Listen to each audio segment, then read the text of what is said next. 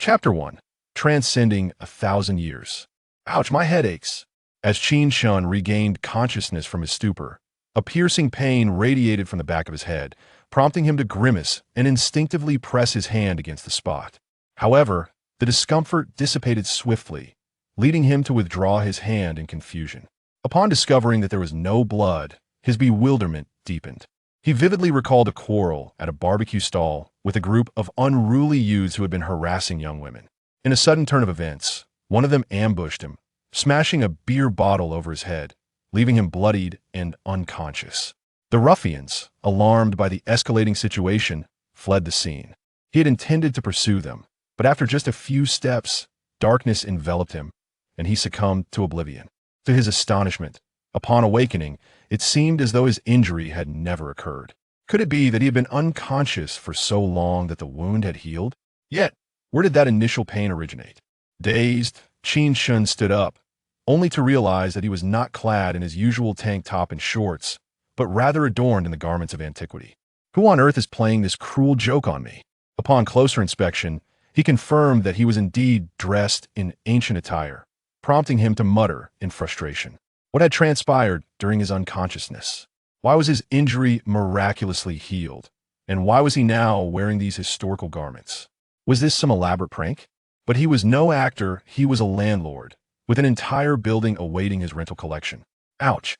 At that moment, another wave of pain surged through his mind, accompanied by a flood of unfamiliar memories. The 9th year of the Jingguan era? The Tang Dynasty? After sorting through the influx of memories, Qin Chen realized he had traversed time, landing in the Tang Dynasty during the 9th year of Jingguan. No wonder this room exuded an antique charm, distinctly unlike a hospital bed. The former inhabitant of this body also bore the name Qin Chen, but had succumbed to heart failure. He had fortuitously arrived just in time to seize the opportunity for rebirth. The original owner was not of noble lineage or a scion of the powerful, rather. He was a wealthy second-generation heir with considerable family assets. His father, Qin Yong, had served in the military and earned some accolades, yet they were insufficient to secure an official title, resulting in modest rewards of gold, silver, and fertile land. While their lifestyle was not extravagant, it was certainly comfortable, devoid of worries about food and clothing. Tragically, the original owner's mother had passed away early, and Qin Yong had succumbed to a recurring ailment a year prior, leaving the family in sorrow after the original owner's own demise from heart failure. However, for the reincarnated Qin Chen, this was rather fortuitous, as he need not fear the exposure of his identity as a time traveler. Yet, while the status of a wealthy heir in the Tang Dynasty had its merits, it paled in comparison to his previous life as a landlord. Could the quality of life in the Tang Dynasty truly rival that of the modern era? Setting aside the disparities in sustenance and attire, the medical standards were drastically inferior in ancient times. Even a simple cold could prove fatal. Moreover, the lack of entertainment was a significant downside. In his former life, he could indulge in foot massages and engage in deep philosophical discussions with skilled practitioners. Now what? Is he planning to indulge in the pleasures of the brothel today? It seems that it is not entirely out of the question being in the service industry. Perhaps the artisans of the Tang Dynasty offer more attentive services and a greater variety of talents. Yet, this is indeed the Tang Dynasty, and particularly Chang'an, where the true elite are as numerous as the dogs, and the noble families are omnipresent. For him, this situation is undeniably perilous. Though modern society conceals many shadows, it is certainly preferable to the indiscriminate brutality of ancient times, where one's life could be extinguished on a whim. He possesses wealth, but lacks power. Is he not merely a fool? If he were to offend a powerful family, he might find himself quietly meeting his demise. System, are you the one who brought me to the Tang Dynasty? System, I know you are there. Do not hide in the recesses of my mind. System, it's thundering and raining. Hurry out to collect the laundry. System, speak to me, System. For the sake of his safety and to ensure a carefree existence in the future, Qin Chen had no choice but to summon the system.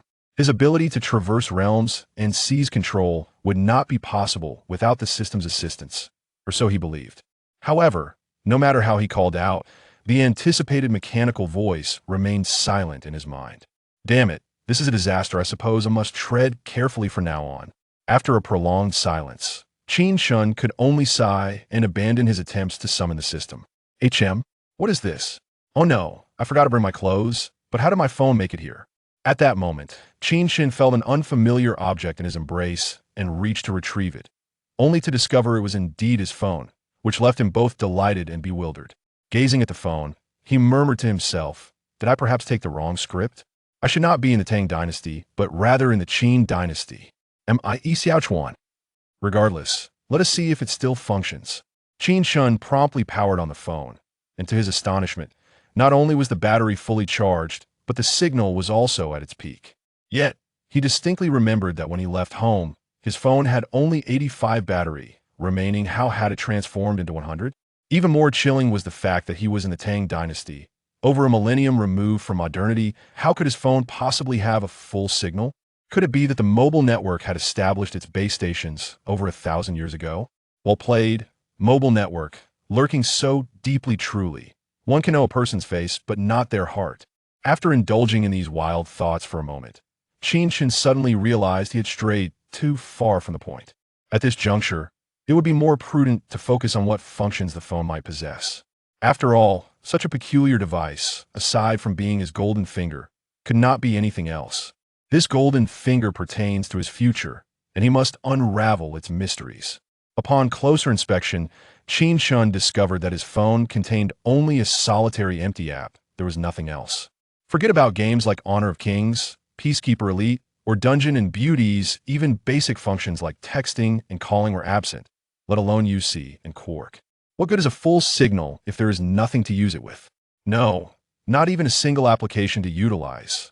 He was a VIP member of both UC and Quark, housing an impressive collection of hundreds of foreign films. Now, alas, all of it has vanished. All that remains on his phone is the Douyin app, which he can use to scroll through short videos. Is this the system's way of offering a consolation prize for its abrupt departure? A means for him to alleviate his solitude in a foreign land during the stillness of the night through fleeting glimpses of others' lives? It would have been preferable for him to have retained Quark. At least that would have been more straightforward. Although the short videos are abundant with beautiful women, their allure remains insufficient for someone of his experience. For a seasoned connoisseur like him, such temptations are far from satisfying. Never mind, let's see if this one app works, he muttered as he opened Douyin, feeling a sense of relief as the application functioned properly. Chapter 1. Transcending a Millennium. Ouch, my head aches terribly. As Qin Chen regained consciousness, a sharp pain radiated from the back of his skull, prompting him to grimace and instinctively cover the area with his hand. However, the discomfort soon dissipated, leaving him perplexed as he withdrew his hand, only to discover there was no blood. This revelation deepened his confusion. He distinctly recalled an altercation at a barbecue stall, where a group of unruly youths had been harassing young ladies. In the ensuing scuffle, one of them had stealthily struck him with a beer bottle, resulting in a grievous head injury that left him bleeding profusely. Upon witnessing the escalating chaos, the assailants hastily fled the scene. He had intended to pursue them, but after only a few steps, darkness enveloped him, and he lost consciousness. To his astonishment, upon awakening, it seemed as though his injury had miraculously healed. Could it be that he had been unconscious for so long that the wound had closed? Yet, where had the earlier pain originated? Feeling bewildered, Qin Chen rose to his feet, only to realize he was clad not in a tank top and shorts, but in garments befitting an ancient era. Who on earth is playing a prank on me? Upon closer inspection, he confirmed that he was indeed dressed in traditional attire, prompting him to curse under his breath. What had transpired during his unconsciousness? Why had his wound healed? And why was he garbed in ancient clothing? Was this some sort of elaborate prank show? But he was no actor, he was merely a landlord with a building awaiting his collection of rent. Ouch! At that moment, another wave of pain surged through his mind, accompanied by a torrent of memories flooding into his consciousness. The 9th year of Zhengguan, the Tang Dynasty. As he organized the influx of memories, Qin Chen realized he had transcended time, landing in the Tang Dynasty during the 9th year of Zhengguan. It was no wonder the room exuded an antiquated charm, entirely unlike a modern hospital bed. The original owner of this body also bore the name Qin Chen, but he had succumbed to heart failure, allowing Qin Chen to usurp his existence and be reborn. The original inhabitant was not a noble, or an official's offspring, rather. He was a wealthy scion from a family of considerable means. His father, Qin Chen, had served in the military and earned a modicum of merit, yet it was insufficient for titles or nobility, merely granting him some gold, silver, and fertile land as rewards. Though their lifestyle could not be deemed opulent, it was certainly one of comfort. Alas, the original owner's mother had passed away prematurely, and Qin Chen had succumbed to a recurring illness a year prior, leaving the family in a tragic state with the original owner's demise due to heart failure. For the newly transported Qin Chen, however, this was fortuitous. At least he need not worry about concealing his identity as a time traveler. Yet, while the status of a wealthy heir in the Tang Dynasty was commendable, it paled in comparison to his former life as a landlord. Could the quality of life in the Tang Dynasty truly rival that of modern society? Setting aside the differences in sustenance, attire, and daily needs, the disparity in medical care, with stark a mere cold, could easily prove fatal in ancient times. Most importantly, the entertainment options were sorely lacking. In his previous life, he could indulge in foot massages and engage in philosophical discussions with skilled practitioners, exploring the intricacies of life itself. Now, what? Is he planning to spend his day idly, indulging in music at a tavern? It seems that might not be entirely out of the question, being in the service industry. Perhaps the artisans of the Tang Dynasty offer more attentive services and richer talents? Yet, this is indeed the Tang Dynasty, and more specifically, Chang'an, where the true nobility is as numerous as dogs and the prominent families abound. For him, this situation could prove perilous. Though modern society conceals many shadows, it is certainly preferable to the unbridled dangers of ancient times, where one's life could be so easily extinguished. He possesses wealth, but lacks power. Is he not merely a fool in this scenario? If he were to offend a powerful family, he could very well meet an untimely demise. System, did you bring me to the Tang Dynasty? System, I know you are there. Do not hide in the recesses of my mind. System, it's thundering and raining. Hurry and come out to gather the clothes. System, speak to me. For his own safety and to ensure a life of leisure in the future, Qin Chen had no choice but to summon the system. He could traverse space and time, and possess others. He would not believe he could accomplish this without the system's assistance. Yet, no matter how fervently he called, that anticipated mechanical voice remained silent in his mind. Damn it! This is a disaster. I suppose I must live cautiously from now on. After a prolonged silence, Qin Chen could only sigh and abandon his calls to the system. HM, what is this? Oh no, I didn't bring my clothes, but somehow I have my phone. At that moment, Qin Chen felt an unusual object in his embrace, and upon retrieving it, he was surprised to find it was indeed his phone, leaving him both delighted and bewildered. Gazing at the device, Qin Chen muttered to himself, "Did I pick up the wrong script? I shouldn't be in the Tang Dynasty, but rather in the Qin Dynasty? Am I Xiaochuan? Regardless, let's see if it still works." Qin Chen promptly powered on the phone, and to his astonishment, not only was the battery fully charged, but the signal was also at its peak. However, he distinctly recalled that when he left home, the battery was at a mere 85. How had it miraculously become 100? Even more chilling was the fact that he was in the Tang Dynasty, over a millennium removed from modernity. How could the phone possibly have full signal? Could it be that the mobile network had established its base stations over 1,000 years ago? Bravo to the mobile network for concealing such depths. Truly, one cannot know a person's heart by merely knowing their face. As Qin Chen's thoughts wandered, he suddenly realized he was straying too far. What he should focus on now is what functions the phone possesses. For this peculiar device, aside from being his golden finger, could hardly be anything else. The golden finger pertains to his future, it must be understood.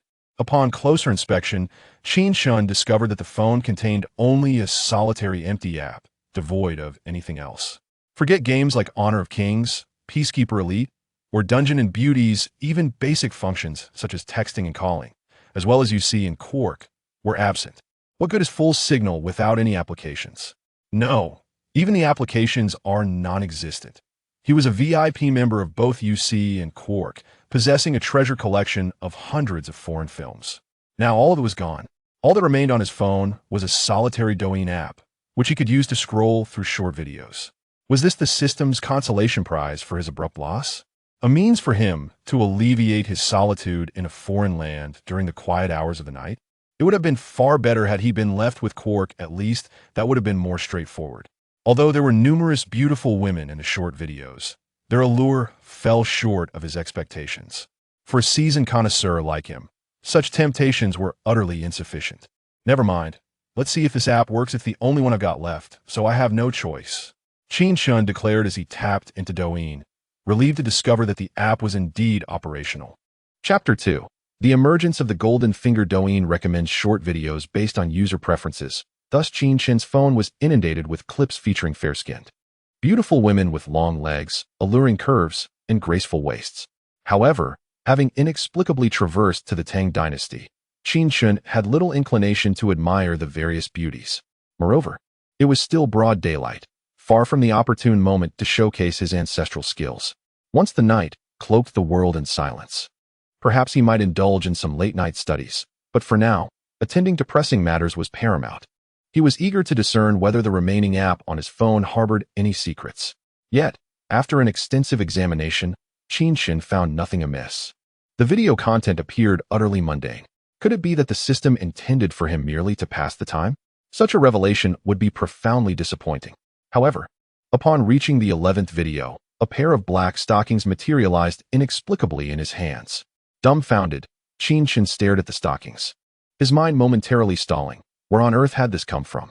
It soon dawned on him that Douyin was indeed peculiar. The emergence of these stockings was undoubtedly linked to the app. After all, the last video he had viewed featured a sultry dance by a woman adorned in black stockings. Was this the true unlocking of his phone, or rather, his golden finger? Could it be that by merely scrolling through short videos, he could reap rewards? Yet, these rewards were somewhat lacking in utility for him. He resolved to continue his exploration. After a brief contemplation, he decided to persist in browsing videos to ascertain the correct application of his golden finger. He scrolled through 10 more videos, but nothing remarkable transpired. Though he speculated whether rewards were limited to once a day, he continued swiping. Upon reaching the 21st video, a bottle of soda materialized in his grasp. Notably, the 21st video depicted someone enjoying that very soda.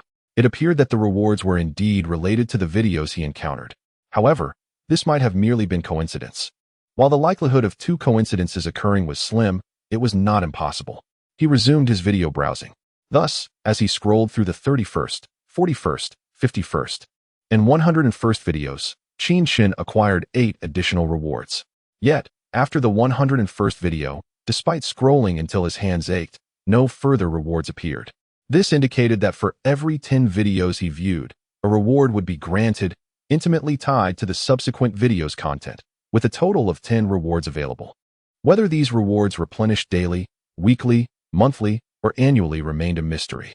Nevertheless, this was a simple matter.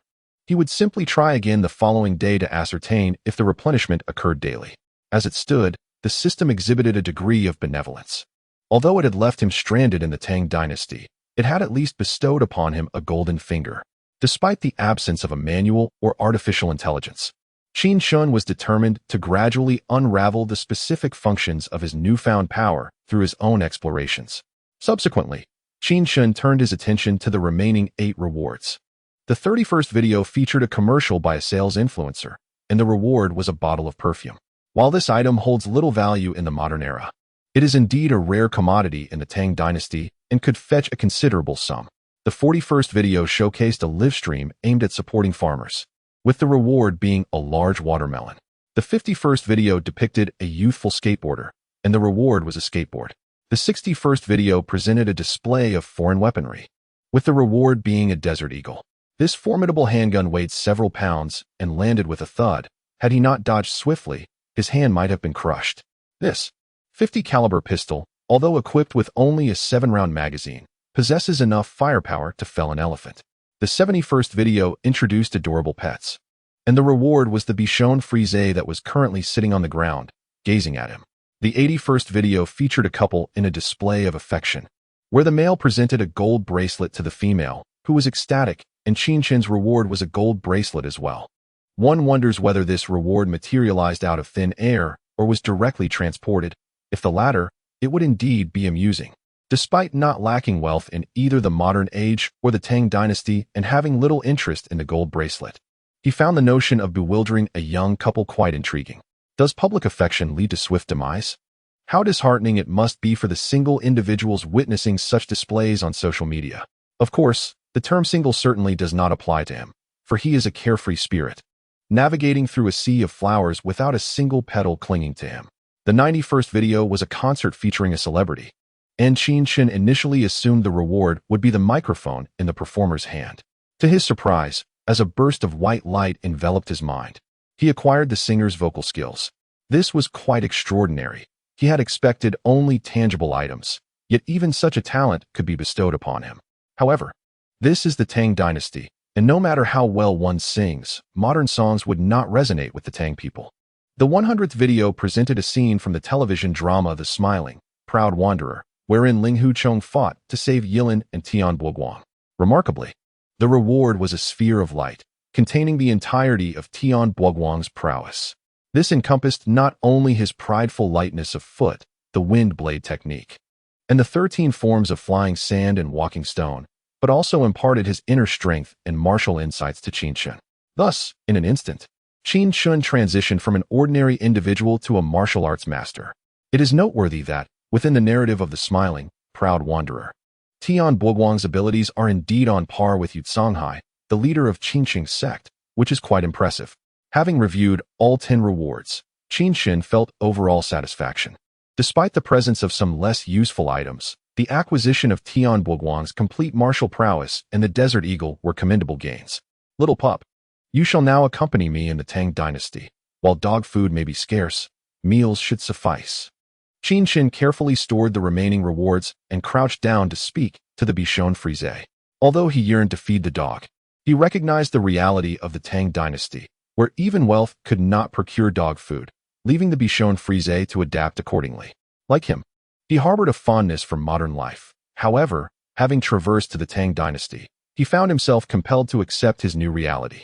The Bichon Frise seemed to comprehend Qin Chen's words, adorably sticking out its tiny tongue as it gazed up at him. You possess quite the charming appearance. And being a little female dog, I shall name you by Shui, Qin Chen declared, lifting the Bichon into his arms. Despite being merely a dog, its shared existence from over a millennium past brought him a sense of familiarity, leading him to resolve to care for it diligently. Chapter 3. Purchasing slaves in the West Market. Subsequently, Qin Chen strolled out of the room, cradling by Shui, leisurely exploring the Qin residence. The Qin estate comprised a spacious courtyard divided into front, middle, and rear sections, exuding elegance and grandeur, situated in the eastern region of Chang'an City, along Zhuke Street. This area represented the most concentrated locale for the abodes of nobility and officials, and it was also the most expensive residential district in Chang'an. Naturally, despite the exorbitant prices, many affluent individuals sought various means to reside in this vicinity. The proximity to powerful households facilitated their aspirations for social climbing, and the area's closeness to the East Market allowed for convenient purchasing and trading of goods. Chang'an City featured 2 markets, East and West, dedicated to the exchange of various everyday commodities, albeit with limited operating hours, opening at noon and closing at sunset. Furthermore, the Tang Dynasty enforced a curfew policy. Doors could only be opened upon the morning bell and had to be shut when the evening drum sounded. Wandering the streets of Chang'an at night posed risks. Should one encounter the patrolling guards, punishment could range from a severe beating to execution. The vastness of Chang'an, coupled with the brief operating hours of the markets and the curfew, necessitated that ordinary citizens hurry to shop. However, those residing east of Zhuke Street enjoyed the luxury of time, allowing for leisurely shopping without the anxiety of returning before curfew, thereby avoiding encounters with the guards. Among the rewards received by Qin Chen's father was a residence in this area, representing the family's most valuable asset. Of course, he had never contemplated selling the house. After all, where else would he reside? Although the Qin family possessed considerable wealth, their household staff was minimal, comprising only a devoted old steward and 4 maidservants. Tragically, the old steward had passed away 3 months prior. In a moment of despair, the former owner had freed the 4 maidservants, leaving the once bustling Qin estate with only Qin Chen. This solitude also explained why no one had noticed the original owner's heart failure. With the entire mansion inhabited solely by him, who would have discovered it? Nevertheless, Qin Chen resolved to procure several servants, for it was impractical to manage such an expansive estate alone. He required assistance with cooking and other tasks. He was not without means and saw no reason to deprive himself. With this thought in mind, he returned to his room, dragging out a chest filled with savings from beneath his bed. Inside lay land deeds, gold and silver treasures, ancient artifacts and paintings, as well as an abundance of Kaiyuan Tongbao coins. The Kaiyuan Tongbao, minted under the decree of Emperor Gaozuli Yuan in the 4th year of Wuda, aimed to reform the chaotic currency system, replacing the previously used Sui dynasty's 5 Zhu coins, and continued to circulate during the Jingguan period. Gazing at the exquisitely crafted Kaiyuan Tongbao, Qin Chen felt a twinge of nostalgia. This artifact, were it to be placed in a future era, would undoubtedly command a considerable price. Alas, he currently resided in the Tang Dynasty, where the Kaiyuan Tongbao was merely a common currency, devoid of any potential for appreciation. Purchasing a person was not akin to buying vegetables. Although Qin Chen was uncertain of the exact cost, the notion of acquiring someone with Kaiyuan Tongbao was patently unrealistic. Thus, he opted to carry silver ingots and gold bars instead, for to lug around a multitude of Kaiyuan Tongbao would be rather foolish. At that moment, Qin Chen lamented that had he encountered videos of fantasy or xianxia genres earlier, he might have received a storage ring as a reward, which would have been immensely convenient. Regrettably, the algorithmic suggestions of Douyin were beyond his control. He could only linger on fantasy and xianxia videos in the future, hoping to influence the data to believe he favored such content, thereby increasing the likelihood of receiving similar recommendations. He regretted not having focused on more diverse interests, as now, among the 100 recommended videos, at least 40 or 50 featured beautiful women. An overwhelming situation indeed. Shua, stay home and be good. I shall return with companions for you, and you shall have others to attend to you. Intent on purchasing slaves, Qin Chen did not plan to take by Shui long, thus leaving her in their quarters after a brief admonition. Upon exiting the Qin residence and stepping onto Zhuke Street, he truly experienced the vibrant essence of ancient marketplace life. However, he refrained from losing himself in the clamor of such an environment, for there would be ample opportunities to relish it in due course. Today, he must concentrate on acquiring slaves. With his martial prowess, those patrolling the streets, the Jinwu guards, would be unable to apprehend him, nor would they even detect his presence. Nevertheless, should the Western market close, it would thwart his efforts to procure a slave altogether. Indeed, from the memories of the original owner, Qin Chen understood that the slave market was not located in the Eastern market, but rather at the Kuma Hang in the Western market.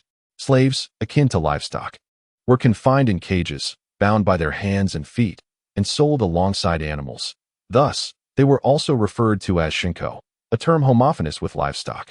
Furthermore, the transaction of slaves, as well as cattle and horses, required approval from the Tai Fu Si and the markets of the two capitals, necessitating official documentation. Engaging in clandestine slave trade would incur severe penalties, including flogging. The market certificate functions similarly to a contract, possessing unique stipulations for slave transactions, which necessitated the inclusion of names and ages to prevent illicit trading. Additionally, once a contract was established, the buyer had 3 days to reconsider, akin to modern-day return policies. As Qin Chen pondered the intricacies of acquiring a slave, he made his way toward the Western market. With his lightness of foot, even without employing his full agility, he moved at a pace surpassing that of the average person and soon arrived at his destination. During the Jingguan period, the typical price for an ordinary slave ranged from 10 to 20,000 won, while a high-ranking slave could cost several 100,000 won. For context, an average horse was priced between 4,000 and 9,000 won. Thus, a single ordinary slave equated to the cost of 2 average horses, a sum beyond the means of most families. Besides domestic slaves, the most distinctive offerings included the Kunlun slaves, Huji, and Silla maids. Qin Chen's objective was precisely to acquire Huji and Silla maids, one representing exotic allure and the other embodying gentle obedience, both classified as high-ranking slaves. As for the Kunlun slaves, those who desire them may take them, for he has no interest. Although Kunlun slaves were quite popular during the Tang Dynasty, with many aristocrats treating them as a means of comparison, Qin Chen remained indifferent. This gentleman is looking to purchase a servant? Would you care to visit our establishment? Perhaps you might find a servant to your liking. Well then, let us see. Upon arriving at the West Market, Qin Chen was swiftly led by an attendant to a row of cages, each containing living souls. Initially, he had come to the West Market with enthusiasm to purchase slaves, Yet upon witnessing these individuals confined like livestock for selection, he felt a pang of reflection.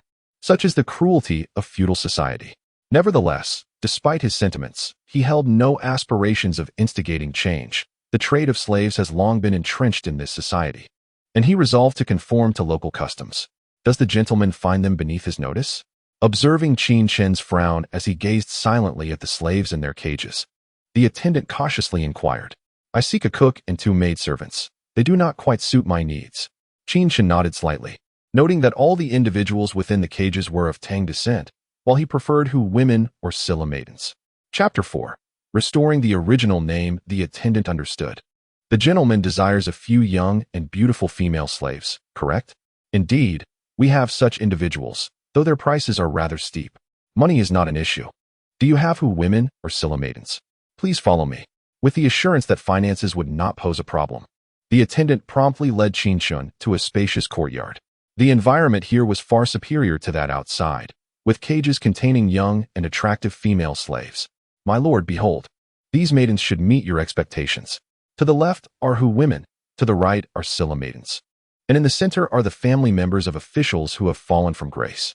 They are all young girls, aged 13 to 16, not only possessing their virtue but also having undergone training in household duties, adept in cooking and serving tea, making them suitable as cooks or personal maidservants."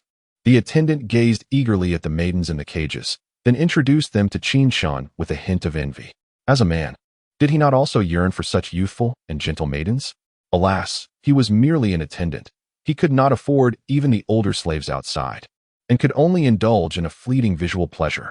Qin Chen scrutinized the maidens in the cages, who were simultaneously wary and curious as they assessed their potential buyer.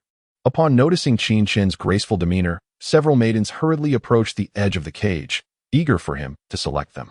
Regardless of their past identities, they were now merely slaves, unable to resist their fates, destined to be sold.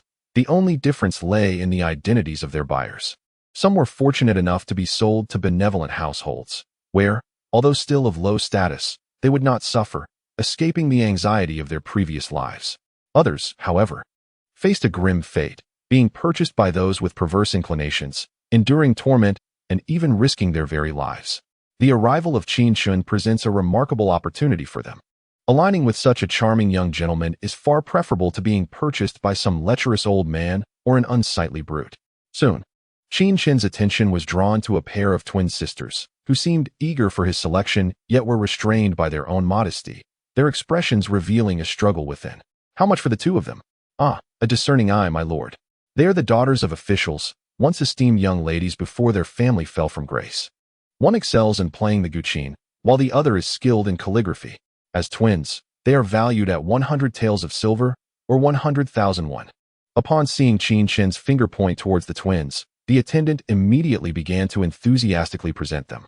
After all, selling such exquisite handmaidens would surely earn him a handsome reward from the shopkeeper. That's rather steep. Upon hearing Qin Chen's intention to purchase her sister, the twins' faces lit up with joy, but when they sensed his hesitance regarding the price, disappointment and concern swiftly shadowed their expressions. "Very well, I shall take them. And I require a cook as well. Among these handmaidens, which one possesses the finest culinary skills?" "The best chef is that one over there. It is curious, as she is a new servant from Silla, yet she demonstrates remarkable proficiency in the culinary arts of the Tang Dynasty. However, her demeanor is rather cold, and no amount of training seems to warm her disposition. Observe how the others are eager to be chosen, while she lingers in the corner, aloof." In response to Qin Chen's inquiry, the attendant gestured towards a young woman in a cage to the right. She appeared to be merely 15 or 16 years old, strikingly beautiful, yet exuding an aura that discouraged approach. Though the attendant wished to finalize the transaction, he dared not deceive Qin Chen by concealing the maid's flaws. After all, those who could afford such expensive handmaidens were invariably of high status. He could not afford to offend them. Moreover, once purchased, should any issues arise with the maid, she could be returned within 3 days, rendering concealment of her shortcomings futile. "Interesting. How much is she?" "She is priced at 40,000 won." "Very well, I shall take all 3 of them." Upon hearing Qin Chen's decision, the twins exhaled in relief, while the Silla maid regarded him with a detached glance. "Of course, my lord. Please hold on a moment while I inform the shopkeeper." The attendant, filled with excitement, rushed off to find the proprietor. Shortly thereafter, a rotund man approached, clutching 3 contracts of servitude. Qin Chen then accompanied the shopkeeper and the 3 maidens to the Tai Fu temple, where they presented themselves for official review and completed the transaction. Qin Chen handed over 14 taels of gold, and in return, the shopkeeper provided him with the contracts, signifying that he was now the owner of the 3 maidens. Upon examining the contracts, Qin Chen learned that the twins were named Lin Qingming and Lin Qingxian, while the Silla maid was called Park Shiyan. Of course, now that they had become slaves, their original names were rendered obsolete, and Qin Chen was free to bestow upon them new names as he pleased. Exiting the Tai Fu temple, Qin Chen smiled and said to the 3 maidens, "Let us return home." "Yes, my lord." The twin sisters responded obediently, while the Silla maid merely nodded in silence. Qin Chen, undeterred, strode towards the Qin residence with a buoyant gait. Lin Qingming and Lin Qingxian exchanged a glance and quickly followed suit. Park Shiyan, experiencing this rare sense of freedom, felt a flicker of emotion in her eyes but ultimately decided to join them. In an era where the household registration system is strictly enforced and movement requires permits, as a nameless female slave, escape was an impossibility. If captured, she would either be hidden away for others' amusement or returned to Qin Chen, with a fate that would not be much better. "Here we are. This is my home, and it shall be yours as well," Qin Chen announced, having brought the 3 women back to the Qin residence. He smiled and continued, "I have reviewed your contracts. You may reclaim your names from now on." "Thank you, my lord." Lin Qingming and Lin Qingxian exclaimed with joy, astonished that as the relatives of a convicted official, they would see the day they could restore their names. Although they no longer possessed any status, and even with Qin Chen's gesture, their names would not be recognized by the authorities, they were nonetheless profoundly grateful for his consideration. At that moment, Park Shiyan was also moved and managed to utter a soft thank you. "So you understand after all. I thought you only spoke Goryeo and was worried about what to have you cook in the future." Qin Chen teased. "I understand," Park Shiyan replied shyly, lowering her head, her voice barely above a whisper. Seeing her bashfulness, Qin Chen refrained from further teasing and began to introduce the 3 women to the Qin residence and their forthcoming duties. Their tasks were quite simple. Lin Qingming and Lin Qingxian would attend to Qin Chen's daily needs, while Park Shiyan would handle the preparation of meals. As for the cleaning of the expansive residence, that could be discussed later, as it seemed unrealistic for the 3 of them to manage it alone. Chapter 5. The stalwart man come. Let us head to the East Market to procure some vegetables. Otherwise, we shall have nothing to eat at home. After familiarizing the 3 women with the Qin residence, Qin Chen led them out once more. In his previous life's memories, the household had only dined at home when the old steward was still alive.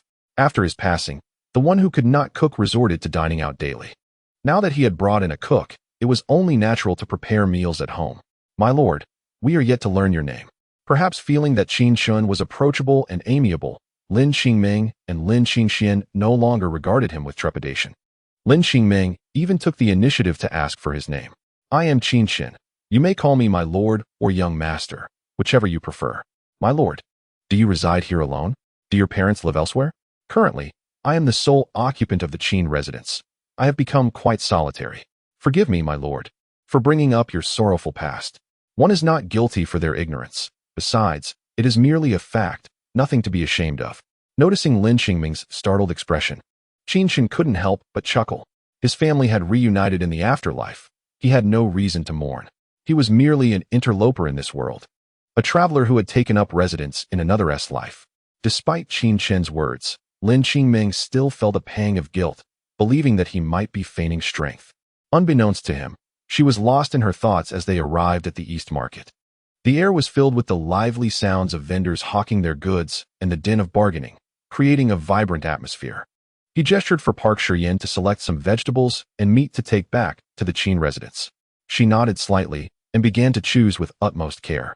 Since she had been purchased by Qin Chen and became the cook for the Qin household, she naturally intended to perform her duties diligently. It was rare to find a master as amiable as Qin Chen. Should he become displeased, her status as a slave meant he could easily gift her to another, leaving her fate uncertain. Once Park Shiyan had procured the ingredients and some spices, Qin Chen settled the bill, and the 4 of them prepared to leave the East Market. Just as they were about to exit, Qin Chen spotted a fabric shop and decided to enter, intending to procure some garments for himself and Lin Qingming. After selecting the fabrics and placing a deposit, the shopkeeper took their measurements and issued a receipt, marking the transaction complete. However, the clothing would not be ready for 5 days. Qin Chen was not in a rush, as the original owner had clothes to wear, though Lin Qingming and the others would have to make do for a few days.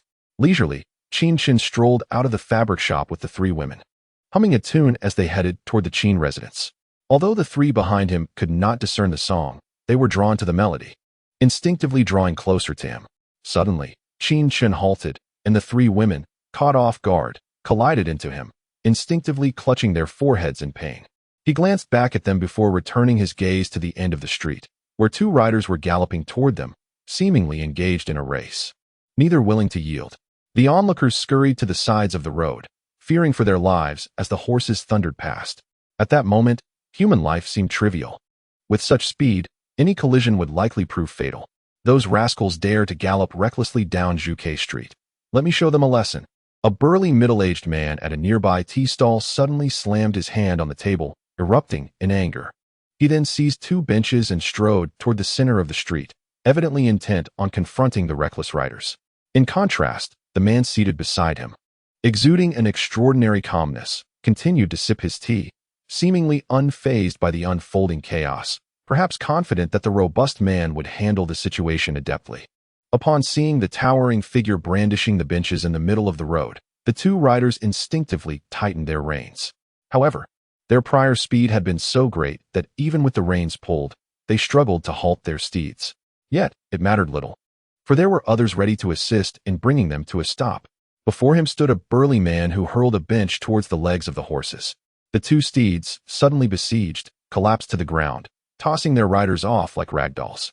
One of them crashed directly onto a roadside stall, obliterating it completely.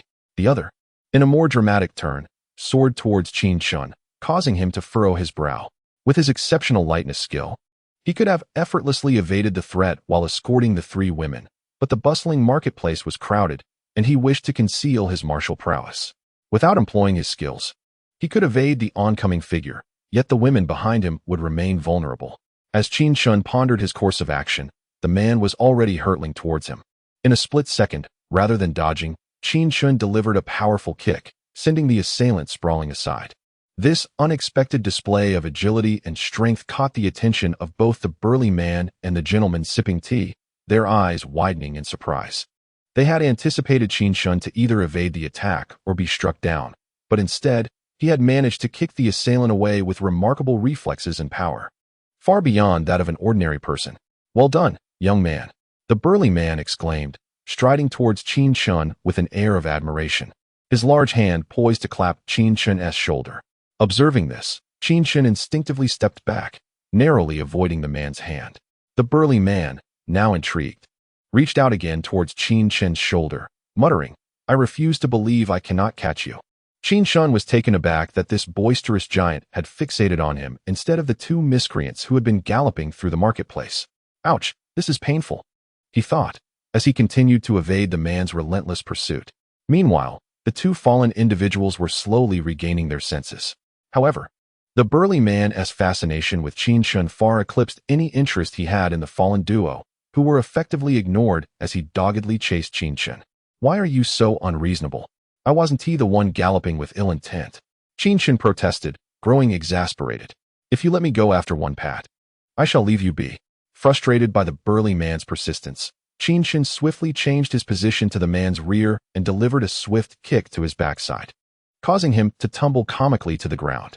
"Huh, Zhijia, it seems you have truly aged, unable to best a mere youth and left in such a disarray," chuckled the middle-aged man at the tea stall, rising to mock the fallen giant. "Zhijia, is that Qing Yaojin?" Qin Chen mused, glancing at the man sprawled on the ground. Realizing the gravity of the situation, he felt a pang of concern. Having just kicked the posterior of a legendary figure, would he hold a grudge? "Let us go," he urged the 3 women behind him, swiftly turning to make his exit. Seizing the opportunity while Qing Yaojin remained oblivious to his identity, Qin Chen decided it best to make a discreet retreat. The city of Chang'an was vast. Having only met Qing Yaojin once, he mused that in due time, the man would surely forget his face. "Ah, dear sir, are you only now considering your departure?" Might I suggest that it is somewhat tardy?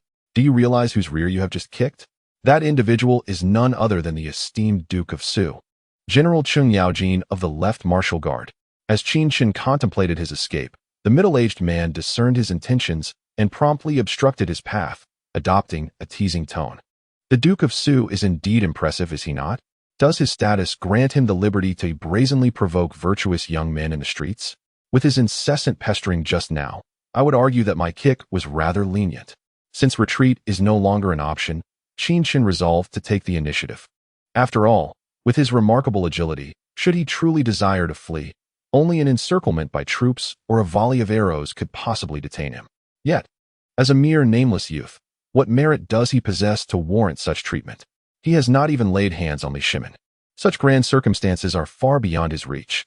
Might this distinguished middle-aged gentleman be Li Shimin himself? After all, the only individuals audacious enough to mock Cheng Yaojin so shamelessly would be Li Shimin, Fang Xianling, or Du Ruhui.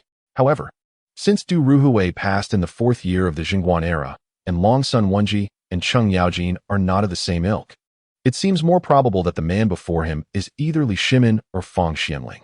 The likelihood of him being Li Shimin is greater, as Qin Chen could sense the aura of authority emanating from the man's every gesture. Clearly a person who has long held a position of power. Virtuous young man? Huh, indeed.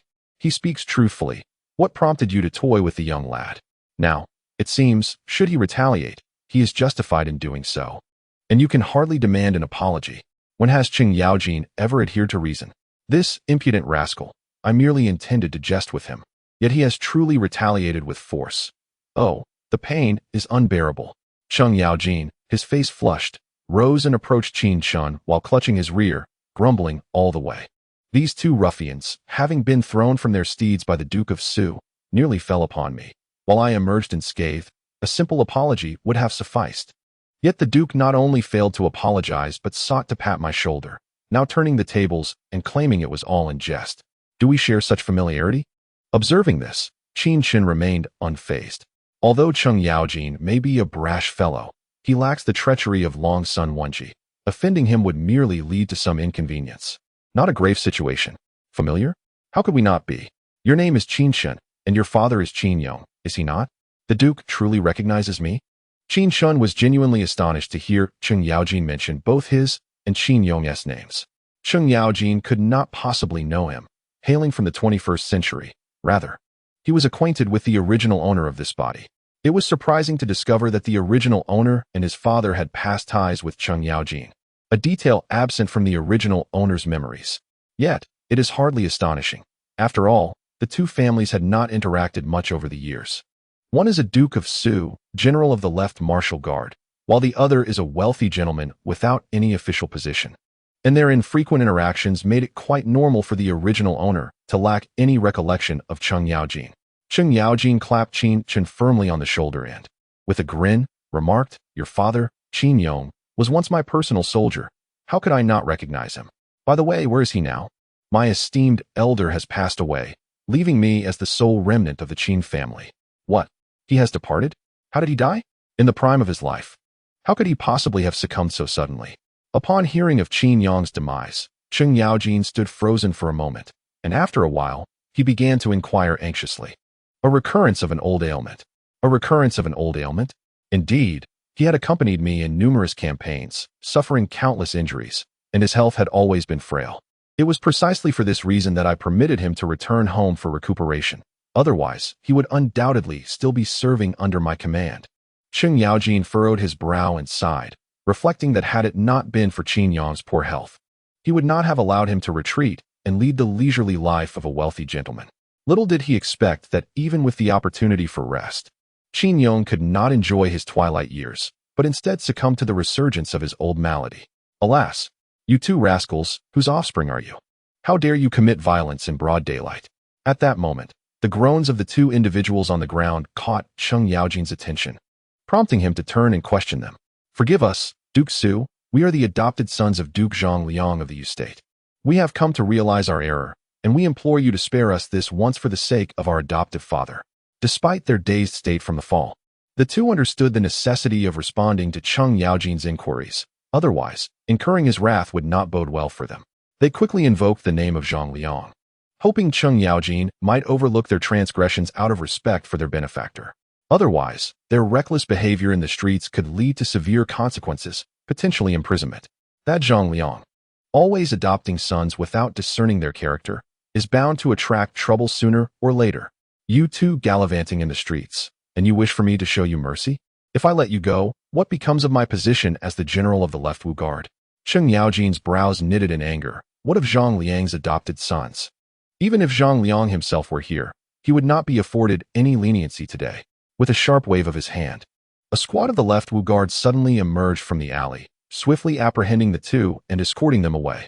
Duke Su, if there are no further matters, I shall take my leave. Qin Chen had not anticipated that there were hidden observers, attributing his oversight to his engrossment in the spectacle. Had he employed his inner strength to scout the surroundings, he would have noticed their presence. Nonetheless, this served as a wake-up call, reminding him to be more cautious in his dealings. Possessing martial prowess does not grant one absolute freedom. Although he stood as an exception in the vast Tang Dynasty, where no one else possessed martial skills, mastery in combat does not equate to invincibility, and thus he could not afford to be complacent. However, these concerns were of secondary importance. His immediate priority was to extricate himself from the situation. Qin Chen initially presumed that only the middle-aged man had witnessed Cheng Yaojin's embarrassment, but he soon realized that even Cheng Yaojin's subordinates had been privy to the incident. This development complicated matters further. Having caused Cheng Yaojin to lose face in front of his own men, he knew that the general would not easily let the matter rest. Chapter 7. Dance of the Blade in the courtyard. Do not be in haste to depart. Now that you are without kin, make sure to keep in touch with your Uncle Cheng. You should know where the Cheng residence is. Do not consider yourself an outsider. I will inform the doorkeeper, and they will not obstruct your entry. Cheng Yaojin halted the departing Qin Chen, then solemnly addressed him. All right, young man, I understand. However, I have matters to attend to today and cannot indulge in nostalgia. We shall have a proper conversation another day. With that, the young man took his leave. To Qin Chen's surprise, Cheng Yaojin did not press him further and even encouraged him to visit the Cheng residence more often. This unexpected kindness caught him off guard. Nevertheless, he decided not to dwell on it. It was best to extricate himself for now, as attracting too much attention in this feudal society was unwise. As for whether he would indeed visit the Cheng residence in the future, that was highly unlikely. Cheng Yaojin might have simply uttered a polite remark, and Qin Chen was not foolish enough to take it to heart. Departing today, he might never have another opportunity to meet Cheng Yaojin again. What audacity, he thought, recalling how he had referred to Cheng Yaojin as Uncle Cheng, and in response, Cheng had promptly claimed him as a nephew. Yet, perhaps it was not entirely unwelcome, after all. His father had saved Cheng Yaojin's life in the past, so what harm was there in acknowledging him as a nephew? As Qin Chen left with the three women, Cheng Yaojin gazed at his receding figure and murmured to himself, old friends are like leaves falling in the wind, gradually withering away. This thought stirred a protective sentiment within him towards Qin Chen, an old acquaintance. What are you getting all sentimental about? He chided himself. He referred to himself as young man, not nephew. Do you think he desires to forge a connection with you? He is eager to escape, and you are foolishly claiming him as a nephew. What? Did His Majesty hear that clearly? That rascal just referred to himself as young man? The Emperor pondered. I am not yet so hard of hearing. Just look at how eager he was to leave. There was no sign of wanting to establish a connection with me. Indeed, I hadn't noticed until you mentioned it. Upon reflection, that impudent youth is not interested in associating with me, but I shall pursue him nonetheless. Just wait. Cheng Yaojin, taken aback by Qin Chen's apparent disinterest in forming a bond, felt his stubbornness rise, resolving to seek out Qin Chen more often in the future. As Qin Chen had surmised, the middle-aged man was none other than Emperor Li Shimin of the Tang Dynasty. Li Shimin couldn't help but chuckle at Cheng Yaojin's obstinacy. At the same time, he felt a pang of sympathy for Qin Chen, realizing that being entangled with the old fool would bring him much trouble. Upon returning to the Qin residence, Lin Qingming curiously inquired, My lord, do you know Duke Su? We had little interaction in the past, and I foresee none in the future. We shall live our lives well without needing to cling to the powerful, Qin Chen replied. We understand. Seeing that Qin Chen was not overly concerned about Cheng Yaojin, Lin Qingming and the other two women grasped his intent and ceased mentioning Cheng Yaojin, turning instead to tidy up the Qin residence. With the housekeeper deceased for 3 months and the maidservants released by Qin Chen for over 2 months, The Qin residence had not been cleaned in quite some time. Dust had accumulated in many places, making it hard to overlook the disarray. Qin Chen observed this with a smile of satisfaction, realizing that the three women must have begun to consider this place their home. Subsequently, he returned to his chamber, cradling Bai Shui, and settled on a stone bench in the backyard to scroll through short videos. "Ah, my lord, what little creature are you holding in your arms? Is it a fox?" After a brief hour, Lin Qingming and her companions arrived at the rear courtyard in search of Qin Chen. Upon discovering the adorable little creature, a Bichon frise named Bai Shui, nestled in Qin Chen's arms, a glimmer of delight flickered in their eyes. After all, who could resist such a charming being? Qin Chen was engrossed in a video, responding absent-mindedly to the sounds around him. Realizing something was amiss, he discreetly tucked his phone away. "A dog? Such an adorable creature exists in this world? My lord, may we pet it?" "Of course. Thank you, my lord." The three women beamed with joy as they eagerly took Bai Shui into their arms, playfully teasing the little dog. Noticing that the women seemed oblivious to his phone, Qin Chen pondered for a moment before producing it once more, deliberately waving it in front of them. Yet, they remained completely unaware. "Shiyan, do you see anything in my hand?" "My lord, you have nothing in your hand. What do you want me to see?" Upon hearing Qin Chen's inquiry, Pu Shiyan curiously lifted her head to look, but found nothing. "Qingming, Qingxian, what about you two?" "Nothing at all, my lord. We know your hands are beautiful, but there is no need for us to stare." "Never mind. You all continue playing with Bai Shui." With Lin Qingming and Lin Qingxian also failing to notice his phone, Qin Chen confirmed that it was a secret only he could perceive. This realization brought him relief, as the phone's impact on this era was profoundly disruptive and out of place. The fact that others could not see it significantly reduced the risk of him revealing his identity. The three women, undistracted by his phone, continued to amuse themselves with Bai Shui.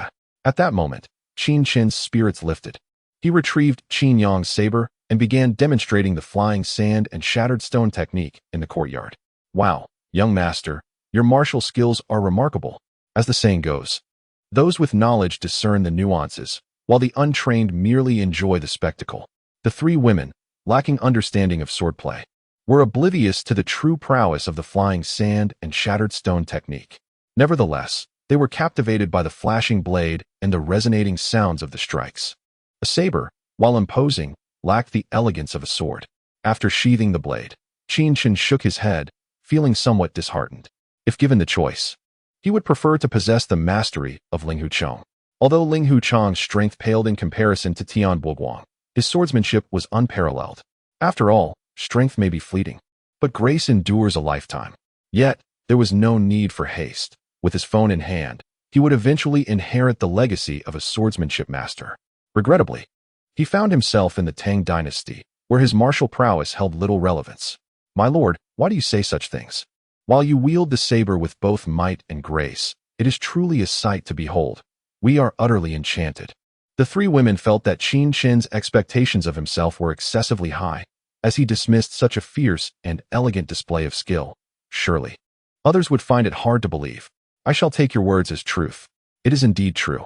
By the way, my lord, I must go prepare a meal. What would you like to eat? You decide. I'm not picky." "All right, I shall take my leave. My lord, we return Bai Shui to you. We shall assist as well."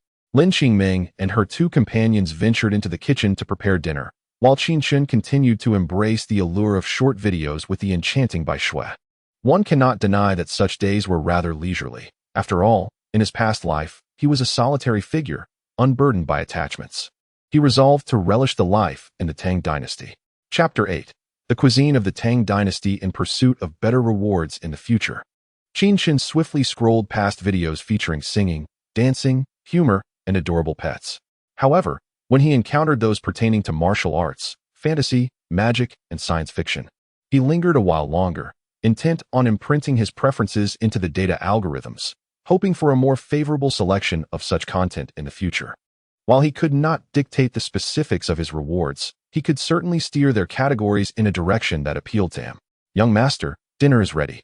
Lin Qingming's reminder jolted Qin Chen from his reverie. He was astonished to realize that over an hour had slipped by. It seemed that short videos were indeed a form of mental opium, capable of ensnaring one's attention and squandering precious time. Nevertheless, Qin Chen justified his indulgence in videos as a means of serious engagement, deeming it a productive endeavor rather than mere frivolity. Let us proceed. He glanced at his phone, still fully charged, and confidently tucked it away before joining Lin Qingming to the dining hall. Upon seeing the array of dishes on the table, Qin Chen acknowledged that the staff of the tooth shop had not misled him. Indeed, Pu Shiyan possessed considerable culinary skills, as the presentation of the 4 dishes and a soup was quite appealing. Looks promising, Qin Chen remarked. Young master, do try it. With an expectant gleam in Pu Shiyan's eyes, Qin Chen picked up a pair of chopsticks and sampled the dish. However, rather than immediately voicing his opinion, he tasted each of the other 3 dishes and even sipped the soup. Quite good, yet perhaps a touch less salt in the future. After all, this salt lacks purity and carries a slight bitterness. Yes, I understand. A flicker of disappointment crossed Pu Shiyan's face at Qin Chen's critique, quickly replaced by a renewed determination. If her cooking had yet to satisfy him, it was a testament to her potential for improvement. She vowed that once her culinary skills progressed, Qin Chen would surely commend her. Unbeknownst to her, Qin Chen hailed from a modern society replete with culinary delights, rendering the Tang Dynasty a veritable gastronomic wasteland by comparison. In terms of ingredients, seasonings, and cooking techniques, the Tang era paled in comparison to contemporary standards. Pu Shiyan's dishes, perhaps due to her elevated status, were overly salty, compounded by the subpar quality of Tang's salt, which adversely affected the flavor. Thus, while her cooking was passable in Qin Chen's eyes, it hardly qualified as exceptional. To avoid dampening Pu Shiyan's confidence, Qin Chen offered a gentle encouragement, remarking on the dish's merit. However, he sensed her disappointment, evident in her spirited demeanor. Observing this, Qin Chen merely smiled and chose to remain silent, focusing on his meal. Though the flavors were somewhat lacking, Qin Chen recognized that he had little choice but to adapt to the culinary customs of the Tang Dynasty. Otherwise, he would be the one to suffer the consequences. However, this salt requires some refinement. Humans are like iron, and meals are akin to steel. One feels restless when a meal is missed. As a condiment, salt plays a crucial role in the flavor of dishes. The Tang Dynasty possessed good salt, yet it was primarily reserved for the royal family and officials. For instance, Qing salt was scarcely attainable even for the affluent commoners. After all, the wealthy aristocratic families monopolized all that was good, preventing such quality from reaching the market. The ordinary citizens of the Tang typically consumed coarse salt, which varied in taste due to differing purity levels. Some snow salt was as white as snow, owing to its minimal impurities, while other salts exhibited a yellowish hue due to higher impurity content. Improving salt is a straightforward process. Distillation suffices, a method likely familiar to even a modern individual. Through repeated dissolution, filtration, and crystallization, one could obtain snow salt, pure and white, thus ensuring it would no longer adversely affect the flavor of meals. However, the household supply of salt was insufficient, and employing such a method would quickly deplete it. Hence, Qin Chen resolved to purchase more coarse salt the following day, intending to purify a larger quantity for gradual use. As Qin Chen pondered these matters while dining, Lin Qingming and her companions quietly stood behind him. Once he finished his meal, Lin Qingxian offered him a glass of water to cleanse his palate. In the Tang Dynasty, brewing tea was popular, often enhanced with salt, scallions, ginger, and cinnamon. However, since Qin Chen had not procured tea cakes, Lin Qingxian could only present him with warm water. This turned out to be fortuitous. Had he been offered the Tang-style brewed tea, he would not have accepted it.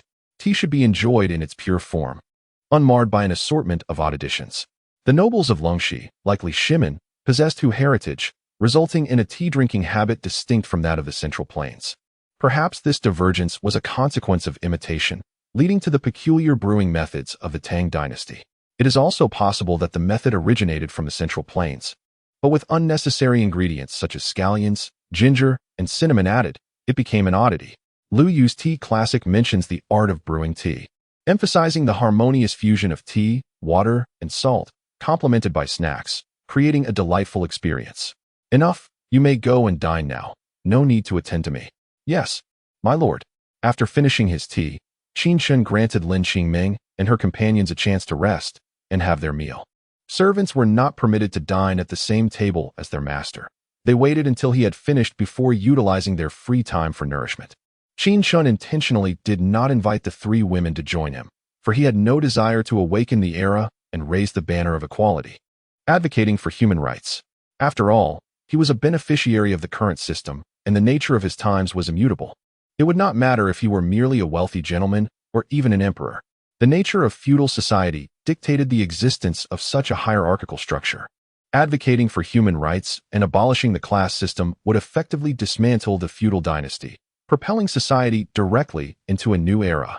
The difficulties inherent in this endeavor are self-evident. It is akin to opposing the entire world, and thus he is bound to be besieged. Qin Chen simply yearns to be a wealthy young master, indulging in tea, courting beautiful women, caring for dogs, and amusing himself with birds, leading a carefree and leisurely existence. As Lin Qingming and Lin Qingxian went down to dine, Qin Chen began to feed the leftover scraps to Bai Shui. Although Bai Shui is a pet dog and dog food would be more suitable, there was none available, and it had to make do. When hunger strikes, one can gnaw on roots and bark to survive. Why should a pet dog not partake in leftovers? Nevertheless, seeing Bai Shui eating with such delight suggested it was quite famished. As long as it could eat, all was well. Here, take your time. Qin Chen poured another cup of water beside Bai Shui to prevent the little creature from becoming parched. After drinking a few sips, Bai Shui ate even more happily, its little tail wagging incessantly, exuding charm. Bai Shui, you must persevere and survive. Do not let your status as a pet dog lead you to believe you are delicate. Being delicate is of no value. Survival is paramount. Qin Chen gently stroked Bai Shui's head, tenderly admonishing it, regardless of whether the dog comprehended his words. Chapter 9. Reward reap. As the evening wore on, Lin Qingming and Lin Qingxian returned with warm water to assist Qin Chen with his ablutions. Subsequently, Qin Chen retired to his chamber for rest, even though he was now regarded as a martial arts adept. The bizarre experience of traversing through time had left him somewhat mentally fatigued. Lin Qingming and Lin Qingxian, who had followed him back to the room, helped him remove his outer garments before silently standing to one side.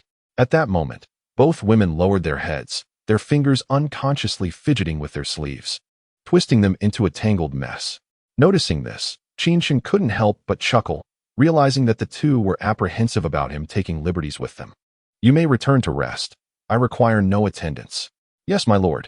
Upon receiving Qin Chen's command, the two women promptly nodded and bowed before exiting his room, their retreating figures evoking a sense of hasty escape. However, once outside, they exchanged glances, suddenly engulfed by a feeling of wistfulness.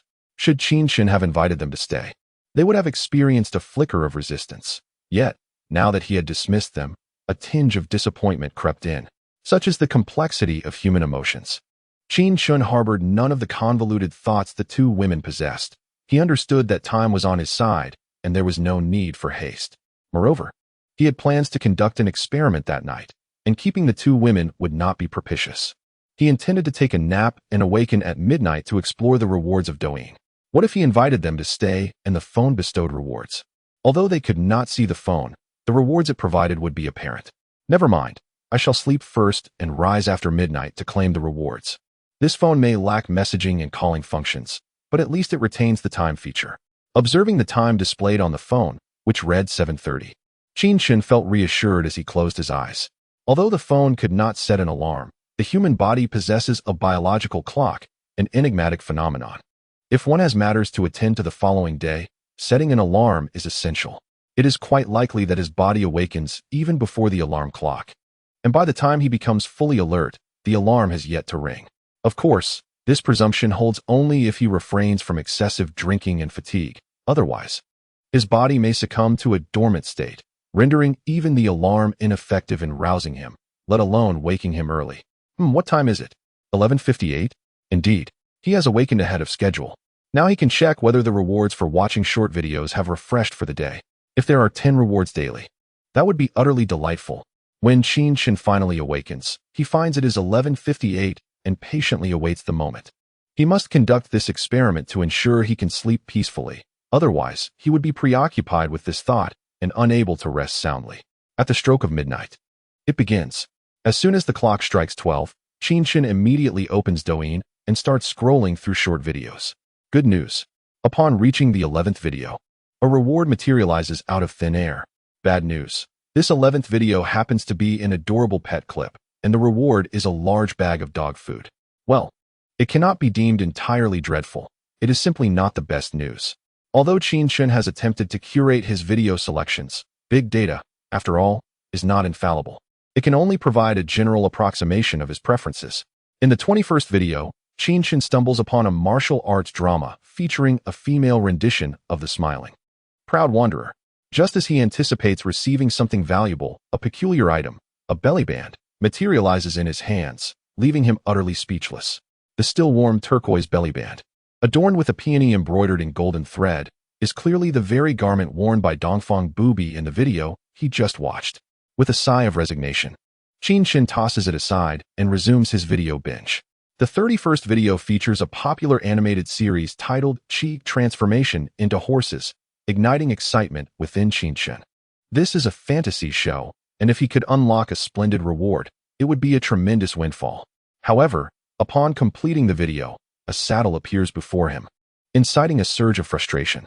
For heaven's sake, it's about transforming into a horse.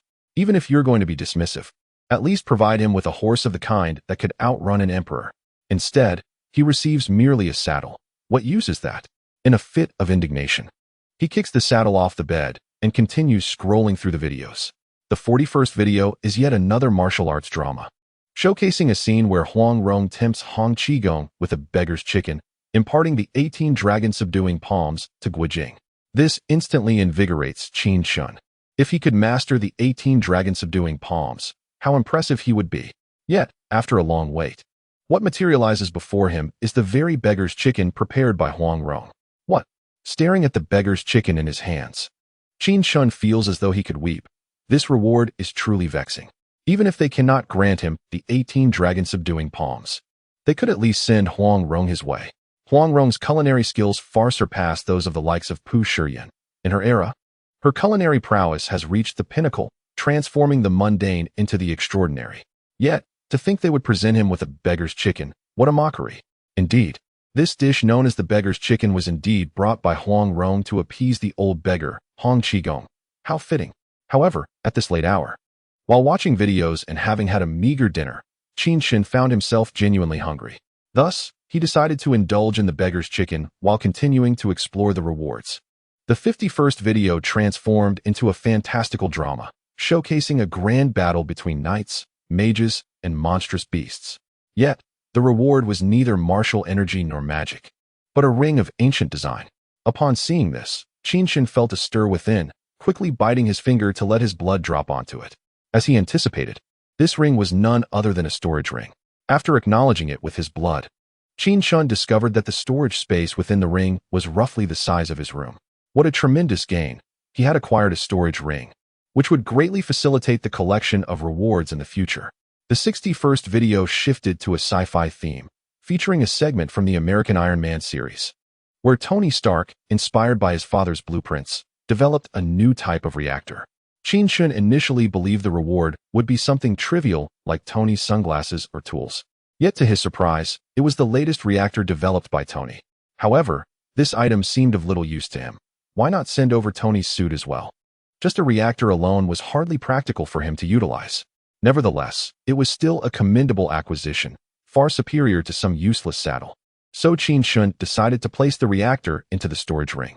Perhaps one day he might be able to acquire Tony's suit, at which point the reactor would surely find its purpose.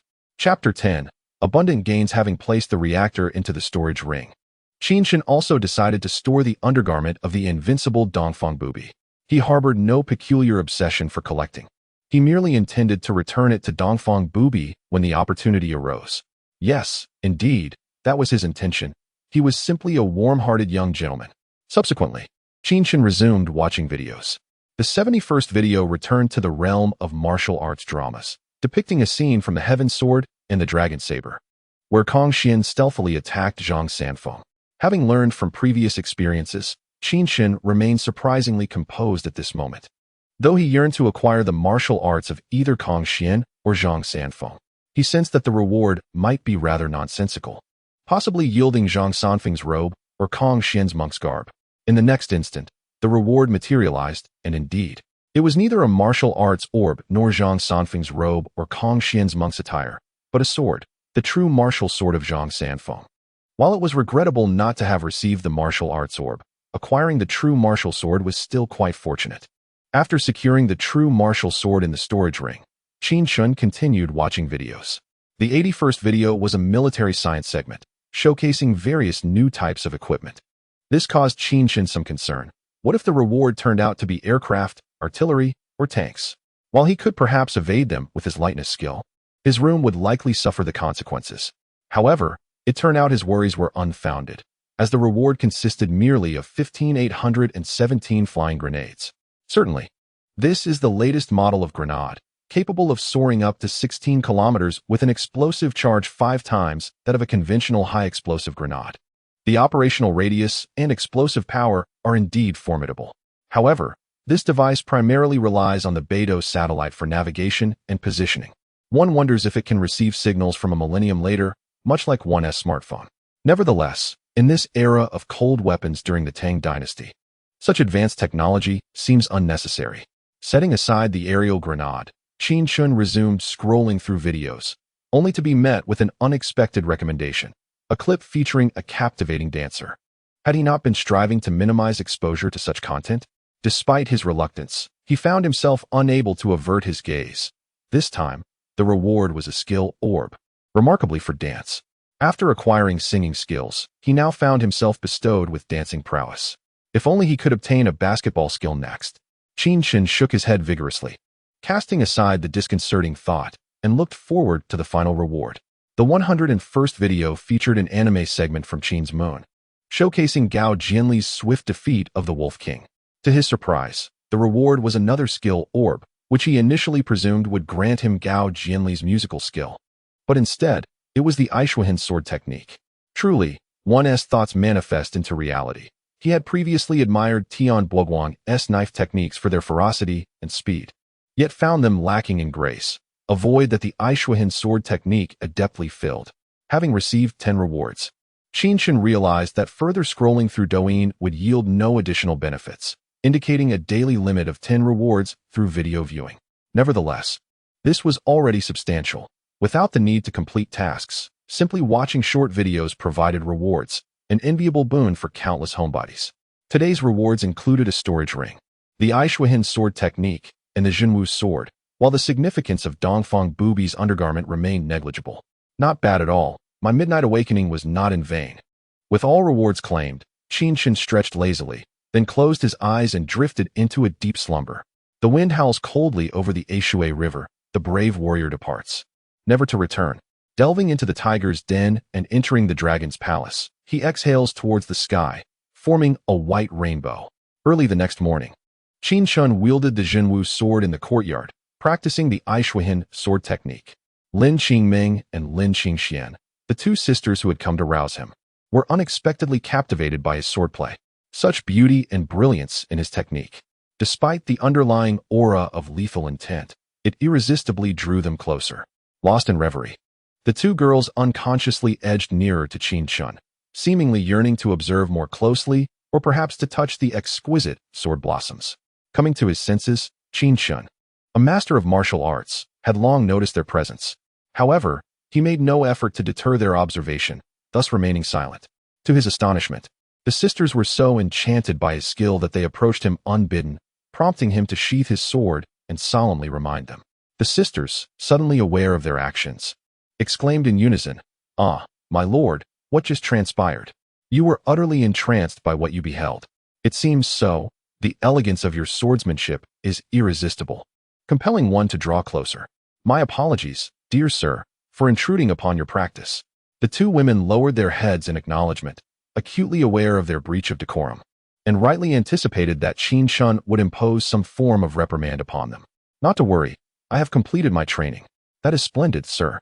Allow us to assist you with your ablutions before we proceed to the dining hall for breakfast." "Very well." Lin Qingming retrieved the tooth powder and a cloth for cleaning teeth, wrapping a small strip of fabric around her finger, ready to assist Qin Chen in cleaning his teeth, while Lin Qingxian moistened a towel, preparing to cleanse Qin Chen's face. "I can manage this myself."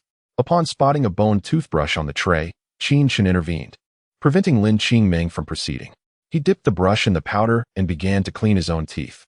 The notion of a woman's finger brushing against his teeth felt rather peculiar to Qin Chen, thus he preferred to undertake this task alone.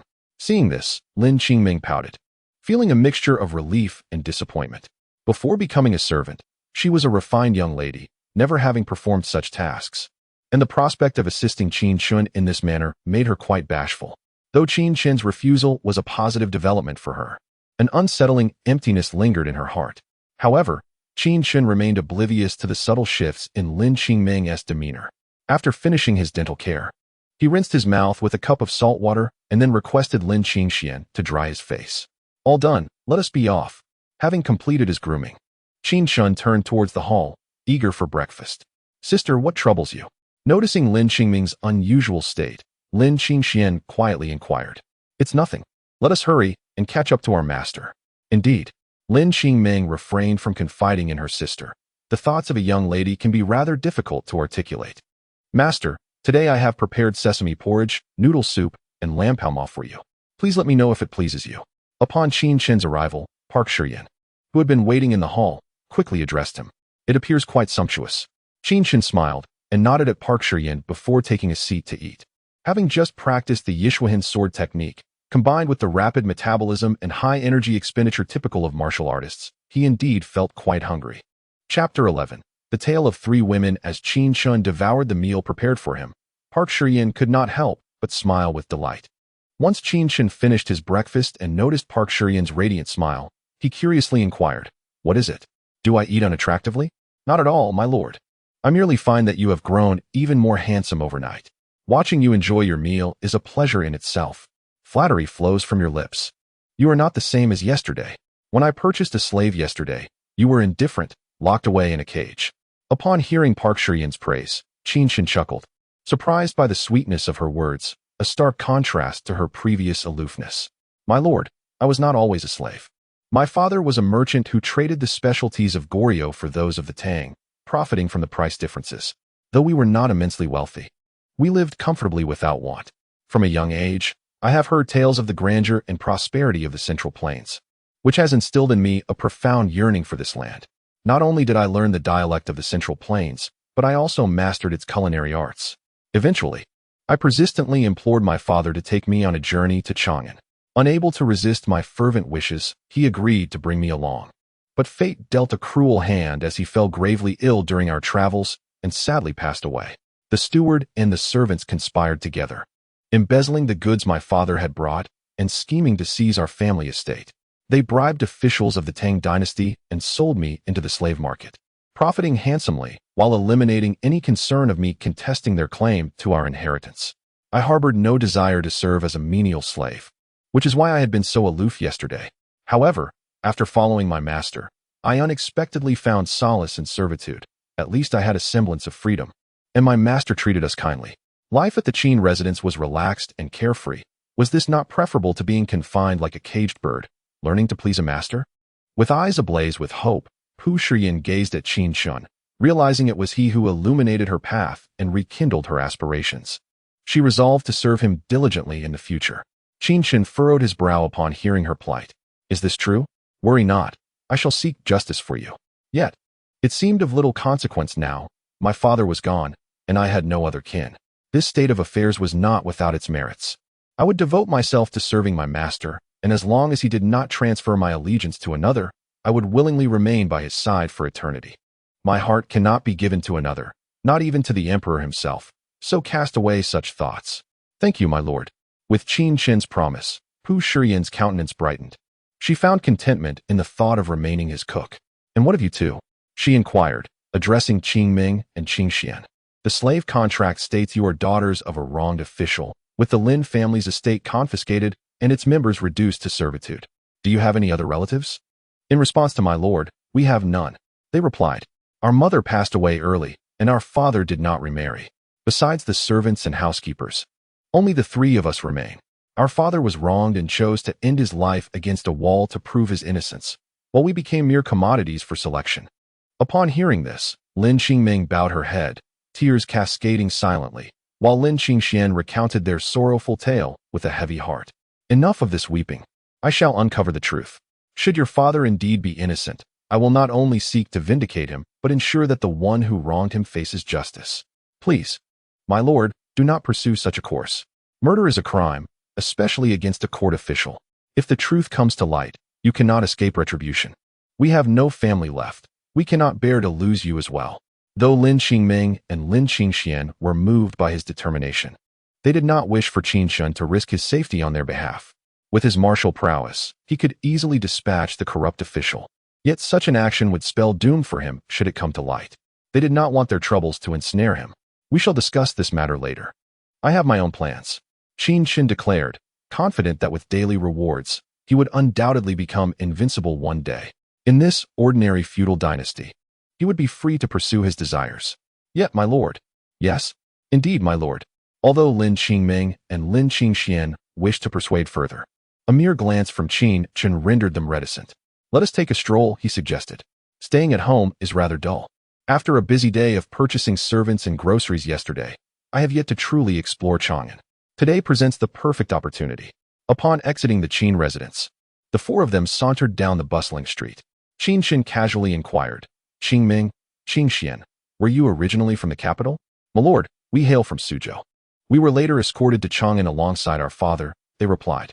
"Ah, that explains the subtle lilt of your Wu dialect," Qin Chen remarked. "Indeed, the local culture shapes its people. Suzhou is splendid, and it is no wonder that the sisters exude the gentle charm characteristic of Jiangnan women." "Is that so?" "My lord, you are quite perceptive. By the way, my sister can sing Suzhou ballads. When we return, I shall have her perform for you." "Splendid." Suddenly, a flustered figure dashed around the corner and collided with Qin Chen. "Watch where you're going," he exclaimed, taken aback. The individual not only failed to apologize, but also had the audacity to accuse him, darkening Qin Chen's expression. However, upon closer inspection, he noted that the intruder appeared to be merely a girl masquerading as a boy, likely no older than a teenager. At times, Qin Chen truly found it perplexing how such cross-dressing individuals could deceive others. Surely, those who were fooled must either be blind or foolish in his presence. The facade of this pretender was utterly transparent. "What are you staring at? You collide with me, and I cannot voice my displeasure?" Noticing the insolent demeanor of the impostor, Pu Shiyan immediately interjected, "You, scoundrel, are exceedingly rude. Not only did you bump into my lord, but you also dare to accuse him. My lord, being magnanimous, chooses not to retaliate, but rest assured, should you persist, you shall face the consequences. Indeed, I would relish witnessing how you intend to make me suffer. Do you plan to kill me?" Though the girl appeared frail and delicate, her audacity was notable. She stood her ground against Qin Chen and the three women, perhaps emboldened by a history of arrogance, confident that others would cower before her. "Are you not hurriedly evading someone? Should you continue to linger here, I shall not hesitate to raise my voice and draw attention to us all. Humph, I shan't engage with you." The pretender, flustered by Qin Chen's threat, begrudgingly acknowledged its effectiveness and retreated in a huff. Chapter 12. The Imposter Milord. That individual was truly infuriating. "Did she hurt you?" Lin Qingming and her companions inquired, watching as the imposter's figure faded into the distance. Qin Chen chuckled and shook his head. "It is she who is in pain, not I. The place where I collided with her is likely bruised, which explains her ire."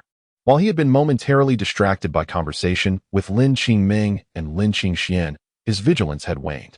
Nonetheless, as a martial arts expert, he would instinctively channel his internal energy for protection in the face of danger. Thus, that impudent fellow not only had to endure the pain from the impact, but also the sensations inflicted by the internal force. Of course, at present, he remained oblivious to it. In a few minutes, he would come to realize that every organ within him ached. However, since Qin Chen had not infused his internal energy into the adversary, the pain in his organs would not result in any lasting damage, merely a bit of suffering. Indeed, the young master was skilled in martial arts and possessed a robust physique, while the unfortunate individual appeared rather frail and diminutive, evidently having suffered an unexpected misfortune. But one could only blame him, who told him to walk without paying heed to his surroundings. "How do you know about my robust physique? Did you surreptitiously touch me while changing my clothes last night?" "No, that was merely an accidental brush," Qin Chen jested, eliciting an immediate blush from Lin Qingming. She truly had not intended any impropriety. It was simply an inadvertent contact. "All right, let us continue our shopping." Noticing Lin Qingming's embarrassment, Qin Chen refrained from further teasing. The four then resumed their exploration of the streets, purchasing trinkets and sampling local delicacies, finding everything refreshingly novel. Qin Chen was a time traveler. Park Xian hailed from Goryeo, while Lin Qingming and Lin Qingxian were natives of Suzhou. The quartet, upon venturing out, couldn't muster even a single resident of Chang'an among them, which was quite a curious affair. After an hour of wandering, Qin Chen and Lin Qingming returned to the Qin residence, laden with packages. After all, with Qin Chen's abundant resources, a shopping spree was only natural. Ah, look! Why is there someone lying there? Park Xian, with her keen eyes, spotted an individual sprawled at the entrance of the Qin residence and exclaimed, "Is it a beggar? Let me see, dear master. It's the very person who collided with you earlier. It truly is him. Master, what is this fellow doing at our doorstep? Is he attempting to extort money from us?" Lin Qingming and Lin Qingxian, emboldened, approached to examine the figure, only to discover it was indeed the one who had bumped into Qin Chen.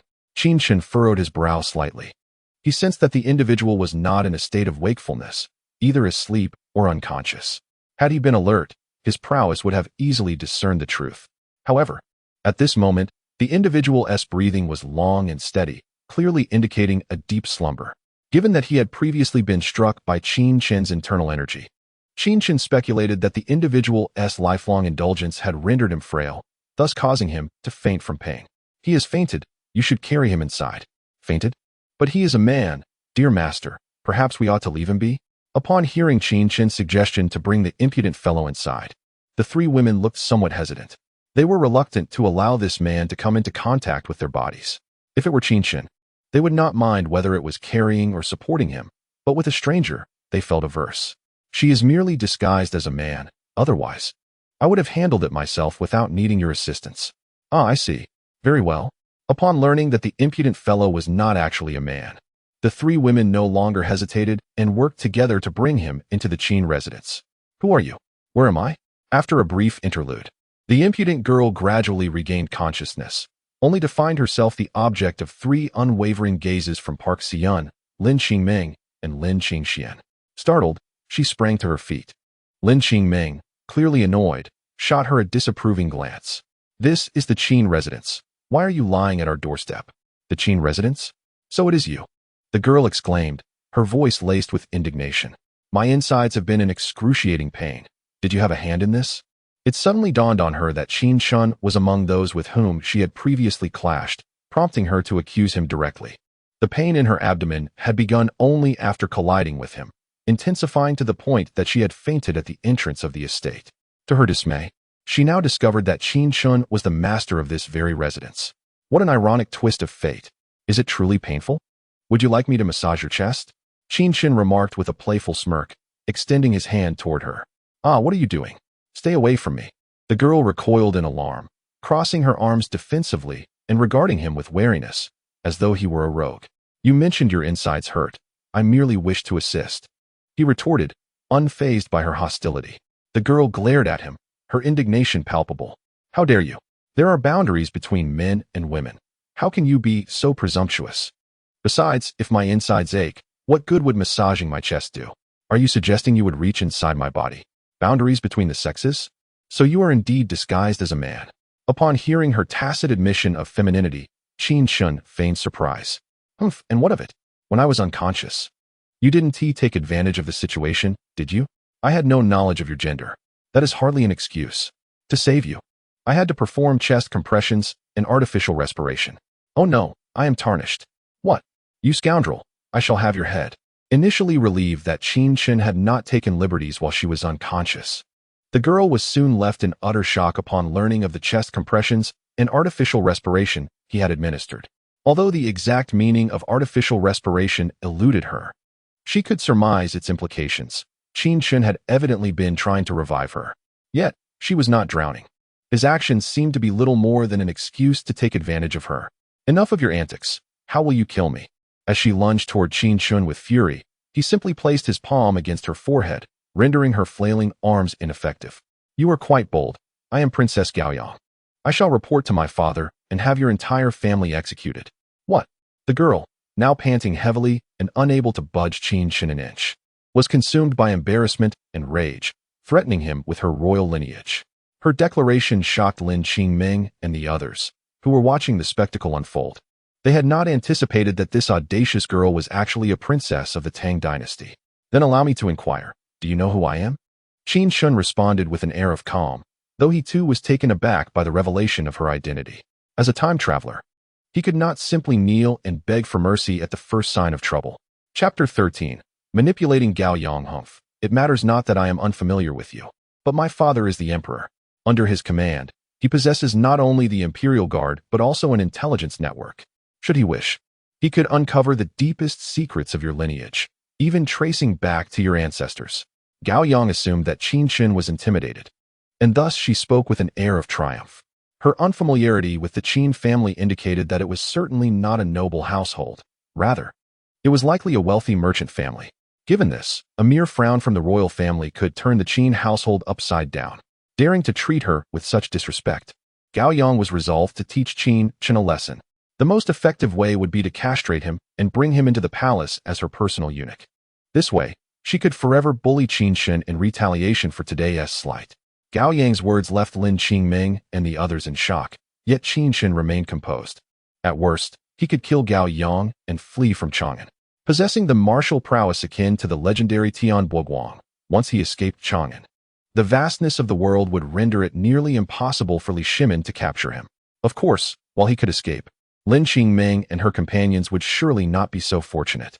If he fled, they would be subjected to unknown torments. Thus, he was reluctant to resort to a desperate act unless absolutely necessary. Did you hear me? Kneel and plead for mercy at once, and I might consider a lighter punishment for you. Gao Yang commanded. Qingming, Qingxian, go dig a pit. Today, I shall bury her alive and see if the Imperial Guard can find her corpse.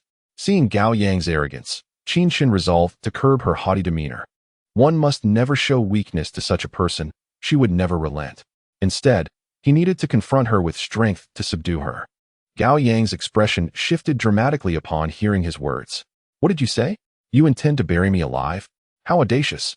Are you not afraid of death? Beware, for my father will annihilate your entire clan. Speak not of annihilating my clan. Even if it were 10 clans, it matters not. I tell you, all my relatives are dead, leaving me utterly alone. A man with nothing to lose fears no one.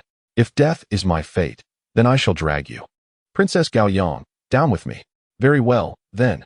We shall go dig a pit, Qin Chen declared, turning to Lin Qingming and her companions, who momentarily froze before quickly feigning readiness to dig. Wait. I shall not pursue this matter any further. Surely this is acceptable? Gao Yang exclaimed, panic rising within her. She did not wish to die.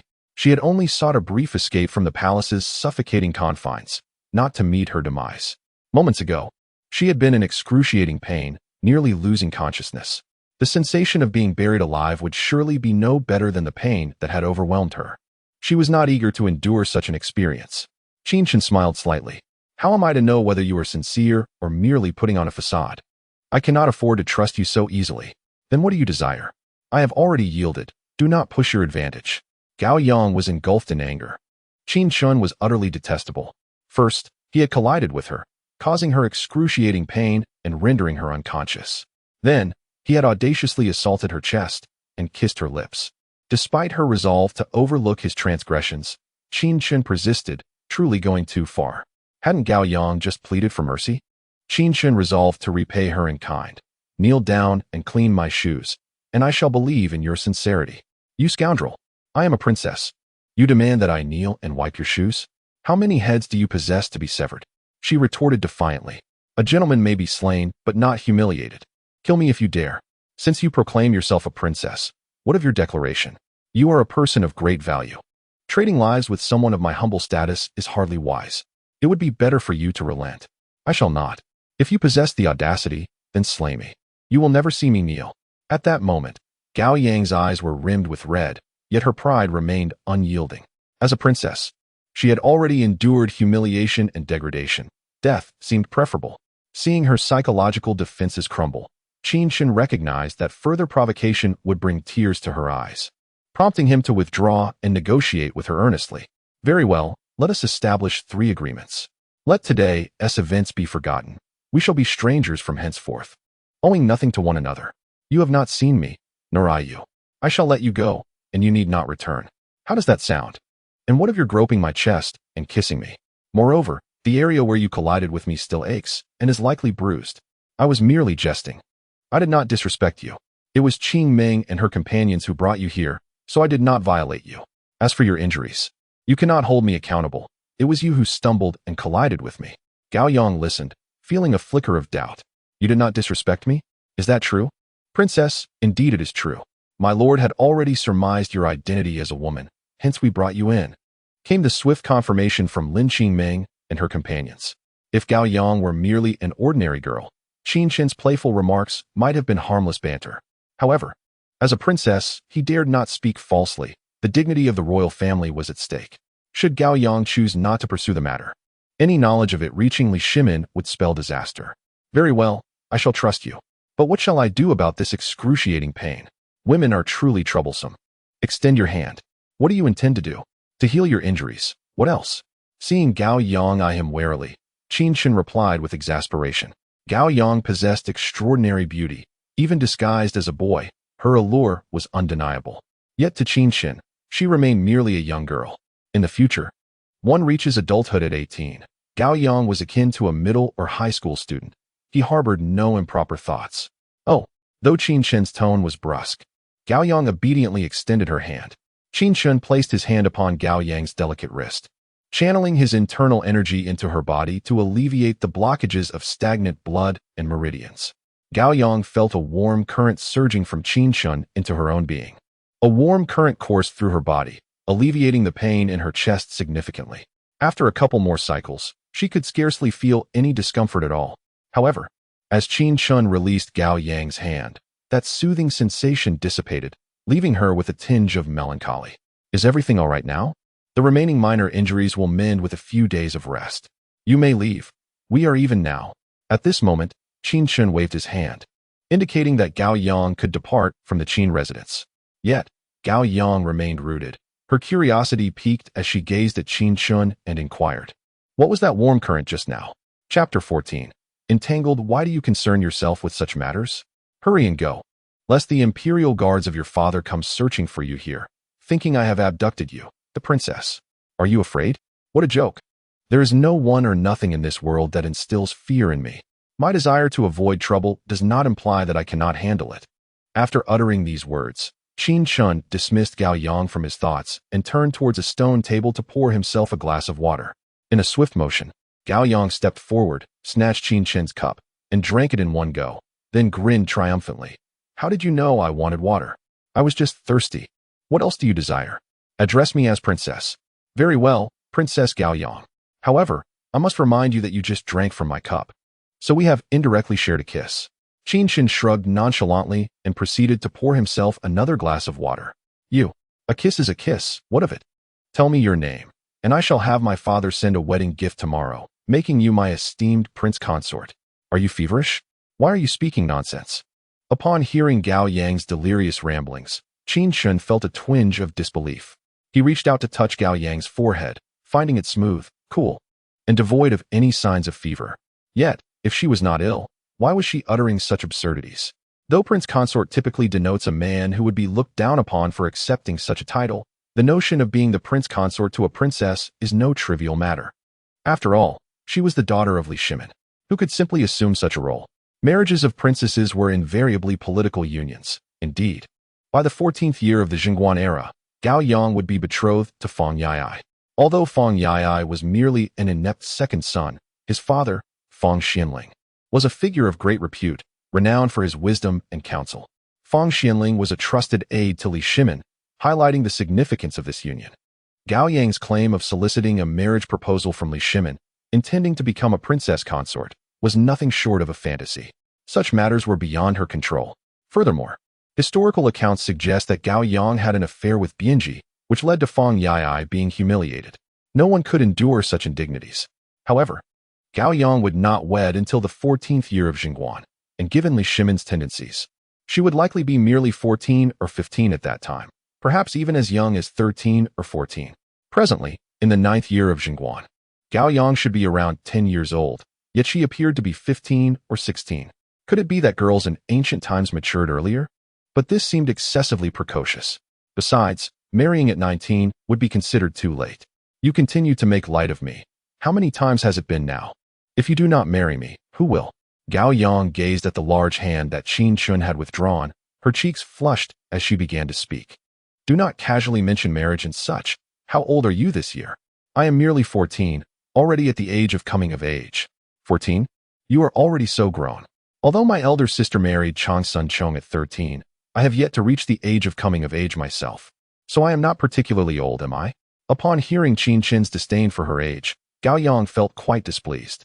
A girl at 13 or 14 is in the prime of youth, blooming like a flower. How could it be said that she is old? Very well. Your birth date is unclear. Who knows how old you truly are? What do you mean my birth date is unclear? My birth date is meticulously recorded. The royal archives have it all. Gao Yang frowned at Qin Chen, puzzled by his remarks regarding the lack of clarity in her birth records. Fine, I understand now. May I take my leave? Why are you in such a hurry to dismiss me? Is there some secret concealed within your residence? I am but a commoner, and you are a princess of the Tang Dynasty. Should your father discover that you linger in my home, it would spell trouble for me. Were you not the one who claimed there is nothing in this world you fear? I do not fear. It is simply unnecessary. I desire a leisurely and carefree existence. But once entangled with the powerful, particularly the royal family, such tranquility becomes a luxury. You seek a leisurely life? So do I. The palace is stifling. How about you marry me, and together we can enjoy a life of leisure? Not a chance. Do you think you can dictate your own marriage? Humph. Just then, as Qin Chen and Gao Yang exchanged banter, a sudden knocking resounded at the door of the Qin residence. Gao Yang jumped in surprise and instinctively hid behind Qin Chen, as if she were a thief. What are you so frightened of? Qing Ming, go and open the door. What is meant to be will come to pass. Qin Chen shot Gao Yang a glance of exasperation, then instructed Lin Qingming to open the door, since someone had come calling. Regardless of whether they were from the Imperial Guard, he had to see who it was. There are people in the house. I thought no one was home. Where is that lad Qin Chen? Is he still asleep? Lin Qingming opened the door to reveal a burly man striding directly into the Qin residence, muttering to himself. The man was none other than the bumbling old fellow, Cheng Yaojin, whom Qin Chen had encountered the previous day. Princess Qin, what brings you here? As Cheng Yaojin's gaze landed upon the stone table in the courtyard, he spotted Qin Chen. Just as he was about to greet him, he was taken aback to discover that Princess Gao Yang was also present, catching him off guard.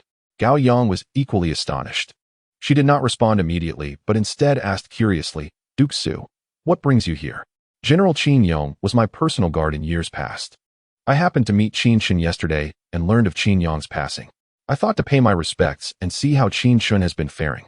Princess, you should be in the palace. What are you doing at the Qin residence? Oh, the palace is too oppressive. I slipped out for some fresh air. After walking for a while, I decided to rest at the Qin residence and perhaps ask for a cup of water. As Gao Yang spoke, she glanced at Qin Chen, her eyes reflecting a hint of pride, as if to say, see, I have kept my promise and have not mentioned our previous conflict. Princess, the world outside the palace is fraught with danger. Moreover, should His Majesty and the Empress become aware, they would surely worry for your safety. Perhaps it would be prudent for me to escort the princess back to the palace. Cheng Yaojin had initially intended to engage in casual conversation with Qin Chen, but escorting Princess Gao Yang back to the palace now took precedence. For if anything were to happen to Gao Yang, Qin Chen would inevitably share in the misfortune. Gao Yang shook her head vehemently, expressing her reluctance to return to the palace at this moment. The Empress is in poor health. The princess would not wish to add to her burdens, would she? Very well, I shall return to the palace with the Duke of Su. Upon Cheng Yaojin revealing the trump card of Changsun Wugo, Gao Yang immediately acquiesced. Although Changsun Wugo was not Gao Yang's biological mother, she had grown up by her side. Changsun Wugo treated Gao Yang as her own daughter, and Gao Yang regarded Changsun Wugo as her true mother. This year, due to the losses of both the matriarch of Zhao and Emperor Li Yuan, Changsun Wugo's health had deteriorated, leaving her bedridden. Gao Yang did not wish for Changsun Wugo to worry over her, fearing it would exacerbate her condition. Chapter 15. The Empress's illness. Gao Yang turned to Qin Chen, stating, I must take my leave, yet I am still unaware of your name. Our paths crossed by chance. Is it truly necessary to know? Qin Chen, maintaining his composure, subtly shook his head, having no intention of revealing his identity. You. Ah, princess, his name is Qin Chen. Did I not mention it earlier? Sensing the atmosphere had grown awkward, Cheng Yaojin hastily interjected with humor. Gao Yang continued to gaze at Qin Chen, her eyes resolute, insisting, I wish to hear him say it himself. Very well, I am Qin Chen, and I bid farewell to Princess Gao Yang. I shall return. Observing Qin Chen's nonchalant demeanor, Gaoyang huffed in annoyance before turning to leave. You insolent rascal, you dare offend anyone. Wait for me at the residence. I shall return after escorting the princess. Cheng Yaojin, baffled, scolded Qin Chen before hastily pursuing Gaoyang. He must ensure Gaoyang's safe return to the palace. Otherwise, should any mishap occur along the way, both he and Qin Chen would face dire consequences. Oh, what a nuisance. Watching Gaoyang and Cheng Yaojin depart, Qin Chen could only helplessly pout. The winds do not cease even when one wishes for tranquility. Although he desired to recline in peace, fate had other plans. Princess Gaoyang and Cheng Yaojin, one young and one old, were both sources of trouble, renowned within the Grand Tang Dynasty. Ironically, he had drawn both of their attentions, making his wish for a peaceful life seem increasingly unattainable. He needed to stockpile provisions within his storage ring. Should the day come when he lost favor with Li Shimin, he would need a means to escape pursuit. While most would revel in being favored by a princess, why was he not the least bit pleased? You claim he is merely an ordinary man, yet is he truly so? Furthermore, this is the esteemed princess, destined to reside in the princess's residence post-marriage, without any status. Henceforth, he would be obliged to heed the princess's wishes, even requiring her permission for intimacy. What man of substance would willingly accept such a fate?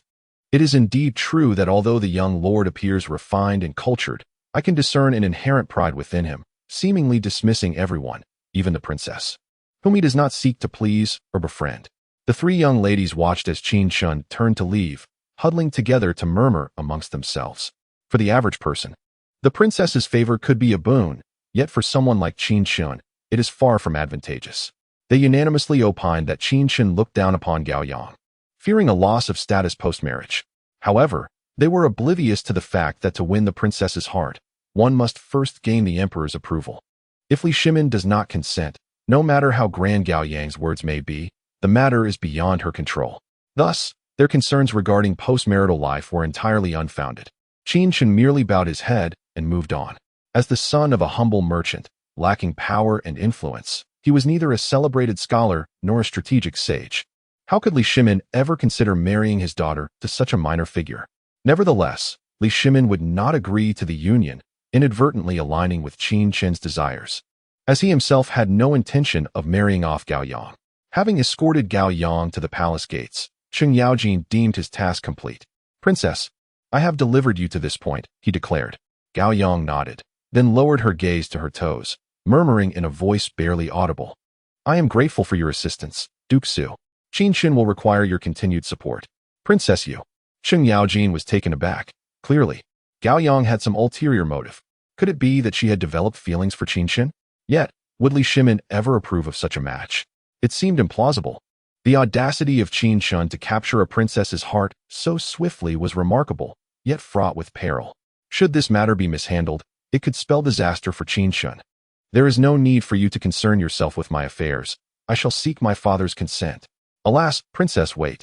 Cheng Yaojin called after her. But Gaoyang moved with such haste, evidently having anticipated his words and unwilling to listen.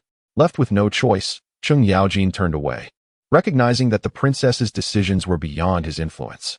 Since Gaoyang ignored his calls, he surmised that she would undoubtedly disregard his subsequent words as well. He needed to confer with Qin Chen to ensure that no missteps occurred in this delicate situation. Princess, you have returned. The empress is gravely ill, and His Majesty has summoned all the princes and princesses to the Hall of Governance. What? I must go at once. Upon receiving the alarming news of Changsun Wugo's condition, Gaoyang set aside all other thoughts and hastened towards the Hall of Governance. Inside, Li Shimin had emerged after checking on Changsun Wugo, only to find Gaoyang absent. He turned to a nearby eunuch. Where's Gaoyang? Why has she not yet arrived? Your Majesty, Princess Gaoyang. She. What? Speak plainly. Do not hesitate. Li Shimin's brow furrowed as he pressed for clarity. Princess Gaoyang slipped out of the palace. What? At such a time, causing further chaos. He immediately commanded the imperial guards to locate her and bring her back swiftly. Father, I have returned.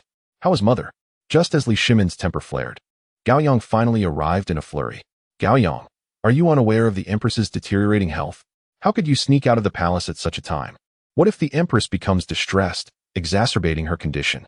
Observing Gaoyang, whose hair was disheveled and breath was labored from her hurried escape, Li Shimin's anger diminished somewhat. Yet he could not refrain from reprimanding her. I apologize, "Father," Gao Yang replied, acknowledging her fault.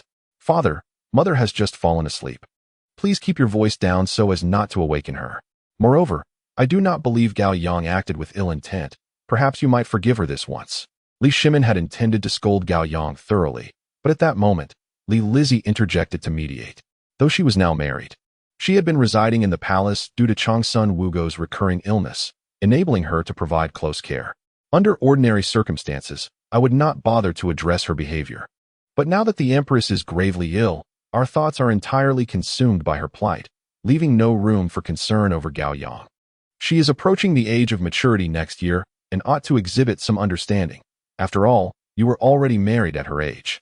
With a sigh, Li Shimin lamented the worsening of Changsun Wugo's condition, while the imperial physicians remained powerless. The only hope was that Changsun Wugo herself could endure this trial. Should she falter, it would spell the end for his beloved empress. He had summoned the princes and princesses in hopes that their presence might awaken Changsun Wugo's will to survive, helping her to overcome this crisis. "Father, has mother's condition worsened?" Gao Yang inquired. "Indeed. Starting today, you will remain with Lizzie in the Liza Hall, attending to your mother until she recovers," Li Shimin commanded. He felt lost, for even as the emperor, the most powerful man in the realm, he could not control the inevitabilities of life and death. Chapter 16.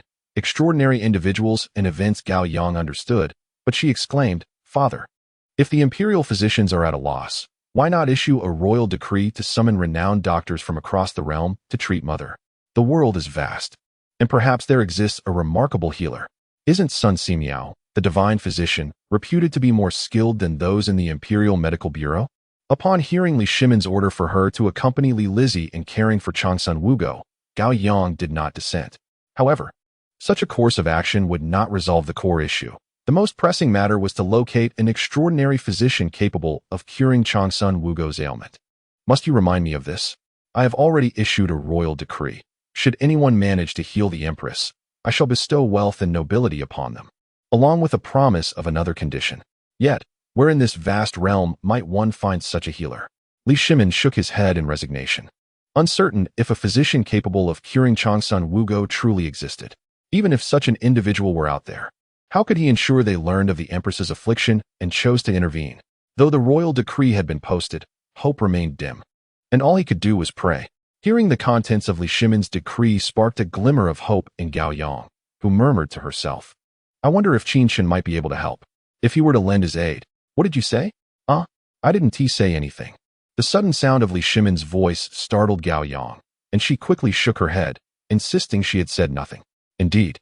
You mentioned earlier that if Qin Chen were to take action, I should inform you. Do you not know the divine physician?" "It is not so." Although Gao Yang hopes that Qin Chen can heal Changsun Wugo, for such an outcome would allow her to recover, and Qin Chen could be rewarded with a noble title for his success. At that juncture, Qin Chen could present his desire to marry her to Li Shimin, who might acquiesce. Would that not be a trifecta of benefits? However, she is uncertain whether Qin Chen possesses the capability to cure Changsun Wugo, and thus hesitates to recommend him. Should Qin Chen lack the necessary skills, it could backfire and incur Li Shimin's disdain, thereby diminishing her own hopes of marrying him. Consequently, she seeks an opportunity for her maid to venture outside the palace to inquire about Qin Chen's confidence. If he proves capable, she will then advocate for him to Li Shimin. Previously, when she experienced chest pain, Qin Chen held her hand and infused her with a warm current, alleviating her discomfort entirely. Thus, she believes Qin Chen possesses miraculous methods for healing, instilling hope for Changsun Wugo's recovery. Yet, without Qin Chen's assured affirmation, she cannot speak out. "Foolishness. I distinctly heard you murmuring. What time is it? If you know the divine physician, why do you not swiftly summon him to the palace to examine the empress? What if he truly has the ability to heal your mother? We must attempt, for only through trial shall we ascertain the outcome." Li Shimin is convinced he has not misheard. Gao Yang indeed uttered something akin to that. He deduces that Gao Yang has likely encountered a divine physician but refrains from recommending him due to uncertainty about his abilities. Yet, with Changsun Wugo's condition deteriorating daily, it is imperative he take action. Even a glimmer of hope warrants exploration. What if the individual Gao Yang knows possesses genuine healing prowess, yet due to hesitation, fails to arrive in time, resulting in Changsun Wugo's untimely demise? Regret would come too late. Gao Yang, chastised by Li Shimin, instinctively shrinks back, yet her resolve remains unyielding. Gao Yang, did you encounter a divine physician upon leaving the palace today? Is he truly capable? Do you believe he might heal your mother's ailment? You simply cannot ascertain yet. Li Lizzie casts a knowing glance at the frustrated Li Shimin, then gently takes Gao Yang's hand and inquires softly. As she matures, Li Lizzie increasingly resembles Changsun Wugo, embodying the same gentle and virtuous demeanor. At this moment, she understands the necessity of dispelling Gao Yang's trepidation to elicit the truth from her. Li Shimin's loud outbursts are of no consequence. Instead, they only serve to heighten Gao Yang's anxiety and inhibit her speech. Dear sister, Gao Yang glances at the anxious Li Shimin, then leans close to Li Lizzie to whisper, is that so? Li Lizzie regards Gao Yang with a peculiar expression, surprised to learn that the divine physician Gao Yang knows is, in fact, a young man. Moreover, Gao Yang appears to have fallen for him at first sight, desiring Li Shimin to grant a marriage. Li Shimin's public proclamation seeking a physician presents both an opportunity and a test for this young man. Gao Yang harbored concerns that the individual might be incapable of curing Changsun Wugo, which could ultimately lead to adverse consequences for Li Shimin. Consequently, she hesitated to voice her thoughts. Li Lizzie comprehended Gao Yang's apprehensions, yet her own worries regarding Changsun Wugo's health left her in a state of inner turmoil. What are you two engaged in? A silent riddle. Speak plainly. You are both aware of the Empress's condition. We cannot afford to delay. Li Shimin urged. Gao Yang, please. Do not hold back. The Emperor is right. We cannot postpone addressing the Empress's illness. Let us invite him to examine her, and I shall assist you with subsequent matters. Upon hearing Li Shimin's prompting, Li Lizzie ceased her hesitance and encouraged Gao Yang to speak. Even if Qin Chen failed to remedy the Empress's ailment, she would advocate for him, ensuring that her father did not harbor ill feelings towards Qin Chen. Let me clarify. I am uncertain whether he can indeed cure the Empress. Should he prove powerless, Father must not place blame upon him. Very well, I assure you, even if he cannot succeed, I shall not hold him accountable. However, you must first reveal to me who he is and what extraordinary abilities he possesses that inspire such hope for your mother's recovery. In response, Gao Yang recounted her experiences, having previously secured Li Shimin's promise. The Emperor listened, incredulous and filled with skepticism, pressing for further details. You mean to say that merely grasping your hand allowed you to feel a warm current surging within, alleviating your pain? Are you certain this is not a mere figment of your imagination? If it were acupuncture or medicine, it might be plausible for Gao Yang to experience such sensations. But merely holding a hand? How could that evoke such warmth within? Li Shimin suspected that Gao Yang was merely experiencing the stirrings of young love, leading to a psychological illusion. It cannot be an illusion. At that moment, I was still in pain, fully aware of my surroundings. Li Lizzie, escort Gao Yang to the inner chamber and examine whether there are indeed any injuries on her chest. The situation was so extraordinary that Li Shimin felt compelled to verify the claims. Li Lizzie nodded in agreement and took Gao Yang into the inner chamber to ascertain the truth of her assertions. Should Gao Yang's words prove accurate, then Qin Chen might indeed possess remarkable skills. Chapter 17. Healing through Inner Strength. Father, Gao Yang has not lied. There is indeed a purplish bruise on her chest, likely resulting from a collision. Upon completing her examination and returning with Gao Yang to Li Shimin, Li Lizzie expressed her astonishment. The world is vast and full of wonders. Although Qin Chen's methods are astonishing, this is fortuitous, for conventional medicine would surely be inadequate for the Empress's affliction. The palace physicians may not claim to be unparalleled, yet they certainly surpass the abilities of the majority, given that they have been unable to devise a solution. It is only the extraordinary individuals from the common folk who may possess the ability to save the Empress. Then, Gao Yang, take the guards and summon Qin Chen to treat your mother. Inform him that should he succeed in curing the Empress, I shall bestow upon him a noble title, grant him generous rewards, and fulfill one of his requests. Li Shimin, upon hearing this, wasted no time and instructed Gao Yang to lead the way in inviting Qin Chen. Although he knew nothing about Qin Chen, since Gao Yang claimed he possessed such capabilities, it would be prudent to observe for himself. At this juncture, he could afford no further considerations. The words of the imperial physician were utterly nonsensical. What did it mean to endure and thus recover? If one could not withstand the ordeal, it was highly probable that no remedy could be found. What purpose did they serve, then? Very well, father. Gao Yang, albeit reluctantly, turned away from the hall of governance, compelled by the unyielding expression of Li Shimin, and returned to the Qin residence. Now, her only hope rested on Qin Chen's ability to heal Changsun Wugo. The disparity in their statuses was vast. Should Qin Chen succeed in curing her, he would transcend the bounds of class, and with Li Shimin's promise, marrying her would likely pose no obstacle. Conversely, if he failed, even without Li Shimin's wrath, the chances of a merchant's son like Qin Chen marrying a princess would be nearly non-existent. Qin Chen, you audacious rascal, in just a day's absence, you've already entangled yourself with the princess? How audacious you are!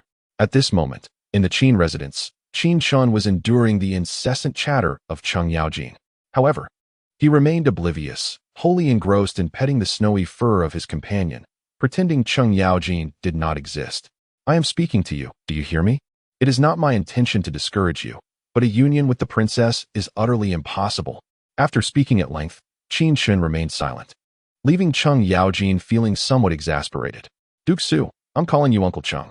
At this, Qin Chen appeared quite helpless. Uncle Cheng, I only met Princess Gaoyang today. We have barely interacted, and I have never aspired for power and wealth. Is that clear enough? You seem to be telling the truth, but Princess Gaoyang thinks otherwise. Do you know what she said to me when I returned her to the palace? She asked me to take good care of you and mentioned she would seek her father's approval. What do you think she intends to have His Majesty agree to? Cheng Yaojin did not doubt Qin Chen's honesty, but his indifference did not imply that Gaoyang shared the same sentiment. The words are hers to speak, and I cannot control her thoughts. Uncle Cheng, what can I do? That does indeed present a dilemma. How about this? I will arrange a marriage for you. Once you are wed, even if Princess Gaoyang harbors feelings for you, she will have to extinguish those thoughts. But I am not inclined to marry just yet. Qin Chen harbored many secrets. If he were to wed, he would have to claim his rewards 10 times daily while concealing it from his wife. Moreover, peculiar occurrences cropped up in his home from time to time, and how would he explain them to his spouse? You are no longer a child. At your age, I already had children. Why do you still hesitate to marry? Since your parents are no longer with you, let Uncle Cheng take care of your matrimonial affairs. Qin Chen, I'm home. Just as Qin Chen was conversing with Cheng Yaojin, a familiar voice echoed from outside. They exchanged glances, both feeling a twinge of surprise. It had been mere moments since Gaoyang had departed, and yet she had returned. However, since she was already here, it was impossible to leave her at the door. With a sense of resignation, Qin Chen rose to open the door. Previously, when Cheng Yaojin wished to converse with Qin Chen, he dismissed Lin Qingming and the others. Thus, the task of opening the door fell solely upon Qin Chen. After Highness Gaoyang opened the door, an impatient Qin Chen was about to speak when he noticed a squad of golden guards behind her. This sight caused him to frown. Was Gaoyang bringing people back to seek retribution? Nevertheless, this small contingent of golden guards, despite numbering 50, was not sufficient for him to contend with. With the Empress gravely ill and the imperial physicians at a loss, the Emperor had issued an imperial decree, promising a reward of gold and nobility to anyone who could cure the Empress, along with the opportunity to request a favor from him. It was for this reason that I thought of you and recommended you to the Emperor. Come with me to the palace to see the Empress. What? When did I ever claim to possess medical skills? Qin Chen was tempted to dissect Gaoyang's brain to discern what was going on inside. He had long been aware of Changsun Wugo's illness and knew that she would pass away the following year. However, this foresight stemmed from his status as a traveler, not from any extraordinary medical prowess. The conditions laid out by Li Shimin were indeed enticing. Yet how could he possibly cure Changsun Wugo when he lacked even the most basic medical knowledge? Gaoyang had actually recommended him to Li Shimin. Was she out of her mind? How could he treat Changsun Wugo? If Li Shimin discovered that he was utterly incapable of even the fundamental practices of observation and inquiry, he might misconstrue him as a charlatan and have him executed. True, he could rise in rebellion, seize Li Shimin as a hostage, or even slay him on the spot. But what then? The palace was heavily fortified, and the Golden Guards, as well as the Qian Yo Guards and the Dragon Martial Army, would not allow him to escape. He was a martial arts expert, not a deity who could single-handedly confront thousands. Moreover, these were not ordinary individuals, but a well-trained and well-equipped army. Should they encircle him, it would truly be the end. You can do it. Previously, when my chest ached, you infused a warm current into my body, and I felt instantly better. Such miraculous means could perhaps work on the Empress, allowing her to recover. Do you think I am a deity? I can only heal internal injuries. Is the Empress suffering from such ailments? Qin Chen was left speechless. What he possessed was internal energy, not divine power. If there were injuries within, he could treat them through the circulation of internal energy. Yet, Changsun Wugo suffered from a congenital qi ailment. Would his internal energy be of any use? You can only treat internal injuries? But the emperor has already sent for you. Upon learning that Qin Chen could only handle internal injuries, Gao Yang was somewhat taken aback. This might lead to Qin Chen's predicament. However, since Li Shimin had already decreed for Qin Chen to enter the palace for treatment, regardless of his capability, he had no choice but to comply. Chapter 18. A tentative attempt. Gao Yang looked at Qin Chen with a sense of guilt, while Qin Chen wore an expression of exasperation. At this moment, he could only hope that Li Erfing's temperament and disposition would be somewhat lenient, sparing him from any ire, allowing for a peaceful coexistence and an amicable parting. He did not covet Li Shimin's reward, nor did he wish for the emperor to hold his incapacity against him. If Li Shimin were to possess a narrow-minded temperament and sought to punish him, he would find himself in a perilous situation. If you are to bring about my demise, let us proceed. However, wait. I shall accompany you as well. Given that the empress is in ill health, it is my duty as a minister to pay my respects. Upon overhearing their conversation, Cheng Yaojin grasped the essence of the matter and thus proposed to join them. He feared that Li Shimin might blame Qin Chen, and so he wished to accompany them to plead on Qin Chen's behalf. Then let us depart. Gao Yang, perceiving Cheng Yaojin's intentions, did not refuse, leading Qin Chen and Cheng Yaojin back to the palace.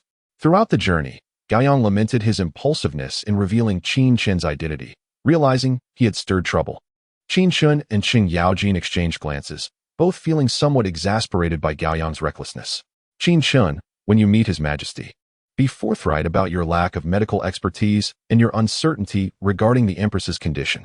Do not instill any false hopes within His Majesty, for if hope turns to despair, it is likely to provoke his wrath. The Empress's illness weighs heavily on His Majesty's heart. He is particularly sensitive and irritable at this moment, so tread carefully. Upon entering the palace, Cheng Yaojin did not forget to whisper this caution to Qin Chen, who nodded slightly in acknowledgement. He was hardly an adept healer. Perhaps if he waited a month, with daily rewards, he might manage to acquire some medical proficiency. However, as it stood, his knowledge of medicine was utterly deficient. Your Majesty, Princess Gao Yang has returned with the divine healer, and Duke Su Gua has accompanied her as well. Allow them entry.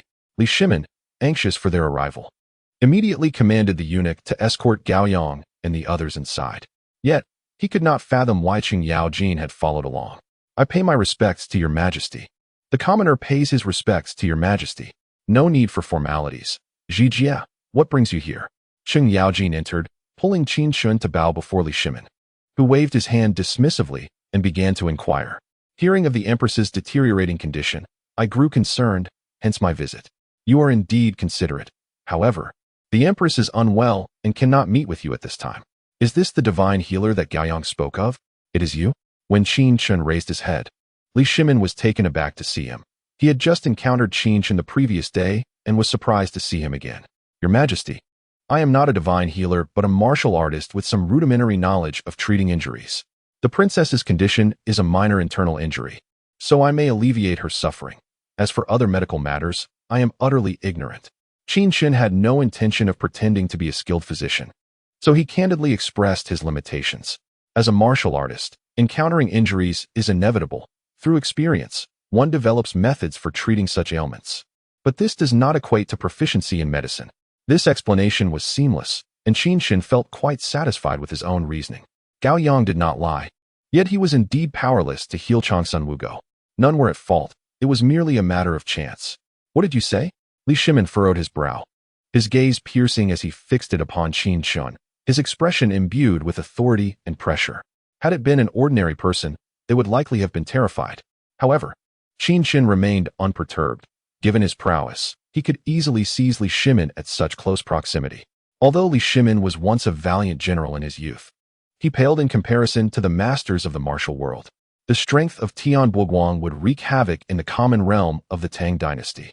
If Li Shimin, akin to Cao Cao, cherished his talents and refrained from letting arrows fly, Qin Chen could very well emulate Zhao Zilong from the Romance of the Three Kingdoms, making his way in and out 7 times. Are you certain you possess no medical knowledge? This constitutes a crime against the emperor. Your Majesty, I truly lack medical expertise, having only gained some rudimentary knowledge from enduring long-term illness, enabling me to treat minor injuries. I have never claimed to be a physician. It seems Princess Gao Yang has misunderstood. Upon hearing Li Shimon's admonition, Qin Chen was somewhat speechless. He had never proclaimed himself a divine healer before the emperor. It was Gao Yang who had done so. So how could he be guilty of treason? What is this warmth that Gao Yang spoke of? That is the inner strength derived from my unique martial arts practice. While it can mend bodily injuries, it is not capable of curing diseases. Father, it is Gao Yang who has misinterpreted. Please do not hold Qin Chen accountable. If blame is to be assigned, let it fall upon Gao Yang. Father, Gao Yang is also concerned for Mother's health, and she initially wished to keep this from you, evidently lacking confidence. Please do not let this anger you. Such a miraculous method, unheard of until now. Regardless of whether you possess medical knowledge, you must make an effort. You shall channel this inner strength into the Empress. Should you succeed in healing her, I shall reward you handsomely. Should you truly be unable to assist, I shall not hold it against you. Seeing the sincerity in Qin Chen's eyes, devoid of deceit, and with Gao Yang and Li Lizzie pleading alongside him, Li Shimon fell silent for a moment before speaking earnestly to Qin Chen. Very well, I shall grant you the opportunity to try. However, to channel your inner strength, I must hold the Empress's wrist. I ask for your consent, Your Majesty. Since Li Shimon was not being unreasonable, Qin Chen did not refuse. Given Li Shimon's stance, if he were to hesitate now, it would be tantamount to disobeying imperial orders. He wished to lead a leisurely life henceforth, so he preferred not to create enmity. Healing is of great importance. Do not concern yourself with trifles. Proceed as you see fit. Yes, Qin Langjun, follow me. I shall lead you to the inner chamber. With Li Shimon's consent, Qin Chen felt no psychological burden as he followed Li Lizzie into the inner room. Speaking of which, Li Lizzie was indeed stunningly beautiful. While Gao Yang was also lovely, she possessed a certain petulance. In contrast, Qin Chen found himself more drawn to the gentle and virtuous Li Lizzie. Yet, he had arrived 2 years too late. Li Lizzie had already married Chang Sun Chong in the 7th year of the Jingguan era. Having been married for 2 years, Li Lizzie was merely 15 this year. The age of marriage in ancient times left Qin Chen at a loss for words. As Qin Chen was lost in thought, Li Lizzie had already brought him to the bedside of Chang Sun Wugo. Only upon seeing Chang Sun Wugo lying on the bed did Qin Chen truly grasp the meaning of the idiom to seek a melon in the garden, to tease a child for their mother. He had initially thought that Li Lizzie embodied the pinnacle of earthly beauty. Yet it was in the presence of Chang Sun Wugo that he comprehended the essence of extraordinary grace. Chapter 19. Treating symptoms, not the root cause in that fleeting moment. Qin Chen found himself at a loss for words to describe Chang Sun Wugo's beauty. He perceived that the ailing Chang Sun Wugo possessed the qualities of both Xue Baochai and Lin Daiyu. Her lips, naturally tinted with a rosy hue, and her brows, untouched by paint yet appearing verdant, conveyed a sorrowful allure that lingered upon her delicate face. One could not help but acknowledge that Chang Sun Wugo seamlessly embodied both stately elegance and serene gentleness, even in her stillness upon the bed. She radiated the beauty of a masterful painting. In her current slumber, her furrowed brows and pallid complexion hinted at her precarious state of health. It was evident that even in the realm of dreams, she was still tormented by illness. My lord, shall I awaken the Empress? No. Simply remove the Empress's hand from under the covers. Li Lizzie's voice roused Qin Chen from his reverie, prompting him to assist in uncovering Chang Sun Wugo's hand. Gently grasping her fair wrist, he channeled a thread of internal energy into her body. As his energy coursed through her, her complexion noticeably improved, and even her tightly knit brows began to relax. Both Li Lizzie and Li Shimon, witnessing this transformation, could not suppress their joy. Qin Chen allowed his internal energy to traverse Chang Sun Wugo's body 3 times before releasing her wrist. At that moment, her complexion blossomed with color, her expression softened, and the corners of her mouth lifted slightly, as though she were indulging in a pleasant dream. How is she? Has the Empress recovered from her ailment? Qin Chen signaled to the others to step outside with him. Once they exited the inner chamber, Li Shimon eagerly seized Qin Chen's hand, inquiring fervently. It is not so simple. I have only nurtured the Empress's internal organs and meridians with my internal energy, which allows her to experience temporary relief and alleviates the pain from her condition, but it merely addresses the symptoms, not the root cause. Seeing the hopeful gazes directed at him, Qin Chen could only shake his head in resignation. Although his internal energy was indeed miraculous, it was not omnipotent. While he could provide some comfort to Changsun Wugo, he could not cure her. What? Is it still not enough? Li Shimin, visibly disheartened, was encouraged by Li Lizzie, who gently consoled him. Father, be of good cheer. At least mother is no longer in such agony. Each time I witnessed her suffering while feigning strength, my heart ached. Is her situation not improving? Although Qin Chen could not heal Changsun Wugo, Li Lizzie considered any alleviation of her discomfort a positive development. Indeed, at the very least, Guanyin Bai feels much better. Qin Chen, is there truly no way to cure her? Your internal energy is so extraordinary. Could a breakthrough perhaps enable you to heal Guanyin Bai? Li Shimin, upon hearing this, regained some hope and looked expectantly at Qin Chen.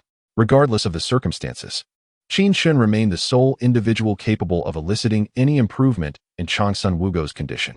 The medicinal concoctions prescribed by the imperial physicians for Changsun Wugo merely exacerbate her discomfort, serving little purpose otherwise. Qin Chen shook his head slightly, acknowledging that inner strength alone is not a panacea. It can only alleviate symptoms, but cannot address the root cause of the queen's ailment. The queen's condition necessitates the expertise of a renowned healer. Has Sun Simiao, the esteemed physician, been summoned to assess her health?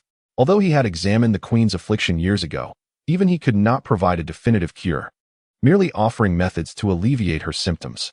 This year, the queen has experienced tumultuous emotional upheavals, leading to a relapse of her condition, causing her physical health to deteriorate rapidly. Li Lizzie, her expression tinged with bitterness, nodded in agreement before shaking her head. Sun Simiao had indeed attended to Changsun Wugo's ailments, yet even his renowned abilities proved insufficient. Those suffering from emotional maladies must adhere to a bland diet, avoiding fish, shellfish, eggs, and dairy. They should ensure adequate sleep and refrain from late nights, while also keeping their emotions in check. Additionally, it is vital to maintain fresh air indoors, avoiding smoke and pollen, staying warm, and steering clear of damp environments. Moderate exercise is essential, though it should not be excessively strenuous. One must not remain seated or reclined throughout the day. Qin Chen, did you not claim to be unversed in medical knowledge? Li Shimin pressed, intrigued. These are merely preventive measures against emotional maladies and ways to bolster physical resilience. They do not constitute medical principles. Your Imperial Majesty and the princess must bear this in mind. In the face of Li Shimin's inquiry, Qin Chen remained composed, attributing his knowledge to what he had learned in a future era. Although he lacks medical skills, he is familiar with the precautions necessary for managing emotional ailments. What form of exercise can both strengthen the body and avoid excessive strain? He pondered. Hua Tuo's 5 animal exercises could serve as a beneficial regimen. Henceforth, the Queen and Princess Chang Lu should practice daily. Must I also partake? Li Lizzie inquired, somewhat perplexed, as her health seemed adequate. Engaging in such practices cannot be detrimental. Aside from Princess Chang Lu, the other princes and princesses could also benefit, as it will enhance their vitality. Why not embrace this opportunity? Qin Chen's tone remained steady, revealing no signs of unease, prompting Li Shimin and Li Lizzie to nod thoughtfully. Subsequently, Li Shimin regarded Qin Chen with a penetrating gaze. Although you have alleviated the queen's symptoms, you have not restored her health. How shall I reward you? Your Majesty need not chastise me for my limitations. I seek no reward for my lack of efficacy. I cannot accept accolades for an incomplete service, Qin Chen replied, unfazed by Li Shimin's offer. He was not driven by greed for power, possessing wealth and a system that grants him rewards daily. Although Li Shimin holds the highest authority in the Tang Dynasty, he cannot provide Qin Chen with rewards that would stir his desires. Very well. I shall bestow upon you 1,000 taels of gold and 100 acres of prime land. Li Shimin declared, momentarily taken aback by Qin Chen's apparent disinterest in power. He had not anticipated such a lack of ambition from Qin Chen. However, denying him any form of reward would be imprudent, as the queen might require his inner strength to alleviate her suffering in the future. If he were to offer nothing, how could he justify requesting Qin Chen's assistance again? Yet, the disparity in rewards was notable, transitioning from a noble title to a grant of gold and land. It was a meager consolation, yet still a gesture of goodwill. Then I graciously accept your Majesty's generosity. Qin Chen, feeling somewhat apathetic towards Li Shimin's generosity, decided to accept the rewards without protest, recognizing the emperor's wealth. If you can devise a remedy for the empress's ailment in the future, my previous promise shall remain valid. I shall grant you a noble title and fulfill one of your requests. Li Shimin declared, perceiving Qin Chen's nonchalance regarding the promised rewards. The Empress was a paragon of virtue. If a commoner possessed a solution, he would certainly strive to assist. Very well, Gaoyang, escort Qin Chen home. Yes, father. Li Shimon's subsequent dismissal prompted Cheng Yaojin to take his leave as well. Chapter 20.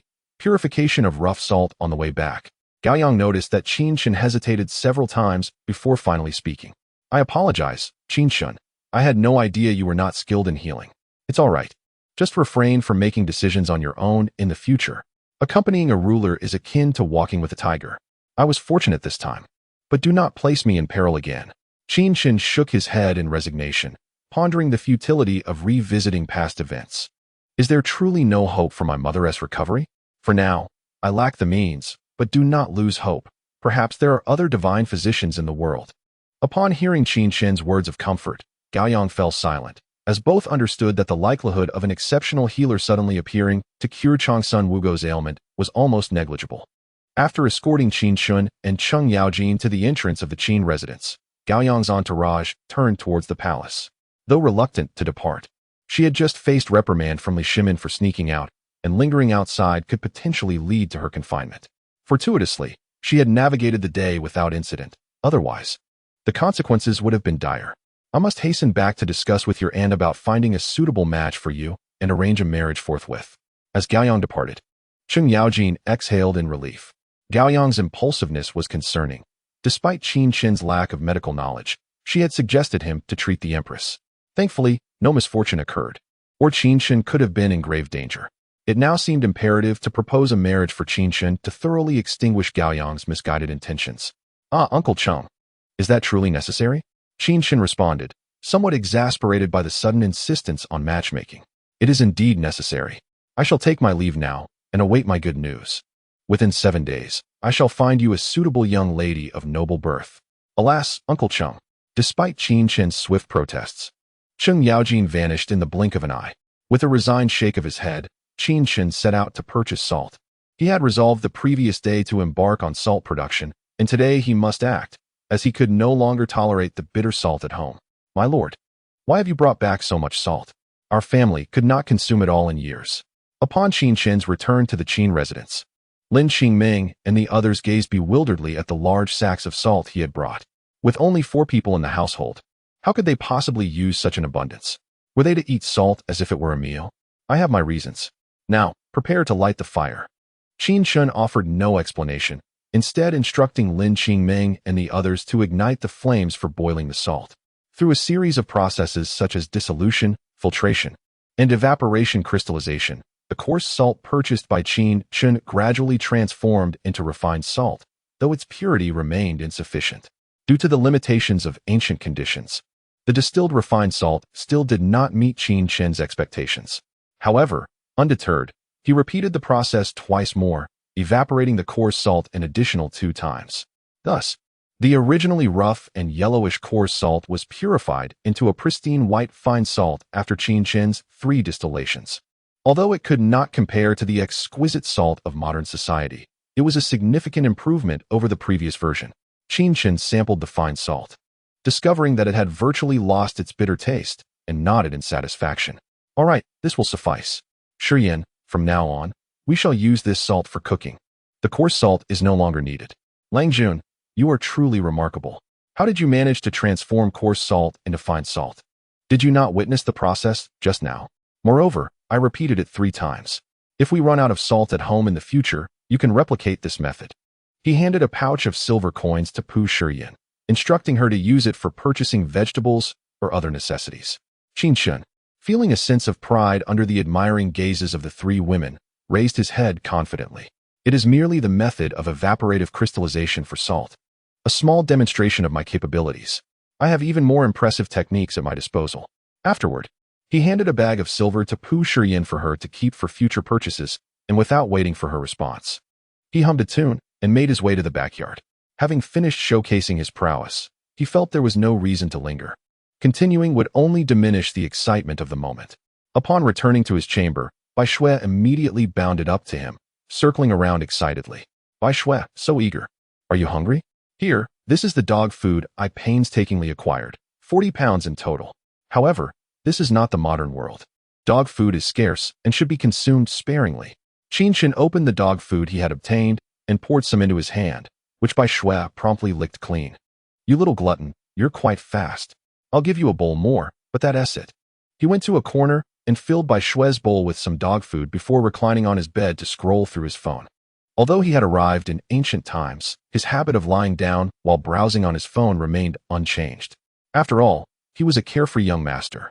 With no responsibilities to attend to, lounging was hardly an issue.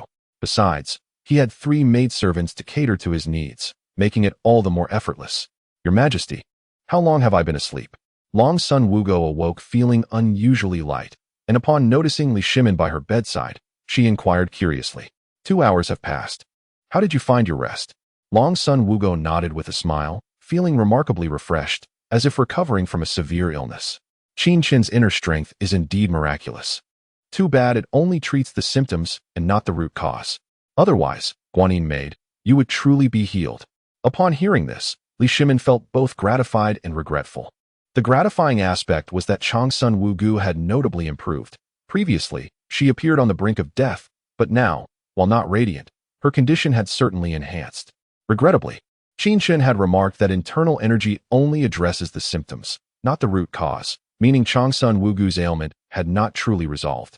If it were to recur, she could easily find herself in peril once more. Qin Chen, internal energy? Your Majesty, it seems that intriguing events have transpired during my 2 hours of slumber. Indeed.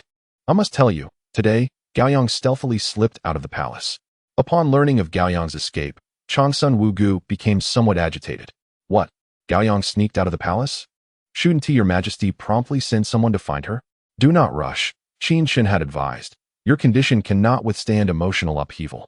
Gaoyang has already returned, and it was precisely due to her excursion that she encountered the extraordinary Qin Chen. It appears that my life has been salvaged thanks to him. After hearing the events unfold, Changsun Wugu developed an interest in Qin Chen, astonished that such remarkable individuals existed in the world. Chapter 21. A modest reward. It is not as dire as you suggest. After all, you are the mother of the nation. Fortunate individuals are watched over by heaven. Even without Qin Chen's intervention, you would not have faced calamity. He merely alleviated your suffering. Li Shimin did not perceive Qin Chen's contributions as significant. In his view, even in the absence of Qin Chen, Changsun Wugu would have remained unharmed. Changsun Wugu shook her head slightly, choosing to remain silent, for some truths were better left unspoken. She was acutely aware of her own frail condition. Akin to a candle flickering in a tempest, each episode of her ailment felt like a fierce wind threatening to extinguish her flame. Perhaps one day, the wind would snuff out the candle, and her life would reach its conclusion. At that moment, Li Lizzie and Gaoyang entered. Mother, it is a relief to see you well. Your complexion was quite alarming earlier. Thank goodness for Qin Chen. Thank you for your concern. I am well now. This is merely an old ailment. Where's Zizi? Changsun Wugu descended from her bed, surveying her surroundings but finding the little one absent, prompting her inquiry.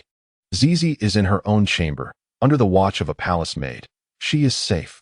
Previously, when Changsun Wugu had fallen gravely ill, Li Shimin feared that Zizi might be frightened, hence he had sent a maid to escort her back to her quarters. Zizi remained oblivious to the fact that her mother had danced perilously close to death. Then I shall go see her. Mother, let Gaoyang and me fetch Zizi instead. Although you have improved significantly, it is best not to venture out. Qin Chen has instructed that you must avoid smoke and pollen. And the palace flowers are in full bloom. Should your ailment be provoked again, it would be most unfortunate.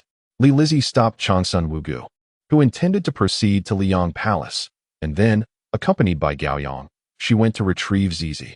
My lord, how did you find the flavors of tonight's meal? I utilized the new salt you had crafted, so the dishes should lack bitterness. Quite satisfactory, indeed, you have done excellently. It is merely a pity that the seasonings were somewhat limited. The household possesses a full array of seasonings. If anything is lacking, it would only be the spices from the western regions. No matter, this is quite sufficient. I merely mentioned it in passing. As Qin Chen observed Park Shiyin gazing at him with an innocent expression, he chuckled and shook his head. The seasonings of the Tang Dynasty were undoubtedly inferior to those of later generations, not only lacking in flavor, but also in variety. However, such limitations were inevitable. Bound by the constraints of the era, Park Shiyin's cooking was quite commendable in the present context, and he found no reason to be overly critical. A little compromise was acceptable. After dinner, Lin Qingming brought Qin Chen warm water for foot washing, while Lin Qingxian offered him a relaxing massage. Curiously, Lin Qingxian inquired, "My lord, where did you and the Duke of Su go today? When we visited the front courtyard to deliver tea, we found you both absent." "I made a trip to the imperial palace to attend to some matters. I expect the emperor's rewards to be bestowed upon me tomorrow, though I am uncertain if the promised 1,000 taels of gold will indeed be genuine gold. My lord is truly remarkable to have garnered the emperor's favor. However, one wonders if the emperor's words are as reliable as they seem." The three women immediately expressed admiration, astonished that Qin Chen had ventured to the palace and received the emperor's bounty. Yet, why did Qin Chen harbor doubts about the emperor's promises? Could it be that the emperor might be as capricious as an ordinary person? "Not at all," Qin Chen replied. "I merely spoke offhandedly, concerned that a cooked duck might fly away." He recalled having seen a video suggesting that in ancient times, when an emperor awarded 1,000 taels of gold, it might merely be symbolic. In reality, the rewards could consist of copper coins or silver, with true gold being quite rare.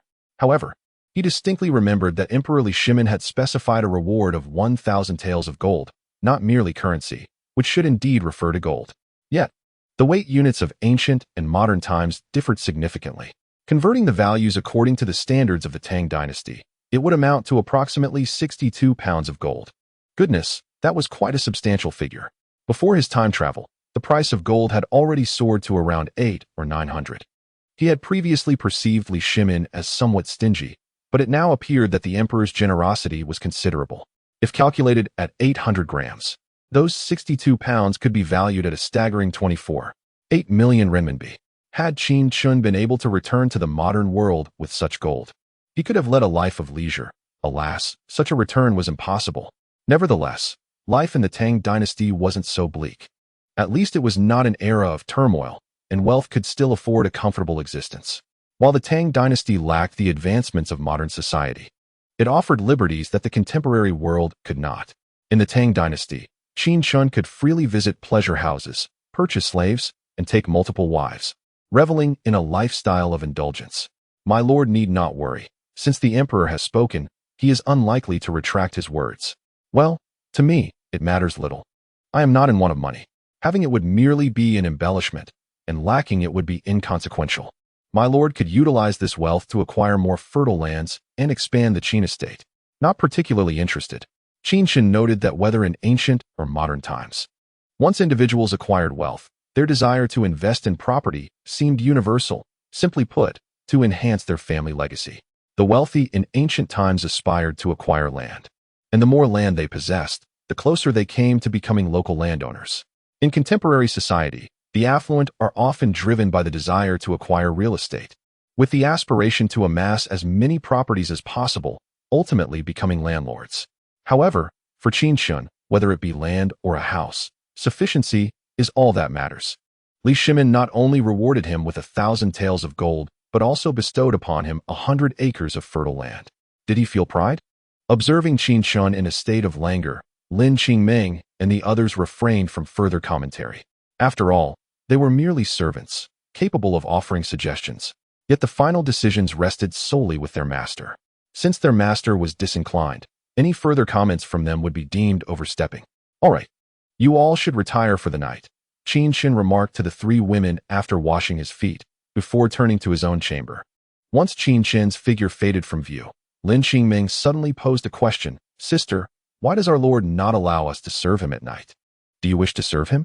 "Not at all. I am merely curious.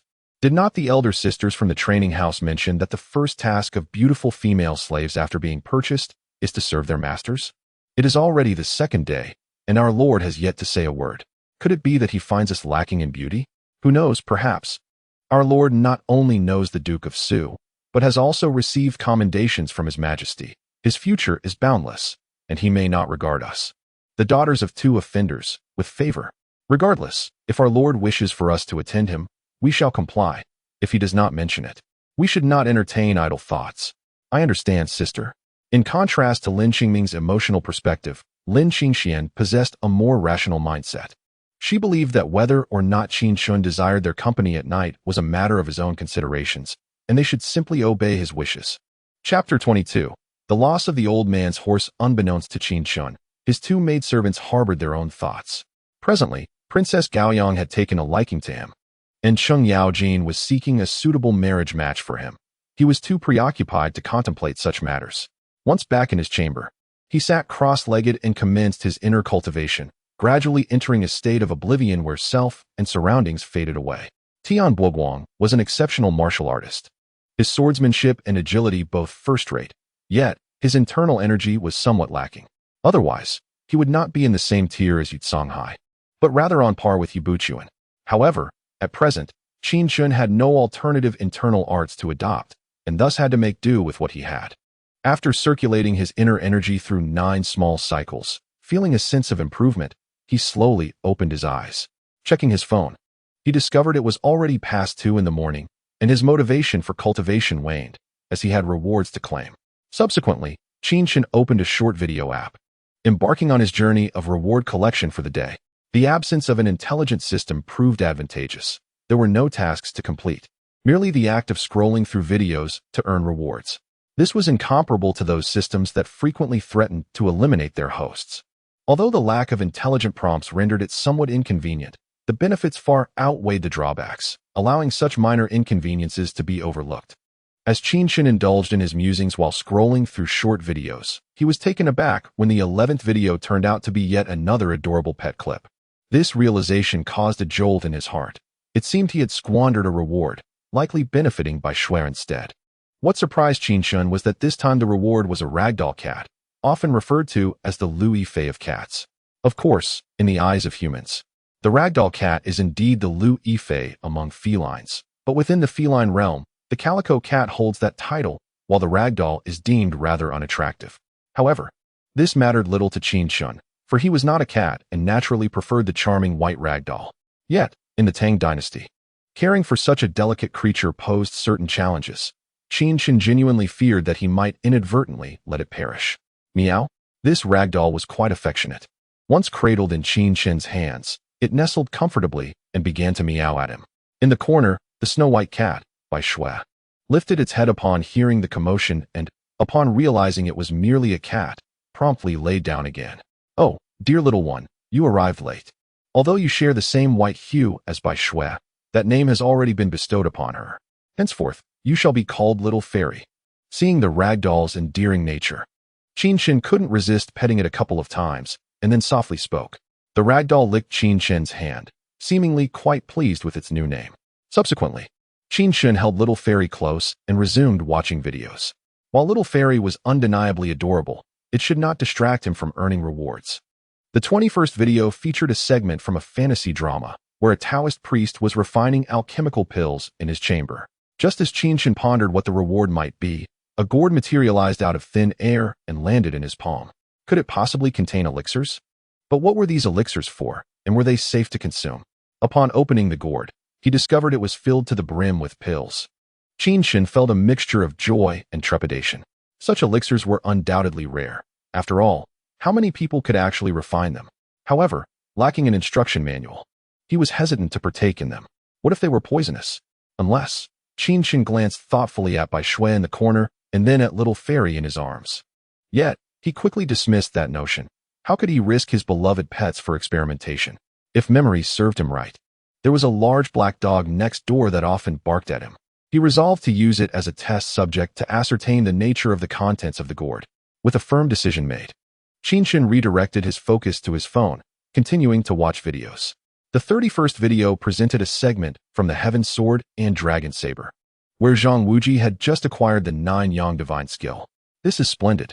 I am in dire need of a superior internal cultivation technique, Qin Chen exclaimed with excitement. If he were to receive the 9-yang divine skill, it would perfectly complement his deficiencies. However, to his disappointment, the reward that manifested was not the coveted skill, but rather a plump peach. Goodness. Previously, when Hong Qigong taught Guijing the 18 dragon-subduing palms, I received a beggar's chicken. Now, with Zhang Wuji mastering the 9-yang divine skill, I am awarded a peach. How can this be fair? Qin Chen was truly exasperated. This reward system was undeniably frustrating.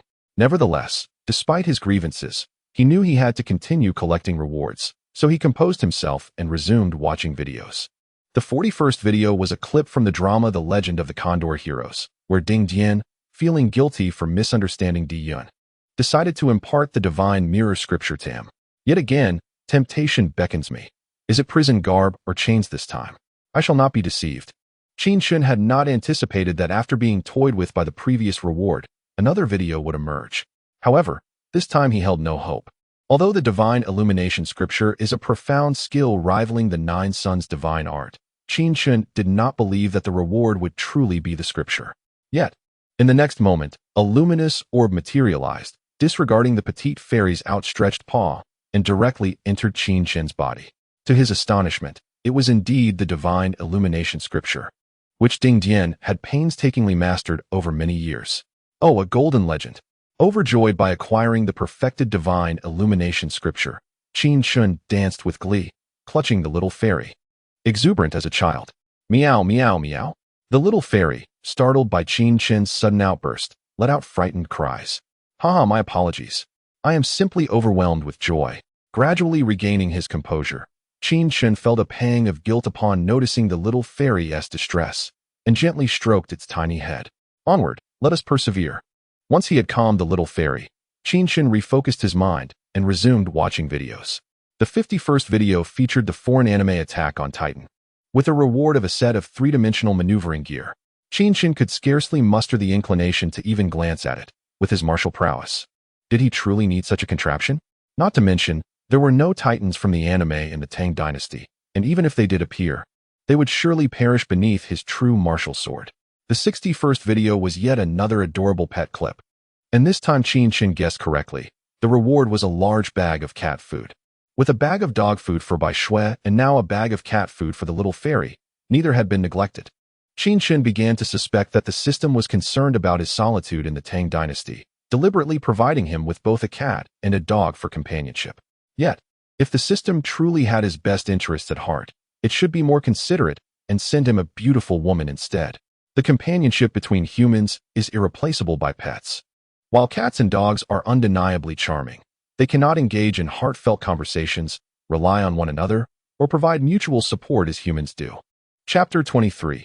Cheng Yaojin Climbs the Wall. The 71st video showcased a dramatic scene from the television series The Wind and Cloud, where Nie Feng was locked in a fierce battle with the Fire Qilin in Lingyun Cave.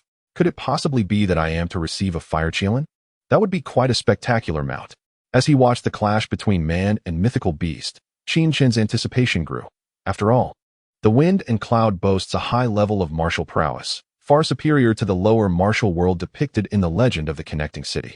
Of course, his jest about receiving a Fire Qilin as a reward was merely playful banter. Should he truly be granted such a creature, he would have to forfeit his home. When the video concluded, a green vine inexplicably fell into Qin Chen's hand, adorned with 9 plump, red fruits. It was indeed a blood bodhi. Fortune smiled upon him. Excitedly gazing at the vine in his grasp, Qin Chen felt a surge of enthusiasm, for the blood bodhi possesses potent healing properties and boosts strength when one is uninjured. However, the time for consumption had not yet arrived. He ought to claim all his rewards first. The 81st video depicted a scene from the television series The Blade, where Li Yunlong's Italian cannon obliterated Xiuqin. Could it be that Xiuqin is to be mine? Qin Chen exclaimed in disbelief. As Qin Chen indulged in his musings, a formidable Italian cannon along with a wooden crate containing 3 shells materialized out of thin air. Fortunately, Qin Chen was quick-witted and managed to store them in his storage ring just as they were about to descend. Otherwise, being crushed by an Italian cannon would not have been a pleasant experience. Li Yunlong possessed a solitary Italian cannon and 4 shells, having already utilized one to bombard Ping'an County, leaving the remainder for himself. To be honest, Qin Chen felt a tinge of embarrassment. After all, such an apparatus was quite valuable in Li Yunlong's hands, yet held little significance for him. However, the rewards from the system were beyond his control, leaving him powerless to make any decisions. The 91st segment belonged to the television series Xianjian Qixia, where the wine sword immortal was imparting the art of sword control to Li Xiaoyao atop Mount Shu. What a splendid opportunity. If only I could receive a sphere of the wine sword immortal's abilities, I would be invincible in the Tang Dynasty. Qin Chen eagerly anticipated the arrival of his reward. But alas, what fell was merely a wine gourd. Though this gourd belonged to the wine sword immortal and possessed an expansive interior and the ability to fly, Qin Chen lacked the spiritual power to wield it effectively. At best, he could use it to store wine, and it was indeed capacious. The 101st sphere emerged from the anime Doa Delu, featuring Dugu Bo bestowing upon Tang San a wishful 100 treasure bag. Just as Qin Chen speculated about which elixir he might receive from Dugu Bo, a brocade pouch descended from the sky. I didn't expect to intercept the protagonist's fortune. This is quite intriguing. The wishful 100 treasure bag served as a storage pouch capable of holding numerous items, much like a storage ring, but with the added rarity of being able to contain living beings. Little fairy, what are you munching on? After claiming his rewards, Qin Chen prepared to tidy up the disarray on his bed, only to notice that the little fairy appeared to be chewing on something. He quickly scanned the surroundings. 9 blood bodhi seeds remained untouched, the cat food was unopened, and the peach of immortality was unscathed. You ate the elixirs from the gourd. You unfortunate child. Spit it out at once. Eventually, Qin Chen discovered that the gourd containing the elixirs had been opened, leaving little doubt about what the little fairy had in her mouth. However, he remained oblivious to the nature of the elixirs within. What if they were toxic? After storing everything in his storage ring, Qin Chen contemplated inducing the little fairy to regurgitate, but it was too late. Fortunately, after a considerable amount of time, the little fairy appeared to be perfectly fine, indicating that the contents of the gourd were not poisonous. Not poison? Then I shall try it as well. After waiting for an extended period without noticing any adverse effects from the little fairy, who seemed to be enjoying herself, he resolved to taste one as well. The elixir melted upon contact, transforming into a warm current that coursed through Qin Chen's body, leaving him feeling pleasantly warm and invigorated. It appeared to be a nourishing elixir, likely akin to the ginseng nourishing pills taken by Lin Daiyu or the King's heart nourishing pill, of limited efficacy, but better than nothing. After quietly savoring the effects for a moment, Qin Chen discerned the properties of the elixirs within the gourd. He had anticipated something far more potent, only to discover they were merely restorative pills, which was rather disappointing. Well then, little fairy, let us retire for the night. Having received his rewards, Qin Chen felt a wave of drowsiness wash over him, and he fell into a deep slumber while cradling the fluffy little fairy. My lord, you say it is a cat, but how can it be so exquisite? We have never encountered such a beautiful cat. The following morning, as Qin Chen enjoyed his breakfast at the stone table in the courtyard, Lin Qingming and the others were playfully fawning over the little fairy. Nearby, Bai Shui observed with a hint of melancholy. Ah, woman, your name is fickle. Just yesterday you were lavishing attention on me, and today you seek to please that cat. How disappointing. It is a special breed of cat known as a ragdoll. I have named it Little Fairy. You should all refer to it as such, Qin Chen explained. It truly is as beautiful as a fairy. That name is quite fitting. My lord, from where do you acquire such enchanting cats and dogs? They are both lovely and adorable. Qin Chen chose not to elaborate on the origins of the little fairy, casually replying, even if I told you, you wouldn't understand. By the way, did you make these flatbreads, Shurian? No, I bought all this food. Oh, don't the East Market and West Market open only at noon? My lord, the market hours are fixed, but there are dedicated vendors and shops for breakfast that begin their business before dawn. Is that so? How considerate.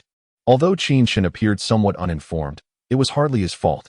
After all, his previous self had never ventured out for breakfast and was unaware of the lenient customs of food establishments. Lacking the memories of his past life, it was even less likely for the traverser Qin Chen to be aware. Having eaten well, let us stretch our limbs.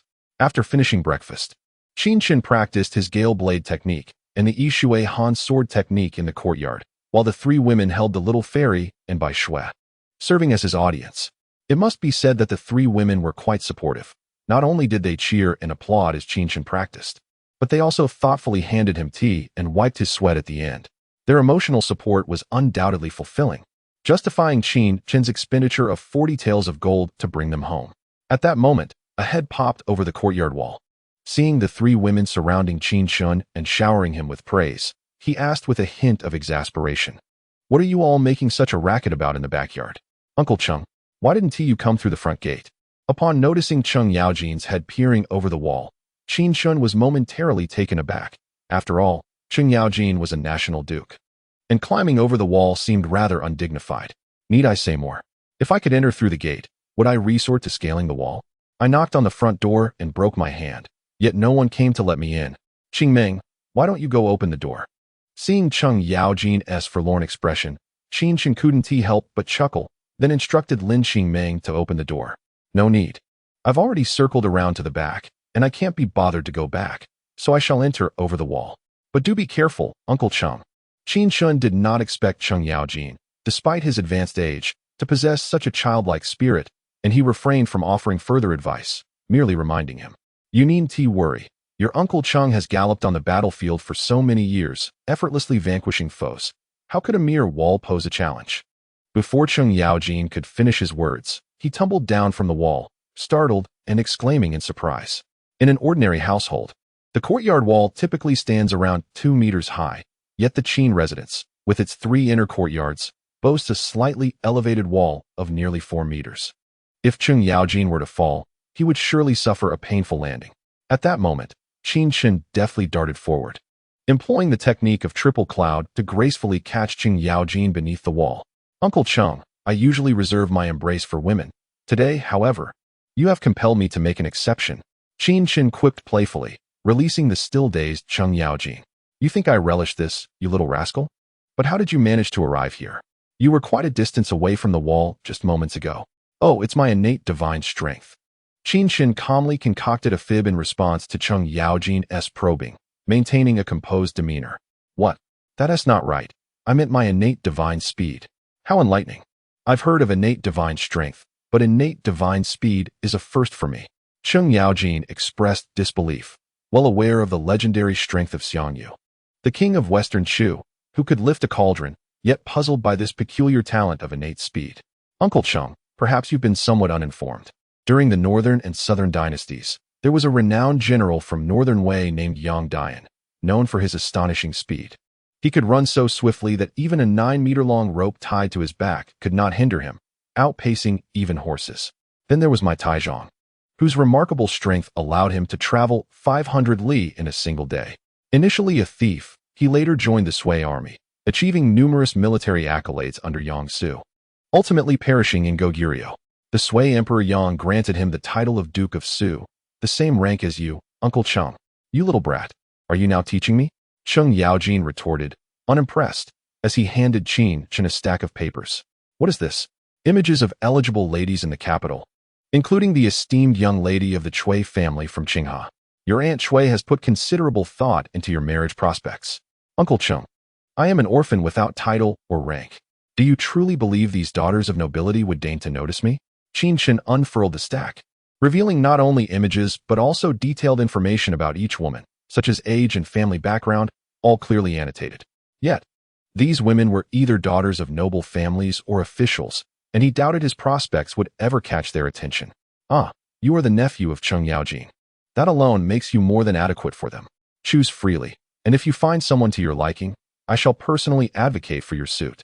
Cheng Yaojin, grateful for Qin Yang's past interventions on his behalf, genuinely regarded Qin Chen as family and earnestly wished for his happiness. Little did he realize that the true Qin Yang family had long since reunited in the afterlife, and the Qin Chen before him was merely a soul from a later era occupying the same vessel. Thank you, Uncle Cheng, but I'm not interested. Qin Chen glanced through the 10 portraits and shook his head. Hey, you've quite the discerning taste. You don't actually fancy Princess Gaoyang, do you? Unless you can cure the Empress. Even being the nephew of Cheng Yaojin won't grant you that privilege. Cheng Yaojin's eyes widened as he scrutinized Qin Chen for a moment before earnestly offering a piece of advice. Although his second son, Cheng Chuyang, had married Princess Qinghe, it was a mere act of royal benevolence, and Princess Qinghe was far less favored than Princess Gaoyang. Convincing Li Shimin to wed Princess Gaoyang to Qin Chen would be an arduous task. Presently, there existed only one opportunity. If Qin Chen could fully restore Changsun Wugo's health. Should Changsun Wugo recover, Li Shimin would be greatly pleased, granting Qin Chen a noble title and acquiescing to another of his requests, making the prospect of marrying Gaoyang feasible. However, Qin Chen had already visited the palace to see Changsun Wugo, and his treatment could only address the symptoms, not the root cause. Thus, the likelihood of a union between Qin Chen and Gaoyang appeared exceedingly slim. Uncle Cheng, please do not jest with me. My encounter with Gaoyang yesterday was our first, and there was no talk of romance.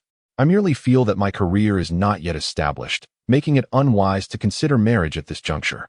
As the saying goes, one must first establish a family before embarking on a career. This is the proper path. Who says one cannot marry before achieving success? Moreover, what career do you envision for me? Should I pursue a military path? I would appreciate your guidance.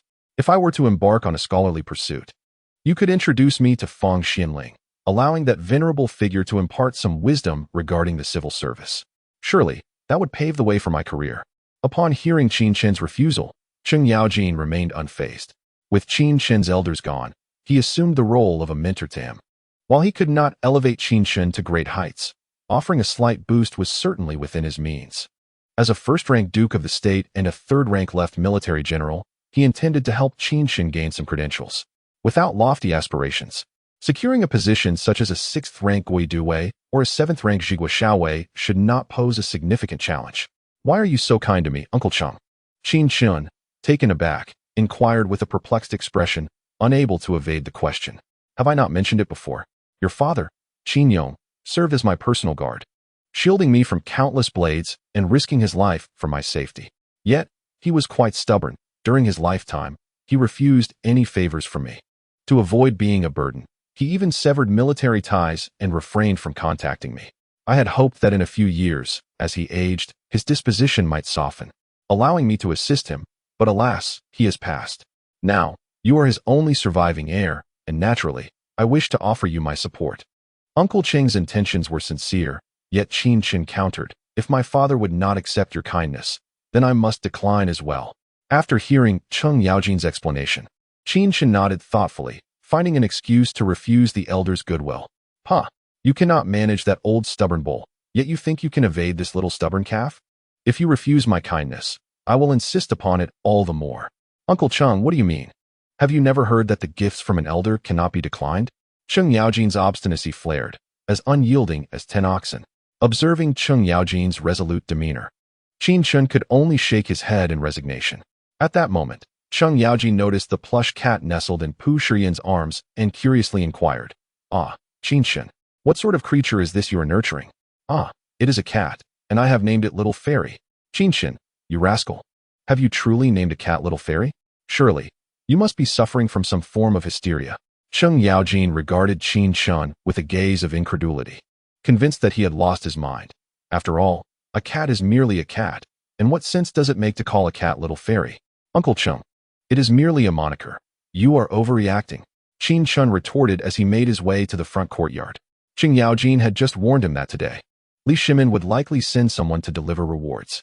With no one in the front courtyard and the door shut, if the messenger assumed no one was home and departed, would he not suffer a significant loss? You ought to find something worthwhile to occupy your time, instead of lounging at home all day, petting cats and teasing dogs, and flirting with maids. It is no wonder you have no desire to marry. Uncle Cheng, when have you ever seen me flirt with the maids? Do not slander my character. With 3 such beautiful maids, I cannot believe you are not at least somewhat tempted. Lord Su, I assure you, my lord has never laid a hand on us. As Cheng Yaojin misconstrued Qin Chen's intentions, Lin Qingming and the others could not help but interject in defense of Qin Chen. Qin Chen, are you truly uninterested in beautiful maids? You cannot possibly possess a proclivity for, well, you know, it is you who harbors such inclinations. Qin Chen exclaimed, his patience wearing thin.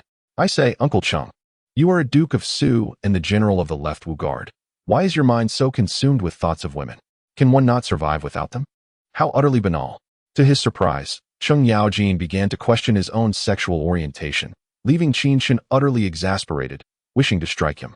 It is for the best. You should marry and have children soon, to continue your lineage. This would also provide me with peace of mind regarding your father. When I meet him in the afterlife, I shall not wish to face him with shame. Despite Qin Chen's jests, Cheng Yaojin felt relieved and responded with a sense of comfort. Qin Chen shook his head in resignation and gestured for Lin Qingming to open the grand door. Just as the person outside raised their hand to knock, they found the door swinging open by itself, leaving them momentarily stunned. Oh, what brings you here, Master Wang? Cheng Yaojin exclaimed, surprised to see Master Wang unexpectedly at the gates of the Qin residence. Duke Su, you are here as well. His Majesty has instructed this old servant to deliver rewards to Lord Qin. The Emperor mentioned that this is merely a private bestowal. Thus there is no need for a decree. Lord Qin may accept it directly. Master Wang smiled at Qin Chen and Cheng Yaojin standing in the courtyard, then waved his hand. A guard behind him presented a wooden chest before Qin Chen. Would you care to count the contents, Lord Qin? Inside are 1,000 taels of gold and the deeds to 100 acres of fertile land. There is no need for that. Then this old servant shall take my leave, for his majesty awaits my service. With that, Master Wang departed from the Qin residence without any hesitation. His affable demeanor was not due to his regard for Qin Chen, but rather for Cheng Yaojin. As a trusted confidant of Li Shimin and the Duke of Su, as well as the general of the Left Wu Guard, he was obliged to show a modicum of respect.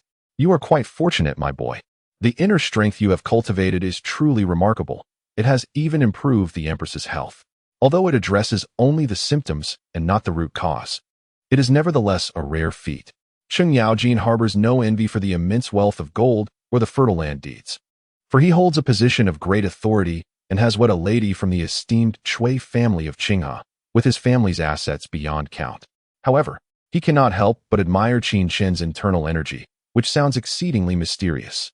Internal energy, after all, is merely a minor skill, useful for maintaining one's health.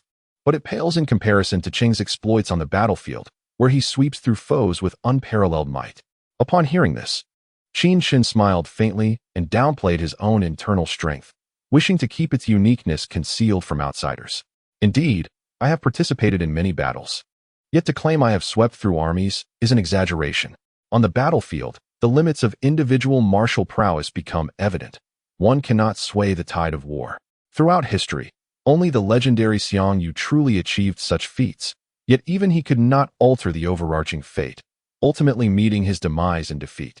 A general embodies the courage of soldiers, inspiring them to fight valiantly, even if it may seem that a leader's martial might does not dictate the outcome. In truth, their encouragement significantly bolsters morale.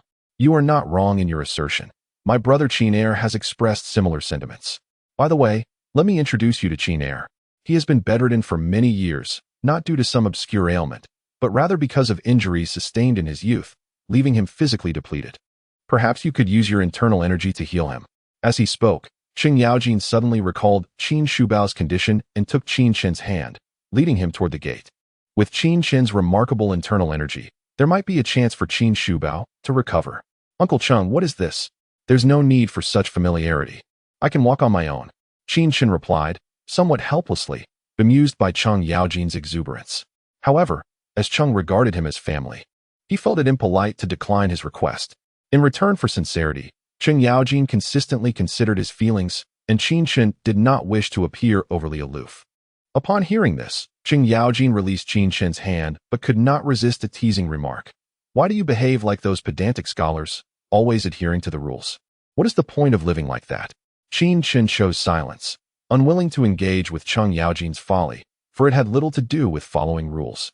Two grown men holding hands simply seemed odd. Uncle Cheng, what are you? Cheng Yaojin led Qin Chen to the Qin residence, and just as they were about to enter, a young man emerged from within. Qin Chen, allow me to introduce you. This is Qin Er's son, Qin Huaidao. Huaidao, this is my newly acknowledged nephew, Qin Chen. We share the same lineage. I brought him to assist your father with his ailment. Assist with his ailment? Is this young gentleman a physician? It's complicated to explain. Let me speak directly with your father, Cheng Yaojin replied, striding confidently into the Qin residence as though it were his own. Given his close relationship with Qin Shubao, considering it his home was not entirely presumptuous, Qin Huaidao followed them, feeling both helpless and hopeful. If Qin Chen could indeed heal his father, it would be a momentous occasion. Brother Qin, where are you? Old Cheng has come to see you. Jijia, I heard your voice from afar. What brings you here in such haste? When Cheng Yaojin brought Qin Chen to the backyard, they discovered Qin Shubao leisurely sipping tea in the pavilion.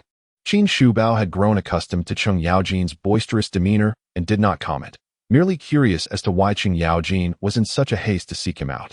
Chapter 26. Healing Qin Xiong. This is my nephew, Qin Chen. He has mastered a unique form of cultivation that bestows upon him extraordinary inner strength, enabling him to heal physical ailments. I have specifically invited him to examine you. Oh, inner strength? I have not heard of such a thing. I appreciate your nephew's efforts. Although Qin Shubao harbored some reservations about Qin Chen's healing abilities, he felt compelled to accept the goodwill extended by Cheng Yaojin. Moreover, He was intrigued by the prospect of exploring this extraordinary inner strength he had never encountered before. "Please extend your hand, Uncle Qin." Upon hearing Qin Shubao refer to him as nephew, Qin Chen said nothing further. Simply grasping Qin Shubao's hand and channeling his inner strength into Qin Shubao's body to assess his condition, he discovered that Qin Shubao's internal organs were slightly damaged, and many of his meridians were obstructed and severed, which was the reason for his pervasive fatigue and deteriorating health. The cause of Qin Shubao's demise in later accounts remains unclear. The prevailing theory suggests that excessive blood loss in his youth led to anemia in old age. However, it now appeared that the severe damage to his internal organs and meridians was the true source of his illness, striking him with relentless ferocity. Can it be treated? Seeing Qin Chen release Qin Shubao's hand, lost in thought, Cheng Yaojin anxiously inquired, "It is worth a try?" Qin Chen nodded slightly and instructed Qin Huaidao to prepare a quiet room and 2 cushions. Subsequently, Qin Shubao and Qin Chen took their seats on the cushions, with Qin Chen placing his hands on Qin Shubao's back, commencing the use of the Shunjiao Classic's inner strength to mend the internal injuries.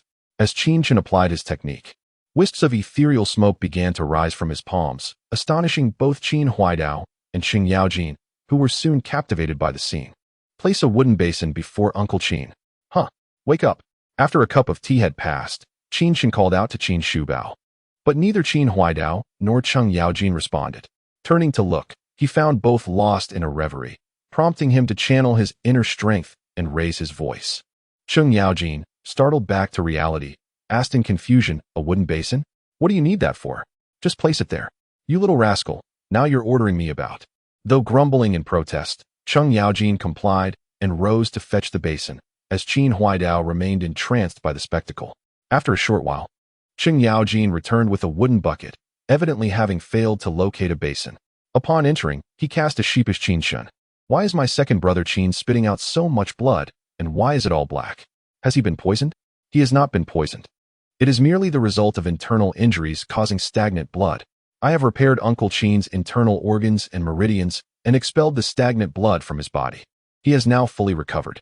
Seeing Cheng Yaojin's startled expression, Qin Chen could only smile wryly. "Who would be idle enough to poison Uncle Qin? Are you saying my second brother has completely recovered?" "Indeed, my internal strength experienced a breakthrough last night, and Uncle Qin was fortunate. Had it been yesterday, I would have been powerless." "What? Your internal strength has improved yet again? No wonder I felt you were not as formidable yesterday." "Thank you, dear nephew. I feel unprecedentedly at ease, as though a heavy shackle has been lifted from my body. It has been a long time since I felt this light." As Cheng Yaojin conversed with Qin Chen, Qin Shubao, having expelled the stagnant blood, also rose to his feet. He looked at Qin Chen with deep gratitude. Had it not been for Qin Chen's intervention today, he felt he would not have many years left to live. His body had resembled a decaying tree, appearing unscathed on the outside, yet utterly depleted within, on the brink of death. However, when Qin Chen infused his internal energy, it was as if a withered tree had encountered spring, rejuvenating his vitality. "Uncle Qin, there is no need for such formality. It was merely a trifling effort on my part. You may consider it trifling, but you have indeed saved my life. Huaidao, bow to my dear nephew on my behalf." Dazed, Qin Huaidao was about to kneel before Qin Chen, but suddenly realized it was inappropriate. They were of the same generation, and how could he bow to Qin Chen? "What do you mean?" "Oh, Qin Chen is my dear nephew. It is only proper for me to bow to him. However, since he saved your father's life, what harm is there in you bowing to him?" "Very well." Faced with the serious expression of Qin Shubao, Qin Huaidao felt a bit reluctant, but still prepared to bow. "Please refrain, since Uncle Qin has acknowledged me as your nephew. We are family, and there is no need for such politeness." All right, family it is. Zhijia, how fortunate you are to have found such a good nephew. Your luck is truly remarkable. Indeed, do you think I would casually acknowledge a nephew? Qin Chen's father, Qin Yong, was once my trusted soldier, a valiant comrade who fought alongside me. Ah, I see. You've struck a great bargain, yet I too benefit from it alongside you. Otherwise, perhaps in 2 or 3 years, you would be lighting incense for me. Qin Shubao could not help but reflect on the fickleness of fate. It was indeed a stroke of luck for Cheng Yaojin to have recognized Qin Chen as his nephew, and he too reaped the rewards. Huaidao, go instruct the kitchen at once. Tell them I shall host esteemed guests for lunch today and to prepare a sumptuous feast. Who are you hosting that requires such a grand banquet? Does Uncle Shubao know that I am coming? Before Qin Huaidao could respond, a steady male voice suddenly echoed from outside. Cheng Yaojin and Qin Shubao exchanged glances, then hurriedly made their way outside, with Qin Huaidao and Qin Chen following closely behind. I pay my respects to your majesty. The common folk pay their respects to your majesty. Upon encountering Li Shimin outside, the four individuals immediately bowed in respect. Jijia. Qin Chen, how delightful to see you both here. Uncle Bao, you appear to be in much better spirits than last time. It seems your health has significantly improved. Li Shimin had come to visit Qin Shubao, but was pleasantly surprised to find both Cheng Yaojin and Qin Chen present, and even more astonished to see that Qin Shubao had shed his previous ailing demeanor, looking remarkably vibrant. Thank you, your majesty, for your concern. After receiving treatment from my esteemed nephew Qin, my long-standing ailment has indeed been cured, hence my improved complexion. Is this truly the case? Li Shimin asked, somewhat incredulous. Since the early years of the Jingguan era, Qin Shubao had been bedridden, and now, in the 9th year of Jingguan, his condition had only worsened over time. The notion that Qin Chen had successfully restored him to health was astonishing. Chapter 27. A casual chat in the pavilion. I would not dare to utter falsehoods. It is indeed true. Qin Chen, do you perhaps possess hidden talents? Li Shimin inquired. Uncle Bao has suffered from his ailment for many years, and yet you have managed to cure him completely. Why then can you not heal the empress? Upon receiving Qin Shubao's affirmation, Li Shimin cast a deep glance at Qin Chen, suddenly feeling that the hope for Changsun Wugo's recovery rested upon him. Your Majesty, the Empress's condition differs fundamentally from Uncle Bao's. One is a congenital deficiency, while the other is an acquired internal injury. I possess considerable knowledge regarding external and internal traumas, yet I am not well versed in complex ailments. Yet why do I sense that you could heal the Empress? Even if it cannot be accomplished today, I believe it will surely be possible in the future. Qin Chen found himself somewhat at a loss for words, acknowledging that Li Shimin's intuition was not entirely misplaced. Though he was uncertain if the Shunjiao Sutra could cure Changsun Wugo's illness, he was confident that with system rewards, he would eventually achieve this with ease. You hesitate and do not refute me, which suggests you may believe in your own potential, Li Shimin remarked. I cannot guarantee such outcomes, Your Majesty. It would be prudent to seek out renowned physicians. They undoubtedly possess greater expertise in healing than I do. If there truly existed a healer capable of curing the Empress, they would have been sought long ago. Do you think this is my first attempt to issue a royal edict in search of a physician? I first did so when the Empress fell ill, and this marks the 3rd time. Yet her condition continues to deteriorate, while no divine healer has appeared. Li Shimin sighed deeply. Despite his position as sovereign, he felt helpless in the face of Changsun Wugo's affliction. No matter how great his power, it could only govern the living. He could decree life or death, yet could not command life to flourish where it faltered. Qin Chen remained silent, unwilling to engage in matters of uncertainty. Naturally, he could not approach Li Shimin to assert his ability to heal Changsun Wugo. Nevertheless, Uncle Bao's recovery is indeed a cause for celebration. I shall remain for a meal. I trust you do not mind, Uncle Bao? Your presence is an honor, Your Majesty. Huaidao, do hurry and inform the kitchen to prepare a feast. Yes. Qin Huaidao responded promptly before hastily departing. With the emperor choosing to dine, the banquet would surely be grand, and preparations needed to be expedited. Uncle Bao, Jijia, Qin Chen, let us retire to the pavilion and engage in conversation. Certainly. The 4 individuals settled down in the pavilion, and Li Shimin casually inquired, Qin Chen, do you have any family left? Both my parents have passed away. I am now the sole occupant of my household, he replied. I see. You have yet to marry, I presume? Indeed, Qin Chen affirmed. Your Majesty, I am currently making arrangements for Qin Chen's marriage. With his parents deceased, it falls upon me, as his uncle, to oversee this matter. You truly regard Qin Chen as your nephew? Li Shimin expressed surprise at Cheng Yaojin's statement, having thought his declaration yesterday was merely a moment of frustration. After all, it seemed rather absurd for the esteemed Duke of Su to claim a commoner as his nephew. Indeed, Your Majesty, I consider myself fortunate in this regard. Were it not for my connection with Qin Yong, it is likely that Qin Chen would not even deign to acknowledge me. However, being an uncle is no easy task. Qin Chen has rather high standards, and he has shown no interest in any of the young ladies I have presented to him. Li Shimin chuckled at this. You didn't happen to select some exceedingly unattractive maidens to displease Qin Chen, did you? How could that be? Among them are the daughters of the Assistant Minister of Rights and the Minister of Revenue. as well as a distinguished lady from the Cui family of Qinghe. They are not only beautiful, but also well-educated and genteel, yet Qin Chen remains indifferent to all of them. If what you say is true, then Qin Chen's standards are indeed lofty. Those young ladies should be more than suitable for him. Even if Cheng Yaojin acknowledges Qin Chen as his nephew, the latter possesses neither power nor influence. To aspire to marry the daughters of officials and aristocrats is already quite ambitious. Yet he finds none of them appealing. Who can make sense of this? Your Majesty, Cheng Uncle, matters of the heart transcend mere compatibility. Perhaps for royal families like yours and the esteemed households like yours, considerations of social standing are paramount. However, I am merely a commoner seeking a companion with whom I can share mutual affection and a soulful connection. The lineage or wealth of the individual matters little to me. Whether the daughter of a butcher or a merchant, or the scion of a noble family, it is all the same in my eyes. Oh, you possess quite the clarity of thought. I concede that you have a point, but love can be cultivated over time. I married Guo Wugo when she was 13, and we had little affection at that time, let alone a soulful bond. Yet after years of weathering life's storms together, we have developed a deep and harmonious relationship. Upon hearing Qin Chen's words, Li Shimin reminisced about his own experiences with Changsun Wugo, and he could not help but feel a sense of nostalgia. Your Majesty speaks wisely, yet I remain steadfast in my convictions. Ah, you are quite stubborn. Very well, let Cheng Yaojin deal with the headaches of this matter. Qin Chen acknowledged the validity of Li Shimin's words, yet he chose to dismiss them. Li Shimin chuckled, no longer attempting to persuade him, as he was not Qin Chen's uncle and saw no reason to fret over it. Fear not, I can also lend a hand. After all, Qin Chen is akin to my nephew and has saved my life. Tonight, I shall consult with my wife to arrange a suitable match for him. At this moment, Qin Shubao interjected, feeling at a loss for how to express his gratitude toward Qin Chen. Contributing to the arrangements for Qin Chen's marriage seemed a most agreeable solution.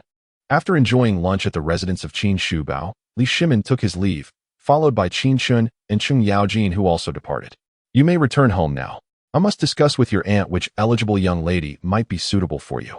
Since you do not require a particular lineage, the possibilities are indeed broader, and we must ensure a careful selection on your behalf. Upon exiting the Qin household, Cheng Yaojin turned to Qin Chen and uttered these words before staggering away. Having partaken in considerable libations with Qin Shubao that day, he was somewhat unsteady on his feet.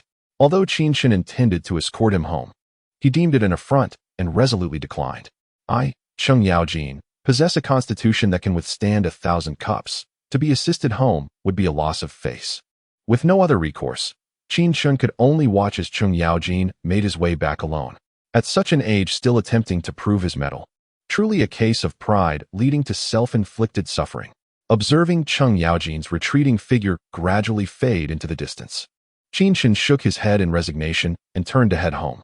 Today he had employed the Divine Illumination Sutra to treat Qin Shubao, a modest test of his skills. Yet the results were remarkable, restoring the long-ailing Qin Shubao to full health. Indeed, the Divine Illumination Sutra lived up to its name. He also possessed 9 blood bodhi fruits, one of which he could consume to enhance his cultivation, while the remaining 8 would serve as sacred healing herbs for future needs.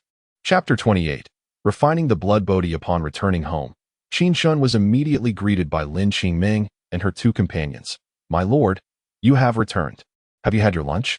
I have prepared a meal that is still warm on the stove. No need. I have already dined at the Duke of Yi's residence. You all may eat. After sending Lin Qingming and her companions to their meal, Qin Chen returned to his chamber, where Bai Shui and the little fairy were playing. Upon his arrival, they rushed to his side. Are you hungry? Allow me to feed you. Qin Chen affectionately patted the heads of Bai Shui and the little fairy, then proceeded to fill their bowls with dog and cat food, alongside fresh water. The Tang Dynasty was far from modern conveniences, and both Qin Chen and the 2 little ones endured various inconveniences. However, seeing them eat heartily, it was clear they felt no sense of grievance. Bai Shui devoured her food like a bandit, while the little fairy displayed a more refined demeanor, savoring her meal with the grace of a noble woman.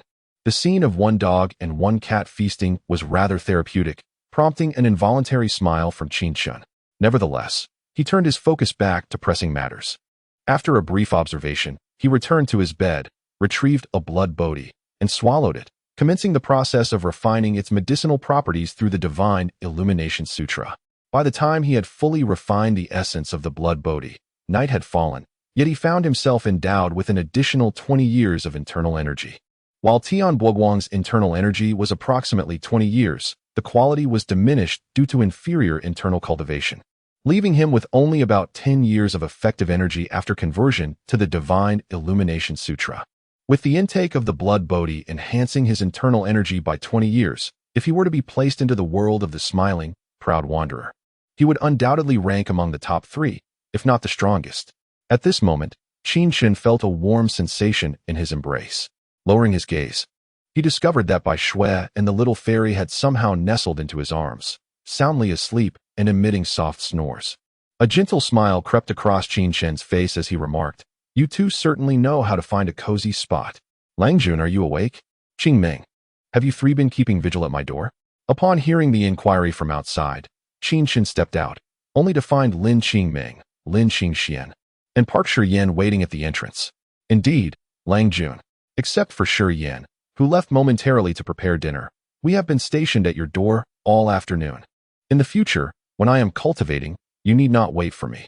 Eat when it is time to eat and rest when you feel tired. If I require assistance, I will call for you. Understood. Langjun, dinner is ready now. Very well. Following the 3 women into the hall, Qin Chen was greeted by a table laden with an array of dishes, prompting him to sit down and indulge, for after an entire afternoon of cultivation, he was indeed quite famished. Seeing Qin Chen devour the meal she had prepared, Park Shiyan could not help but smile with delight. Langjun, what business did you have at the Duke of Wing's residence today? I cured the Duke's ailment. Really? How impressive. Langjun, you visited the palace yesterday and received the Emperor's commendation. Then today you healed the Duke, and with the support of the Duke of Su. If you ever wish to pursue an official position, wouldn't you rise effortlessly to prominence? What value is there in holding an official title? Rising before dawn for morning court. Every word and action scrutinized by superiors. I have no interest in such a life. At the Qin residence, I relish my freedom, doing as I please. I can enjoy the service of others, but have no desire to serve anyone. Qin Chen had not anticipated that Lin Qingming and the others harbored aspirations for him to achieve greatness, yet he had no inclination towards an official career, finding it utterly unappealing. Before his transmigration, he had chosen to be a landlord rather than toil for a boss. Now that he had crossed into another realm, equipped with a system, the thought of becoming a subordinate was entirely out of the question. Although the system's intelligence was lacking not only in tasks but even basic prompts, leaving him to navigate everything on his own, the abundance of rewards it offered, both in quantity and quality, was commendable. Despite the system's tendency to tease him, Qin Chen found it sufficiently generous, especially since he could claim 10 rewards daily without cost. Thus he felt no need to be overly demanding. Does Langjun truly enjoy being served? Then why not allow us to attend to you? Ah, you are quite forward. Then tonight, you shall be the one to serve me. Upon hearing Lin Qingming's words, Qin Chen looked up in surprise and then replied with a playful tone. Having traversed into this new world for 2 days without indulging in such pleasures, he found it difficult to refuse her proposal. It was well known that in his previous life, his greatest passion was to collect rents and visit his favorite technician, enjoying her exquisite services while she recounted the hardships of life. What? Are you unwilling? As Lin Qingming's face flushed with anxiety, Qin Chen, intrigued, pressed on with his inquiries. Are you willing? But could you also include my sister? I am quite frightened on my own. That depends on whether your sister is willing. He replied. She is willing. Qingming, you truly are a wonderful sister. Of course, we sisters have always shared our fortunes and faced our challenges together, haven't we? Lin Qingxian looked at Lin Qingming with a hint of exasperation, thinking to herself, goodness, you never forget your sister when there is something good in store for you. But have you perhaps overstepped your bounds? Such a significant matter, and you didn't even afford me the chance to speak. Lin Qingming, oblivious to the deeper meaning behind Lin Qingxuan's words, took them as praise. Qin Chen, however, perceived the nuance and smiled warmly at Lin Qingxian.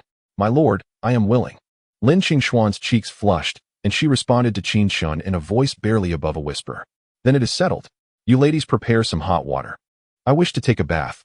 Yes, my lord. The 3 women bowed respectfully to Qin Chen before retreating to the kitchen to prepare the hot water. In ancient times, such conveniences were lacking. One had to boil water in advance for a bath. If only Qin Chen could acquire a solar water heater, life would be so much simpler. With regular attention to the water supply and ample sunlight, he could bathe at his leisure. However, with the privileges and class benefits of ancient times came the inevitable drawbacks of outdated scientific advancements. Qin Chen was not an inventor. The system offered him no rewards, and he could not innovate to improve the archaic conditions. Before his transmigration, he had watched numerous crafty individuals on short video platforms create various items. But all he could muster was admiration. The idea of learning to create himself was beyond him. Chapter 29. Taking a bath, my lord. The hot water is ready. Would you like to bathe now? Indeed. After half an hour, Pu Shiyan entered the hall to inform Qin Chen, who nodded in acknowledgement. She then returned to the kitchen to find Lin Qingming and Lin Qingxian. When Qin Chen returned to his room, the three women arrived with buckets of hot water, pouring them into the tub until it was half full before they started adding cold water. Once the temperature was just right, Lin Qingming and Lin Qingxian approached Qin Chen to assist him in removing his garments. With a look of sheer contentment, he stepped into the tub and began to soak. Lin Qingming and Lin Qingxian positioned themselves on either side, gently massaging his arms resting on the edge of the tub, while Pu Shiyan carried the empty bucket back to the kitchen. This is bliss. I wouldn't trade this life for that of an emperor. My lord, such words must be spoken with caution. Well then, I wouldn't trade it even for that of a deity. Surely that suffices? Observing the three women's startled expressions, Qin Chen shook his head in resignation and then rephrased, "It is possible, but how does my lord know that a deity's life would not be even more delightful?" Lin Qingming chuckled at this, having just finished massaging Qin Chen's arms and now beginning to work on his neck. One must learn to find contentment in life. The current existence is indeed quite enjoyable. Dwelling on the uncertainties of the future only serves to amplify one's troubles.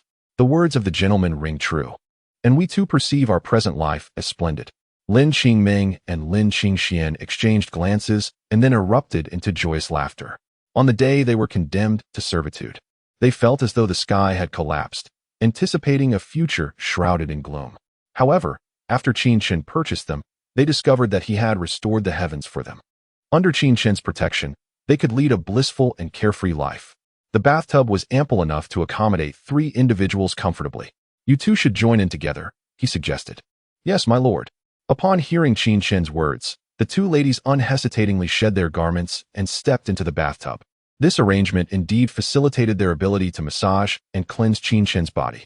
Although they had bathed on the night they were brought back, it had been a frigid experience. They splashed cold water on one another, nearly freezing in the process. However, cleanliness was a necessity. Now, immersed in warm water and in the company of Qin Chen, a profound sense of happiness welled up within them. "What's this? Are you feeling sentimental while bathing? Why are there tears in your eyes? Do you not wish to share this moment with me?" Noticing the redness in their eyes, Qin Chen was perplexed. Was it truly so difficult to share a bath with him? "No, my lord, it simply feels like a dream. You are our benefactor, and we shall follow you for all our days." "Ah, the sentimentality is overwhelming. Let us hasten to wash, and then we can rest." Indeed, Lin Qingming and Lin Qingxian were aware of what awaited them after their bath, yet instead of fear, they felt a sense of anticipation. "Tonight is dedicated to the 2 of you. Tomorrow night, my lord, is solely for me." Listening to the sounds from within the room, outside, Pu Shiyan pouted, reluctant to share the experience with others, which was why she had not initiated anything that evening. However, since Lin Qingming and Lin Qingxian had taken the lead, she could not afford to lag behind. As the clock struck midnight, Lin Qingming and Lin Qingxian had succumbed to exhaustion and drifted into slumber, while Qin Chen retrieved his phone to peruse the rewards. The 11th video featured a scene from a television drama set in a traditional courtyard, where Jia Zhangshi was counting her retirement savings. Upon recognizing it as a period drama, Qin Chen's heart sank. Modern urban dramas were far more appealing, likely offering high-tech rewards, while period dramas had little of value to offer. In the next moment, a small fabric pouch materialized in the air, revealing itself to be Jia Zhangshi's money bag, containing all her savings. Yet, this held no utility for Qin Chen. It might fetch a price as a collectible in the modern era, but was worthless in the Tang Dynasty.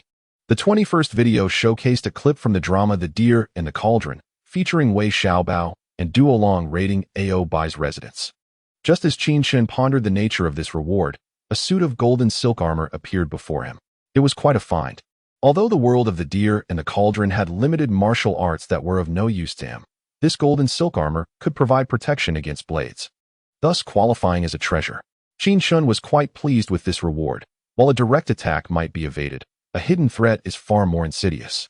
With the protection of golden silk soft armor, he felt considerably more at ease. After all, he was in the Tang Dynasty, where no one would brandish a Barrett sniper rifle against him. The 31st video featured a clip from the animated series Qin's Moon, where Yin Fei gazed at the moon from the residence of the Yin Yang family, seemingly deep in thought. In the next moment, a light blue bellyband suddenly materialized in the void before Qin Chen. Feeling somewhat embarrassed, he pondered why the system had to pilfer such an item. It was rather grotesque to steal a woman's bellyband when it could have snatched a sick-soul curse instead. He hurriedly stowed the bellyband in his storage ring and resumed watching the videos. The 41st video showcased a gameplay clip from Crossfire, with the reward being a fire Qilin. Essentially an AK-47, albeit with only one magazine containing 30 rounds of ammunition. The 51st video was from a pet paradise, and the reward was a set of cat climbing frames. This reward proved to be quite useful, as the little fairy was still snuggling with Bai Shui during sleep. Lin Qingming and her companions had thoughtfully provided some padding in the corner of the room for Bai Shui and the little fairy, and the two pups were sleeping soundly atop it. Dogs are not picky about their sleeping spots and can doze off in any corner. They also tend to be less active than cats. With the new cat climbing frames, the little fairy would now have a space to frolic. Qin Chen rose to place the climbing frame in the corner and gently placed the little fairy and Bai Shui into the nest atop it. Notably, he set the little fairy in the uppermost nest, while Bai Shui was nestled in the bottom one. After ensuring the two were comfortable, Qin Chen returned to his bed to continue watching videos. The 61st video featured a scene from the drama New Shu Mountain Sword Fairy, where Di Mingqi and Yijin wielded the purple and green twin swords to vanquish the blood demon.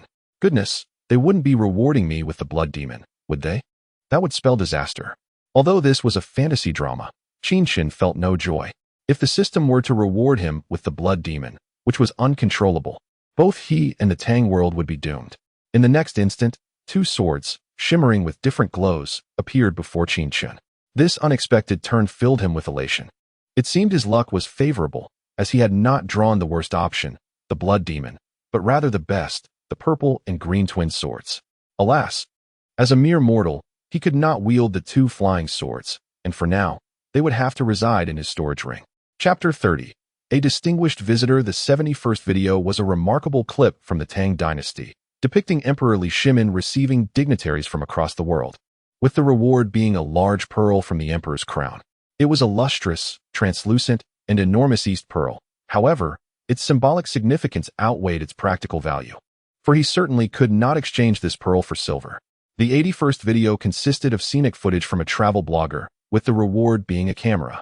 Remarkably, it was a Canon solar-powered camera, utilizing solar panels to recharge, thus overcoming the limitations of the Tang Dynasty where there was no means to recharge batteries.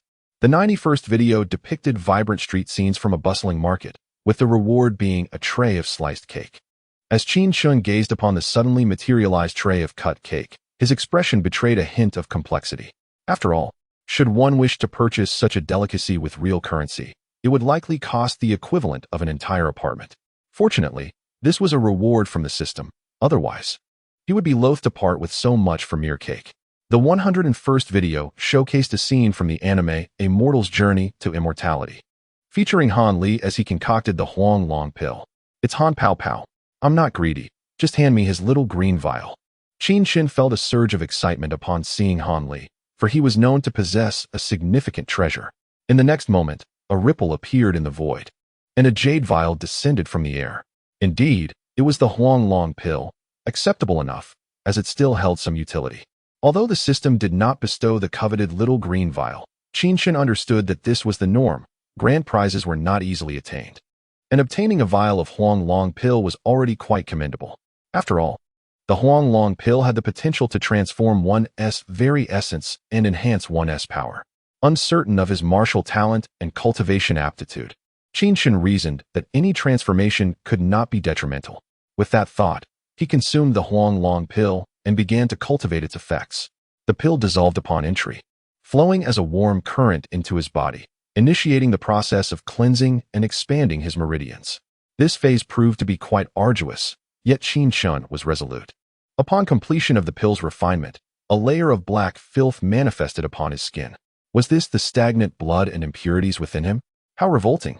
Although it originated from his own body, the sight of that black residue made him feel slightly nauseous. Without hesitation, he channeled his energy throughout his body to dry the foul substance, then swiftly exited his room, dispersing the remnants into the air as dust. The improvement in his aptitude was substantial, and he had also gained 50 years of cultivation. Truly remarkable. Once the filth was expelled, Qin Chen reveled in the surging inner strength within him, a slight smile gracing his lips. The Huang Long pill was indeed impressive. Regrettably, medicinal pills often develop a tolerance, rendering excessive consumption ineffective. Otherwise, Qin Chen would have eagerly consumed the remaining 8 Huang Long pills within the jade vial.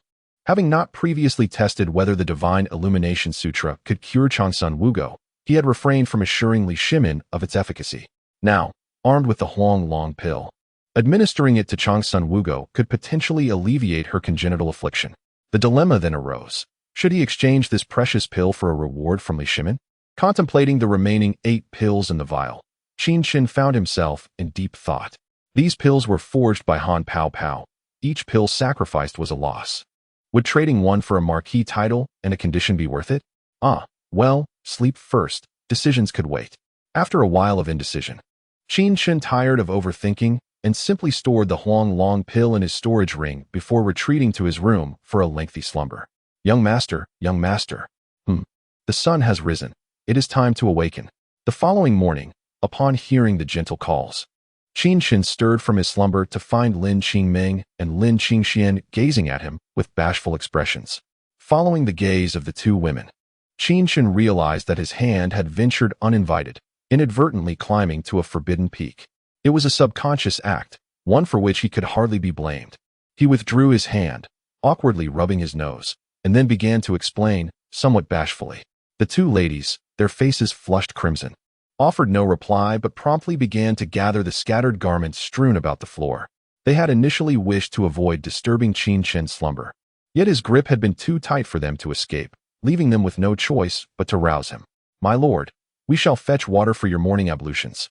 The two young maidens, who had shown remarkable courage the night before, now appeared timid upon awakening. Observing their flustered demeanor, Qin Chen could not suppress a chuckle. "My lord, Princess Gaoyang has arrived again." Just as Lin Qingming and Lin Qingxian brought warm water to wash Qin Chen's face, Park Shiyan rushed in to deliver the news. "Again?" "Indeed, and she is not alone. There are others accompanying her. I did not dare to delay their arrival and directed them to the hall. You should go and greet them, my lord."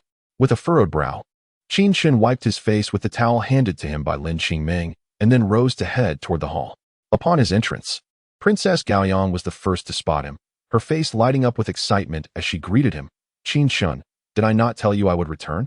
The commoner has had the honor of meeting the Empress, Princess Changle, and Princess Gaoyang. May I inquire if these two ladies are also princesses?" Qin Chen did not respond verbally, but bowed respectfully, for it was not only Gaoyang who had come. Li Lizzie and Changsun Wugo were also present. Changsun Wugo cradled a cherubic child who appeared to be merely 2 or 3 years old, the little one gazing at Qin Chen with wide, innocent eyes. Li Lizzie held an even smaller infant, likely only 1 or 2 years old, who was sound asleep. In the Tang Dynasty, a kneeling salute was customary when addressing the empress and princesses, yet the thought of bowing his head to them felt disconcerting to Qin Chen.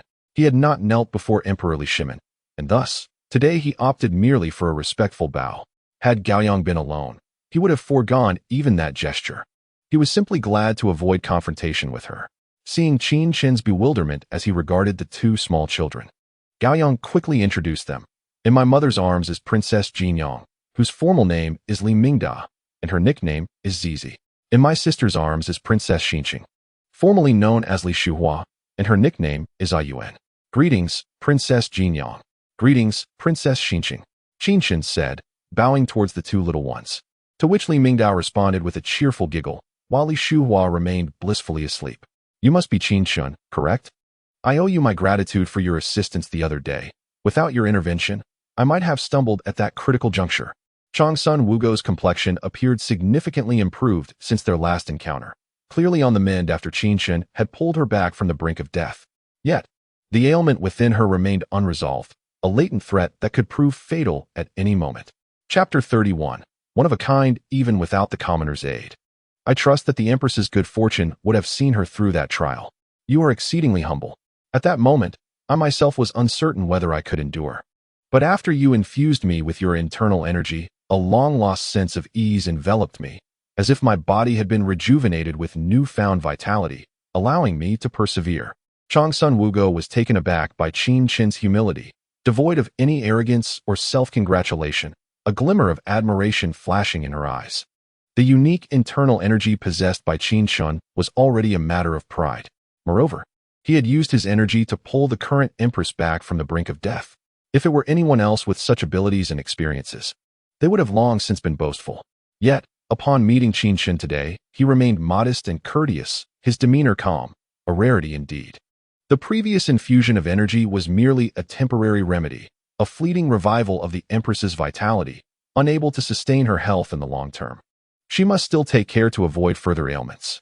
I am aware of this. Thank you for your reminder. Just as Qin Chen was conversing with Changsun Wugo, a little fairy and a snow-white creature dashed into the hall and approached Qin Chen's feet.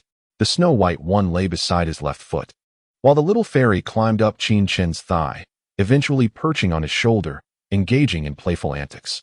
Upon seeing these two adorable creatures, Li Lizzie's eyes lit up, and Gao Yang could not contain her exclamation.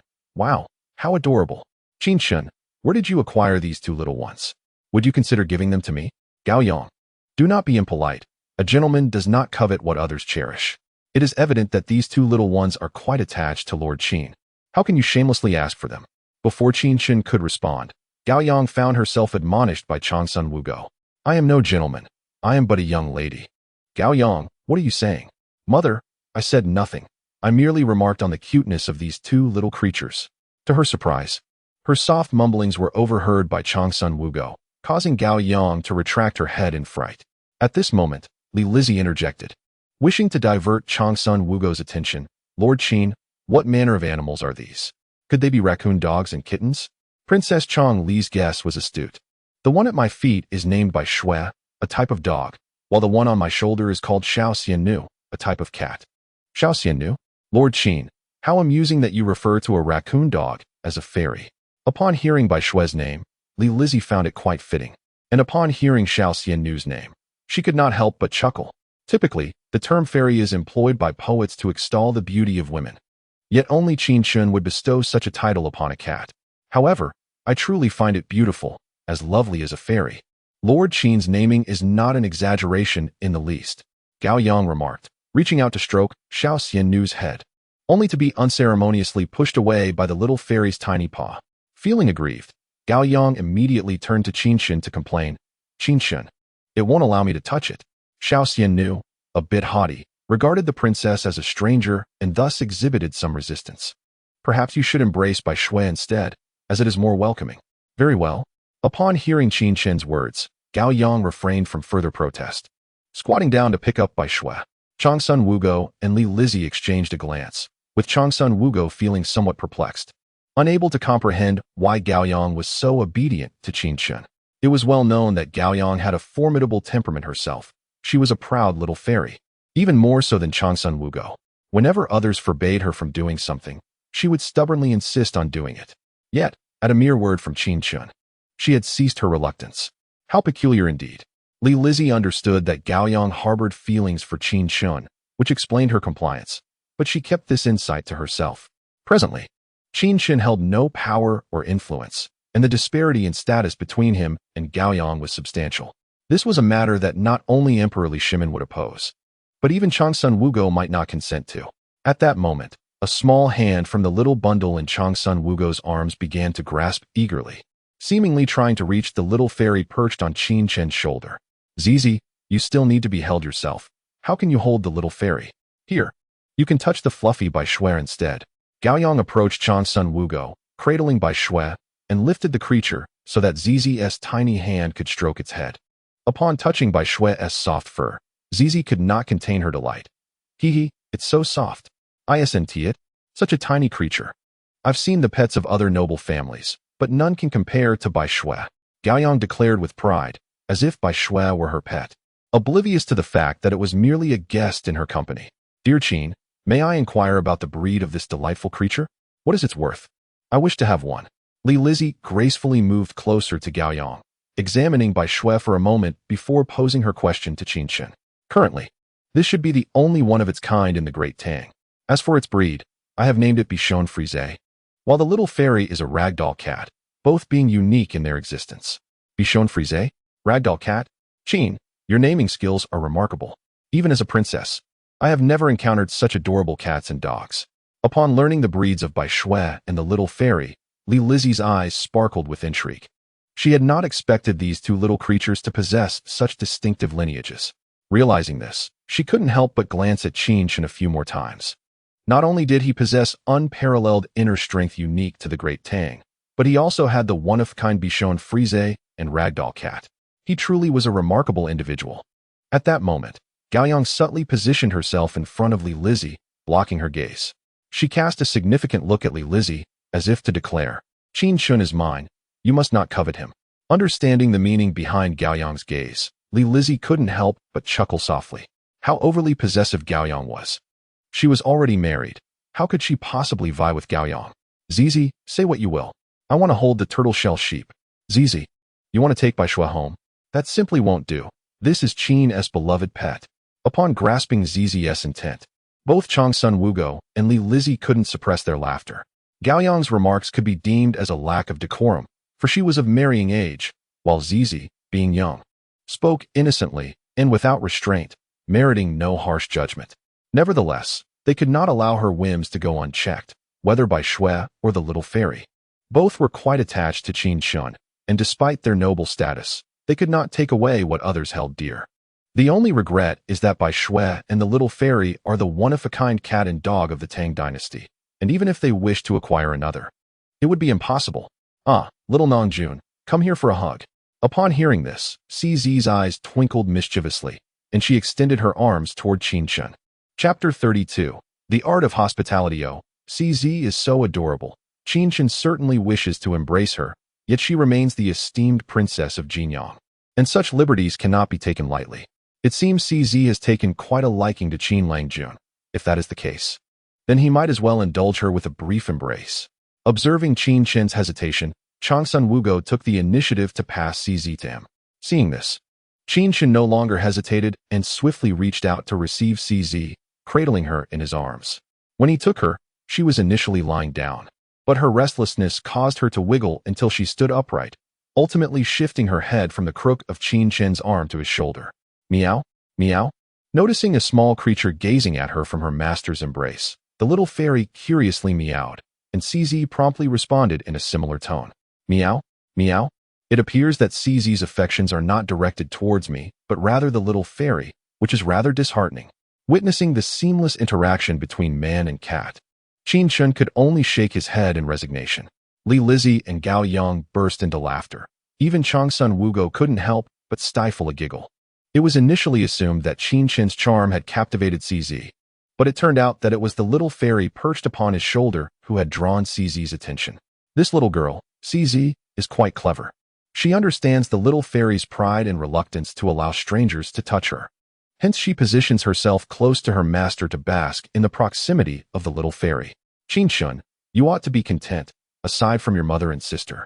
There is no one else who could incite CZ to seek out an embrace, not even the emperor or your elder brother. Following this, Gao Yang took pleasure in teasing Qin Chen, as she too could not elicit such affection from CZ. After all, as CZ's sister, she certainly could not concede to an outsider like Qin Chen. What could Qin Chen say at this moment? He could only smile in resignation. Little Nangjun, your incense is delightful. Is it moist and delectable? After playing with the little fairy for a while, CZ suddenly began sniffing around Qin Chen's neck like a curious kitten. Qin Chen, having consumed the Huanglong Dan which purified his body, exuded a fresh and natural aroma. Though faintly fragrant, it was nearly imperceptible, yet it seemed CZ's nose was quite discerning. CZ, I have no tasty morsels on me. Are you hungry? CZ, do we not just indulge in pastries before we left? Upon noticing CZ's demand for food, Changsun Wugo inquired with a hint of exasperation. CZ, with an air of defiance, raised her head proudly. I'm hungry again. Wait a moment, I have a peach in my room. Qin Langjun, there's no need. Qin Chen replied as he picked up CZ and headed towards his room. Just as Chang Sun Wugo intended to intervene, Qin Chen had already exited the hall. Upon returning to his chamber, Qin Chen casually pointed to an object to capture CZ's attention, and then retrieved the previously acquired peach from his storage ring. Wow, what a splendid peach! As soon as Zizi regained her senses, she noticed that Qin Chen was holding a large peach, and her eyes sparkled with delight. It needs to be washed before we can eat it, she remarked. Observing Zizi's eager demeanor, Qin Chen chuckled and reminded her, subsequently leading her to wash the peach. Hey, Qin Chen, are you really going to give the peach only to Zizi? What about me, my elder sister, and our mother? Is this how you treat your guests? Upon returning to the hall, Qin Chen found Zizi happily munching on the large peach, while Gaoyang looked on in exasperation. She had hoped to partake as well. But Qin Chen was quite straightforward. He intended for Zizi to enjoy it alone. My apologies, but this is the last peach I have at home. However, I do possess some elixirs that could serve as refreshments for the queen and the princess. Gaoyang's reminder made Qin Chen realize his oversight. Indeed, it seemed inappropriate not to offer anything to his guests. Thus, with a flicker of thought, he opened his robe and pretended to retrieve something from his waist, actually producing a gourd from his storage ring. Is this dark pill the elixir you mentioned? What is its purpose? Gaoyang leaned closer to Qin Chen. Her curiosity piqued as she gazed at the 3 pills resting in his palm. Ren Shin Nourishing Pill, used for bodily nourishment. I must try it. Before Qin Chen could finish his sentence, Gaoyang eagerly snatched one and placed it in her mouth. Long Sun Wugo and Li Lizzie exchanged worried glances, their brows furrowing. As princesses, Gaoyang should not recklessly consume elixirs. While Qin Chen was unlikely to harm them, their status necessitated caution. How extraordinary! This elixir dissolves upon entry, transforming into a warm current that flows throughout my body. I feel wonderfully warm and comfortable. Gaoyang closed her eyes to savor the effects, her face alight with astonishment. I want one too. Zizi, engrossed in her peach, looked up and extended her tiny hand towards Qin Chen's remaining elixirs. You've already got the peach. Let these 2 elixirs be for mother and sister. Gaoyang took the remaining 2 pills from Qin Chen's palm and offered them to Long Sun Wugo and Li Lizzie. Sister, mother, you must try these. They are truly remarkable. Gaoyang, elixirs should not be taken haphazardly. Long Sun Wugo and Li Lizzie refrained from reaching out, their expressions stern as they admonished Gaoyang. Humph. Qin Chen kindly presents such miraculous elixirs, and you dismiss them. If you won't accept them, I shall have one. Zizi shall have one, and Xinqing will have one. Seeing Long Sun Wugo and Li Lizzie's disbelief in Qin Chen, Gaoyang grew irritated and promptly placed one of the remaining pills into Zizi's mouth and the other into Xinqing's. Gaoyang, do you think it's safe for children to consume these elixirs? Long Sun Wugo held back her reprimand, but turned to inquire of Qin Chen instead. Zizi was only 3, and Xinqing was just 1. They were far too young to be swallowing elixirs. Had Gaoyang not mentioned that the elixir dissolves upon entry, Long Sun Wugo would have been concerned about it getting lodged in the throats of Zizi and Xinqing. Rest assured, Your Majesty, this elixir is entirely nourishing for the body, devoid of any stimulants, and certainly bears no side effects. Even children may partake of it. Qin Chen chuckled, shaking his head. Although this potion merely replenishes the body, it is undoubtedly a unique treasure of the Tang Dynasty. His presentation of the elixir was merely a gesture of hospitality, and since Chang Sun Wugo and Li Lizzie were reluctant to consume it, he would not press the matter further. Both ladies suffered from ailments of the qi. While this nourishing elixir could not eradicate their afflictions entirely, it would significantly enhance their physical constitution. Their refusal would be their own loss. At that moment, Princess Xinqing opened her eyes. She had been asleep, but the elixir invigorated her body and filled her with energy, prompting her natural awakening. Chapter 33. The Sorrow of the Singleton Ah. Upon opening her eyes and spotting Qin Chen, Princess Xinqing was momentarily taken aback, perhaps due to her unfamiliarity with this stranger. Qin Chen offered her a warm smile, and she reciprocated with a grin. By the way, Your Majesty, may I inquire about the purpose of your visit today along with several princesses? We have grown weary of the confinement within the palace and wish to take a stroll. However, given our distinguished status, we cannot meander freely in the capital. Gaoyang mentioned that your courtyard is quite expansive and suggested we visit, hence our intrusion. I hope it does not inconvenience you. Not at all. The presence of Your Majesty and the esteemed princesses graces my humble abode. Just as Qin Chen engaged in pleasant conversation with Chang Sun Wugo, Syste brought a peach to Qin Chen's lips. Though Syste had an insatiable appetite, her stomach had limits. The peach was far too large for her to finish alone. Moreover, they had indulged in pastries before leaving the palace, so she was not particularly hungry. It was merely the unique fragrance emanating from Qin Chen that stirred her cravings. Having consumed a third of the peach, she had reached her limit. Any further indulgence would lead to discomfort. Syste, Qin Chen would not consume what you have already tasted. Allow me to partake instead. Before Qin Chen could respond, Gaoyang had already taken the peach and begun to enjoy it. Syste glanced at Gaoyang and then at Qin Chen, pouting in protest. Little Nong Jun snatched it from Syste. I did not disdain you. It was merely that Princess Gaoyang's hands were too swift. Look at you, covered in peach juice. Qin Chen, hearing this, could only chuckle in bemusement. Could he truly be blamed for this? He then found a cloth to wipe Syste's hands and mouth, which brought her joy. Qin Chen, I observe that you are of a considerable age. Have you yet to marry? Not yet wed, Qin Chen replied. He found it rather exasperating. Must a singleton be condemned? Was he unworthy of existence merely due to his unmarried status? Why did Cheng Yaojin inquire? Why did Li Shimin question him? And now Changsun Wugo as well? Was it simply because he had not tied the knot? It was not as if he had transgressed any divine law. So why the incessant probing? Do you find this matter distasteful? Have you perhaps suffered from past romantic wounds? Changsun Wugo, possessing both grace and intelligence, discerned Qin Chen's discomfort and gently inquired. With a resigned shake of his head, Qin Chen replied, It is not that a commoner has endured heartache. Rather, Uncle Cheng is currently arranging a marriage for me. His Majesty inquired about it yesterday as well, yet I find myself in no rush to wed. As the years have progressed, it is high time to arrange for marriage. The Qin residence is quite spacious. When there are few people, it appears rather desolate. However, I believe there is no rush. I am not in a hurry at all. Upon learning that Cheng Yaojin was arranging a marriage for Qin Chen, Gaoyang immediately felt a sense of urgency. Yet, she understood the importance of masking her emotions. Thus she feigned indifference. While you may not be anxious, your father and I are certainly concerned. You have reached the age for marriage, and it is time to contemplate this matter. Are there any sons of court officials that catch your eye? Since Gaoyang initiated the conversation, Changsun Wugo seized the opportunity to inquire about her preferences.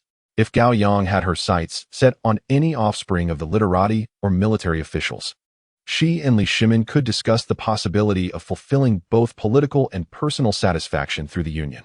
None, they are all a bunch of good-for-nothings. Li Lizzie, upon hearing this, felt a bit helpless. Gaoyang, your words inadvertently include my husband. He is no exception.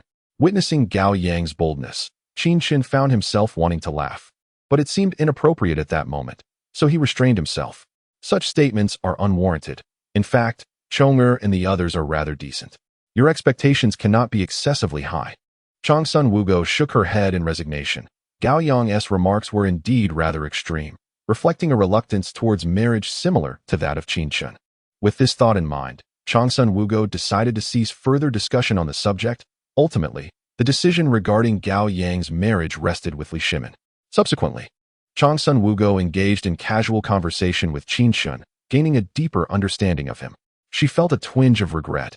Qin Chen, in terms of appearance, demeanor, and eloquence, far surpassed the average individual.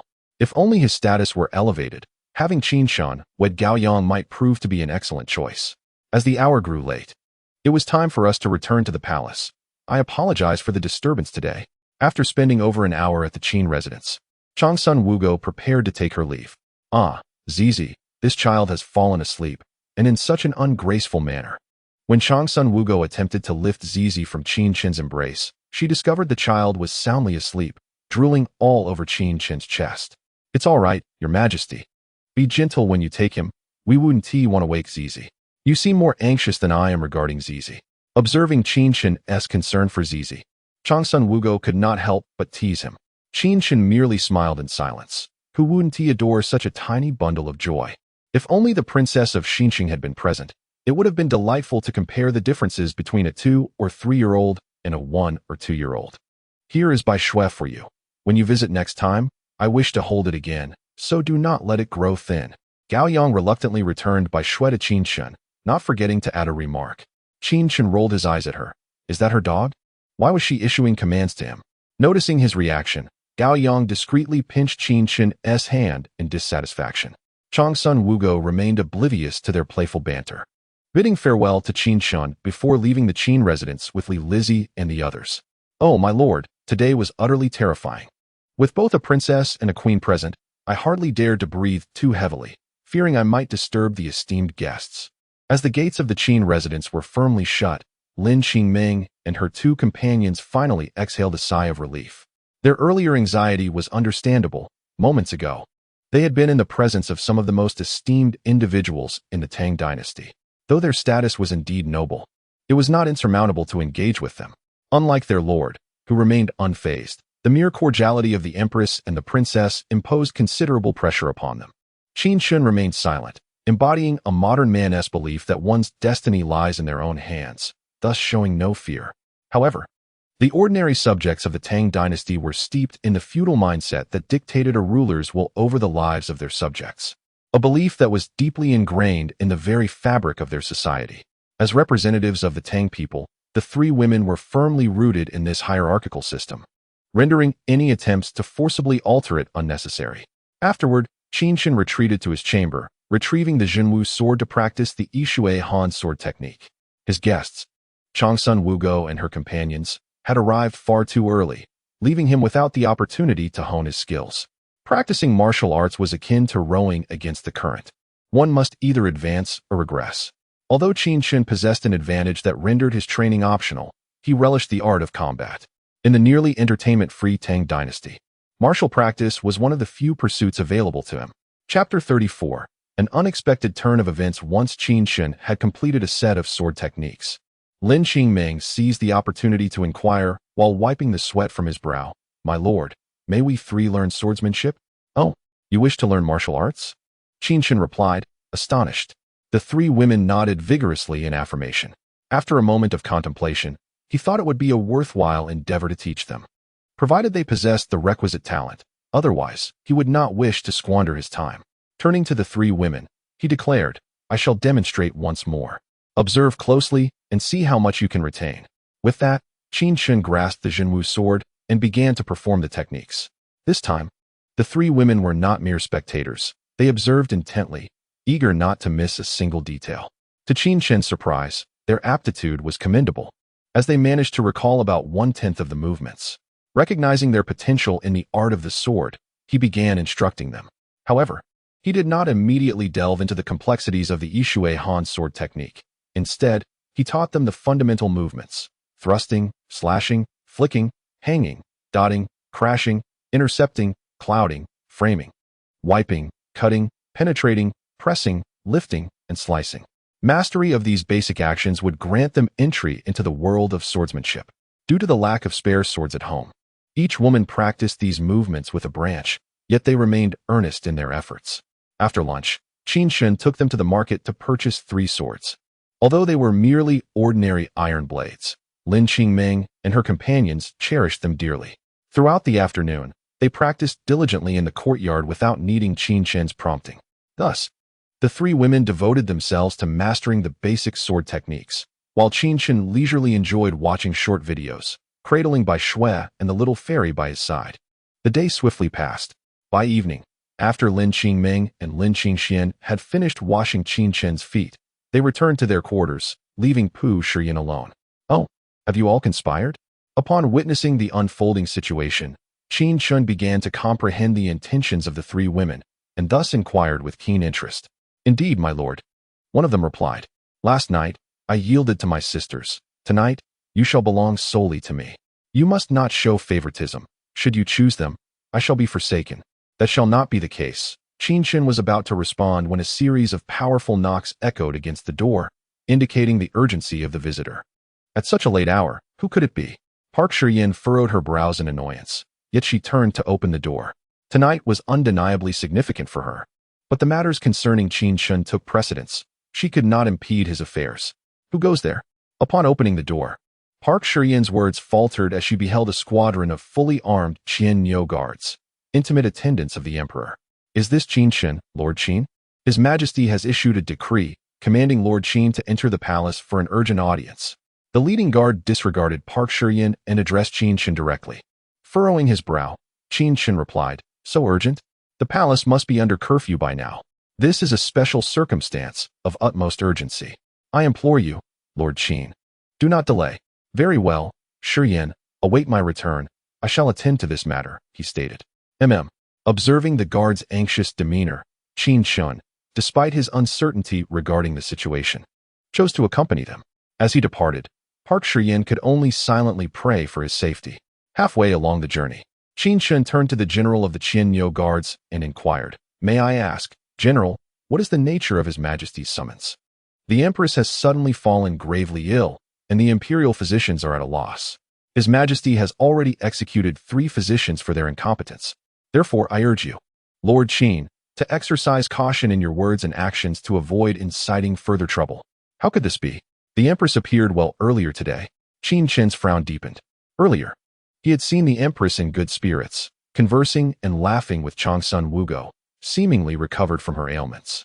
How could her condition have deteriorated so abruptly? The general continued. Until this afternoon, the Empress was indeed healthy. However, while dining in the imperial garden with His Majesty, she suddenly became ill and soon fell into unconsciousness. His Majesty urgently summoned all the physicians, but none could provide a solution, inciting his wrath. The imperial garden? Did I not mention that the Empress should avoid smoke and pollen? The Emperor hosted a family banquet today. Besides the Empress, there were other noble consorts, as well as the Changsun family. The imperial garden was deemed the most suitable venue, and the Empress's health appeared to have improved significantly. The commander trailed off, leaving the implications unspoken. "Thank you for the information, General. May I ask your esteemed name?" "I am Qingchubi. My father mentioned you and instructed me to watch over you. Please, exercise caution tonight." "Ah, I see," Qin Chen thought, realizing the general's amiable demeanor stemmed from a shared allegiance. However, he pondered, had Qingchubi not once served as a Qianyo guard? Why did he not recall this? After pondering for a moment, Qin Chen abandoned this tedious question. His grasp of history was rather limited, and the records concerning Qingchubi were scant at best. It was entirely normal for him to lack any recollection. Hastening alongside the Qianyo Way, Qin Chen rushed to the Lijiang Hall, where a multitude of individuals had gathered. In addition to Emperor Li Shimin, there were several esteemed physicians and a number of elegantly attired strangers, presumably the emperor's consorts and royal offspring. After all, Changsun Wugo had fallen ill while attending a family banquet, and it was only natural for them to come and inquire about her condition. "You worthless fools! If anything happens to the Empress, you shall all be buried with her." Li Shimin roared in a fit of rage, causing the physicians to kneel in fear, while the consorts and princes remained silent, terrified of incurring the emperor's wrath. "Your Majesty, Lord Qin has arrived. Qin Chen is here. Quickly, invite him in." Upon hearing the news of Qin Chen's arrival, Li Shimin dashed out of the hall. "Your Majesty, Qin Chen, come quickly to see the Empress. Her condition is critical, and we cannot delay." Before Qin Chen could utter a word, Li Shimin seized his wrist and pulled him inside. The two navigated through the grand hall and entered the inner chamber, where Changsun Wugo lay unconscious on the bed. Furrowing his brow, Qin Chen observed her features. She was pale, and her brows were tightly knit. Were it not for the subtle rise and fall of her chest, one might mistake her for a corpse.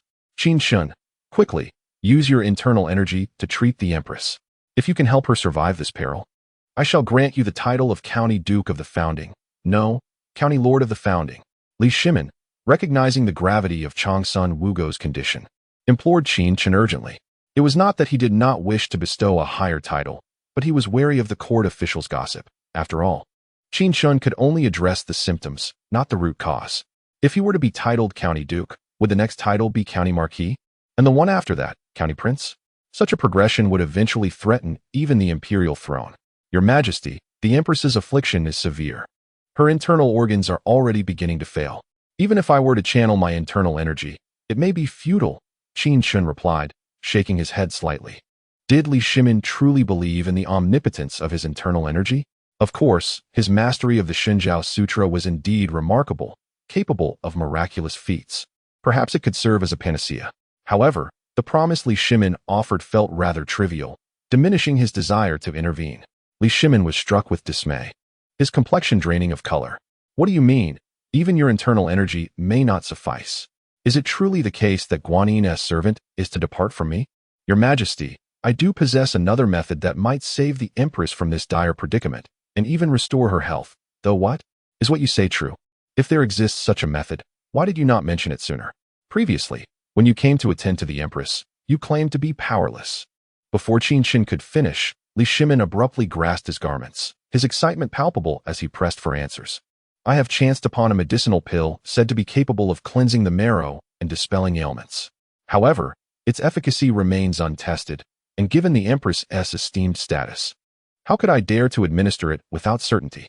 Thus, I chose to keep it concealed. However, the current condition of the Queen is precarious, and time is of the essence. The commoner can only speak out and leave the decision to your majesty. Although Li Shimin has captured his resolve, Qin Chen remains remarkably composed, calmly fabricating a tale. The life of Changsun Wugo hangs by a thread. Only the Huanglong pill can save her, or she may not survive the night. While his Divine Illumination Sutra is extraordinarily profound, capable of reviving the dead, it may also heal Changsun Wugo. Yet, possessing the unique inner strength of the Tang Dynasty is already remarkable. Should this power also have the ability to resurrect, it is likely that Li Shimin would harbor covetous thoughts. Thus, he is reluctant to reveal the miraculous nature of the Divine Illumination Sutra. As for the Huanglong pill, he can easily claim it to be a fortuitous discovery, a treasure left by predecessors. Whether Li Shimin might subsequently become enamored with alchemy in pursuit of immortality, akin to Qin Shi Huang, is beyond his control. A pill that strengthens muscles and cleanses marrow, curing all ailments? Preposterous. Your Majesty, I have practiced medicine for many years and have never encountered such a pill.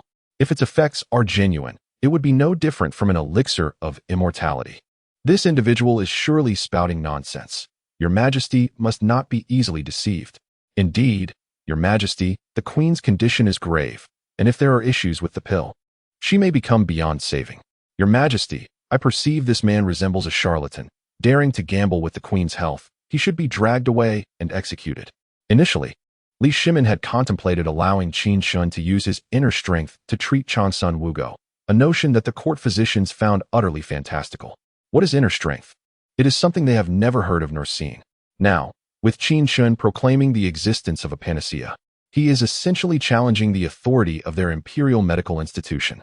Seeing Li Shimin hesitating, the court physicians began to voice their doubts. Although they were incapable of curing Changsun Wugo, they were more than adept at engaging in debate. Qin Chen, I ask you, is that pill truly as miraculous as you claim? There is but one such pill, and I have not consumed it myself, so I cannot be certain. However, the inscription on the tortoise shell beside it does indeed state so. Were it not for the urgency of the situation, I would not have mentioned it. For this pill is indeed somewhat extraordinary, and even I am uncertain whether to believe in its efficacy. The moment of truth had arrived for Li Shimin. Although Qin Chen was confident that the Huanglong pill could cure Changsun Wugo, Li Shimin was unaware whether to allow the mother of the nation to consume a pill of unknown origin and uncertain effects rested solely on his shoulders. Truth be told, Qin Chen genuinely wished to save Changsun Wugo, for she was a remarkable empress. However, the condition for her salvation was that he must not jeopardize his own safety. He must ensure his own security before attempting to heal her. Should Li Shimin agree to let Qin Chen use the pill to treat Changsun Wugo, it would surely bring joy to all. She would recover, and Qin Chen would receive his rewards. Conversely, if Li Shimin chose not to take the risk, Qin Chen would not reveal the wondrous aspects of the Divine Illumination Sutra to save her. Li Shimin gazed upon the increasingly frail Changsun Wugo, his heart in turmoil. He feared that inaction would lead to her demise, while also worrying that administering the pill might hasten her end, leaving him at a loss for what to do. Your Majesty, I hold unwavering faith in Qin Chen. Today, accompanied by mother and my elder sister, we visited the Qin residence, where Qin Chen graciously presented us with the extraordinary Ren Shen Yang Rongwan. Although mother and my sister abstained, both I and my companions, CZ and Xian Cheng, partook of the elixir, which proved remarkably invigorating, imbuing us with renewed energy and vitality. Given that it was Qin Chen who provided this miraculous remedy, we can be assured of its efficacy. We cannot afford to delay any longer regarding mother's condition. You must place your trust in him. Gao Yang chose to believe in Qin Chen unconditionally, since he has spoken of this wondrous elixir capable of purging ailments and rejuvenating the body. It must indeed be potent. Li Lizzie cast a glance at the increasingly frail Changsun Wugo and, with resolute determination, declared, Father, I believe we must take this risk. Your Majesty, such recklessness is unwise. The imperial physicians protested, shocked that Gao Yang and Chang Lu would insist on administering an unverified potion to the empress. They feared that should Changsun Wugo perish from this endeavor, Li Shimin might direct his wrath towards them. Observing the pallor of Changsun Wugo's face, Li Shimin's expression wavered, caught in a web of hesitation. Yet, with a firm resolve, he turned to Qin Chen and proclaimed, "If this elixir proves as miraculous as you claim, I shall elevate you to the rank of County Duke and bestow Gao Yang upon you. I speak with conviction and shall not waver." It was evident that he recognized Gao Yang's affections for Qin Chen and had resolved to take this bold leap. With Changsun Wugo's life hanging by a thread and the imperial physicians at a loss, there was no time to spare. "Then, please, your majesty, let the empress consume the elixir." Qin Chen, seeing that Changsun Wugo was on the brink of death, swiftly presented the jade vial containing the Huanglong Dan to Li Shimin. He had already taken the other 7 Huanglong Dan, leaving only 1 remaining in the vial. Li Shimin nodded and prepared to administer the Huanglong Dan to Changsun Wugo. "Your majesty, you must not, out of my sight, speak another word, and your entire lineage shall face extermination. If you possess the ability to cure the empress, why should I risk this? A bunch of worthless fools, begone." As the imperial physicians attempted to intervene, Li Shimin's fury ignited, and he rose to kick aside one who was pleading on his knees, cursing with a darkened visage. The imperial physicians, witnessing Li Shimin's menacing demeanor, scrambled away in terror. Despite his own rising anger, Li Shimin chose silence, turning to administer the Huanglong Dan to Changsun Wugo. At this juncture, he could only place his faith in Qin Chen, or rather, in the miracle this moment might hold. He could not bear to watch Changsun Wugo slip away from life. As the Huanglong Dan dissolved upon entering her mouth, a surge of potent medicinal energy coursed through Changsun Wugo's entire being. Her previously pallid complexion regained a flush of color, and her feeble breaths grew stronger. Yet, her brow furrowed deeply, for the elixir's power was vigorously cleansing her internal organs and meridians, effecting a profound metamorphosis. As the medicine took effect, beads of sweat began to form on her forehead, and her garments soon became drenched as if soaked in water. Meanwhile, the exposed skin on Changsun Wugo's arms and neck began to emerge with unsightly black grime, evoking a sense of revulsion. Li Shimin and Li Lizzie were momentarily taken aback by this extraordinary spectacle. Could this truly be the changing of sinews and washing of marrow that Qin Chen spoke of? After a brief interval, Changsun Wugo's eyelids fluttered and gradually opened. As she awoke languidly, she noticed several pairs of eyes intently fixed upon her. "Your Majesty, what has happened to me?" "Qin Chen, why are you here too?" Changsun Wugo, still bewildered by the situation, inquired. "Guanyin maid, are you truly well?" Li Shimin's voice trembled slightly. Moments ago, Changsun Wugo had appeared on the brink of death, yet now her speech was robust, indicating a significant recovery. It seemed Qin Chen had not spoken falsely, that elixir indeed possessed the power to transform and heal. Thus, not only had Changsun Wugo returned from the precipice of death, but she had also regained her health entirely.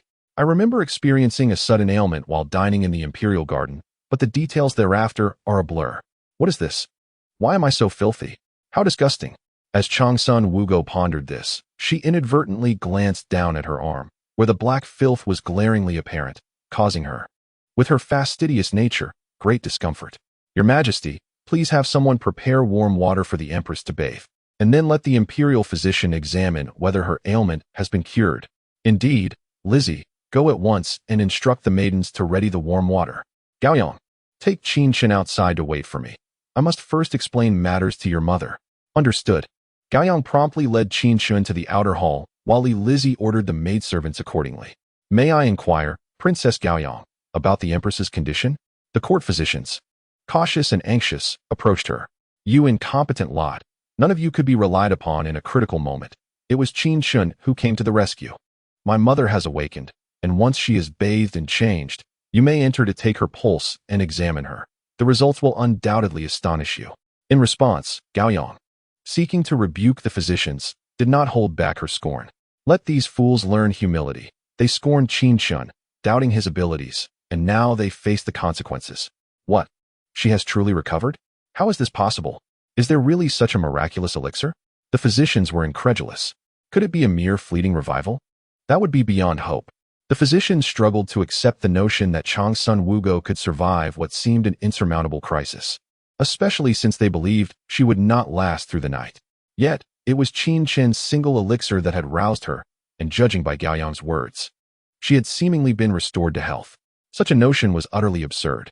If you dare utter another word of nonsense, I shall have your tongue severed. Gao Yang erupted in furious indignation upon hearing one physician suggest that Changsun Wugo's recovery was merely a temporary flicker of life. Li Shimin had just pledged that if Qin Chen successfully treated Changsun Wuji, he would not only bestow upon Qin Chen the noble title of a founding marquis, but also grant his own daughter, the Princess Gao Yang, in marriage to him, a truly auspicious double blessing. However, should Changsun Wuji merely be experiencing a fleeting resurgence, Qin Chen would not only lose the promised rewards, but also be compelled to accompany her to the grave, a prospect that Gao Yang could scarcely endure. Forgive me, Your Highness. My words were reckless, deserving of death 1,000 times over. Seeing Gao Yang glare at him with palpable fury, the imperial physician realized his grievous error and hastily knelt, striking his own face in penance. With Qin Chen's elixir, my mother is assuredly safe. Should you dare to curse her again, I shall inform His Majesty and ensure your entire family faces dire consequences. I would not dare. Enough. All of you. Exit the Hall of Governance and wait outside. No one is permitted to enter without summons. Yes. After a few menacing words, Gao Yang expelled the physicians from the chamber. They could not remain while Changsun Wuji prepared for her bath and change of garments, even if they were in the outer hall. Gao Yang, has the Empress truly recovered? May we not enter to see her now? At this moment, the other concubines and princes approached, encircling Gao Yang with inquiries. Previously, upon witnessing Li Shimin's fury, they had feared that Changsun Wuji was beyond saving, only to be surprised by her sudden recovery. It is not convenient to enter at present. Father is conversing with mother. Once she is bathed and changed, the physicians will assess her, and then we may visit. Faced with the questions from Concubine Wei, Concubine Yang, Concubine Xian, Concubine Yin, as well as Li Chengqian, Li Tai, and Li Ku, Gao Yang dared not withhold information and promptly clarified the situation. Meanwhile, Qin Chen quietly lingered in a corner, admiring the beauty of Li Shimin's consorts. One could not help but acknowledge the emperor's exquisite taste. Not only did Changsun Wuji possess unparalleled elegance, but the figures of Concubine Wei, Concubine Yang, and the others were equally remarkable. At this moment, they adorned themselves in elegant, low-necked skirts, showcasing their perfect forms with grace. Qin Chen nodded to himself, pondering how they surpassed even the most renowned courtesans in the celestial realm. Their beauty and figures were unmatched, and their skin and demeanor far surpassed those of other women. It is said that Concubine Yang was originally to be the wife of Li Yuanji, yet after his demise, she became the possession of Li Shimin. Indeed, Li Shimin was fortunate. In addition to these splendid consorts, he would later have Su Hui, Concubine Xian, and Wu Zetian, a talented woman, enriching the quality of his harem. However, although Wu Zetian was nominally Li Shimin's consort, he had likely never favored her. Rumor has it that aside from the Empress Changsun Wuji, Li Shimin's most cherished was, in fact, his sister-in-law, Concubine Yang. Qin Chen, where are you? Just as Qin Chen was lost in thought, he was unaware of what Gao Yang and Concubine Yang had discussed, leading them to search for him. Chapter 37. The Empress recovers. I am here, mere commoner. Qin Chen sighed, feeling somewhat exasperated that he could not enjoy his quiet admiration of beauty without interruption. Nevertheless, during the early years of the Jingguan era, Tang attire remained somewhat conservative, placing emphasis primarily on appearance and form. During the era of Empress Wu Zetian, the assimilation of foreign cultures and the influence of Hu clothing, coupled with the elevation of women's status and the awakening of self-awareness, led to a bold transformation in women's attire. The neckline was dramatically lowered, giving rise to the extravagant outfits reminiscent of the golden-armored ladies of the city. Are you Qin Chen? I have heard you possess the miraculous elixir that can wash the muscles and marrow, alleviating myriad ailments. Upon hearing Qin Chen's voice, several concubines who had been surrounding Gao Yang turned to him, their eyes shimmering with curiosity. This was due to Gao Yang's vivid recounting of the astounding scene, where Changsun Wuguo underwent the transformative process, igniting their desire to obtain a Huang Long Dan for themselves. Indeed, there exists one such elixir, but only a single dose, which I have already administered to the Empress. The concubines expressed disbelief at Qin Chen's claim of possessing only one pill. Human nature tends towards selfishness. If there were but one, It was presumed that Qin Chen would have consumed it himself. My esteemed ladies, the efficacy of this elixir remains unverified. It was a mere stroke of fortune that I came into possession of it, and I do not dare to consume it without assurance of its effects. My intention was to wait until an urgent ailment or the frailty of old age compelled me to utilize it. However, given the Empress's grave condition today, I have reluctantly decided to present it for consideration. You truly possess audacity, daring to administer such an ambiguous elixir to the Empress. Are you not concerned that it may be faulty and that His Majesty might turn his wrath upon you? As Qin Chen spoke with conviction, several concubines exchanged glances, unable to suppress their astonishment. Chang Sun Wu Guo was the Empress. Should the elixir prove fatal, Qin Chen's fate would be dire indeed. They had initially assumed that Qin Chen's confidence stemmed from his own concoction, but were taken aback to learn that he had merely stumbled upon it and was willing to risk its uncertain effects on Chang Sun Wu Guo. Such recklessness exceeded ordinary boldness. It bordered on the foolhardy. Qin Chen chose not to elaborate further. His confidence in the elixir's safety was unwavering, having even ingested a dose himself. However, such information was not to be divulged to the concubines. By saving Chang Sun Wu Guo's life with the Huang Long Dan, he could attain the noble title of county lord and other rewards. Conversely, gifting the elixir to these concubines would yield nothing more than a meager thank you, while inviting countless others to seek the elixir in the future. Qin Chen understood the intricate web of interests at play. Thus, the notion that these women could obtain the Huang Long Dan from him was but a fanciful dream. Upon learning that the soul Huang Long Dan had already been administered to Chang Sun Wu Guo, the concubines lost interest in Qin Chen and returned to their previous positions. Although Qin Chen was young and handsome, exuding an extraordinary demeanor that made conversation with him enjoyable, they were all women of the emperor and had to be mindful of their status, lest they provide anyone with leverage against them. Once the ladies departed, Qin Chen exhaled in relief. Being surrounded by such enchanting company was no trivial matter. As the saying goes, 3 women can create a spectacle, and the potential for chaos among several of the emperor's women warranted a prudent distance. After Chang Sun Wu Guo had finished bathing and dressing, the imperial physicians were summoned to diagnose her condition, with several noble consorts and princes and princesses accompanying them. Your Majesty, the Empress has remarkably survived this great calamity, transforming misfortune into blessing. Not only has her ailment been cured, but her health has also surpassed that of an ordinary person. Truly, it is a heavenly boon. The physician, after taking Chang Sun Wu Guo's pulse, appeared utterly incredulous. He had assumed she was doomed, yet the situation had taken such a miraculous turn, broadening his horizons. How could this be? Let us investigate. The other physicians, skeptical of this revelation, pushed aside the physician who had taken the pulse and took turns examining Chang Sun Wu Guo. Your Majesty, it is indeed true. The Empress's health has been restored. This is indeed a cause for celebration. You incompetent fools, lacking in medical expertise while quick to doubt others. You should pay your respects to Qin Chen as his disciple. In the face of the physician's congratulations, Li Shimin did not display a favorable demeanor. He could discern Chang Sun Wu Guo's condition from her expression. The thought that she had nearly perished moments ago, and that these inept doctors had not only failed to save her, but had also prevented him from administering medicine, filled him with fury. Had he foolishly heeded their words, Chang Sun Wu Guo might have departed from him forever. The physicians were taken aback, finding themselves, as esteemed imperial doctors, compelled to pay respects to a mere novice. While they felt a sense of resentment, the ominous expression on Li Shimin's face stifled any opposition. Chang Sun Wu Guo considered dissuading them, but suddenly recalled something and ultimately chose silence. Li Shimin had informed her of the earlier events, and she understood the peril she had faced. Had it not been for Qin Chen's miraculous elixir, she might have already perished.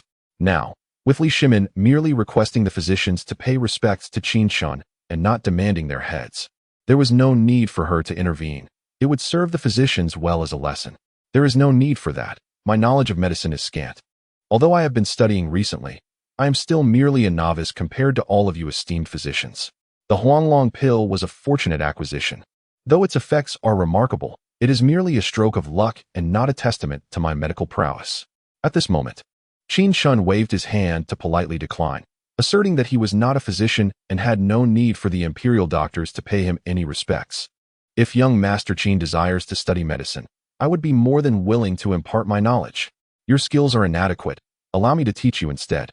As I currently have no disciples, why not become my pupil? I will.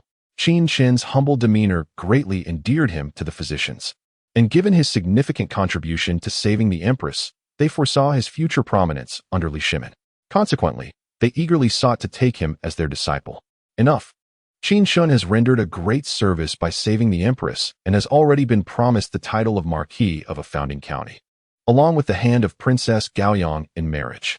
What qualifications do you possess to serve as his mentor in the arts of medicine? Depart at once. Your presence is irksome. Li Shimin's stern rebuke silenced the physicians, following which he publicly announced the rewards granted to Qin Chen, leaving the physicians envious beyond measure. However, they dared not linger, for Li Shimin had spoken, and thus, they could only retreat in dismay. Chapter 38. Bestowing titles and marriage. Qin Chen, counting this time. You have saved me twice. Moreover, this time you have permanently cured my ailment. I truly must express my gratitude. Perhaps due to the presence of other noble consorts and princes, Changsun Wuji referred to herself in such a manner, yet her demeanor remained warm, imbued with heartfelt appreciation. After all, had it not been for Qin Chen's elixir, she might have been separated from her husband and children forever. With her young sons, Zizi and Xinqing, still so small, she could hardly bear the thought of departing from this world. I am but a humble commoner, merely fortunate in my timing. It is a testament to the empress's great fortune and that her life is not yet destined to end. Qin Chen chuckled softly, shaking his head. If history remained unchanged after his arrival in this era, then his presence would have been in vain. Healing Changsun Wuji could be seen as altering a fragment of history. Still referring to yourself as a commoner? I pledge my word. Henceforth, you shall be known as the county marquis of the founding Tang. The empress is the mother of the nation. Her well-being is of utmost importance to the state. You have presented the elixir that restored her health, and thus, I shall confer upon you the title of County Marquis of Anghua. The imperial decree and all accompanying rewards will be delivered to your residence on the morrow. As for your union with Gaoyang, it shall proceed once the Imperial Astronomical Bureau determines an auspicious date. With Changsun Wuji restored to health, Li Shimin's mood soared, his gaze toward Qin Chen brimming with admiration. He smiled broadly and addressed Qin Chen. Your Majesty, I am overwhelmed. This marriage decree, fear not. This is your due reward. It seems Lady Gaoyang has taken a liking to you, and she has reached a suitable age for marriage. I shall assist in this matter. Dismiss the matter now. The Empress's recovery is a joyous occasion, and I wish to continue the family banquet. You are not yet a prince consort. Thus it is not fitting for you to attend the banquet. While Qin Chen could accept the title conferred upon him, the hastiness of the marriage arrangement was disconcerting. He contemplated advising Li Shimin to retract his command. However, Li Shimin misinterpreted Qin Chen's reluctance as a sense of inadequacy regarding Lady Gaoyang, thus firmly establishing the marriage. I shall comply with your command. Qin Chen felt somewhat helpless. Li Shimin was indeed making decisions unilaterally, leaving him no opportunity for rebuttal.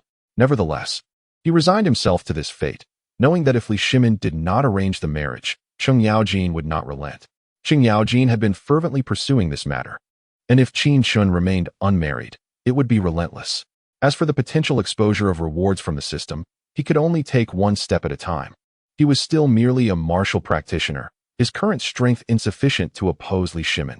Only when he began cultivating immortality could he truly assert his desires. But no. In the Tang Dynasty, consuming beef was prohibited. Rather, he would say that when the time came, he could indulge in beef as he pleased. Congratulations. You have now become a county marquis. My 1,000 cattle are insignificant before you. On the way out of the palace, Ching Chubi gazed at Qin Chen with envy.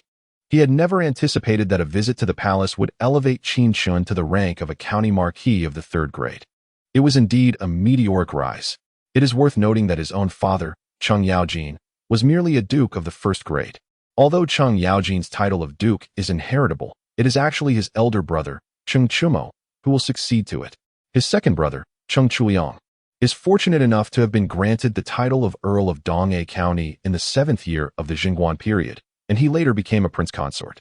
Marrying Princess Li Jing of Qingha, as the youngest son, he has received the least favor from their father, and he must rely entirely on his own efforts. Even now, he holds merely the rank of a 1,000-man officer. Such titles may sound impressive, yet they wield no real power.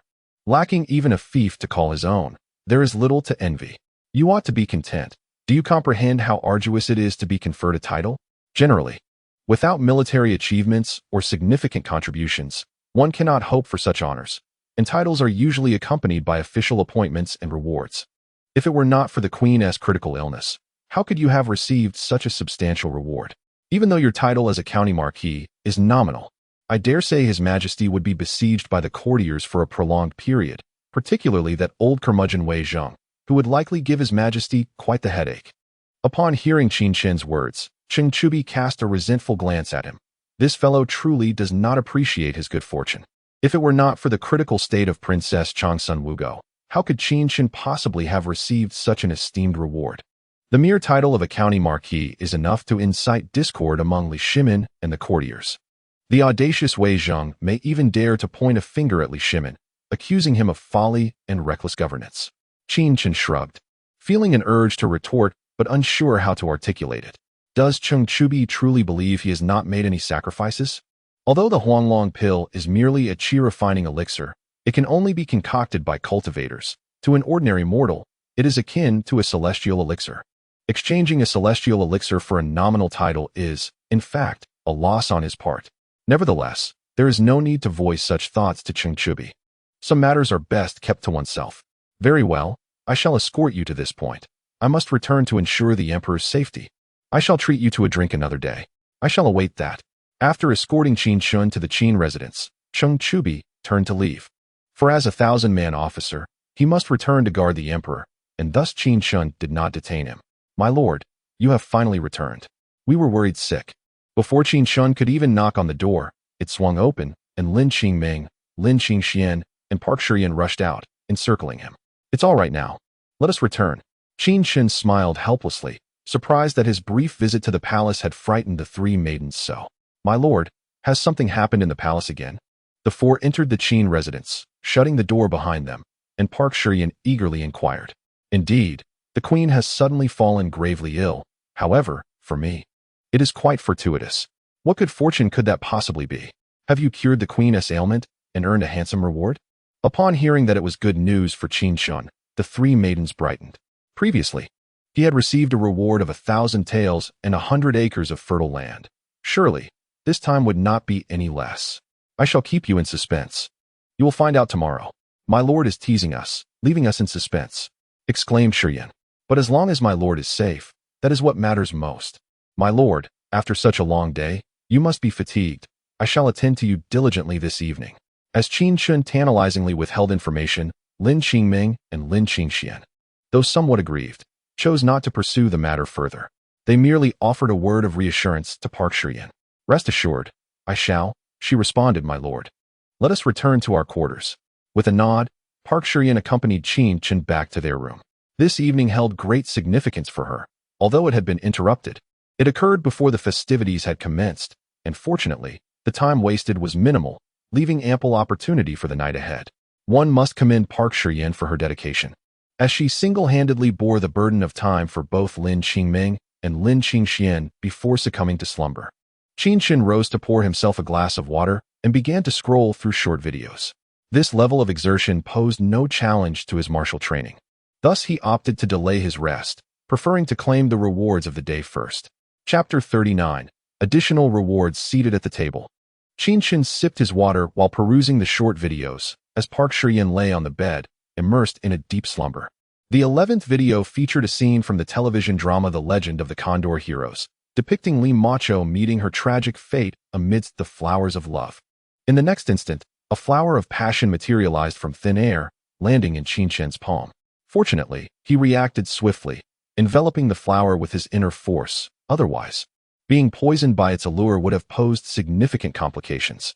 This was the Tang Dynasty, not the realm of the Condor Heroes, where no antidote existed to save him from the heart-wrenching poison. If he were to succumb to its effects, would he not find himself devoid of love? Such a fate would be dire indeed. Though the flower possessed beauty, its venom rendered it unworthy of existence. Qin Chen, contemplating this, expelled his inner energy and shattered the flower into dust. He resumed his video scrolling, and the 21st video showcased a clip from the anime One Piece, featuring Luffy battling Enel in the Sky Island. This sparked a flicker of anticipation within Qin Chen. Could the reward be the Gum Gum fruit or the Rumble Rumble fruit? While the former might seem somewhat lackluster, it was, in fact, the mythical zoan-type human fruit in its Nika form. As a fruit symbolizing the sun god, it held considerable potential, though in the short term, it could not rival the utility of the rumble fruit. Yet, Qin Chen's musings were in vain, for the reward turned out to be the golden staff wielded by Enel. Fortunately, this staff was crafted from pure gold, so even if it bore no practical use for Qin Chen, it could be sold for a handsome sum. The 31st video featured an adorable pet clip, with the reward being a large bag of dog food, which did not disappoint Qin Chen. He had grown accustomed to these charming pet videos, no longer hastily skipping through them. While this choice might lead him to miss out on certain rewards, he felt it essential to consider his beloved pets. By Shui and the little fairy, the system granted 10 rewards daily, and with ample time ahead, he deemed it unnecessary to adopt ruthless methods for power, neglecting his own furry companions. The 41st video showcased a scene from the drama Home with Kids, featuring Lu Xing, Xiao Shui, and Xiao Yu retrieving Häagen-Dazs ice cream from the refrigerator. In the next moment, a box of Häagen-Dazs appeared before Qin Chen, prompting him to quickly stow it away in his storage ring to prevent it from melting. When I initially watched Home with Kids, Qin Chengwang found amusement in it, completely oblivious to the extravagant lifestyle of Lu Xing's family. Reflecting upon it now, it's astonishing to realize that back in 2004, Lu Xing's family already resided in a spacious home in Beijing, adorned with luxurious furnishings. They purchased televisions and computers at whim, enjoyed meals featuring 5 dishes and a soup, and frequently indulged in high-end brands like Lego and Häagen-Dazs. Lu Xing and his family donned designer clothing, enrolled in expensive extracurricular classes, hired private tutors, and participated in summer camps, among other privileges. I recall a line from the song, "Your childhood, my childhood, seem to be the same." Yet now it is evident that my own childhood was entirely different. Back then, even a popsicle felt like a luxury, while they casually bought Häagen-Dazs by the box. Fortunately, I have traversed through time, finding myself in the Tang Dynasty as a wealthy second-generation heir, alongside a system that supports me. I also have the protection of Chung Yaojin and have attained the title of County Marquis. Truly, I am riding the winds of fortune, able to behold the blossoms of Chang'an in a single day. Such experiences certainly surpass those who still toil in modern society, wouldn't you agree? Lost in thought, Qin Chen smiled softly, then resumed his video scrolling. The 51st video featured a clip from the drama Conquest. By this point, Qin Chen was devoid of expectations. What rewards could possibly arise from a modern gangster film? To his surprise, a gigantic watermelon plummeted from the sky and landed in his hands. Is this watermelon ripe? He pondered. If it isn't, can I stab the boss like Hua Chong? No, I would unleash a flurry of strikes, delivering 108 blows to that boss. Gazing at the watermelon, Qin Chen muttered to himself.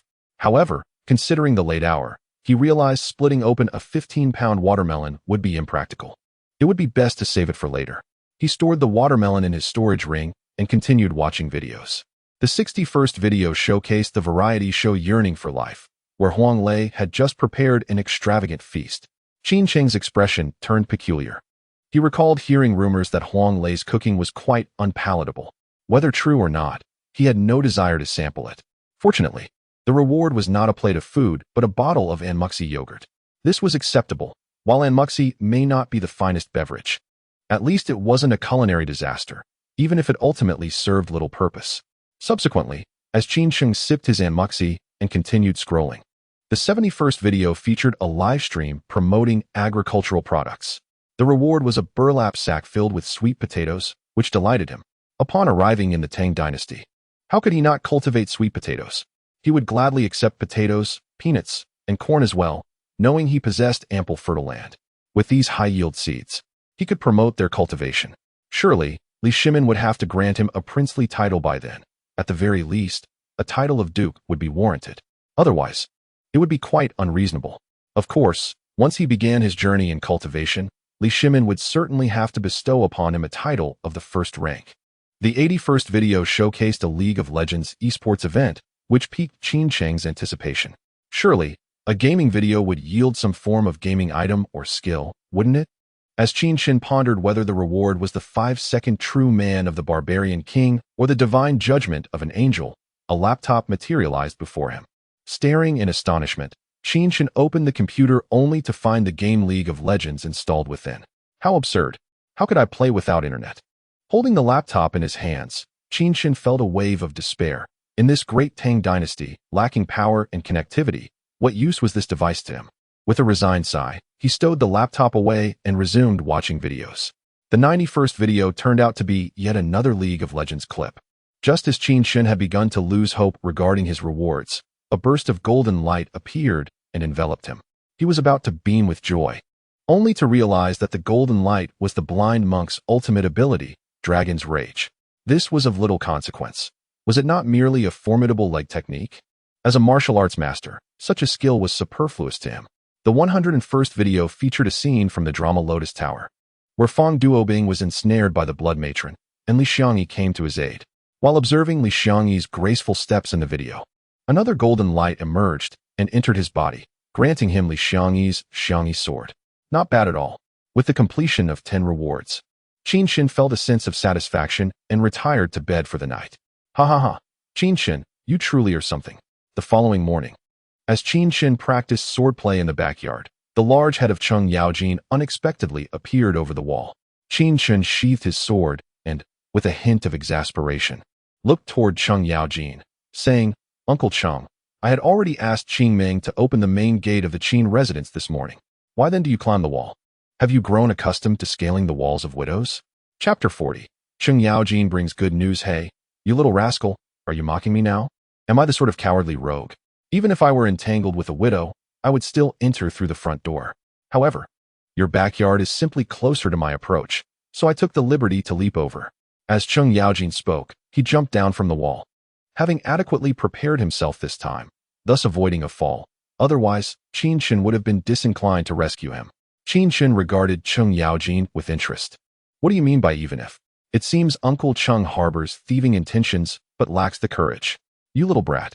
You've only just attained the title of a marquis, and now you disregard your Uncle Cheng? Cheng Yaojin retorted, let me tell you, above the marquis title, there are earls and dukes, and only then comes the Grand Duke. Uncle Cheng is already aware. Realizing that Cheng Yaojin was informed of his newly acquired title, Qin Chen couldn't help but smile slightly. How could I not know? Cheng Chubi is no mute. He relayed the news to me last night. Moreover, even without him, I would have learned of it during this morning's audience. You have no idea. When the emperor announced that he was granting you the title of marquis and promised the hand of Princess Gaoyang in marriage, the ministers were in an uproar. They were eager to uproot the very pinnacle of the Tai Chi Hall, with Wei Zheng audaciously pointing at His Majesty's nose, rebuking him for his reckless actions. Some even threatened that if His Majesty did not retract his decree, they would dash their heads against the golden pillar. Cheng Yaojin animatedly recounted to Qin Chen the bustling scene of the morning court, his excitement palpable, suggesting he had thoroughly enjoyed the spectacle. Such boldness. Did he truly perish in such a manner? If indeed a grand historian were to meet his demise in the Tai Chi Hall due to my actions, the weight of my guilt would be immense. I would have to forego an entire bowl of rice at lunch today. Upon hearing this, Qin Chen's interest was piqued. If a grand historian were to die because of him, would he not be etched into the annals of history? You truly revel in chaos, do you not?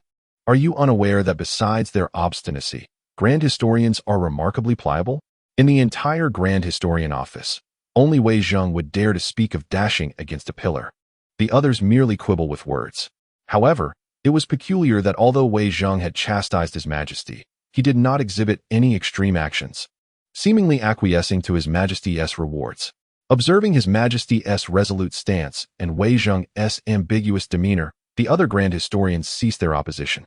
Cheng Yaojin shot a glance at Qin Chen, incredulous at his audacity. Those grand historians were sharper than spirits. How could they sacrifice their lives for him?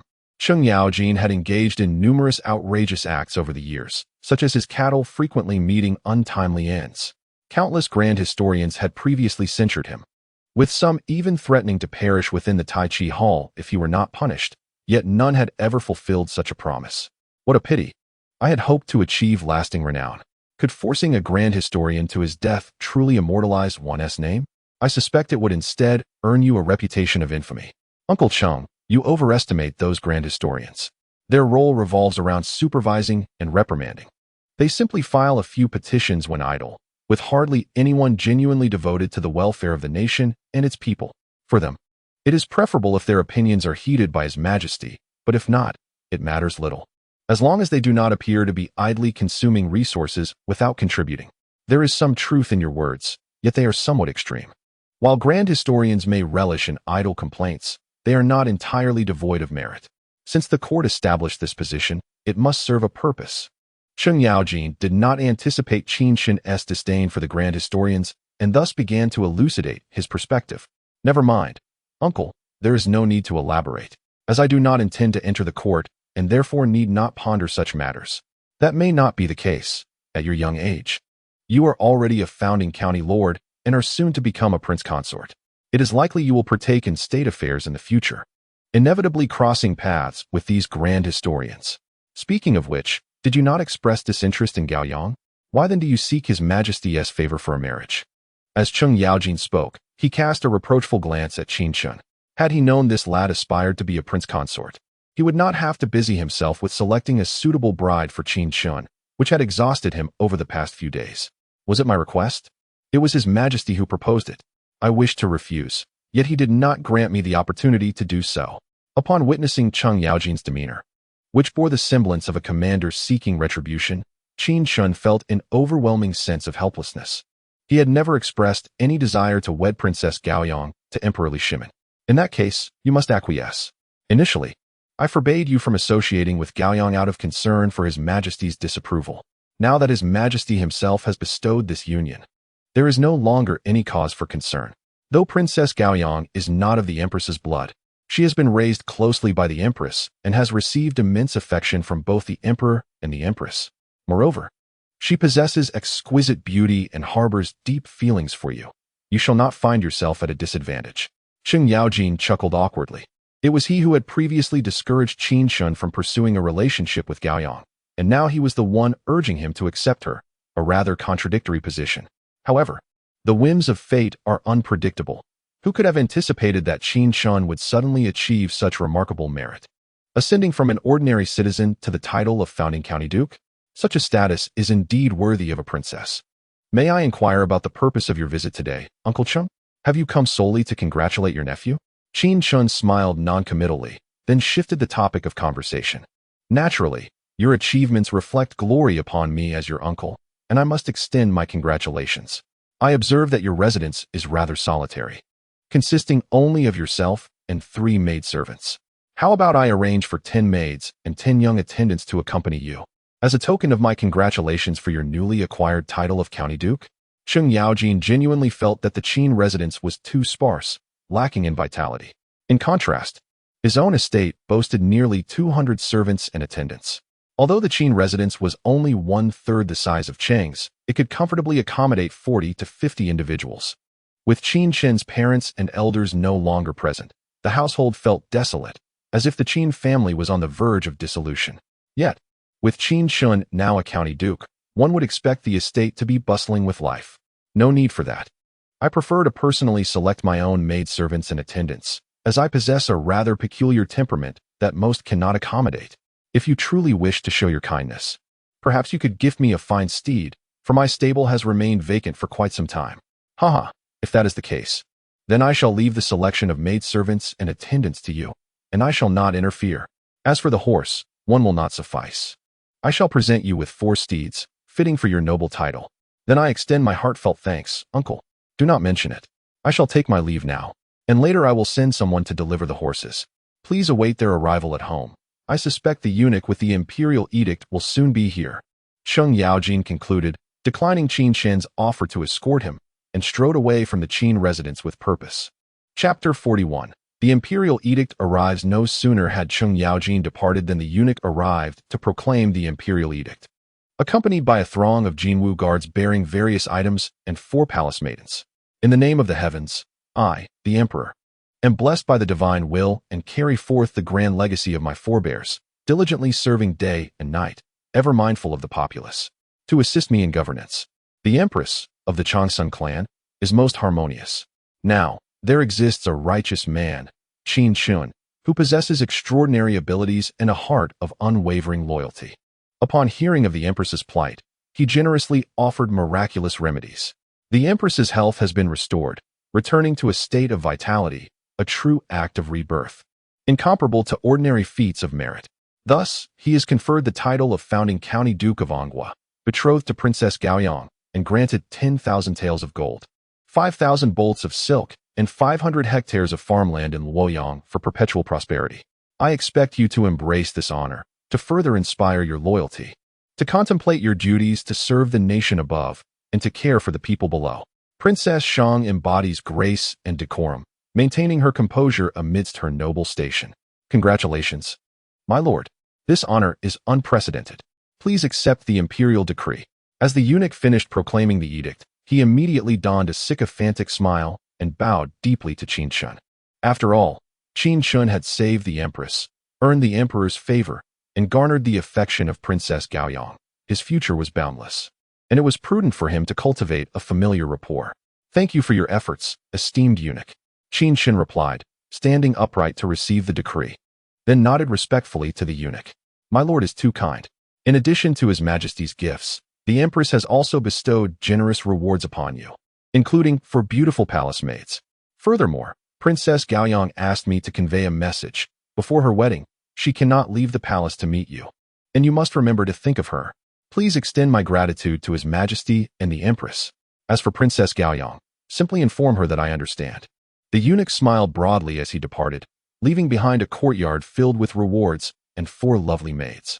Qin Chen assessed the 4 palace maids, noting their youthful beauty, likely around 15 or 16 years of age, with not only striking appearances but also remarkable poise, presumably personal attendants of the empress. What are your names? In unison, they replied. Replying to my lord, the empress instructed that since we have been granted to you, we are now yours, and our names should be chosen by you. How intriguing. Henceforth, you shall be named Hanzhong, Lingyi, Jingshu, and Huixin. Yes, thank you for bestowing names upon us, my lord. The 4 maidens beamed with joy, gracefully bowing in unison. Shiyan, please assist them in moving these items to the storeroom. Qin Chen gestured, turning to instruct Pu Shiyan, who nodded eagerly, her heart swelling with pride for Qin Chen's accomplishments. No longer would her lord be a mere commoner. He had ascended to the status of a 3rd-rank marquis. The empress had even sent 4 personal maidservants. What an extraordinary favor. Alongside her, Lin Qingming and Lin Qingxian were equally elated. Their lord's sudden rise to marquis was nothing short of astonishing. Even as servants, they felt a sense of honor. Qin Chen, however, remained composed. Though elevated to marquis, he did not find excessive joy in the title. The nobility bestowed by the emperor could be rescinded at any moment. True strength was the only enduring truth. His martial journey must continue, step by step, towards the path of immortality. Only by becoming a cultivator in the Tang Dynasty could he truly rest easy. With this thought in mind, he drew his sword and began practicing the Xiangyi Taijian of Li Xiangyi in the courtyard. Pu Shiyan and the Lin sisters had grown accustomed to this sight, but the newly arrived maids were utterly astounded. They had not anticipated that the outwardly gentle Qin Chen possessed such extraordinary martial prowess. Moreover, his swordplay was a spectacle to behold. It bore the elegance of art, surpassing the brutishness of battlefield warriors. Now they understood why the proud Princess Gaoyang had fallen for Qin Chen at first sight. I fear that throughout the vast Tang Dynasty, one may hardly find a young lady who can withstand the allure of Qin Chen. Do not linger. There will be ample opportunities in the future. For the Lord practices swordsmanship every day. Noticing the 4 ladies captivated by the spectacle, Park Shiyan offered a gentle reminder. Who would have thought that the Lord's swordsmanship was so exceptional? It truly opens our eyes. The Lord's knife techniques are also quite exquisite, though he favors the sword over the knife. Hence he seldom practices the latter. Upon hearing the exclamations of Hanzhong Lingyi and the others, Lin Qingming could not help but interject. The 4 ladies were even more astonished, as they had not anticipated that Qin Chen, having honed his sword skills to such a remarkable level, possessed equally impressive knife techniques. He must truly be a martial arts prodigy. Initially, having been sent out of the palace by Changsun Wugo, they felt a tinge of resentment, given the stark contrast between serving the empress and serving a county lord. However, it now seemed that they ought to express their gratitude to Changsun Wugo. For being able to serve such a man was indeed a blessing they must have accumulated over 8 lifetimes. The grace of the sword's spirit is ethereal, distinct from the icy severity of the Yishui's sword technique.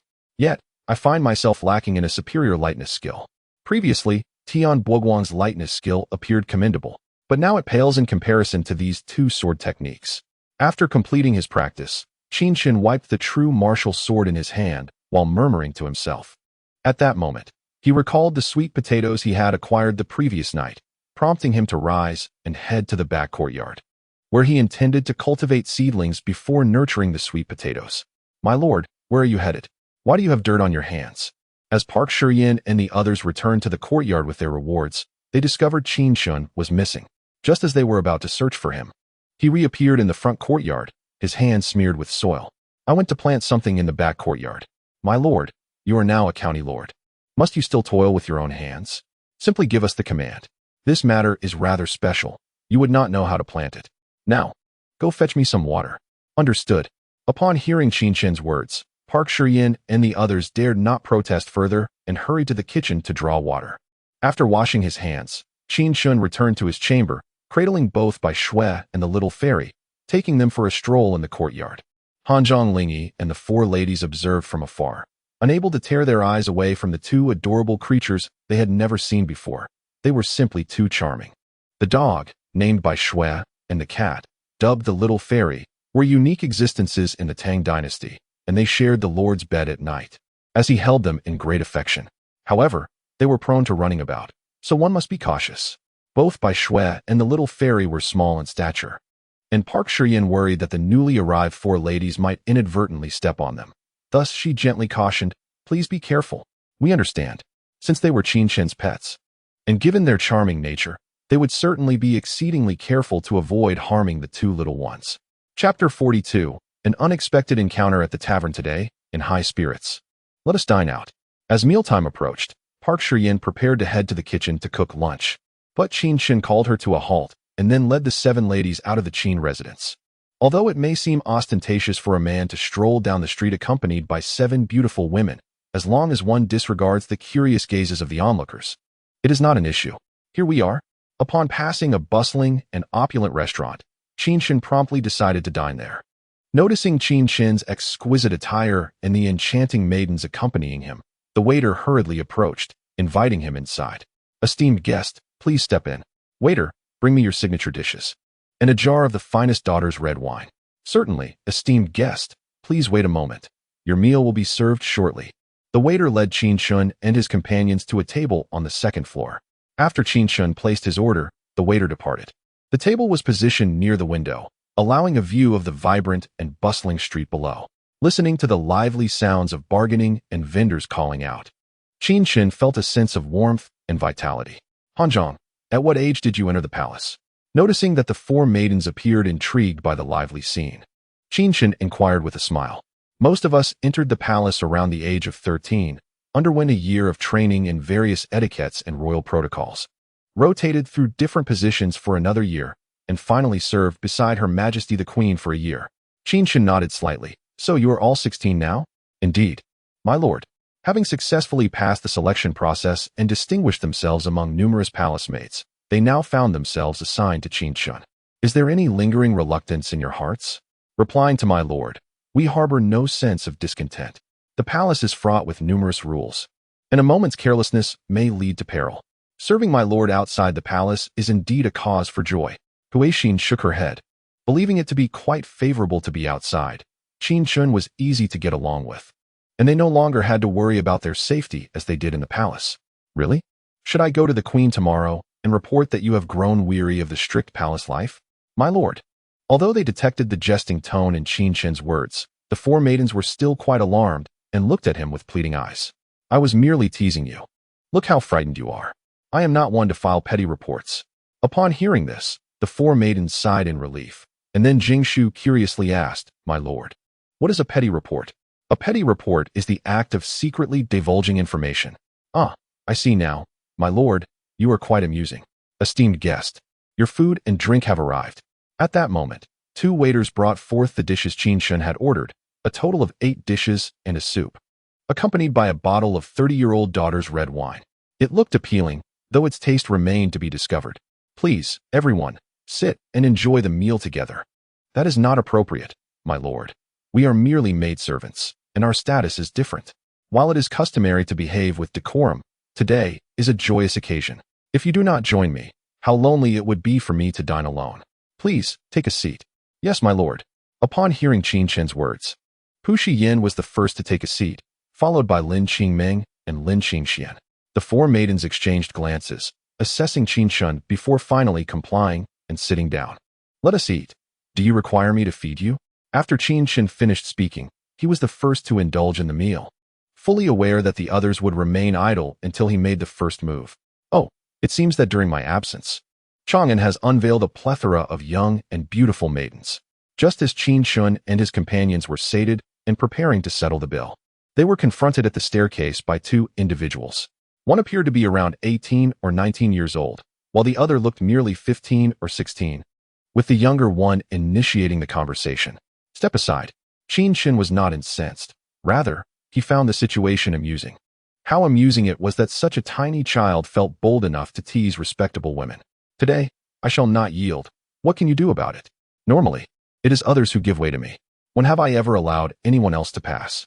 The young man, detecting the condescension in Qin Chen's tone, felt a surge of anger. Initially, he had merely spoken out of turn without any intention of confrontation. However, since Qin Chen dared to belittle him, he was now determined to gauge Qin Chen's mettle. Qin Chen regarded the young man with interest. Oh, you possess such prowess? Pray tell, whose son are you? I am Fang Yai, the second son of Fang Xianling. What of it? Do you intend to complain to my father? Fang Yai? Upon hearing this name, Qin Chen could no longer contain his laughter. What a coincidence! I have intercepted your future bride, and I dare say you remain blissfully unaware. However, Gao Yang's temperament is far too haughty. You cannot manage her. Allow me to handle it. I can tame her to be utterly obedient. If you marry Gao Yang, you shall endure her vexations and forever be remembered in history as the consort of the gatekeeper. Observing Qin Chen's radiant smile, Fang Yai felt an inexplicable surge of anger. What are you laughing at? Fang Xianling was a civil official, yet his son Fang Yai resembled a warrior, possessing both height and strength that made him appear formidable. Typically, such a display of rage would intimidate most, but Qin Chen was certainly not among those easily daunted. No matter, my neighbor's wife is giving birth. Your neighbor's wife giving birth? It is not your own wife. What concern is it of yours? Why are you laughing? With a thud, a figure tumbled down the stairs amidst the bewildered gazes of the patrons, rolling until they reached the bottom. Whereupon the guests realized the unfortunate soul was none other than Fang Yai. Unlike Qin Chen, they were all acquainted with Fang Yai, the offspring of an official. This man, who preferred martial pursuits over literary studies, often bullied others using his strength and skills. It was indeed a first to witness him being bested. Do you know he is Fang Xuanling's son, and you dare to kick him down? Who exactly are you? The companion of Fang Yai furrowed his brow, scrutinizing Qin Chen, perplexed as to how a stranger could be so audacious as to assault the son of the Duke of Wei and the minister of the left. I care not who he is. A good dog does not block the way. Will you continue to obstruct my path? Be careful lest I send you tumbling down as well. You dare? I am the current consort. Try kicking me, I dare you. Oh, a consort indeed. You must be Chang Sun Chong then. Upon realizing the identity of the individual before him, and considering his age, Qin Chen deduced correctly. However, being a consort was hardly a remarkable feat. Who among them was not? He is still a third-rank marquis of the Anghua. And what about Chang Sun Chong? In the 9th year of the Jingguan era, he should have been a junior minister of the ancestral court, a 4th-rank official, 1 rank lower than himself. Indeed, I am Chang Sun Chong. If you have the ability, try kicking me. As Qin Chen discerned his identity, Chang Sun Chong sneered coldly at him and spoke. Chapter 43. Investigating in the Palace Bang. Thud, thud, thud. As soon as Chang Sun Chong finished speaking, Qin Chen sprang forward and kicked him down the stairs. You all heard that. He asked me to kick him. I have never encountered such a request in my life. Seeing the incredulous expressions of the onlookers below, Qin Chen shrugged innocently. The spectators shook their heads in disbelief. They had merely come to observe the commotion, knowing nothing of the underlying circumstances. This dashing young man was truly audacious. Not only kicking the son of the Duke of Wei down the stairs, but now showing no mercy to the son of the Duke of Qi. Truly a fierce individual. You scoundrel! Who do you think you are? Dare you reveal your name? Fang Yai and Chang Sun Chong helped each other to their feet. Though they had tumbled down the stairs, they were merely a bit dizzy and had not sustained serious injuries. However, the glaring shoe print on their chests filled them with humiliation, prompting them to inquire about Qin Chen's origins for future retribution. I am Xiao Xilong. Are you from the Lanling Xiao clan? What is your relation to Xiao Yu? Upon hearing Qin Chen's surname, Fang Yai and Chang Sun Chong exchanged glances, their expressions darkening. Although the Lanling Shao clan did not belong to the 5 clans or 7 houses, they still held significant influence in the Tang Dynasty. The Shao family had been prominent since the southern and northern dynasties, especially during the southern dynasties, having established the Qi and Liang dynasties, producing 21 emperors and 43 chancellors, earning the titles of 2 dynasties emperors and 9 Shao chancellors. The power and status of the Shao clan were formidable, making it natural for them not to fear Fang Xianling and Changsun Wuji. If Qin Chen were indeed a member of the Shao family, then it would be quite difficult for them to reclaim their dignity. After all, it was Fang Yai who had initially harassed the other party's maid, and thus, it was reasonable for the other party to retaliate. Wait a moment, you are Green Pearl. How come you are here? Weren't you serving by my aunt's side? Just as Chang Sun Chong was scrutinizing Qin Chen, he suddenly noticed Han Zhang behind him. Upon closer inspection, he recognized her as the queen's personal maid. Young master. Han Zhang looked at Qin Chen with a troubled expression. Since Chang Sun Chong frequently visited the Liza Hall, it was not surprising that he had seen her before. However, now that he recognized her, what could they do? She felt that since Qin Chen had assumed the name Xiao Xilong, he surely wished to avoid trouble. But now that Chang Sun Chong had identified her, he would undoubtedly uncover Qin Chen's true identity. This meant that she had inadvertently brought significant trouble to Qin Chen. Green Pearl. Speak. How come you are here? Should I go directly to ask my aunt? Chang Sun Chong, seeing Han Zhang ignore him, grew furious and began to threaten her. The queen has bestowed them upon me. They are naturally under my care. Qin Chen, accompanied by the women, descended the stairs and approached Chang Sun Chong. Bestowed upon you? How could this be possible? Only during the marriage of Princess Chang Lu did my aunt bestow 8 personal palace maids. Believe it or not, do not obstruct my path, for I must take my leave. In response to Chang Sun Chong's skepticism, Qin Chen could not be bothered to explain. He simply settled the bill with several women and prepared to depart. Upon seeing Qin Chen's intention to leave, both Chang Sun Chong and Fang Yai attempted to intervene. However, a mere glance from Qin Chen sent a chill down their spines, compelling them to instinctively step aside. Could it be that Chang Sun Chong is truly of the Lanling Shao clan? Once the figures of Qin Chen and his companions disappeared from view, Fang Yai regained his composure and inquired about Chang Sun Chong's background. It seems unlikely. How can he claim to be Xiao Xilang, with palace maids gifted by the empress at his side? Humph. Upon hearing Fang Yai's probing questions, Chang Sun Chong let out a cold snort and strode purposefully toward the entrance of the tavern. Where are you going? Did we not agree to drink together? No more drinking. I must make a visit to the palace to ascertain who he truly is. As soon as the words left his lips, Chang Sun Chong vanished from sight. He had come with high spirits to enjoy a drink, only to be met with a rude awakening, still unaware of the other's true identity.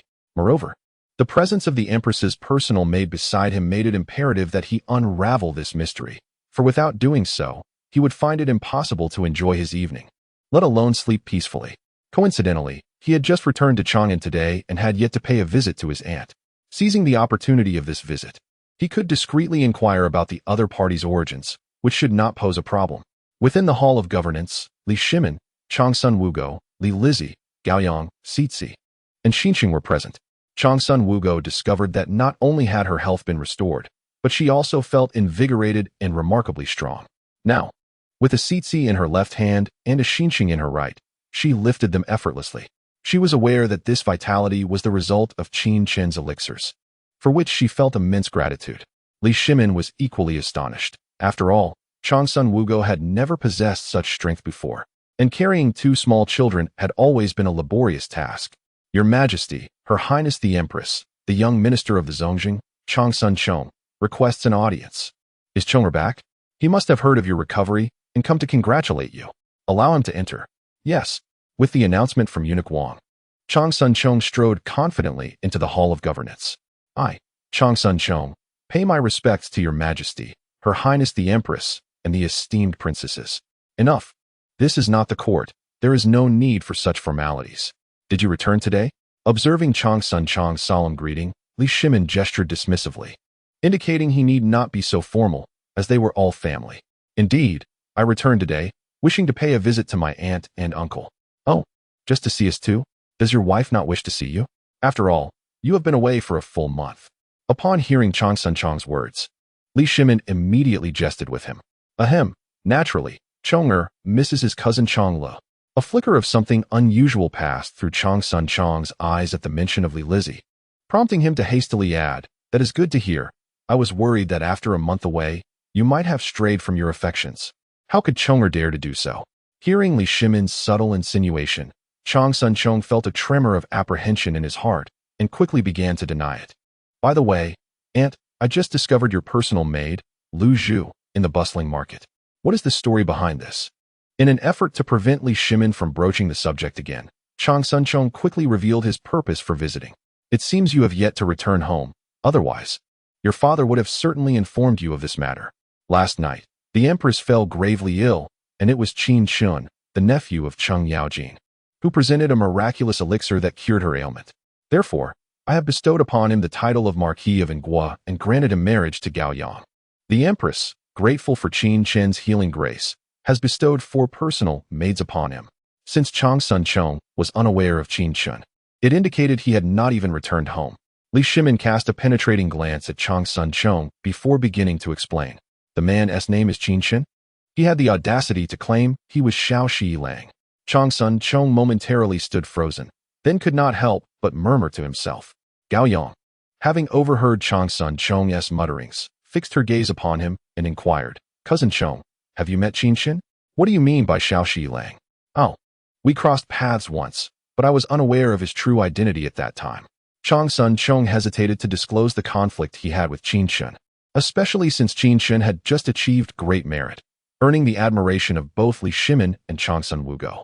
Should they learn of his altercation with Qin Chen, they would undoubtedly probe for the details. Although he had lost face after being beaten by Fong Yai, he was, after all, in the wrong. If Li Shimin and the others were to discover that his first act upon returning was neither to go home nor to pay his respects at the palace, but rather to drink at an inn, their displeasure would be inevitable.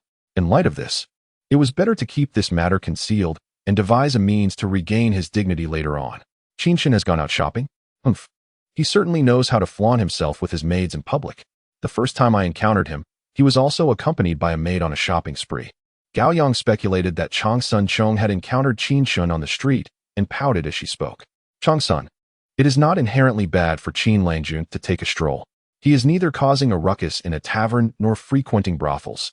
It is of little consequence. Once the Astronomical Bureau sets the date, you shall wed Qin Chen. To foster harmony in your marital relationship, you must refrain from throwing tantrums like a princess." "I understand, elder sister." Upon hearing Li Lizzie's gentle admonition, Gao Yang nodded obediently, although in her heart, she thought to herself that it remained to be seen who would throw a fit in the future. If she were to act capriciously, Qin Chen would not indulge her. He might even argue with her, and if provoked, he could very well strike her. She dared not act willfully with Qin Chen. "Elder sister, are you truly to wed the young lord?" Zizi, peering out from Chong Sun Wugo's embrace, looked at Gao Yang with wide-eyed excitement. "Indeed, but it is I who shall marry Qin Chen, not you. Why are you so agitated?" Gao Yang chuckled at Zizi's fervor, for one might mistakenly believe Zizi was the one about to be wed. Zizi, in a babyish tone, exclaimed, "I too wish to marry the young lord. That is out of the question. In the Tang Dynasty, there is no precedent for 2 princesses marrying the same man. And you are but a little over 2 years old. What are you talking about? Just wait.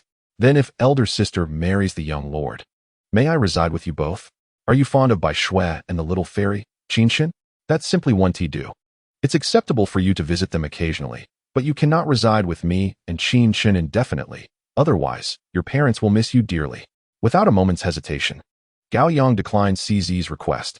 CZ, being merely a little over 2 years old, would certainly not be allowed to stay outside the palace by Chong Sun Wugu. "Sister, you're being unreasonable." CZ pouted immediately, voicing her grievances against Gao Yang. Observing this, Chong Sun Wugu could not help but chuckle. It was unclear whether it was Qin Chen or the pair of pets that had captivated CZ, but it seemed she had developed a fondness for Qin Chen. Nonetheless, Gao Yang was correct. While it was permissible for CZ to visit the Qin residence occasionally, it was out of the question for her to live there permanently. What are Bai Shui and the little fairy? Is Qin Chen keeping a beauty hidden in his golden chamber?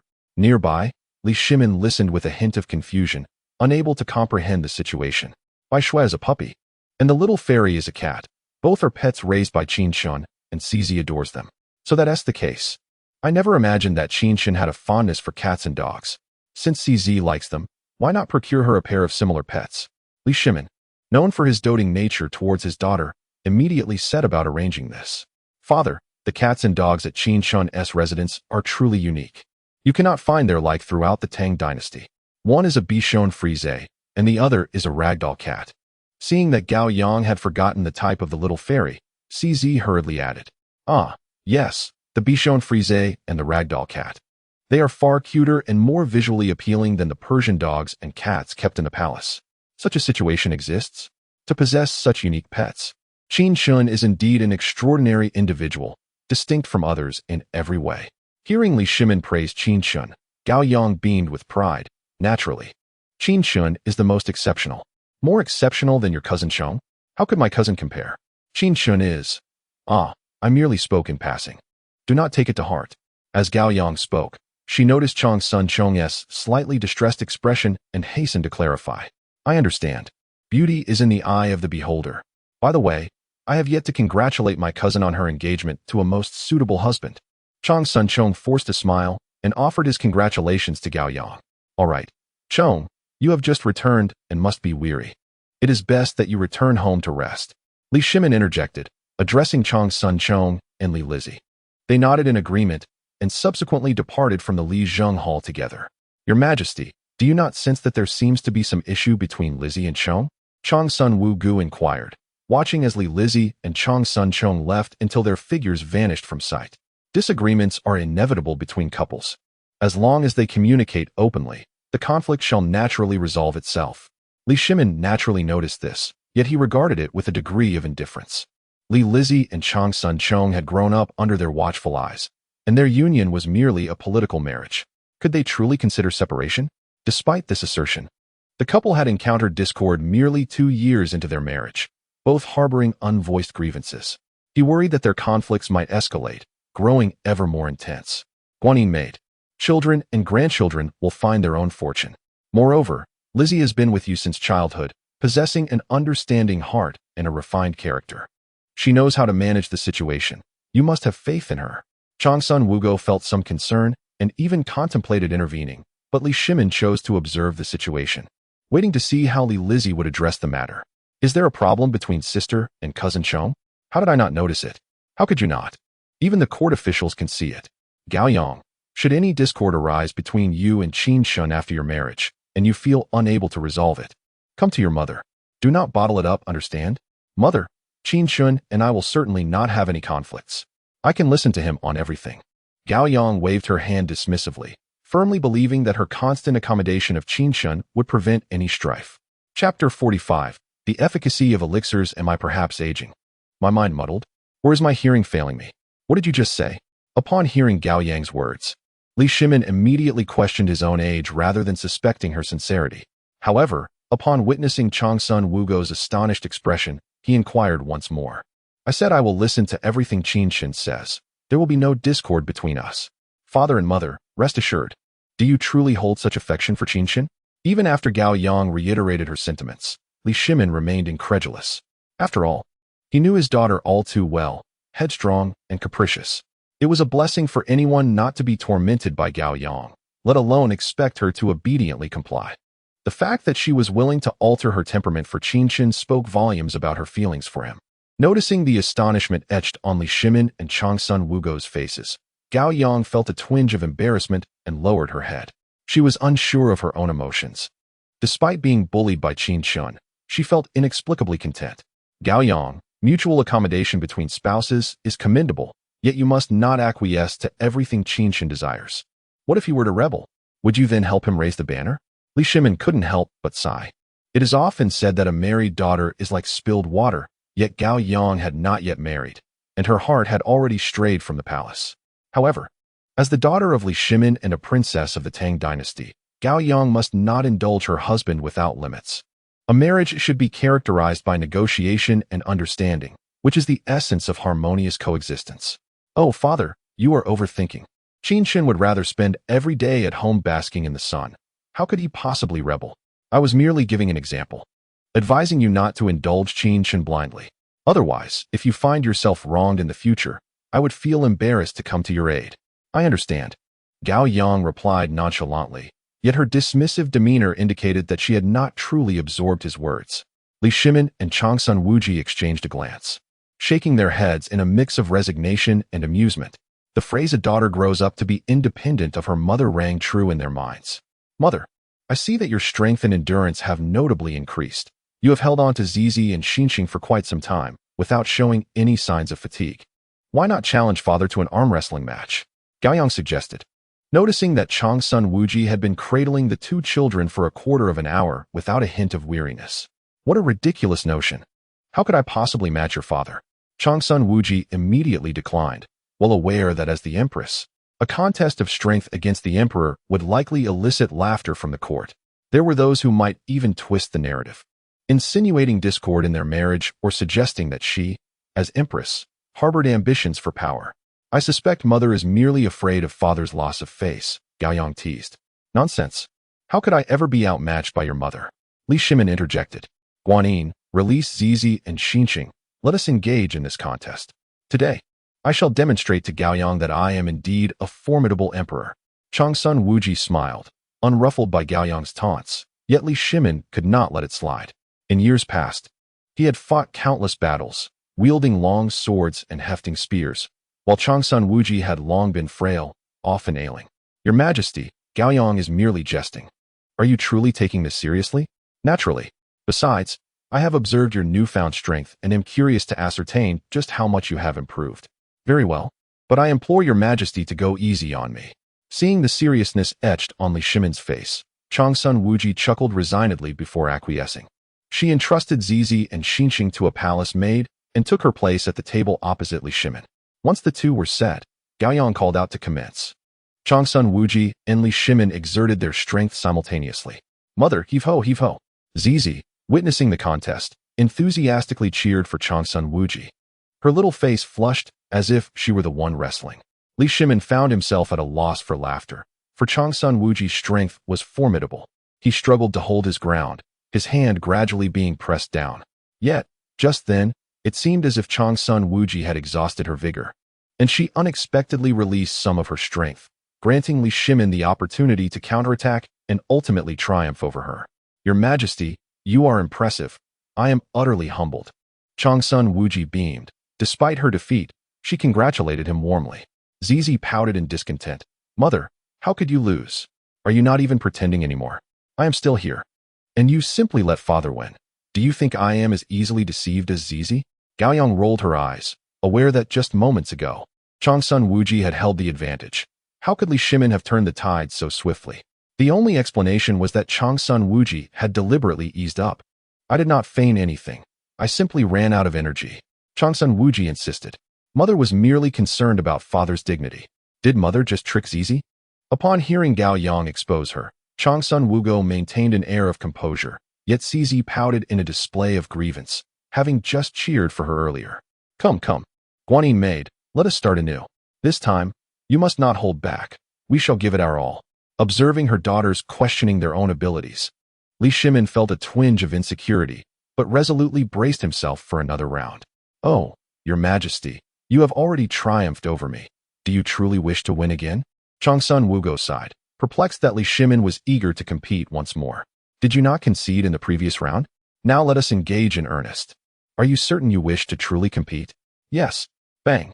Faced with Li Shimin's unyielding persistence, Changsun Wugo dispatched him in a mere 3 seconds, leaving him in a state of bewilderment as he gazed at his own hands. Father, you have lost. Mother, you are so amazing. Oh, I just remembered that I have some official matters to attend to. I must take my leave. It is indeed true that one becomes quite occupied in moments of embarrassment. As Li Shimin faced the dual blows from Gao Yang and CZ, he hastily departed the Lijiang Hall, resembling a figure fleeing in disgrace. Was it necessary to make your father lose face? Are you satisfied now? Witnessing Li Shimin's hurried retreat, Changsun Wugo shook her head, filled with resignation. Mother, I merely wish to see how strong you are. It appears that the elixir Qin Chen provided you truly is miraculous. It not only cured your ailment, but also significantly increased your strength. Indeed, that potion is astonishing. I feel invigorated, brimming with energy, more so than I did at 16 or 17. Changsun Wugo nodded in agreement. convinced that the elixir Qin Chen had given her possessed extraordinary effects. Chapter 46. In the blink of an eye, a day passed at that moment. CZ suddenly piped up, "I also want to eat salted eggs." Gao Yang, upon hearing this, playfully pinched her cheek and replied with a smile, "You wish for salted eggs? Very well. I shall instruct the royal chef to prepare them for you tonight. I want salted eggs. Salted duck eggs are the same as salted eggs. Woo-woo, mother. Sister is bullying me." Though CZ was small, she was not naive. She recognized the distinction between the elixir and salted eggs, and she certainly did not desire the latter. "CZ, dear, the elixir is no longer available. Why not listen to Gao Yang? We can have salted eggs for dinner." "All right. I don't want that. I want to ask little Nong Jun." Even in the face of Chang Sun Wugo's persuasion, CZ remained steadfast in her desire for the elixir. "The elixir is unique. It has already been consumed by your mother, and even Qin Chen has not partaken of it. You may request it from him, but he has none. Furthermore, even if he did, it would belong to me. Your mother, and you, my little greedy cat, should not even think about it. Little Nong Jun will definitely give it to me, because he likes me. Dream on. If you wish for the elixir, perhaps you should drink a bit more of your mother's milk. You might just catch a hint of the elixir's flavor. Lord, Chang Sun Chong has recognized me. He will surely seek out the empress to inquire. Will this not bring trouble upon you?" Upon returning to the Qin residence, Hanzhong remained somewhat anxious. Given the connection between Chang Sun Chong and Chang Sun Wugo, extracting information about Qin Chen would pose no challenge. And it was likely that Qin Chen would face retribution from Chang Sun Chong. "Do you truly think I fear him? Which is why I used a false name. I merely jest with them. Why should I disclose my name just because they demand it? Who do they think they are? A mere Chang Sun Chong is hardly intimidating. You need not worry." Qin Chen merely smiled at her words, not placing any significance on the matter. Today's events were merely a trivial altercation, not warranting undue concern. Fang Yai and Chang Sun Chong had lost face today. Should they wish to reclaim it, he would be more than willing to engage. "All right, Hanzhong. Let us tidy up the residence. Our lord is now a marquis. It is imperative that our home remains orderly." Park Shiyan approached to assist Hanzhong, and soon the 7 women began to clean the Qin estate. Although the vast mansion proved somewhat laborious for the 7 of them to manage, they found joy in the endeavor. "Why didn't Li Shimin bestow upon me a marquisate? It seems the Qin residence is somewhat small." The 7 women busily attended to their tasks, while Qin Chen lounged nearby, lamenting the scale of the estate. However, truth be told, a grander residence would serve little purpose. As there were only a few individuals in the household, it already felt rather empty. Should the estate be any larger, it might resemble a desolate palace. Meow? As Qin Chen scrolled through his phone basking in the sun, a little fairy leaped into his lap, finding a comfortable position to slumber. Bai Xue was far more courteous, merely curling up by Qin Chen's feet. Perhaps the system had maximized their loyalty towards him, resulting in the 2 little creatures being so clingy. Currently, the system had only rewarded him with these 2 mute companions, and he could not ascertain whether the rewards would enforce loyalty. When the time came for a human reward, he could evaluate their attitude and behavior accordingly. "Little fairy, you must understand, in order to secure more cat and dog food for you and Bai Xue, I have refrained from rapidly scrolling through the cute pet videos. Future rewards will surely include provisions for both of you." After petting the little fairy for a while, Qin Chen suddenly pointed at the cute pet videos on his phone, seeking to take credit. "Meow?" The little fairy could hardly comprehend his words. It merely responded with a lazy meow, then ignored him. Qin Chen chuckled helplessly, realizing how foolish he was to converse so intricately with a cat, which could not possibly understand. Thus, he continued to pet the cat while watching the videos, eventually dozing off. Upon noticing this, Lin Qingming and the others opted not to disturb Qin Chen, instead covering him with a small blanket after the sun had set. "Marquis, dinner is prepared and ready to be served." Once Park Shiyan finished cooking, Lin Qingxian approached Qin Chen, softly calling out to him. Has the sun already set? How swiftly this day has passed."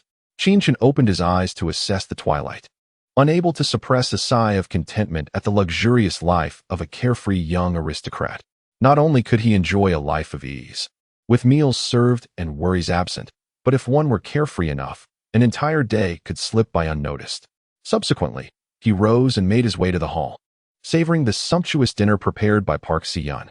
As he dined, Qin Chen noticed a jar of wine on the table and, filled with curiosity, inquired, "Where did this wine come from?" It was among the rewards sent by His Majesty that I discovered while organizing the storeroom this afternoon. So I thought to present it for your enjoyment, my lord. Put it away. I generally do not partake in wine. It is better reserved for entertaining guests in the future. Understood. Upon hearing Qin Chen's words, Park Siyun promptly removed the wine.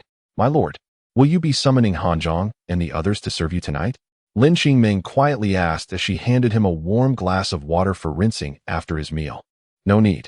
With that, Qin Chen turned and returned to his quarters, leaving Hanzhong and the other three in a state of relief, yet also tinged with melancholy. Do not be anxious. It is only a matter of time. You are personal maidens sent by the Empress, thus you have the privilege to serve the Lord. Once Princess Gaoyang marries into the marquisate, it remains to be seen how she, as the lady of the house, will regard such matters. However, I suspect the future maidens may not enjoy the same fortune. Seeing the forlorn expressions of the four maidens, Lin Qingming offered her comforting words. They had the advantage of Gaoyang not marrying into the Qin household, thus still holding the opportunity to serve Qin Chen.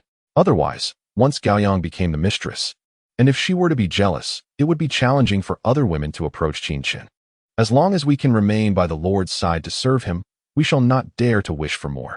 The four maidens exchanged glances, and Hanzhong began to explain. While that may be the case, I do not believe you truly think that way. Enough, you have all worked hard this afternoon. Return to your quarters and rest. If you are not too weary, you may boil water for a warm bath. If fatigue overwhelms you, then perhaps a cold bath will suffice. With that, Lin Qingming and Lin Qingxian turned and left, leaving the four maidens gazing at one another. Let us prepare a warm bath. A cold bath will not cleanse us well and may displease the Lord. Agreed. The four decided upon a warm bath, considering they might soon be serving Qin Chen and wished to leave him with a favorable impression. Chapter 47.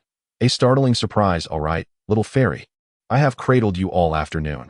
It is time for you to return to your perch and slumber. As Qin Chen settled into his room, the little fairy leaped onto his bed and nestled into his embrace. Meow. The only response he received was a sound of incomprehensible feline chatter. Yet the little fairy remained motionless in his arms, evidently determined to stay. Noticing this, Qin Chen shrugged and said nothing further, instead adopting a cross-legged position to practice the Divine Illumination Sutra. Having napped sufficiently that afternoon, he felt no inclination for sleep. Practicing was indeed beneficial and could serve as a substitute for rest. This practice extended into the depths of night, and when Qin Chen finally completed the circulation of his last cycle, he slowly opened his eyes. As he glanced at his phone, Qin Chen realized it was already 1 a.m. He promptly opened a video-sharing app and began scrolling through short videos. The 11th video featured adorable pets, suggesting that his earlier viewing had not been in vain, as it had garnered immediate response. In the next moment, a large box of cat food descended from above. Although Qin Chen managed to catch it, it startled the little fairy nestled in his arms. Don't look at me that way. This is cat food, he thought, noticing her wide, green eyes fixated on him. With a smirk, he pondered why she would not recognize his good intentions. Oh wait, she is not a dog. She is a cat. That explains it. The little fairy turned and headed towards the cat climbing frame, deeming it too perilous to remain near her owner. Fearing a potential calamity, Qin Chen chuckled at her antics, setting the cat food aside as he resumed watching videos. The 21st video showcased fishing, which puzzled Qin Chen. As he was no angler, he wondered why such content was being recommended to him. Suddenly, a fishing tackle box materialized before him. He reached out to catch it and opened it to find an array of fishing gear, rods, weights, hooks, lines, and bait. This was quite novel for Qin Chen, who had only fished with a simple bamboo pole, equipped with hooks, lines, and worms. As the saying goes, the more expensive the equipment, the less skilled the fisherman. Still, he decided to store the tackle box in his storage ring, as the mundane life of the Tang Dynasty could use some leisure. A little fishing and a stroll in nature would be a delightful pastime. The 31st video featured a clip from the film A Chinese Odyssey, where Bodhi ancestor revealed to Zhizun Bao that Bai Jing Jing was the bone demon. Qin Chen felt a surge of excitement, sensing that something extraordinary was about to unfold. In the next instant, a bunch of grapes appeared before him, and it wasn't until they landed in his hands that he fully comprehended the situation. What the heck? Even if I don't get the Moonlight treasure box, I at least expected some divine abilities. Instead, I receive a mere bunch of grapes. Disappointment washed over him as he gazed at the fruit, feeling utterly deceived. However, with no way to change the outcome, Qin Chen reluctantly stored the grapes in his storage ring and continued his video quest. The 41st video was yet another delightful pet clip, this time rewarding the little fairy with a box of cat treats. She had indeed hit the jackpot, as out of 10 rewards, she had claimed 2 for herself. The 51st video featured a scene from the drama legend of Lu Xiaofeng, where Lu Xiaofeng was being pursued by Shimin Shui.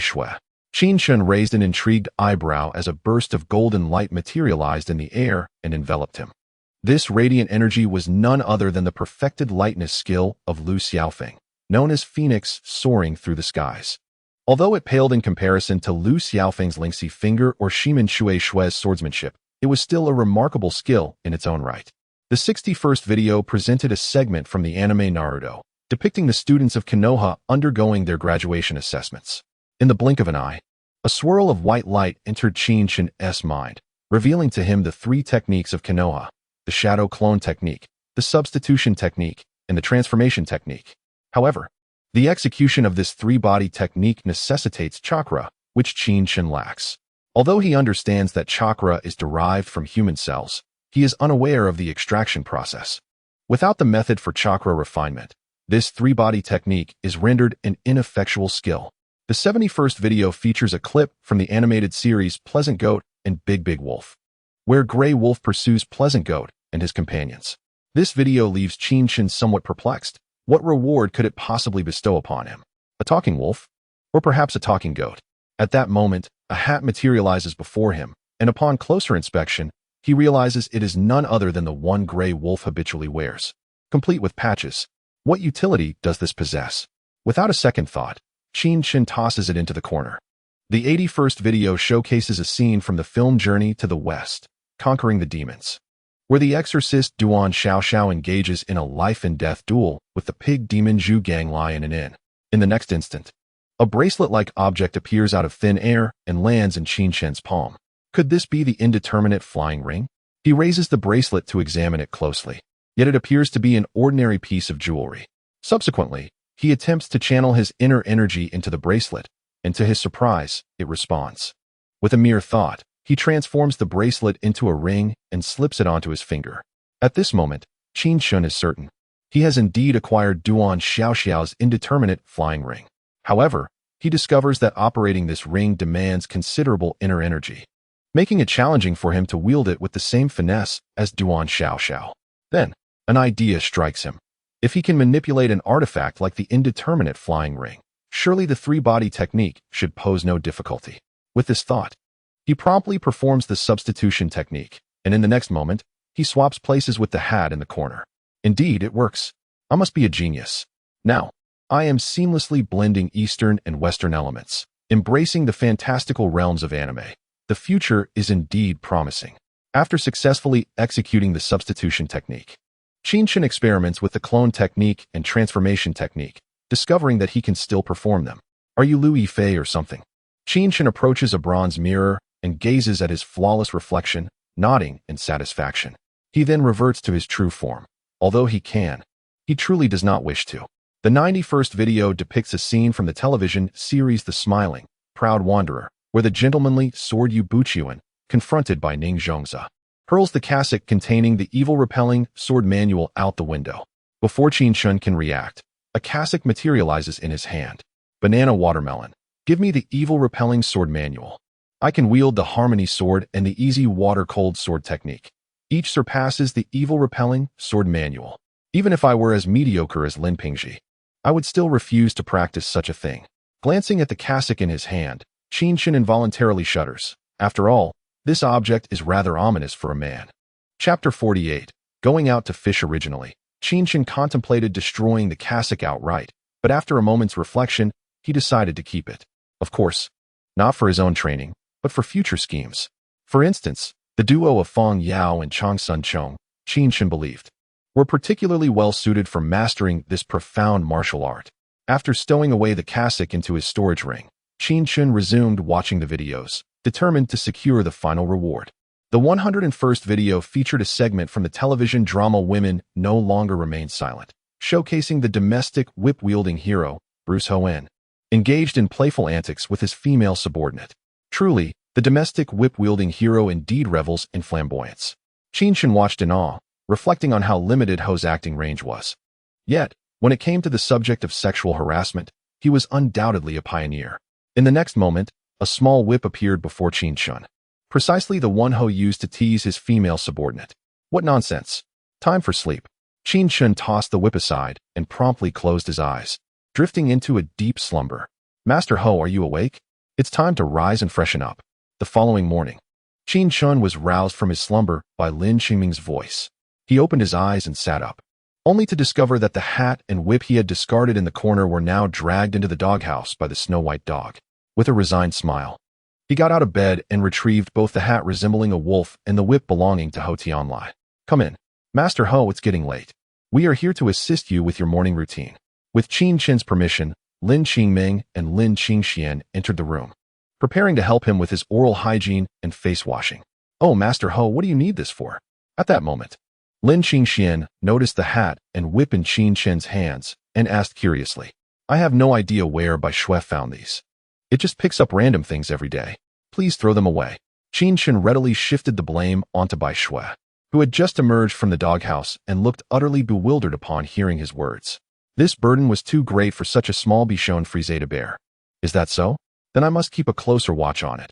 How can Master Ho's room be filled with all sorts of items? Lin Qingming, without a hint of suspicion, immediately vowed to keep a strict eye on Bai Shui. The dog, with a look of innocence, wagged its tail, but by then, Lin Qingming and Lin Qingxian had already followed Qin Chen out. The trio arrived in the hall, where Pu Shiyan had long prepared breakfast, eagerly awaiting Qin Chen's arrival. After finishing his meal, Qin Chen began to contemplate the day's plans. After a moment of reflection, he decided to go fishing. Bringing along 7 maidens would indeed create quite the spectacle, drawing undue attention. Moreover, it would be inconvenient to reveal his storage ring and fishing box in front of them. Thus, he resolved to venture out alone, opting not to walk, but to ride a horse. The 4 horses promised by Cheng Yaojin had already arrived and were housed in the Qin residence's stable. Although none were the legendary steed of sweat and blood, all were remarkably resilient war horses. There was a black one, a brown one, a white one, and a red one. 4 horses in 4 distinct colors. Presumably a deliberate choice by Cheng Yaojin. Observing the 4 robust, agile steeds, Qin Chen nodded in satisfaction. He then mounted the black warhorse and set off, despite having never ridden a horse in either his past or present life. As a master of martial arts, maintaining bodily balance is a trifling matter for him. Thus, riding a horse poses no challenge. Due to the prohibition against galloping within the city of Chang'an, Qin Chen could only admire the city's splendor while making his way toward the city gate. Once he exited the city, he began to gallop freely, although he was unaware of any lakes suitable for fishing. Nevertheless, that was inconsequential. He could explore the surroundings on horseback, relishing the ancient scenery. In later times, uncovering an untouched beauty is exceedingly difficult, as nearly every location is populated. During his leisurely wanderings, aside from the occasional townsfolk traversing the official roads, he encountered no other souls. This shall do, he thought. There should be no shortage of fish in these ancient lakes. If I fail to catch any, I shall simply wade in and catch a few by hand. After meandering for half an hour, he finally paused by a lakeside and resolved to fish there. The solitude of the spot was perfect for solitary angling, free from any interruptions. Before casting his line, Qin Chen placed the large watermelon he had acquired earlier into the cool shade of the lake. At this juncture, it was late March, nearing summer. Although the official start of summer was still a while away, the weather had begun to turn warm. In such temperatures, enjoying a watermelon was sheer bliss, provided it was ripe. Lest he find himself cursing his luck. With all these fishing tools, how am I to discern their proper use? He mused, shrugging off his confusion. Opening the tackle box, he was momentarily dazzled by the array of items within. His experiences with fishing were scant, and he rarely observed others at the sport. Thus, he felt somewhat lost amid the intricate tools.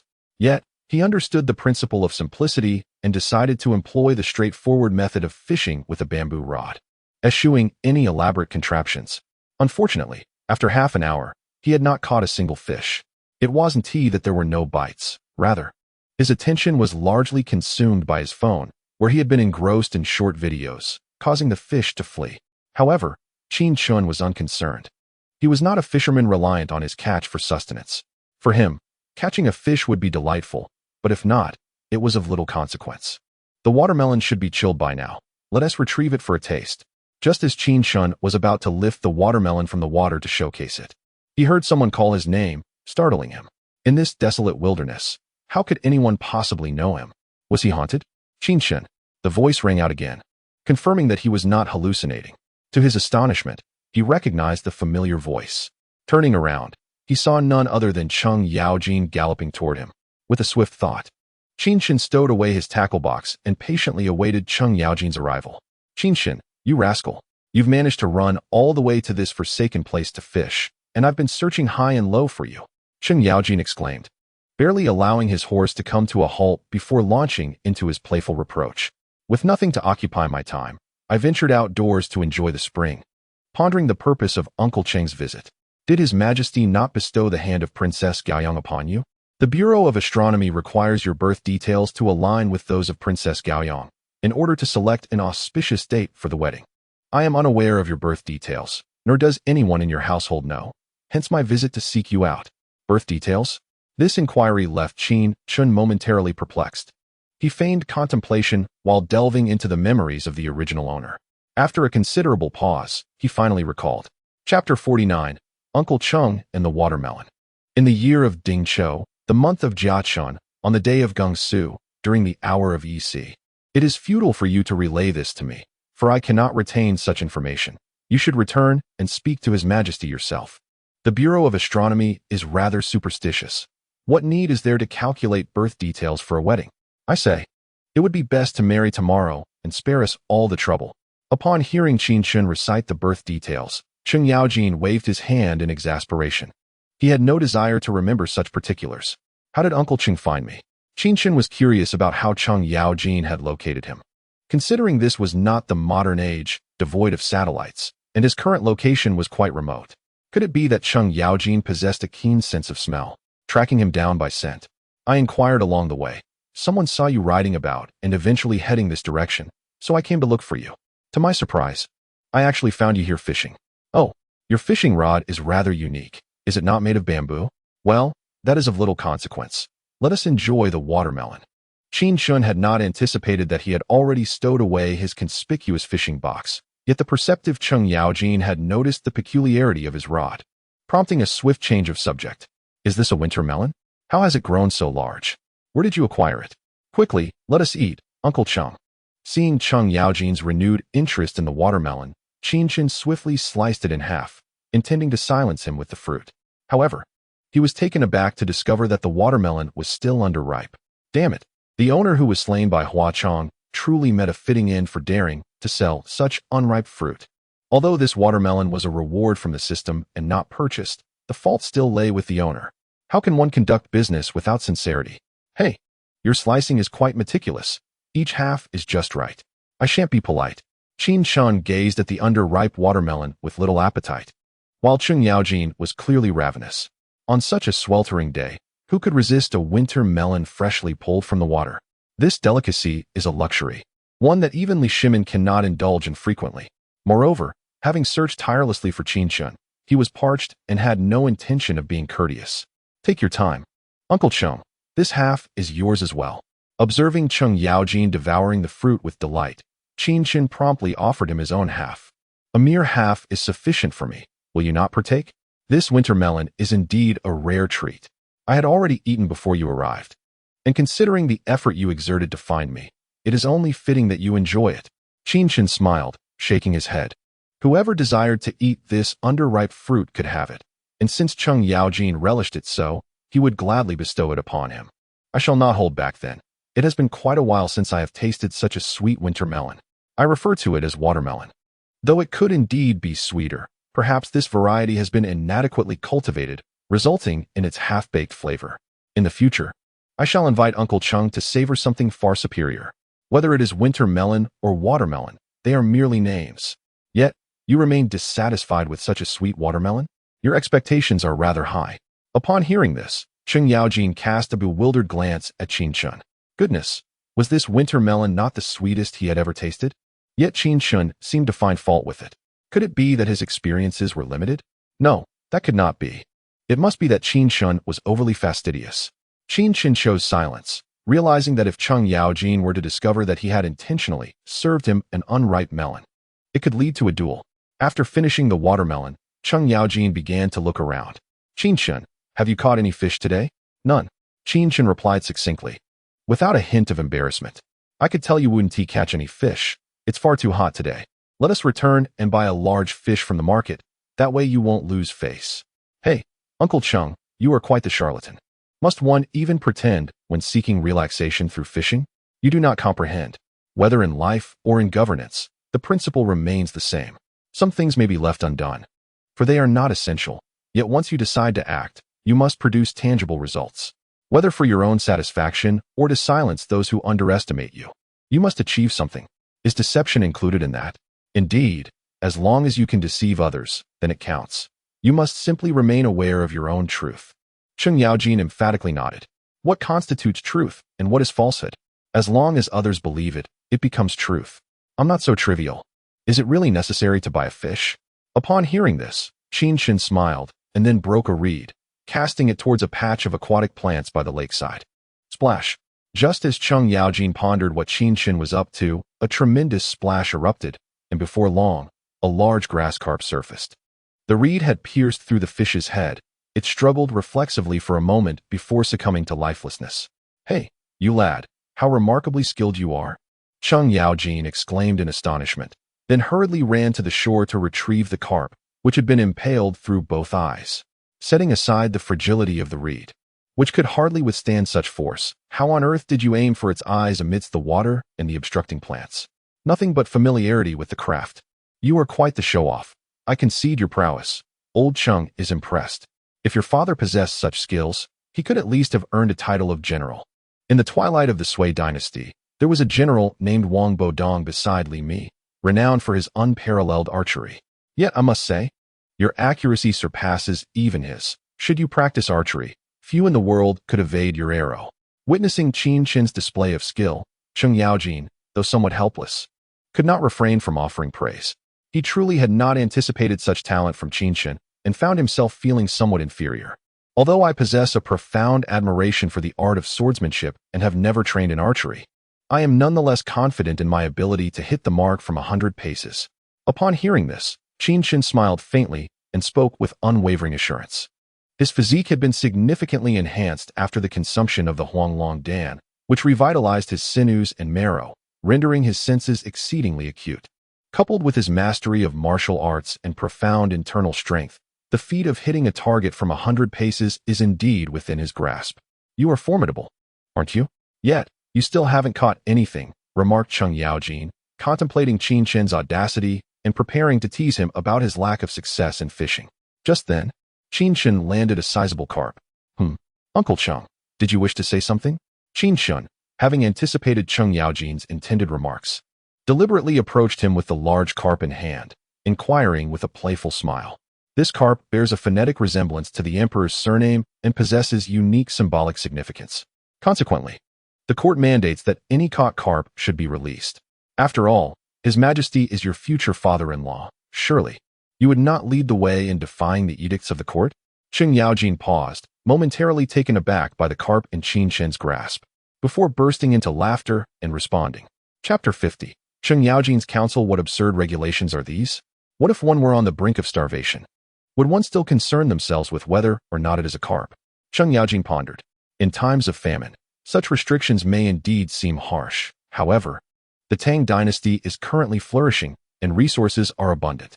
Abstaining from carp does not significantly impact the lives of the common folk. Furthermore, carp meat is coarse and possesses a strong fishy odor, rendering it less suitable for consumption. This grass carp is ample enough for your needs. You should simply release the carp. In response to Qin Chen's inquiry, Cheng Yaojin appeared quite nonchalant, acknowledging that the prohibition against consuming carp was somewhat frivolous. Nonetheless, the severity of this matter was minimal concerning its impact on the populace. Apart from the ban on carp, due to Li Yuan's grandfather being named Li Hu, the tiger has since been referred to as the Great Insect. These prohibitions were merely decrees issued by the rulers to uphold their own authority. There is nothing particularly astonishing about that. Let us return. Qin Chen, weary of the conversation, recognized that the feudal system allows those in power to establish laws to suit their preferences, while commoners are left with no choice but to comply, devoid of rights to question or challenge. He had no desire to confront the feudal system, thus he resolved to act within the boundaries set by it. Casting the carp into the lake, Qin Chen secured his fishing rod and mounted his horse, preparing to depart. Cheng Yaojin, observing this, quickly called out to Qin Chen, "You forgot to take your grass carp. I have gifted it to Uncle Cheng.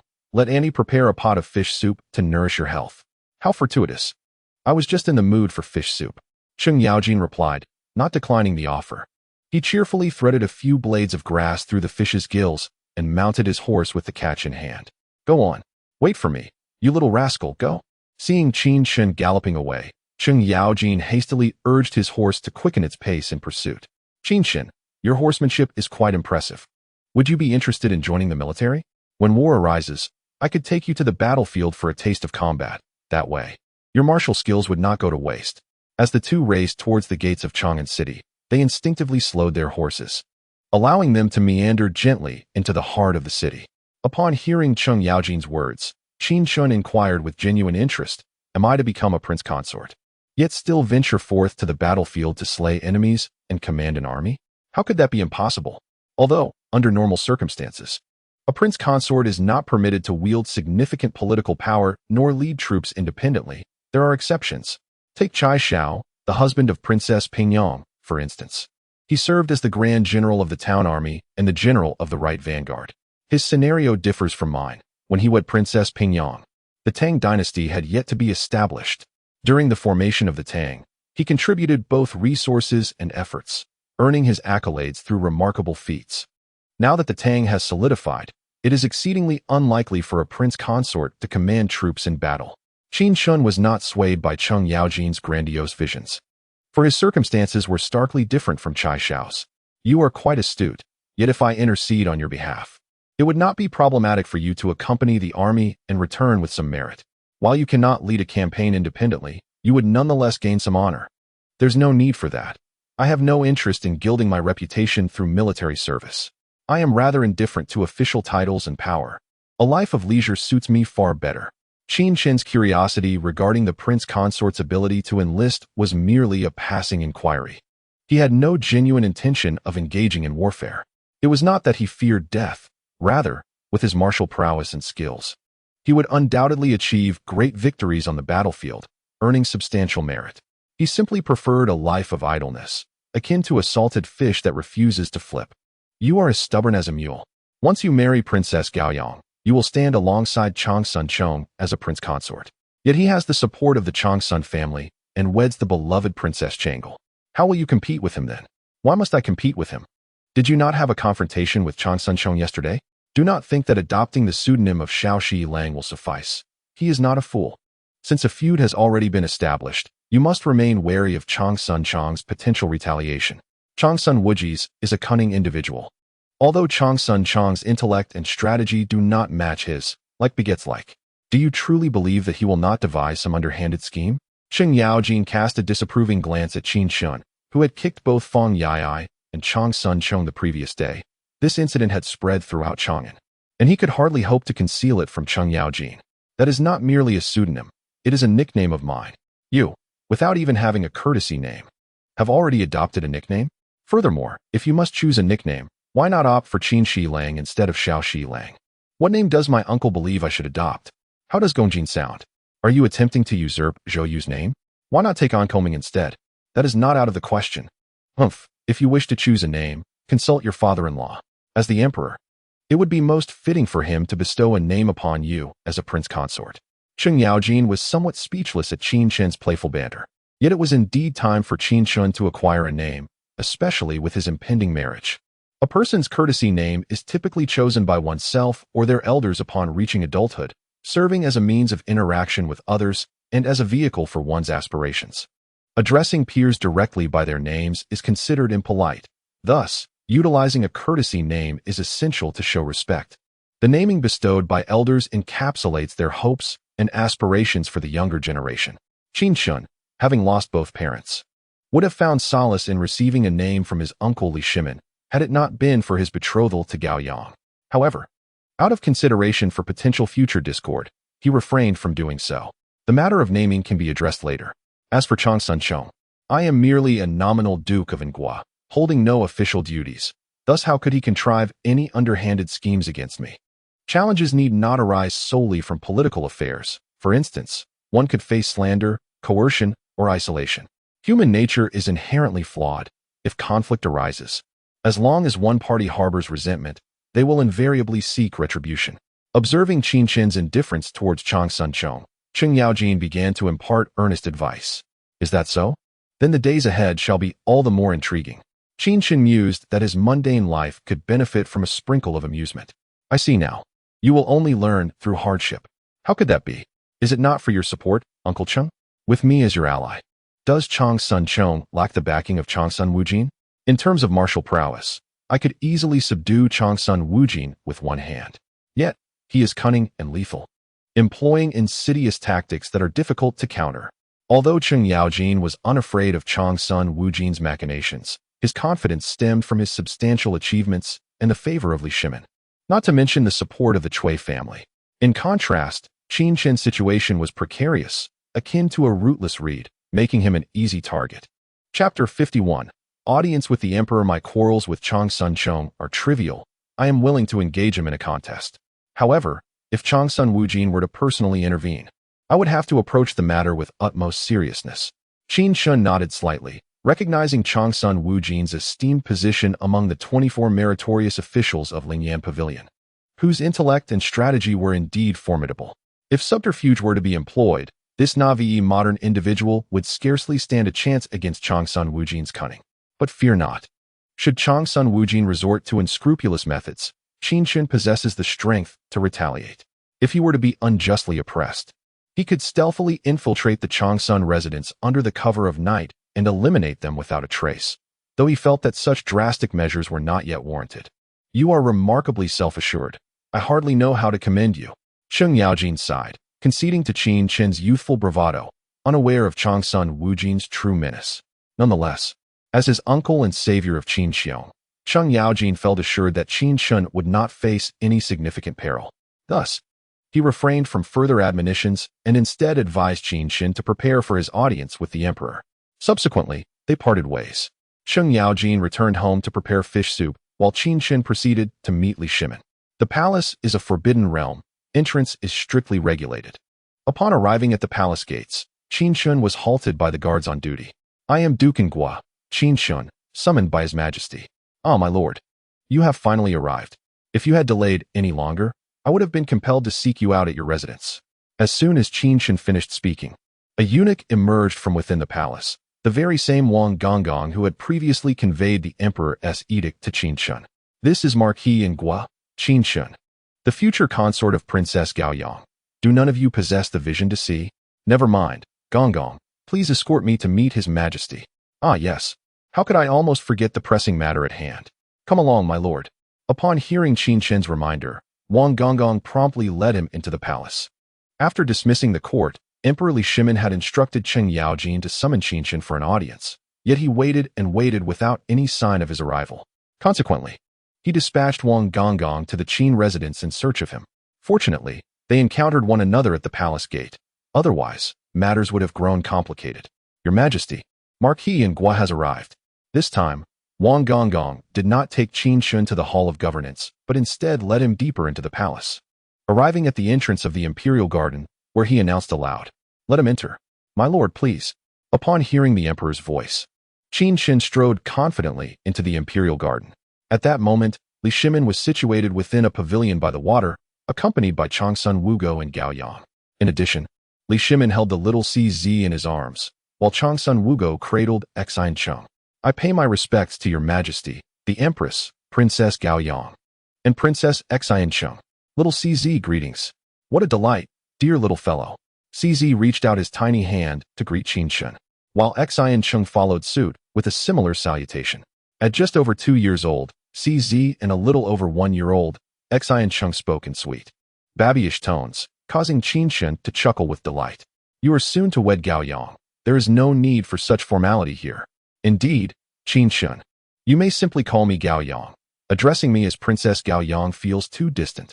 Hearing the emperor's words, Gao Yang nodded vigorously, eager to bridge any gap with Qin Chen. Qin Chen did not respond, merely offering a slight nod. Addressing someone with such a lengthy set of titles was rather exhausting. Qin Chen, do you recall your birth date? The Astronomical Bureau requires it to arrange your marriage with Gao Yang. Ding Chou year, Jiachen month, Gongsu day, EC hour. Gao Yang, are you not noting this down? Do you not wish to marry Qin Chen? Ding Chou year, Jiachen month, Gongsu day, EC hour. I have already committed it to memory. You often struggle to remember your studies, yet you manage to recall Qin Chen's birth date in one go. Upon hearing Gao Yang recite Qin Chen's birth date flawlessly, Li Shimin and Changsun Wugo exchanged glances, bemused. It seemed this was the moment when Gao Yang's memory was at its sharpest, a stark contrast to her previous antics. It is quite easy to remember. Gao Yang shyly stuck out her tongue, perplexed by her sudden ability to recall. Oh dear, Syste cannot remember. Syste shook his head repeatedly. Despite Qin Chen repeating it once, and Gao Yang again, he could only recall the year, month, and day, forgetting everything else. Syste, why must you undermine my efforts? Ah, little fellow, come here. As Gao Yang approached with a menacing demeanor, appearing as if she intended to devour him whole, Syste swiftly extended her hand towards Qin Chen. Though diminutive in stature, she possessed remarkable intelligence, able to discern who could truly subdue Gao Yang. I hear there are some discrepancies between you and Chong'er? Li Shimin casually inquired, handing Syste over to Qin Chen. It seemed that good news seldom travels far, while misfortunes spread like wildfire. Even His Majesty had become aware of this trivial matter. It cannot truly be classified as a conflict, merely a slight misunderstanding. It is not unusual for young people to exhibit fiery tempers. A small misunderstanding can be resolved through conversation. You are all young talents, and as princes-in-law, it would be prudent to communicate more often and avoid unnecessary confrontations, lest you become the subject of ridicule among outsiders. Li Shimin bore no ill will towards Qin Chen. As Qin Chen had articulated, there was no significant discord between Changsun Chong and himself. It was merely youthful exuberance that led to a skirmish, compounded by ignorance of one another's identities. Had both taken a step back, the matter would not have escalated to such proportions. I believe Qin Chen is in the right. Changsun Chong has been absent for a month, and upon his return, he failed to visit the palace to greet his sister, instead opting to drink with Fang Yai and even jest with Qin Chen's maid, certainly deserving of a reprimand. Gao Yang was indifferent to the reasons behind the discord between Changsun Chong and Qin Chen. In her eyes, any conflict was solely Changsun Chong's fault. If he deserved a beating, then so be it. Li Shimin could not help but cast a stern glance at Gao Yang. You seem quite protective of Qin Chen. What if your sister comes seeking retribution? My sister would not. She is gentle, considerate, and perceptive enough to recognize where the fault lies, regardless of who was at fault. They were still family, and it would be best not to let matters become too unsightly. While Li Shimin acknowledged that Changsun Chong was indeed in the wrong, he also understood the importance of maintaining decorum in a public setting such as a tavern. Qin Chen has done nothing wrong. Chong'er was indeed somewhat reckless. However, I hope we can consider this matter closed to preserve harmony. What say you, Qin Chen? I have no objections, as long as Changsun Chong can let this matter rest. I shall not press the issue further. Let it be forgotten, and may no one mention it again. In response to Changsun Wugo's words, Qin Chen held no dissenting opinion. After all, it was Changsun Chong who had lost face, while he himself had suffered no detriment and saw no need to pursue the matter relentlessly. Yet, should Changsun Chong remain obstinate, he would not promise to refrain from retaliating. Chapter 52. Li Shimin's vulnerability. You possess a great sense of propriety. I shall discipline Chong'er on my end. He is older than you and ought not to behave so frivolously. Satisfied with Qin Chen's agreement, Changsun Wugo nodded approvingly. The incident of Qin Chen kicking Changsun Chong was trivial. Both she and Li Shimin were genuinely concerned that the two might harbor animosity, resulting in an ongoing feud. In the future, as both were princes-in-law, it would be difficult for them to show favoritism, leaving them in a precarious position. Qin Chen, were you not at the residence today? Why did it take you so long to arrive at the palace? Or did that fellow Chang Yaojin forget to notify you initially, only to remember later? At that moment, Li Shimin pressed for answers, for, under normal circumstances, Qin Chen should have arrived at the palace half an hour earlier. Not exactly. I ventured outside the city early to fish. Uncle Chung found me only after I had left, which caused a slight delay. You went fishing outside the city? How leisurely of you. But what of the fish you caught? Li Shimin was taken aback that Qin Chen had gone all the way outside Chang'an to fish. Considering the city itself boasted numerous ponds and lakes, it seemed quite the bother. I managed to catch a carp. But since Uncle Cheng mentioned that the Tang Dynasty forbids the capture of carp, I released it back into the lake. However, I did keep a grass carp to take back for Uncle Cheng's soup. Is it truly forbidden to capture carp? In earlier times, some places indeed had such regulations. But that was merely to curry favor with the royal family.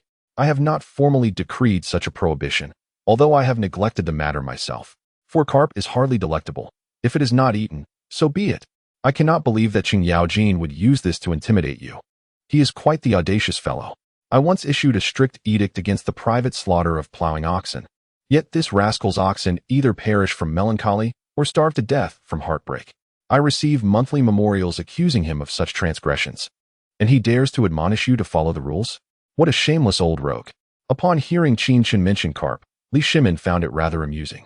The prohibition against eating carp lacked any formal legal basis. Yet the private slaughter of plowing oxen was strictly forbidden by Tang law.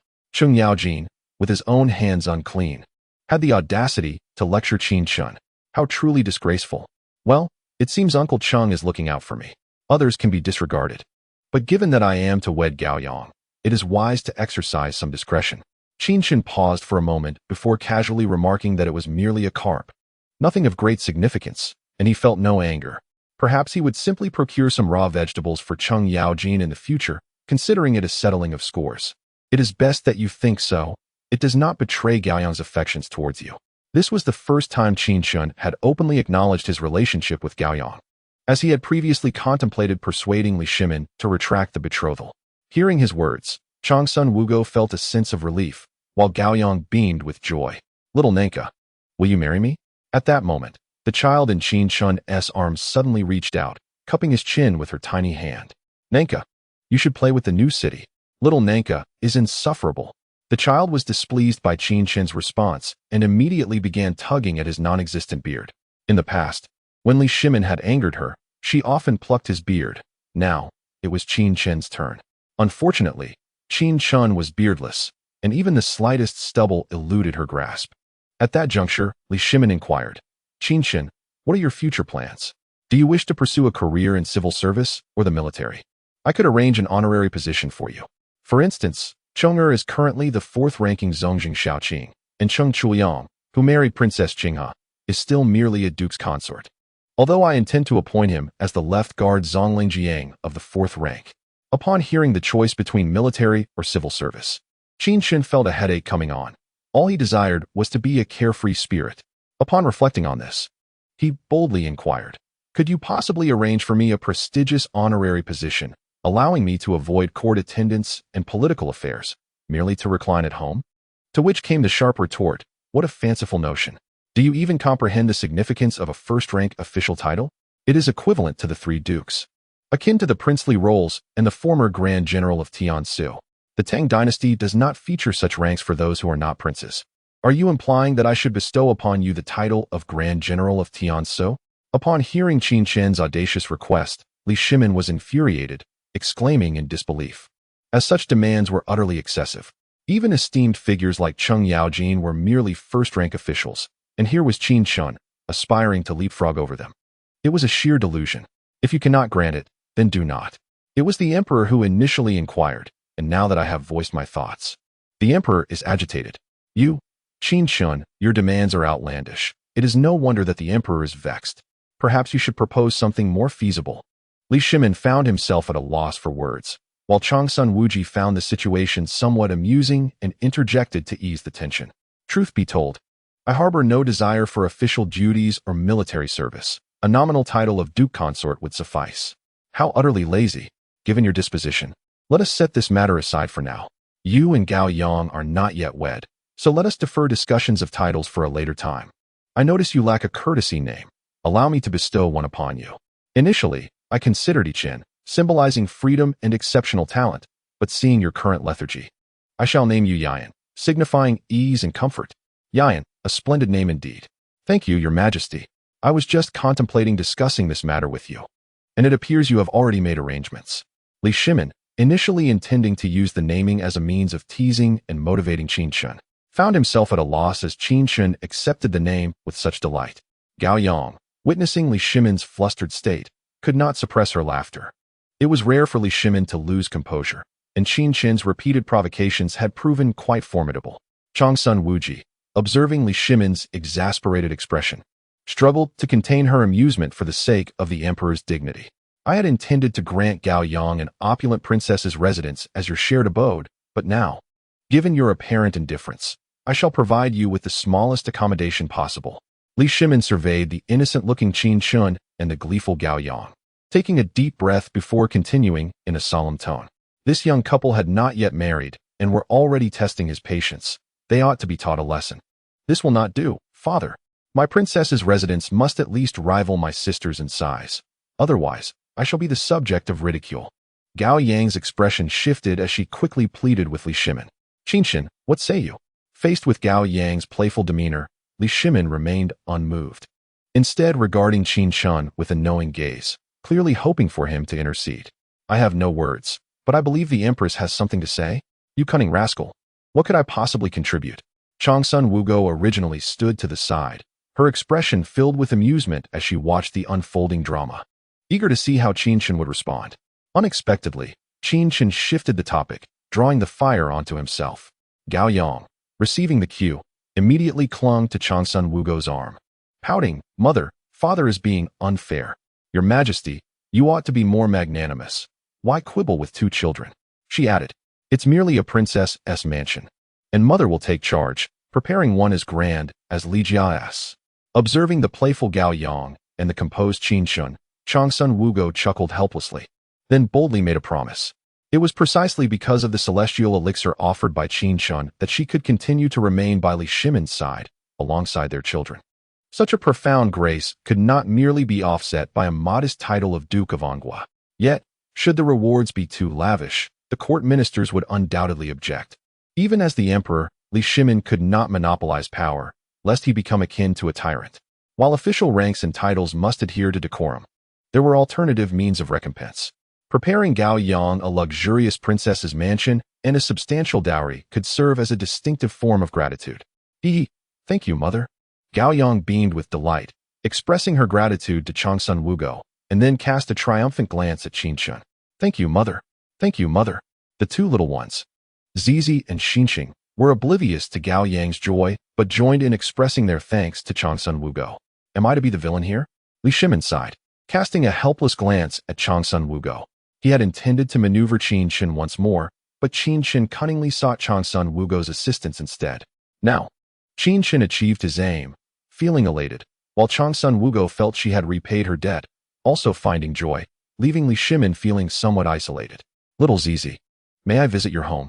Zizi, noticing Qin Chen's smile, felt he was in good spirits and made her adorable request.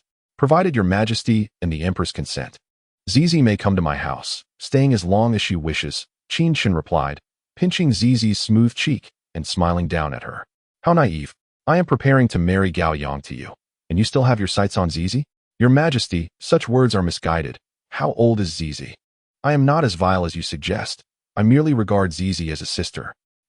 Hearing Qin Chen's words, Li Shimin's eyes widened in disbelief as he glared at him, outraged that this young man dared to label him as vile. Such insolence was utterly outrageous. Qin Chen chuckled awkwardly. It was a slip of the tongue. I do not possess the same thoughts as your Majesty. That is still unacceptable. Zizi is far too young. She cannot possibly sleep away from the Empress at night. Li Shimin was unwilling to let his little darling be taken away by Qin Chen. Gao Yang had just met Qin Chen and was already utterly smitten, practically throwing herself at him. What if Zizi, after spending time with Qin Chen, declared her desire to marry him when she grew up? Though Zizi was still a child, the mere thought of her marrying in a decade or so made Li Shimin's blood run cold with dread. I can't. It is only Xinqing who needs to sleep in Mother's embrace at night. At this moment, Zizi began to retort. She was no longer a mere toddler, but rather a spirited child of over 2 years, fully capable of sleeping independently. I want my mother. Upon hearing this, Xinqing nodded earnestly. She felt secure only when held by Changsun Wugo at night, fearing she would awaken multiple times otherwise. Hearing Xinqing's words, Zizi lifted her little head high, seemingly disdainful of such childish sentiments. Zizi, what do you wish to do? Do you want to leave your parents? and move to the Qin residence? Can you truly bear to part with your father and mother? Li Shimin observed Zizi's proud demeanor and couldn't help but find it amusing, so he gently inquired. I will go play with little Nankong for 7 days. 7 days? That's unacceptable. How about 5 days then? Just 1 day. Let Qin Chen bring you back tomorrow. All right, little Nankong, let us hurry. After bargaining with Li Shimin, Zizi managed to secure a day, and she promptly urged Qin Chen to take her away, fearing that the emperor might change his mind. Your Majesty, Empress, I shall take my leave now. I will take good care of Zizi and ensure she suffers no harm or distress. Go on, go on. I am quite vexed by your presence. Not only have you stolen Gaoyang's heart, but now Zizi clings to you as well. It drives me to frustration. Li Shimin waved his sleeve in discontent, signaling Qin Chen to make haste, lest he feel the urge to strike someone. Without further ado, Qin Chen turned and departed with Zizi in his arms, having unexpectedly acquired a little darling. If not now, when? Gaoyang, what do you intend to do? Well, I am worried about Zizi and plan to follow and see. Gaoyang, who intended to stealthily follow Qin Chen, was called back by Changsun Wugo, and she awkwardly smiled. You need not fret. Qin Chen will take good care of Zizi. If fortune favors us, you shall soon marry Qin Chen. Can you not wait a few days? Li Shimin shot Gaoyang a glare. Is this daughter still worth keeping? She is utterly ensnared by Qin Chen. Yes, I understand. Gaoyang pouted, refraining from retorting. Now, she could only pray that her birth date would align favorably with Qin Chen's, hoping for an auspicious day to come soon. Greetings, Princess Jinyang. Greetings, Marquis Yonghua. As Qin Chen arrived at the palace gates with Zizi in his arms, the guards could hardly believe their eyes, yet they reflexively paid their respects. No need for such formalities. Where is my horse? Right here, my lord. With one hand cradling Zizi and the other grasping the reins, Qin Chen departed the palace, leaving the guards in a state of bewilderment. How could the Marquis Yonghua take the Princess Jinyang away? Shouldn't he take Princess Gaoyang instead? Are you foolish? Princess Gaoyang is not yet wed to the Marquis. How could he possibly take her? It is surprising how much trust the Emperor and Empress place in the Marquis, allowing him to take the Princess Jinyang. Although the Marquis had not wed Princess Gaoyang, the imperial decree had been issued, and it was unlikely any changes would occur. Princess Jinyang should now refer to the Marquis as brother-in-law, so it was quite normal for him to take her out for leisure. Little Nankong, it is quite lively outside. Observing the bustling streets teeming with people, Zizi felt a sense of novelty.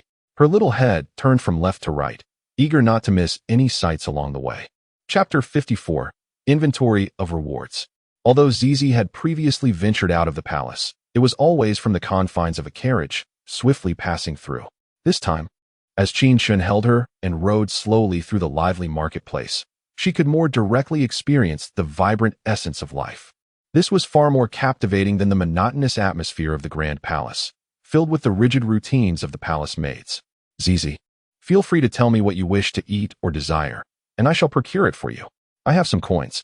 Upon hearing Qin Chen's words, Zizi began to rummage through her belongings, soon producing a delicate little pouch.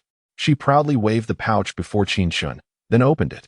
A glance revealed a solitary Kaiyuan Tongbao lying within. Seeing Zizi gazing at him with eager anticipation, seemingly waiting for him to commend her wealth, Qin Chen couldn't help but chuckle.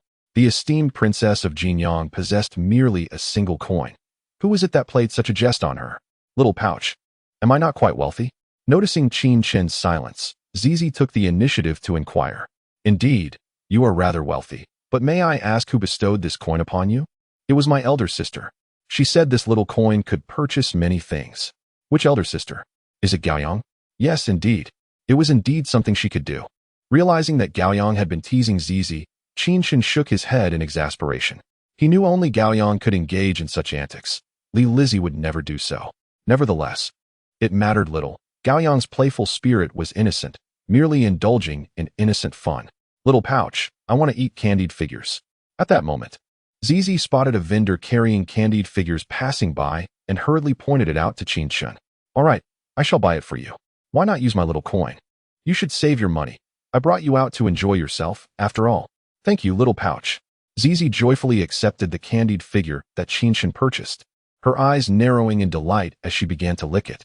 By the time Zizi finished her treat, they had arrived at the gates of the Qin residence. Lord, you have returned. Ah, the princess of Jinyang is also here. We have seen the princess of Jinyang. Lin Qingming and Lin Qingxian, who had been waiting at the entrance, greeted Qin Chen with smiles. Upon dismounting, they noticed Qin Chen cradling a small bundle in his arms, which they recognized as the previously encountered princess of Jinyang. I have brought Zizi to stay for a day. Please have Shiyin prepare ample provisions for both lunch and dinner, ensuring the meals are more sumptuous. Yes, my lord. Hearing Qin Chen's instructions, Lin Qingming and Lin Qingxian quickly complied. However, Qin Chen suspected his efforts were superfluous, as Zizi's petite appetite would hardly consume much. Little fairy, Bai Shui. Upon entering the Qin residence, Zizi excitedly extended her hands towards the little fairy and Bai Shui, who approached him eagerly. Can Zizi walk? Shall I let you go and play with the fairies? Little Nong Jun exclaimed. I am quite remarkable. I can walk. Is that so impressive? Then go and play with them. Upon hearing Zizi's declaration, Qin Chen set her down, and she immediately wobbled her way toward the little fairies and Bai Shui. Although her gait was unsteady, she did not fall, prompting Qin Chen to smile and nod in approval. Zizi and the fairies began to play joyfully, while Qin Chen took a moment to assess the contents of his storage ring. At present, he possessed 8 blood bodhi, a vial of Huanglong pill, now reduced to 7, and there was no need to count the gourd of nourishing elixirs, as they were only beneficial to the frail. Perhaps Lin Daiyu from the world of Dream of the Red Chamber might find them useful, yet Qin Chen was not in that realm. Nevertheless, he could offer them to Li Lizzie and Zizi, both of whom had rather delicate constitutions. In addition, his storage ring contained a watermelon, a skateboard, a desert eagle, a gold bracelet, 2 belly wraps, a saddle, a reactor, 15 flying grenades, a set of 3-dimensional maneuver gear, an Italian cannon with 3 shells, a wine gourd, a magical treasure pouch, Jia Zheng's money bag, a golden silk armor, a pearl, a camera, a plate of cake, a laptop, a true martial sword, a fishing box, and a bunch of grapes, along with a cassock. As for the hat of the gray wolf and the whip of Ho Tianlai, he had discarded them long ago. Beyond tangible items, Qin Chen had also acquired numerous skills, though he refrained from mentioning his singing and dancing abilities, feeling somewhat embarrassed to utilize them. Furthermore, he possessed the full prowess of Tian Boguang, the sword of Li Xiangyi, the Eishui Han sword technique of Gao Zhanli, the divine illumination sutra of Ding Dian, the blind monk's fierce dragon tail, the phoenix dance of Lu Xiaofeng, and the 3-body technique of Mai. Of course, the most formidable rewards he had received were the indeterminate flying ring adorning his hand and the previously obtained purple-blue twin swords. These 2 artifacts were indeed treasures. Although Qin Chen could wield them using his internal energy, moderation was essential to avoid depletion. Should he find himself drained, the consequences would be dire. The first blood bodhi offered full efficacy, the second halved it, and the third halved it again, leaving the fourth with merely healing properties. Thus, he could consume 2 more blood bodhi. As for the Huanglong pill, his assumption of drug resistance remained uncertain, but he decided to ingest another to test its effects.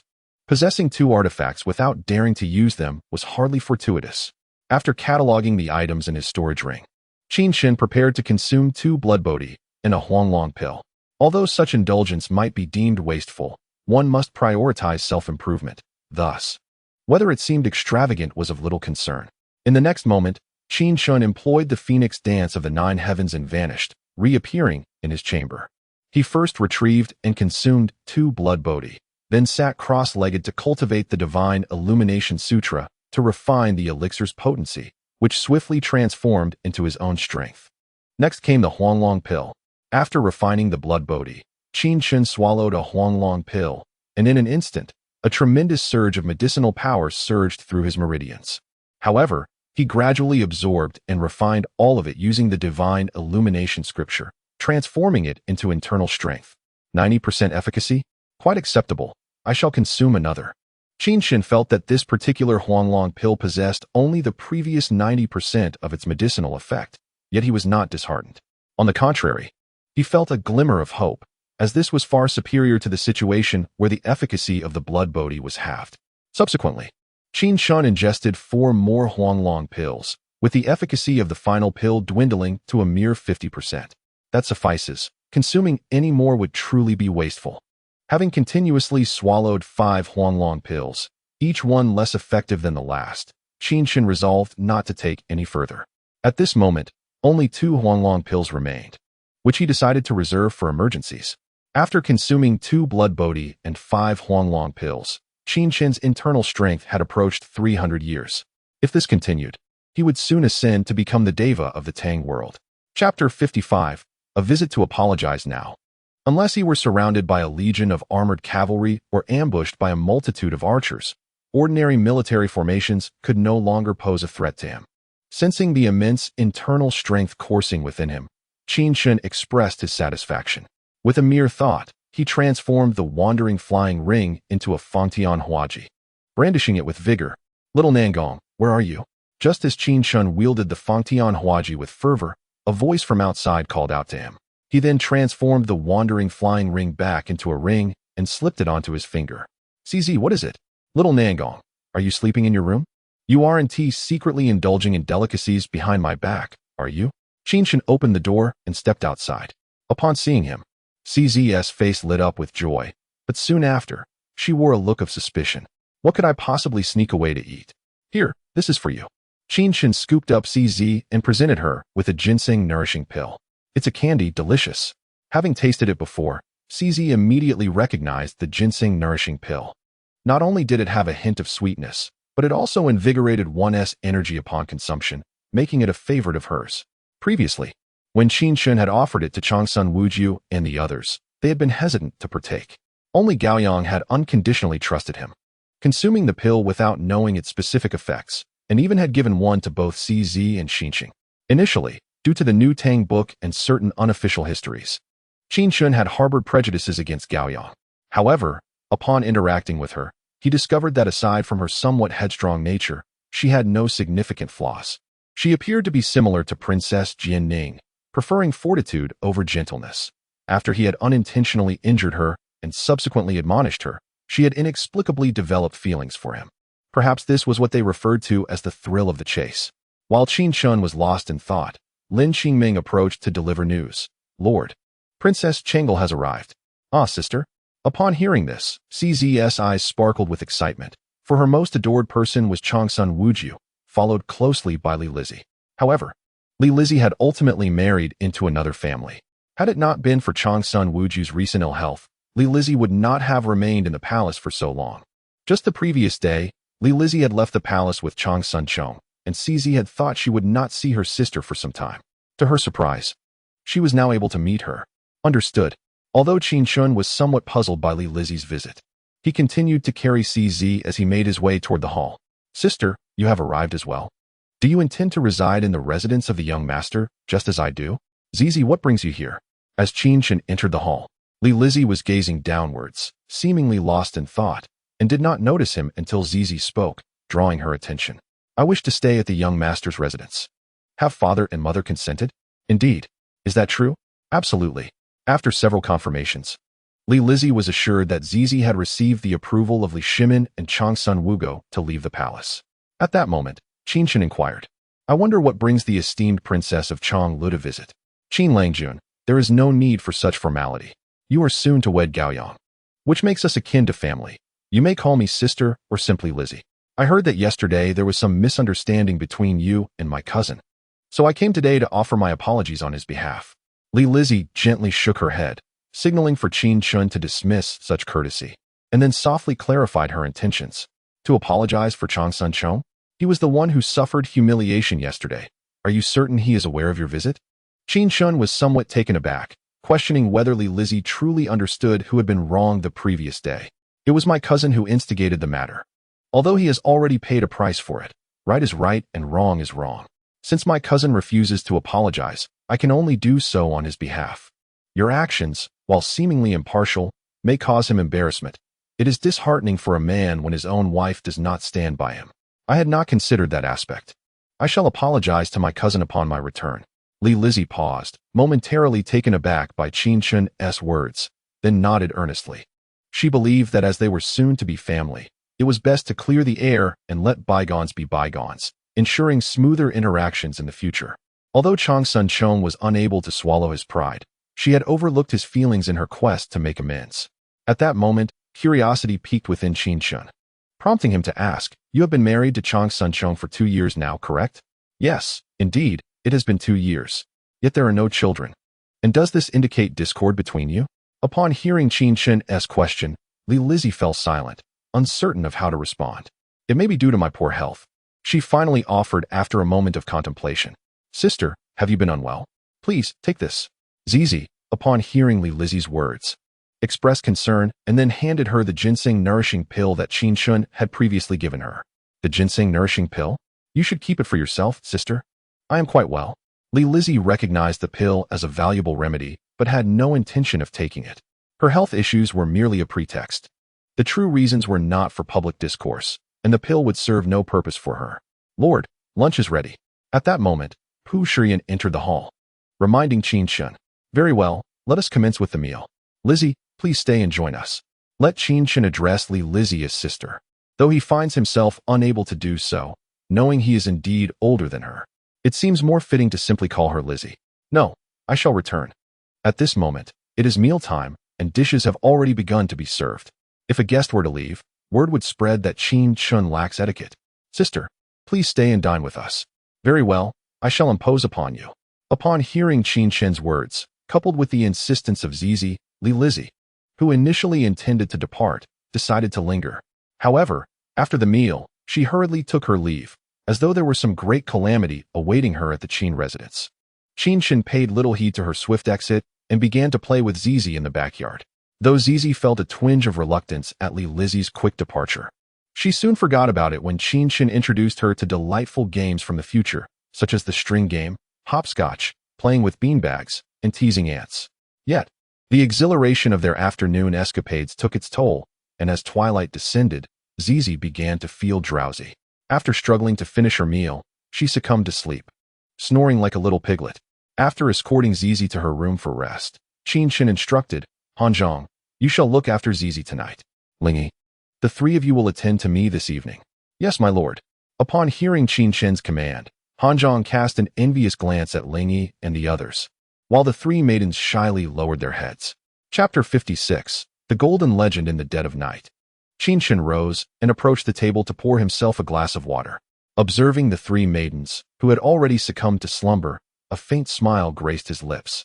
Indeed, Lingy and her companions, as the handmaidens of Changsun Wugo, were attentive and tender, providing him with exquisite service. Changsun Wugo was truly admirable. Possessing a remarkable sense of gratitude, the four maidens she sent were to his liking. Yet, as a man determined to become the sole true immortal of the Tang Dynasty, he must not allow himself to be ensnared by such gentleness. Women are certainly desirable, but the paramount goal is to accumulate rewards. Once he achieves the status of an immortal, he can proclaim, Master Dao, I have succeeded. With this thought in mind, Qin Chen took out his phone and opened a video app, scrolling through short clips. The 11th video featured an animated segment from I Learned to Slay Gods in the Psychiatric Hospital, showcasing Nix bringing Lin Xia home for a visit. Oh my! Someone bring me Nix. Qin Chen couldn't help but murmur a wish upon witnessing the scene. Yet, as is often the case, fate did not align with his desires. In the next moment, a dark orb materialized out of thin air and merged with Qin Chen's being. As a result, he acquired Nix's Eye of Night, the ability to possess extraordinary vision in darkness, enabling him to perceive all. This skill could be deemed the least useful among Nix's abilities. Yet Qin Chen felt no disappointment. As one of the 5 primordial gods of Greece, Nix's power was formidable, while she possessed numerous divine arts, many of which were astonishingly potent and far surpassed the Eye of Night. Qin Chen was but an ordinary man. Despite having centuries of inner strength, he could not wield those supreme divine arts. The system either had to grant him Nix herself or bestow upon him her entire prowess. Otherwise, to award him a single divine art would be futile, making the Eye of Night a far more practical gift. Rubbing his slightly warm eyes, Qin Chen resumed watching videos. The 21st video featured a segment from the television drama The Heaven Sword and Dragon Saber, where Zhang Wuji engaged in combat against the masters of the 6 major sects atop the Bright Summit. In the next moment, a white orb of light materialized in the void and entered Qin Chen's body. It turned out to be the Shaolin Dragon Claw technique from Kongwen. This reward was of little significance, providing only a modest enhancement to Qin Chen, who was already proficient in both sword and saber techniques, not to mention possessing the blind monk's powerful dragon tail. However, it was certainly preferable to useless items such as black silk, hats, whips, and saddles. which could only be discarded into the refuse. The 31st video depicted a segment from the anime Naruto, showcasing Uchiha Sasuke undergoing daily training under the guidance of Uchiha Itachi. At this stage, Uchiha Sasuke's abilities were rather lacking. He would be better off receiving rewards from Uchiha Itachi. As soon as Qin Chen's words fell, a shuriken suddenly plummeted from the void before him. What is this? Get back here. Disappointed by the worthlessness of the reward, Qin Chen tossed it carelessly into a corner. However, he suddenly recalled that Bai Shui and the little fairy were napping in that corner, prompting him to quickly draw the shuriken back using his internal energy. He then stowed the shuriken away in his storage ring and continued watching videos. The 41st video was an adorable pet clip, and the reward was a large bag of dog food. The 51st video featured a segment from the drama Water Moon Cave, where the red dragon, transformed from Yin Zhong, pursued the white dragon, transformed from Tong Bo through the night. Could this be the dragon god technique? Qin Chen felt a surge of excitement. Whether it was Yin Zhong's or Tong Bo's dragon god technique, he wouldn't be picky. In the next moment, a sphere of black light appeared out of thin air and entered his body. However, to his astonishment, this black light was not the dragon god technique, but rather the Qiyu demon technique that enabled Yin Zhong to attain an immortal demonic body. Qin Chen recalled that Yin Tianxue had suffered from a strange illness due to secretly learning this Qiyu demon technique. What was the system thinking, giving me this? Should I even practice it? There was no denying the immense power of Yin Zhong's immortal body, but the danger was equally great. One misstep could lead to demonic corruption. Furthermore, to truly master the immortal body, one would need to enter lava to undergo the Zhu Rong fire training. How torturous that would be. After some contemplation, Qin Chen decided to disregard it for the time being. He had system rewards and would undoubtedly have the opportunity to acquire safer and superior techniques, making the practice of Qiyu demon technique unnecessary. The 61st video was a segment from the film Iron Man, featuring Tony Stark as he activated his achievements in the cave. Qin Chen held no hopes for this. The contraption forged in the cave was hardly worthy of being called an armored suit, even with a new type of nuclear reactor. A nuclear bomb could not be fitted into an Italian cannon. After all, that contraption would never unleash the reactor's true potential. In the next moment, a missile materialized out of thin air and began to plummet, causing Qin Chen to instinctively brace himself. This was none other than the Jericho missile that nearly obliterated Tony. If it exploded, his Qin residence would surely be reduced to rubble. His prowess accumulated over nearly 3 centuries may or may not suffice. But it is certain that the Z and the maidens of the manor, along with the little fairy Bai Shui, would be instantaneously obliterated. Although he possesses limited understanding of military technology and is uncertain whether such a simple descent could trigger a missile detonation, he dares not take the gamble. A miscalculation could very well cost him his life. System, could you possibly alter your method of rewarding? Continuously launching surprise attacks like this leaves me vulnerable. One day, if I am not cautious, I might find myself traversing to another realm. After cautiously stowing the Jericho missile into his magical pouch, Qin Chen finally exhaled in relief, only to begin lamenting. As for why he did not place the Jericho missile into his storage ring, it was simply due to the chaotic array of items within, raising concerns that something might inadvertently activate the missile, leading him to bid farewell to this world. The 71st video showcased a scene from the television drama Qing Yunji, featuring Tian Bai imparting the Tai Chi Xianqing Dao to Zhang Xiaofan. Golden legend, come forth. Upon witnessing this scene, Qin Chen's spirits soared, and he began to murmur to himself. In the next moment, a radiant orb of golden light materialized, merging into his consciousness. The good news was that this golden light contained the very cultivation method he had long yearned for, the Tai Chi Xianqing Dao. The unfortunate news was that Tian Bai, in his disdain for Zhang Xiaofan's lackluster aptitude, only transmitted the first 4 levels of the Tai Chi Xianqing Dao, thus leaving Qin Chen with merely the foundational teachings. This realization incited a fierce desire within Qin Chen to leap into the video and confront the corpulent Tian. Did he not understand the rarity of receiving such a cultivation method?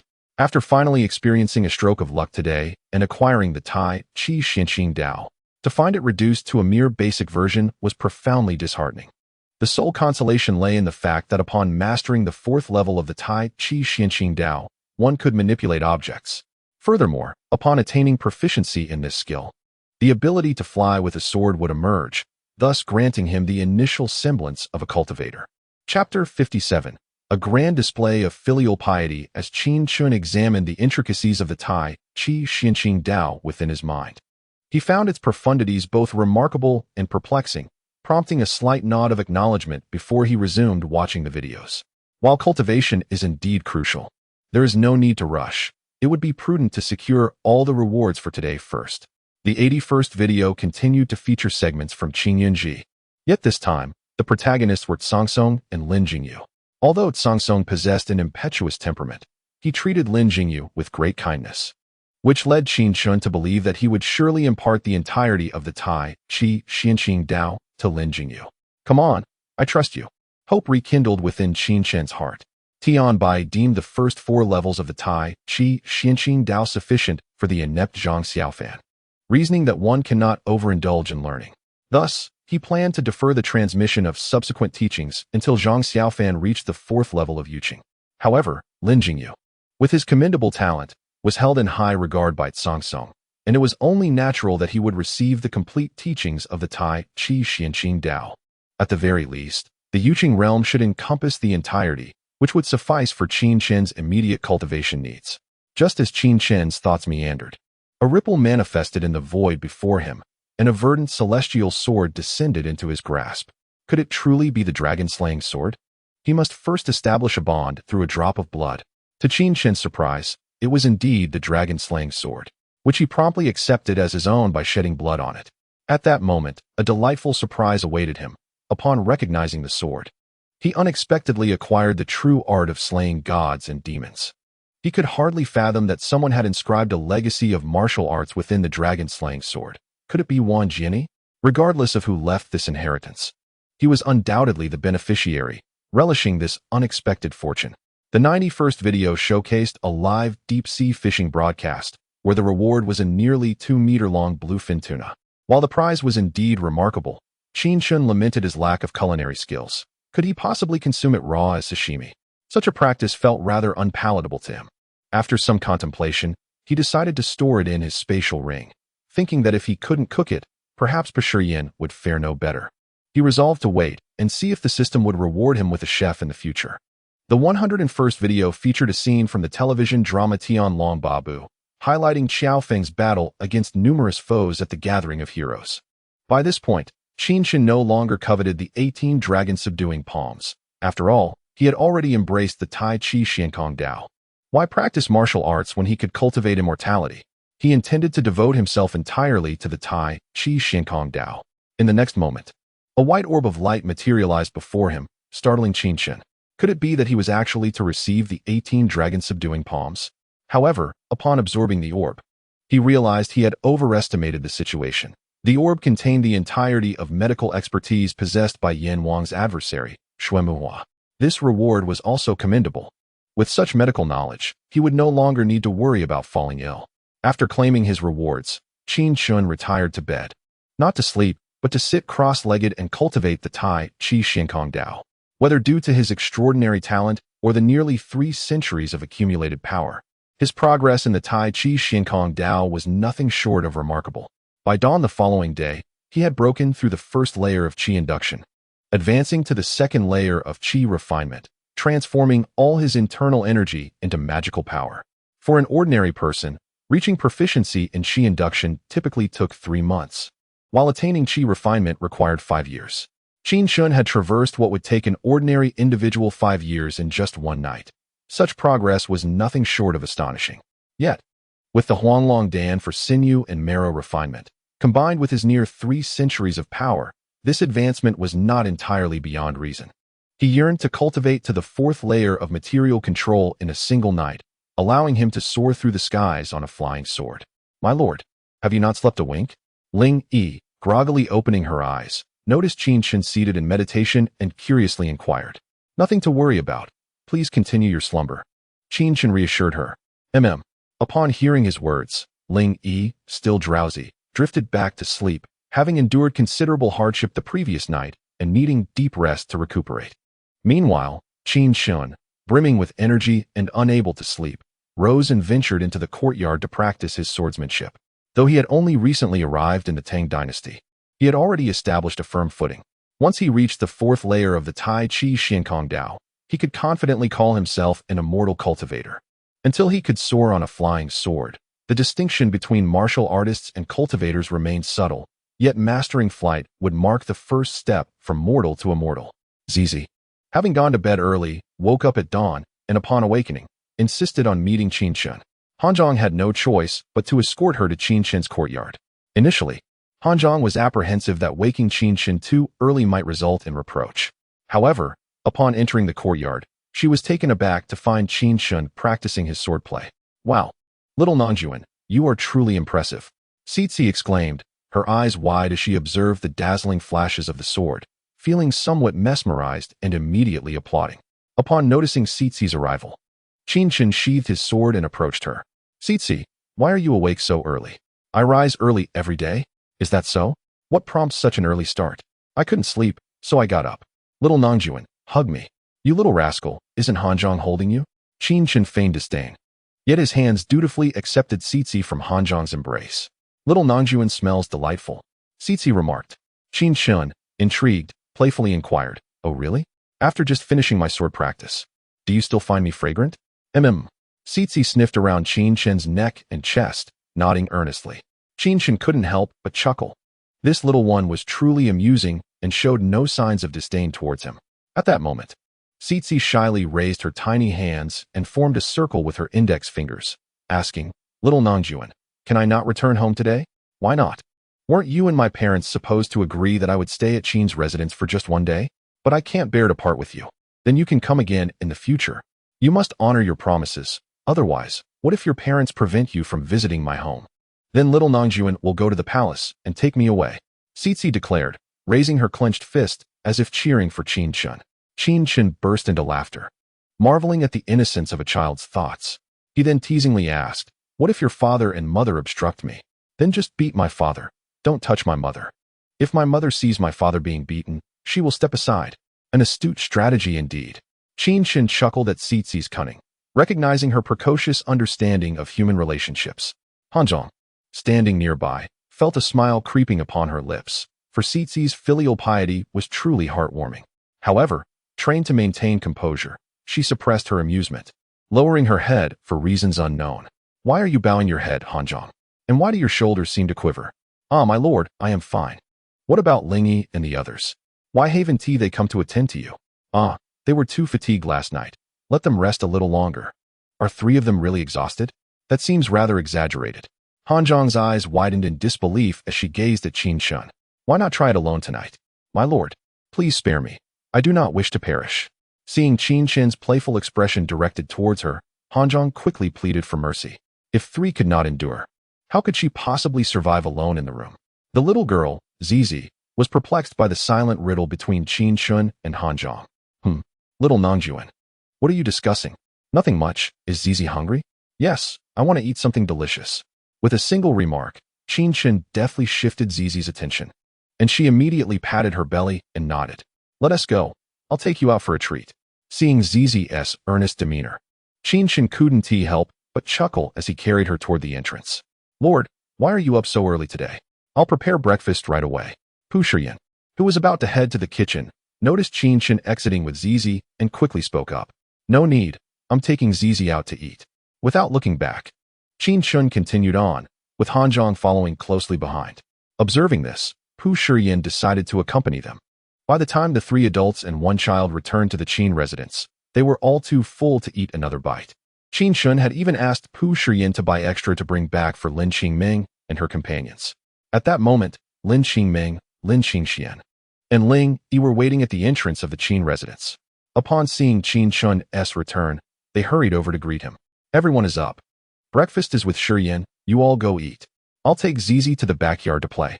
Qin Chen smiled as he spoke to the girls before entering the Qin residence with Zizi.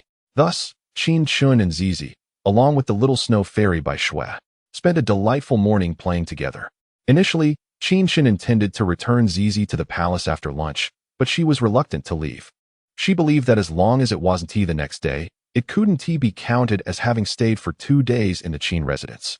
Though Zizi's reasoning was somewhat cheeky, it was difficult for Qin Chen to refuse such an adorable little bundle of joy gazing up at him with pleading eyes. Therefore, he decided to indulge her for another afternoon, planning to return her after dinner. After all, he had nothing pressing to do at the Qin residence, and caring for a child could be quite enjoyable. Of course, this child had to be well-behaved and charming. If she were a mischievous little imp, Qin Chen would have little patience and might even wish to avoid her antics. "Little Nangjuan, I want to see you wield your sword." As they played, Zizi recalled the scene from the morning when Qin Chen had danced with his sword and piped up in her sweet voice. "Wield a sword? That was a sword dance. You little fool." "I'm not a fool. I'm clever. My sister and mother both praise my intelligence." "Is that so? I didn't notice that. Please, little Nangjuan, I beg you." Seeing Qin Chen's reluctance, Zizi looked at him with a pitiful expression, evidently having learned this tactic from somewhere, and it proved effective. Qin Chen surrendered on the spot. "All right, I'll perform for you again." Hee, little Nangjuan fell for it. La la la, let the performance begin. Upon hearing Qin Chen's agreement, Zizi burst into joyful laughter. Who said she wasn't clever? Wasn't this quite intelligent of her? Qin Chen shook his head in helplessness, but allowed Zizi to sit on a stone bench before he retrieved the Jinwu sword and began to dance. Earlier, he had practiced the Aizhui Han sword technique of Gao Jianli, but now he was demonstrating Li Xiangyi's Xiangyi Taijian. Compared to the stark and chilling sword technique of the cold sword of Yishui, the sword of Xiangyi is significantly more agile and ethereal, with its movements being both resplendent and graceful, akin to a mesmerizing sword dance. Although he has not mastered Li Xiangyi's elusive steps, when combined with Lu Xiaofeng's phoenix dance of the nine heavens, he skillfully executes the Xiangyi sword to perfection. Truly, it is extraordinary. How can such a magnificent and elegant sword exist in this world? It is as if a celestial being has descended upon the earth. As Qin Chen sheathed his sword, a sudden burst of applause erupted behind him. Turning to see Li Shimin, Changsun Wugo, Li Lizzie, and Gaoyang arriving, he noted that it was Li Shimin who spoke. "Oh, both my father and sister have come?" The enthralled Zizi, lost in the splendor of Qin Chen's swordplay, was jolted back to reality by Li Shimin's words. She promptly leaped down from the stone stool and dashed toward Changsun Wugo. Seeing this, Changsun Wugo crouched down and embraced the rushing Zizi. Upon feeling the force of Zizi's impact, Changsun Wugo was taken aback. One must remember that Zizi had not possessed such strength before. Today, she seemed as powerful as a small rhinoceros. "What brings your majesty and her majesty the queen here?" Qin Chen inquired with a calm smile. "Is it not for this little one?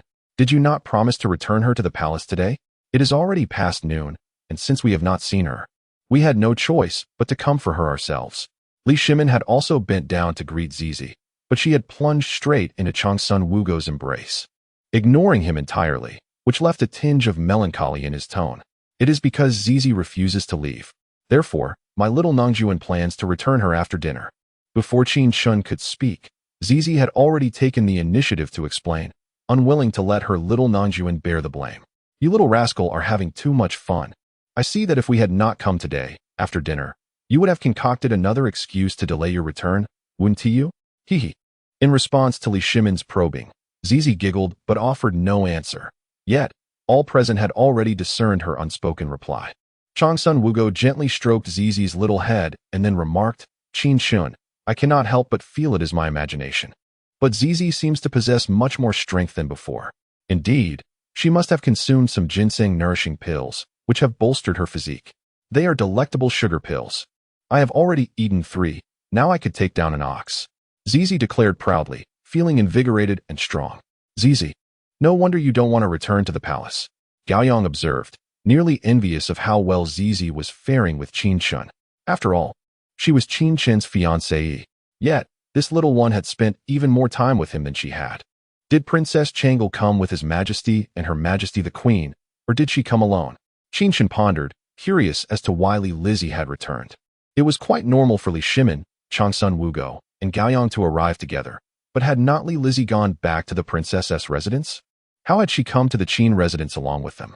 Chapter 59. The Hidden Secrets. Upon hearing the question, Li Lizzie opened her mouth slightly, as if to say something, yet the words remained unspoken, caught at the precipice of her lips. Certain matters ought not to be divulged to others, for they are secrets of the royal family. However, as you are soon to marry Gaoyang, you are considered one of us, and thus, it is permissible to share this with you. Upon noticing Li Lizzie's reluctance to speak, Changsun Wugo took the opportunity to elaborate. "Oh, there are hidden circumstances? I am eager to hear more. In truth, although Lizzie and Chong'er have been wed for 2 years, they have never consummated their marriage, rendering their union largely symbolic. This is indeed peculiar. Could it be that Chang's son Chong is unable? Or perhaps he harbors an affection for men? The revelation that Lizzie remains a maiden left Qin Chen with a bewildered expression. After all, Lizzie is far from unattractive. On the contrary, having inherited Chang's son Wugo's beauty, she is a paragon of loveliness.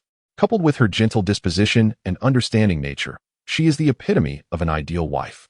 Had Qin Chen not arrived 2 years late, during his previous treatment of Chang's son Wugo, he would have certainly sought Lizzie's hand in marriage. Yet, this perfect wife has gone untouched by Chang's son Chong for 2 years. The most plausible explanation is that Chang's son Chong is incapable, or perhaps his inclinations are unconventional, favoring men instead. However, this is not the case. Chong'er is perfectly normal. The truth lies in the discovery that consanguineous marriages may result in offspring with deformities, a reality unacceptable to both the royal family and the Changsun clan.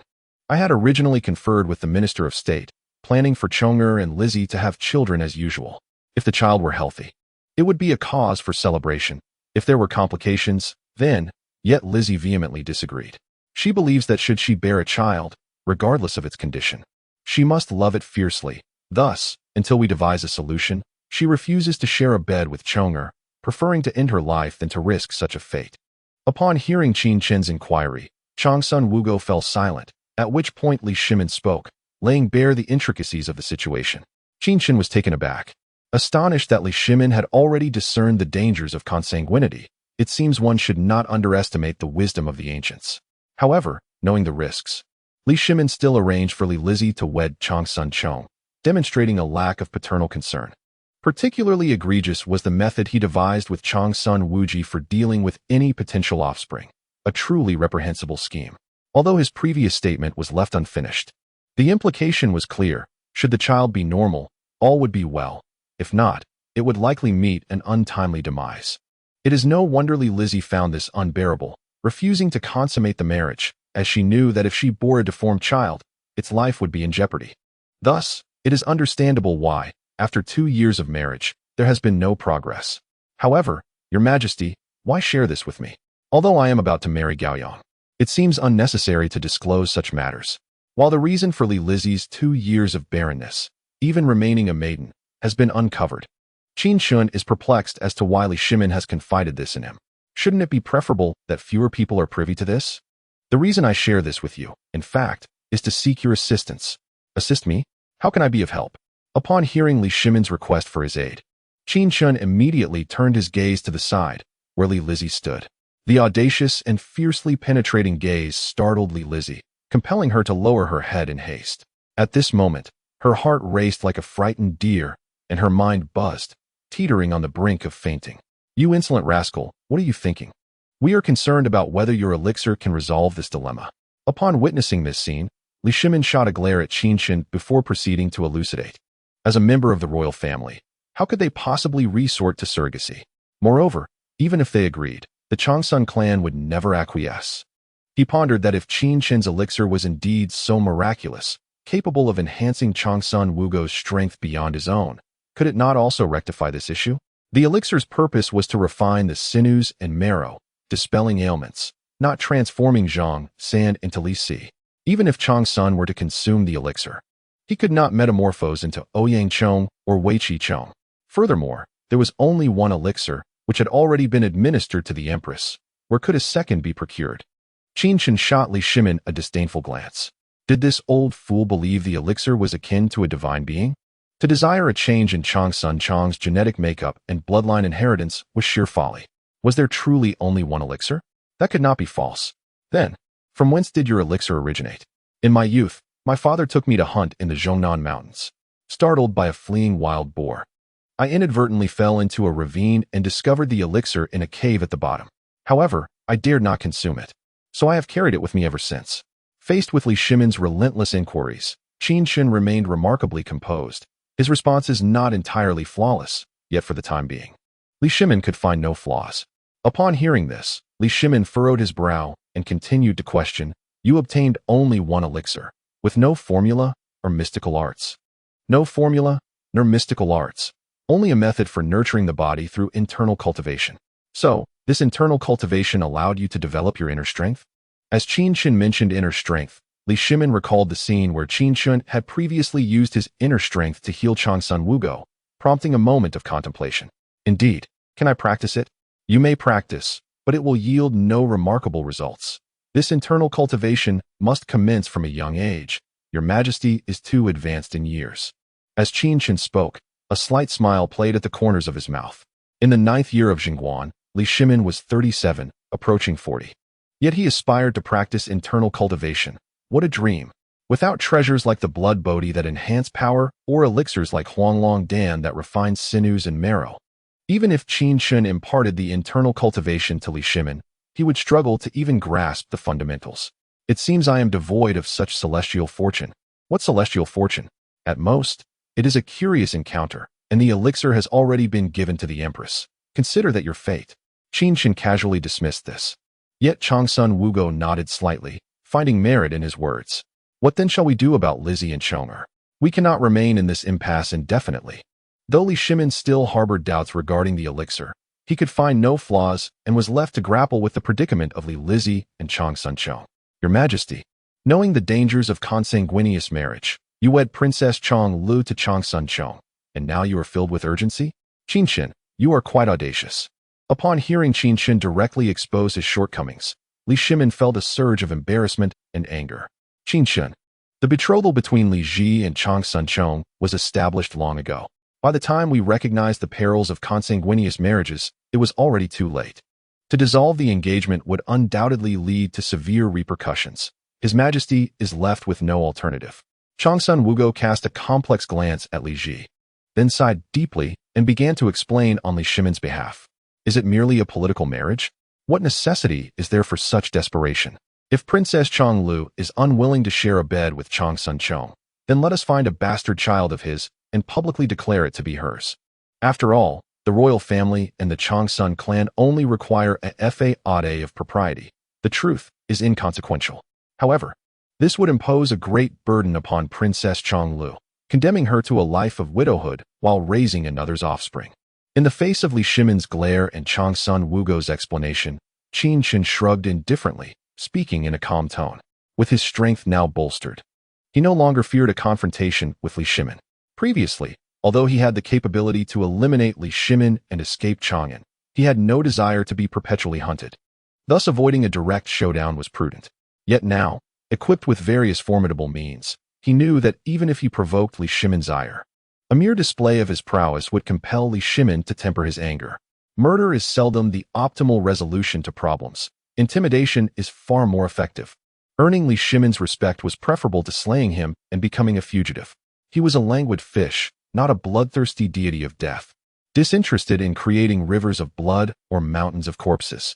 Qin Chen, your audacity grows by the day. I sought you out to discern whether you have any solutions, not to endure your mockery. Have I not already proposed a method? It merely requires some sacrifice from Princess Chong Lu. Do I strike you as one who would impose upon Li Ji? Not merely a suspicion, your Majesty has already done so. Qin Chen was astounded by Li Shimin's brazen demeanor, astonished he could even claim not to have wronged Li Ji.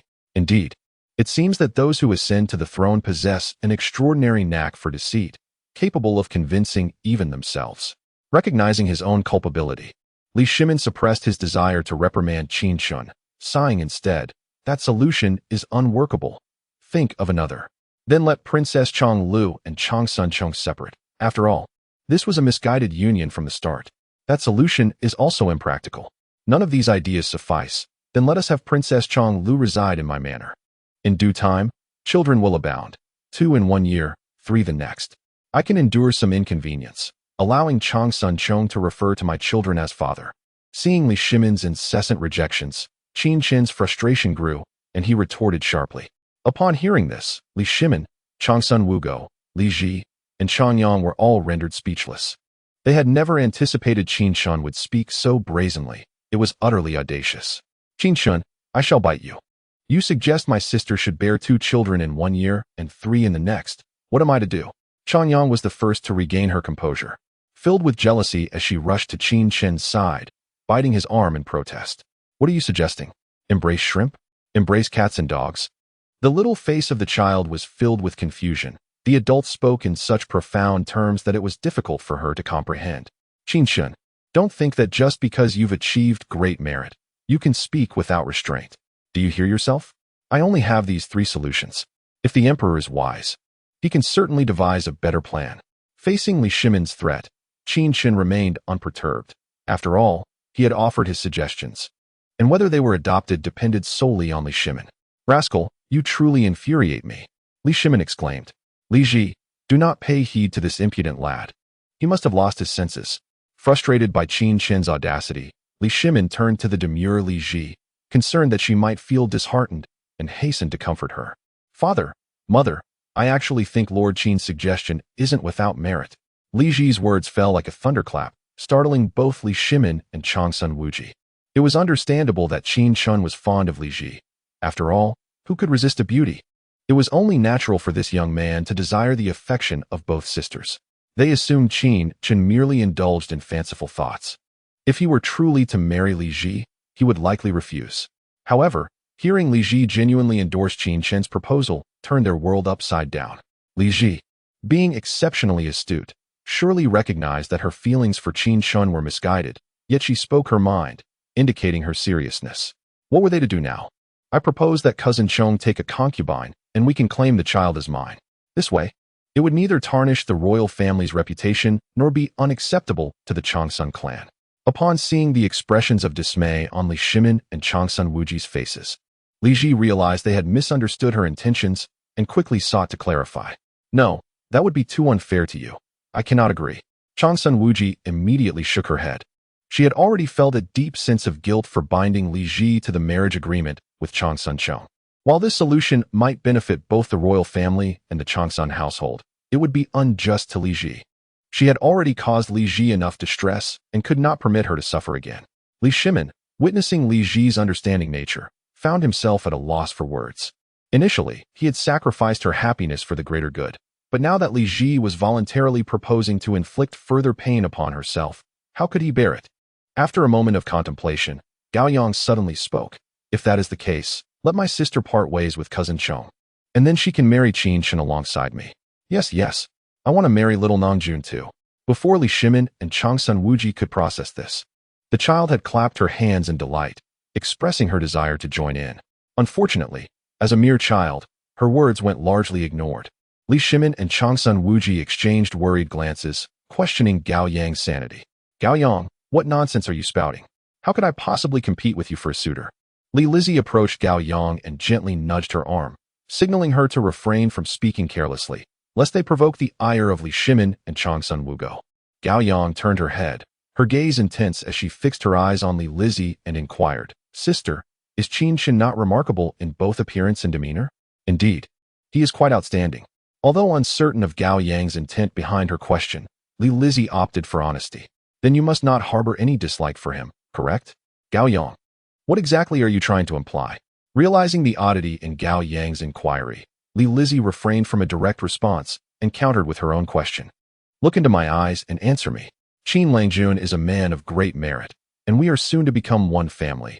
How could I possibly dislike him? Then that settles it. Throughout our lives, father and mother have always shared their rewards with you, and now I too shall share my future husband with you. Upon hearing the desired response from Li Lizzie, Gao Yang promptly patted her shoulder, exclaiming with a spirited demeanor, Nonsense. The bond between you sisters brings me great comfort. However, how can a prince be shared in such a manner? Should Lizzie divorce Chonger and marry Qin Chen alongside you, I would be subjected to the ire of Wei Zheng and countless officials clamoring for my downfall in the Taiji Hall. Li Shimin, exasperated by Gao Yang's antics, found the situation utterly absurd. Chapter 61. Eating watermelon. Perhaps your majesty could issue a self-reproach decree, acknowledging your errors and dissolving the engagement between Princess Chong Lu and Changsun Chong. By publicly condemning the perils of consanguineous marriage, you could enact new laws forbidding such unions, thus setting an example for the realm. Qin Chen, reveling in the chaos, concocted another audacious suggestion. What calamity have I summoned, akin to Lu Che's sorcery disaster, that you would have me issue a self-reproach decree? Are you aware that such an act would tarnish my legacy for eternity? Li Shimin, caught in a whirlwind of emotions, was at a loss whether to be furious or resigned. Having broached the subject of a self-reproach decree, was he now to consider abdicating in favor of another? Qin Langjun. This matter is now settled and need not be revisited. I understand your intentions are for my benefit, yet one must consider the responsibilities of their position. Father's decision is justifiable. For the stability of the court, what is the sacrifice of my happiness in the grand scheme? Li Lizzie felt deeply grateful for Qin Chen's support, yet she recognized the difficulty of acknowledging and rectifying errors, especially when the emperor was involved. Given the circumstances, she resolved to shoulder the burden alone, having grown accustomed to it. Enough. Speaking of which, I find myself rather parched. Do sit for a moment while I fetch some watermelon for you. With Li Lizzie, the principal party, having made her stance clear, Qin Chen, as an outsider, chose to refrain from further discourse and turned to retrieve the watermelon. As Qin Chen departed, Li Lizzie felt compelled to speak, but her thoughts eluded her. Ultimately, she succumbed to silence. Sister, you are truly disappointing. While Qin Chen and I strive to secure your happiness, you are hindering us from behind, utterly betraying our goodwill. Upon seeing Qin Chen leave, Gao Yang couldn't help but pout, then reproach Li Lizzie. She had been so generous, even willing to share half with Qin Chen. Yet Li Lizzie failed to cherish it, which was infuriating. No wonder Qin Chen no longer wished to say anything. All right, Gao Yang, cease this chaos. If Lizzie could be as carefree as you, she wouldn't be in such anguish, Li Lizzie retorted, rendered speechless by the criticism. At that moment, Changsun Wuguo intervened, signaling Gao Yang to refrain from reopening Li Lizzie's wounds. Come, let us enjoy some watermelon. Soon, Qin Chen emerged from the room carrying a tray laden with neatly cut watermelon slices. He had originally possessed 2 watermelons, one from a rural live stream and the other from a vendor tragically slain by Hua Chong. The watermelon Qin Chen procured while fishing was unripe, leaving him with no choice but to forfeit it entirely to Cheng Yaojing. To prevent the remaining watermelon from also being unripe, he cut it into pieces and, upon discovering its appealing appearance, decided to present it. Gao Yang approached Qin Chen, her curiosity piqued as she examined the fruit. Qin Chen, is this a cold melon? Why is its flesh so vibrant red? And why are its seeds black? I call it watermelon. When ripe, isn't it supposed to be red? What other color could the seeds of a watermelon possibly be? Qin Chen replied, somewhat exasperated. He had never encountered an ancient cold melon. But based on the descriptions from Cheng Yaojing and Gao Yang, it seemed rather similar to an unripe melon. I know, it's white. At that moment, ZZ raised her small hand, recalling her previous experience with cold melons and eager to showcase her knowledge. All right, watermelon is indeed like this, differing slightly from cold melons. Everyone, come and taste. Without further ado, Qin Chen placed the tray upon the stone table, inviting Li Shimin and the others to sample it. Oh, it is sweet and juicy. Not only does it look better than cold melons, but its flavor surpasses them as well. Li Shimin, particularly fond of sweets, was tempted to snatch a piece, had he not been mindful of his imperial dignity. Observing the fresh, succulent, and fragrant watermelon, he could hardly resist. As Qin Chen set the watermelon down, he immediately handed a piece to Changsun Wuguo, then took one for himself. Clearly, the watermelon was indeed sweet. It was a pity that Xin Cheng was not present to enjoy it as well. Upon receiving her piece, Changsun Wuguo did not eat it herself, but brought it to ZZ's mouth. Watching ZZ relish the juicy morsel, her face lit with joy. Changsun Wuguo surmised the watermelon must taste delightful. Mother, sister, do join us. Had we not come today, I wager this entire watermelon would have been devoured by Qin Chen and ZZ. Better late than never. We must seize this opportunity. Wouldn't you agree, Qin Chen? Gao Yang offered a slice to Changsun Wuguo, another to Li Lizzie, then handed one to Qin Chen, while keeping a piece for herself, and began to munch eagerly. As she was soon to marry Qin Chen, she decided not to be overly polite with him. After all, she could simply hand over all her jewelry and savings to him once they were wet. Be careful while eating. Do not swallow the seeds, as I need to reserve them for planting, Qin Chen remarked, casting a glance at Gao Yang. She was not entirely foolish, had they not arrived today. He genuinely intended to share half of the watermelon with ZZ. However, since they were present, he had no intention of being stingy. After all, it was merely a watermelon. Oh, if you had mentioned it earlier, I would have refrained from devouring it all, Li Shimin replied, somewhat embarrassed, for he had consumed the piece too hastily, leaving nothing but the rind and no seeds to spare. No matter, I can simply collect the seeds spat out by the Empress, ZZ, Gao Yang, and Lizi, Your Majesty. Feel free. What do you mean? Do you think my seeds are unclean? Upon hearing Qin Chen's nonchalant comments, Li Shimin could hardly contain his irritation. Why should he be excluded from the collection of seeds, as if his were filthy or toxic? Actually, there's no need to save too many seeds, as I only intend to plant them in the garden. Keeping too many would be impractical. You may plant as you wish, I shall keep mine. I too desire to cultivate watermelons in the imperial garden. The evident dismissiveness in Qin Chen's excuse incited Li Shimin's ire, prompting him to take another bite of watermelon. This time, he spat out the seeds, intending to plant them in the imperial garden, deeming Qin Chen's disdain for his seeds unworthy of his concern. To his surprise, Li Shimin displayed a hint of pride, while Qin Chen chose to ignore him, turning instead to observe Changsun Wugo and the others, only to find them looking at him with bashful expressions. Little Nongjuan, the watermelon is simply divine. I swallowed all the seeds. Why did you not say so sooner? I seem to have done the same. To Qin Chen's astonishment, Zizi, Gao Yang, and Changsun Wugo were consuming the watermelon almost as quickly as Li Shimin, and none of them were discarding their seeds. Now, they could only offer their apologies to Qin Chen. In total, 4 pieces of watermelon had been consumed, including the one eaten by Li Shimin, yet Qin Chen had not obtained a single seed. Fortunately, the watermelon was large enough, still leaving several pieces behind. Moreover, Qin Chen had spat out his seeds. Otherwise, he would have nothing to plant. I'm saving these for you, Qin Langjun. Just as Qin Chen was about to remind Gao Yang and the others to be cautious while eating, Li Lizi handed him a silk handkerchief containing some watermelon seeds. Should I wash them before handing them to you? Seeing the astonishment in Qin Chen's eyes, Li Lizi felt slightly embarrassed. Qin Chen shook his head slightly. No need. They will all be washed eventually, so we can do it together. However, this handkerchief. Oh, I have more. This one is a gift for Qin Langjun. Then I thank you. Qin Chen placed the handkerchief on the stone table for Changsun Wugo and the others to store the watermelon seeds. To be honest, although he understood the theory of germination, he had never practiced it, and thus felt uncertain about his success. However, in truth, the outcome mattered little, as watermelons were not a necessity. Fortunately, I came today. Although I did not resolve Lich's issue, I at least enjoyed the fresh watermelon. So the trip was not in vain. Li Shimin remarked as he took the last piece of watermelon, yet he did not eat it. It remains unclear whether he intended to take it back for Xian Chong, or if he was simply too full and wanted to pause, fearing that Qin Chen might snatch the last piece away, thus opting for preemptive action. Qin Chen cast a disdainful glance at Li Shimin, thinking to himself, is this the Great Tang Emperor, the Heavenly Khan? He treats a mere watermelon as a treasure. How lacking in vision. If I were to unleash my Italian cannon upon his palace, he would surely leap with excitement. What else with that look? Is it merely a single watermelon I consumed? One day, I shall treat you to 108 imperial dishes. 108? The Manchuhan Imperial Feast? Does that include bear paws and monkey brains? Manchuhan Imperial Feast? Never heard of it. It's just royal cuisine. Bear paws are available, but monkey brains? Can that even be eaten? Li Shimin was taken aback to find himself reduced to a rustic villager in front of Qin Chen, unaware of what the Manchuhan Imperial Feast entailed or how monkey brains were consumed. I was merely asking casually. Your Majesty need not take it to heart.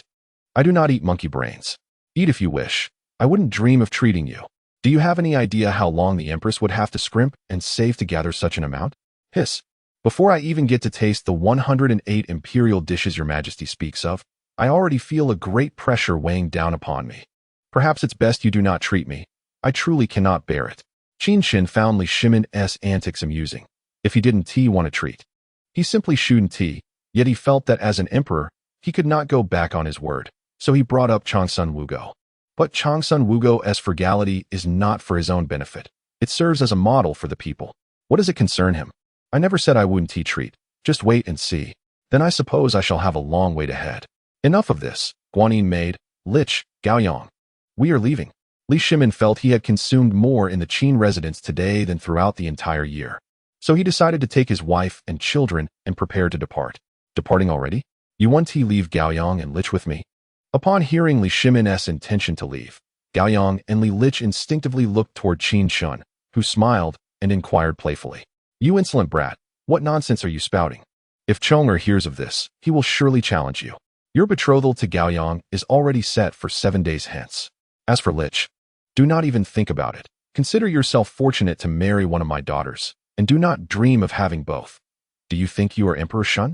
Li Shimin's face turned as dark as a pot's bottom upon hearing this. Not only had Li Lich already wed Chang Sun Chong, but even if she were still unwed, it would be impossible for him to marry both Gaoyang and Li Lich to Qin Chen. The merits Qin Chen had established, earning him the title of County Marquis and the granting of a princess in marriage, had led the ministers to deem the rewards excessive. Bestowing 2 princesses was simply out of the question. I wouldn't be so sure. Before long, your majesty may find himself beseeching to marry Princess Chong Lu to me. Before darkness fell, dreams began to take shape. Cheng Yaojin was fond of chattering incessantly, yet your condition is far more dire. You are lost in daydreams. It would be wise to seek a physician forthwith. After Li Shimin spoke, he waved his sleeve and departed. Were it not for the fact that he was in a soft-hearted mood today, he would have certainly taught Qin Chen a lesson for his insatiable greed. Chang Sun Wugo smiled helplessly. Li Shimin and Qin Chen were akin to 2 children engaged in a war of words, utterly incorrigible. She then turned to soothe the clamoring Zizi who wished to stay, before hastily pursuing Li Shimin. Qin Langjun, I too must take my leave. I am grateful for your kindness, but alas, beauty and fortune do not always align. Li Lizzie cast a lingering gaze at Qin Chen, offered him a graceful bow, and then turned to depart. Once Li Lizzie had left, Gaoyang leaned in close to Qin Chen and whispered, You rascal, do you truly have such affection for my elder sister? Affection is perhaps too strong a word. She is merely a graceful lady. And a gentleman naturally seeks a fair match. I see, so it is mere lust then. I thought you had fallen head over heels for her, yet here you are, merely enamored by her beauty. At that moment, as Gaoyang continued to jest with Qin Chen, Li Shimin reappeared at the entrance of the courtyard, urging Gaoyang to return to the palace with him. My elder sister is generally quite sensible and obedient, but when she sets her mind to something, even father cannot sway her. If only you could persuade her, then there may be a chance. Once I am wed to you, we can deliberate further. Gaoyang whispered a few hurried words to Qin Chen before making her swift exit. Qin Chen watched Gaoyang's retreating figure, momentarily lost in thought. He felt that if a loyalty meter were to be affixed to her, it would undoubtedly read 100. She was already scheming to secure Li Lizzie for him. Could it not be said that her heart was wholly devoted to him? In truth, if Qin Chen genuinely wished for Li Shimin to agree to the divorce between Li Lizzie and Chang Sun Chong, it would not be an arduous task. If he were to inform Li Shimin of the sweet potato yield, the emperor would undoubtedly acquiesce. For trading a princess for a 5 to 10-fold increase in grain production would surely delight him. However, Qin Chen himself had yet to ascertain whether he truly desired to marry Li Lizzie, which was why he refrained from bringing up the matter. As he had previously told Gaoyang, he merely found Li Lizzie's beauty captivating, and thus his words were but frivolous musings. This was a habit he carried from a later era, although he recognized it as a flaw. Who among us is without our vices? Chapter 63. Celestial Arts and Celestial Maidens. My lord, His Majesty and the Empress have taken their leave. After a while, Lin Qingming and the others arrived in the courtyard to report to Qin Chen. If they have left, then so be it. Where were you all just now? Qin Chen replied casually, then inquired with some perplexity. Li Shimin and the others had been at the Qin residence for over an hour. Yet not a single one of them had come to serve tea or water, which struck him as strange. After His Majesty's arrival, he instructed us to remain in the front courtyard and not to come to the back. Thus we dared not approach. Pu Shiyan replied softly, while Lin Qingming and the others nodded in agreement. Upon hearing this, Qin Chen nodded, realizing that it was indeed Li Shimin who had deliberately sent them away. However, the matters concerning Chang Sun Chong and Li Lizzie were of significant importance. It was entirely reasonable for Li Shimin to wish to keep them unaware. Should they inadvertently discover such a secret, it was conceivable that Li Shimin might resort to extreme measures to silence them. My lord, is there anything you require of us? No, you may leave. I wish to rest for a while. Yes, my lord. After bowing gracefully to Qin Chen, Pu Shiyan and the others exited the rear courtyard, while Qin Chen retreated to his chamber. Yet, he did not succumb to slumber. Instead, he assumed a cross-legged position and commenced his practice of the Taiji Xianqing Dao. For Qin Chen at this juncture, the paramount objective was to cultivate the Taiji Xianqing Dao to its 4th level, which would grant him the ability to fly with a sword. To Qin Chen's delight, although the Tang Dynasty was a historical realm devoid of martial arts, possessing only rudimentary physical strength, it still harbored a faint essence of spiritual energy conducive to his cultivation. Additionally, His internal power could be transformed into spiritual energy to aid his practice.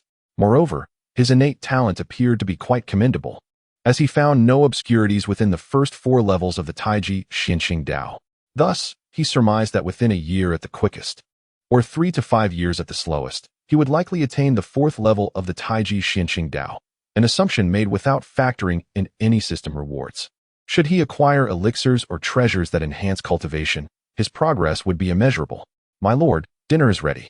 Qin Chen practiced until sunset, at which point Lin Qingming came to inform him that dinner was served, prompting him to exit his room. Although he remained at the 2nd level of the Taiji Xinqing Dao, the slight increase in his internal power brought him considerable joy. Upon entering the hall, he discovered the table laid with an array of dishes and promptly took his seat to dine. However, he found himself alone, as Lin Qingming and the 7 maidens stood by, awaiting his needs. A sudden sense of desolation washed over him.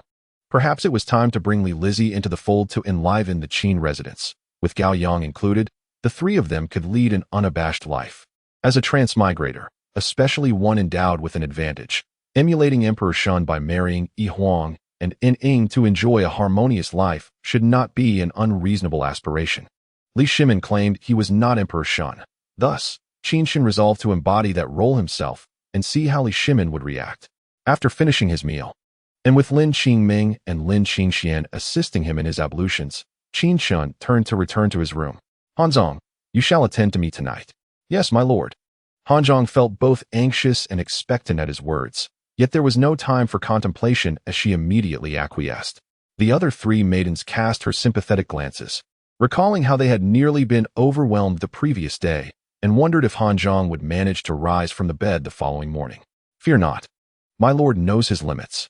Seeing Hanzhong's apprehensive expression, Lin Qingming found it somewhat amusing and offered words of reassurance. After all, Qin Chen was not a capricious or wrathful individual. While undeniably powerful, he was also considerate and not excessively demanding. "Well then, I shall go." Hanzhong reasoned that Qin Chen could not possibly exhaust her to the point of no return. After all, let fatigue settle in. For receiving the affection of the Marquis is indeed her fortune. Subsequently, Hanzhong turned and made her way towards Qin Chen's chamber, while Lin Qingming and the others busied themselves with the dishes. "My lord, I am here to assist you with your change." Upon entering Qin Chen's room, Hanzhong first loosened his garments and then extinguished the candlelight, drawing down the bed curtains. After more than an hour, overwhelmed by exhaustion, Hanzhong succumbed to slumber, prompting Qin Chen to shake his head in resignation. He then sat cross-legged, commencing his meditation. Although he had yet to fulfill his desires, with Hanzhong now asleep, he had no choice but to redirect his focus. At the stroke of midnight, Qin Chen, who had been meditating with closed eyes, opened them and glanced at his phone. Realizing it was already past 12, without hesitation, he opened a social media app, though he was not eager to scroll through short videos. Instead, he ventured to explore other features of the platform. First, he sought to use the messaging function to send a note to his friends, curious if they would receive it. However, he soon noticed that his followers, likes, and friend list had all been wiped clean. Moreover, he found himself unable to comment on videos, nor could he like or save any. The marketplace interface was equally barren, devoid of any products. What he had anticipated to be an array of functionalities turned out to be mere shells, leaving him with nothing to do but watch videos. Somewhat disheartened, Qin Chen acknowledged that while the absence of these features was not drastically significant, the rewards from short videos were indeed of utmost importance. Yet, they could also serve as a pleasant diversion during moments of ennui. He decided to focus on the rewards instead, for having that function was sufficient. Shaking his head, he gathered his thoughts and began to scroll through the videos. The 11th video was a live stream aimed at supporting farmers. While this content held little personal significance for Qin Chen, it was of considerable importance to the Tang Dynasty, prompting him to watch it attentively. In the next moment, a bag of potatoes materialized in midair before descending, which Qin Chen caught and stored in his dimensional ring.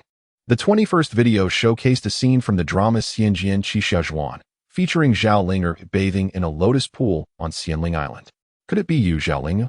Qin Chen felt a surge of anticipation. If the reward were Zhao Linger, it would be a substantial gain. Yet, in the next instant, a sphere of white light enveloped him, infusing his mind with the celestial arts wielded by Zhao Linger.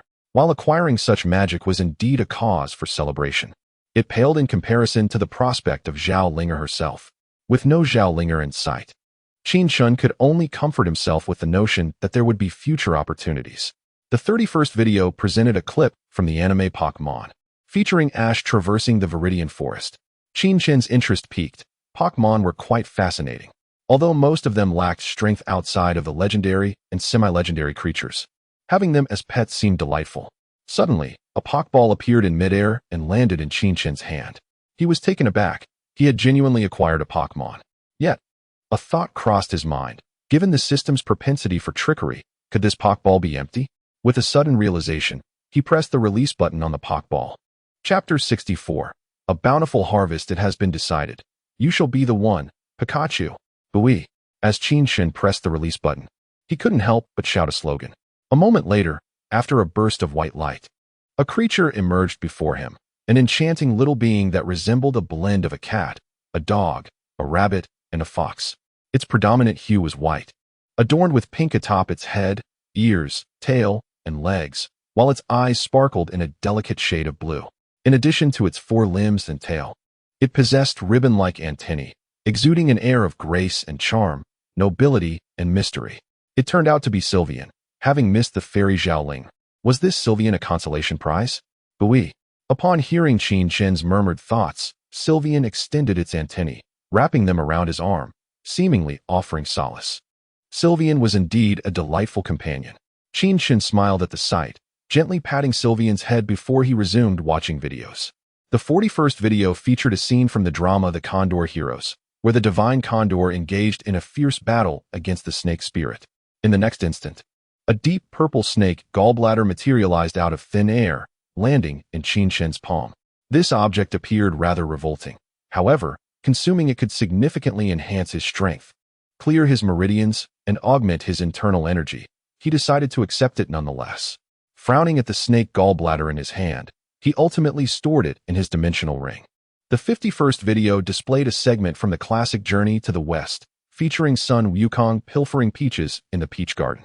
Oh, my great sage, grant me a 9,000-year-old peach.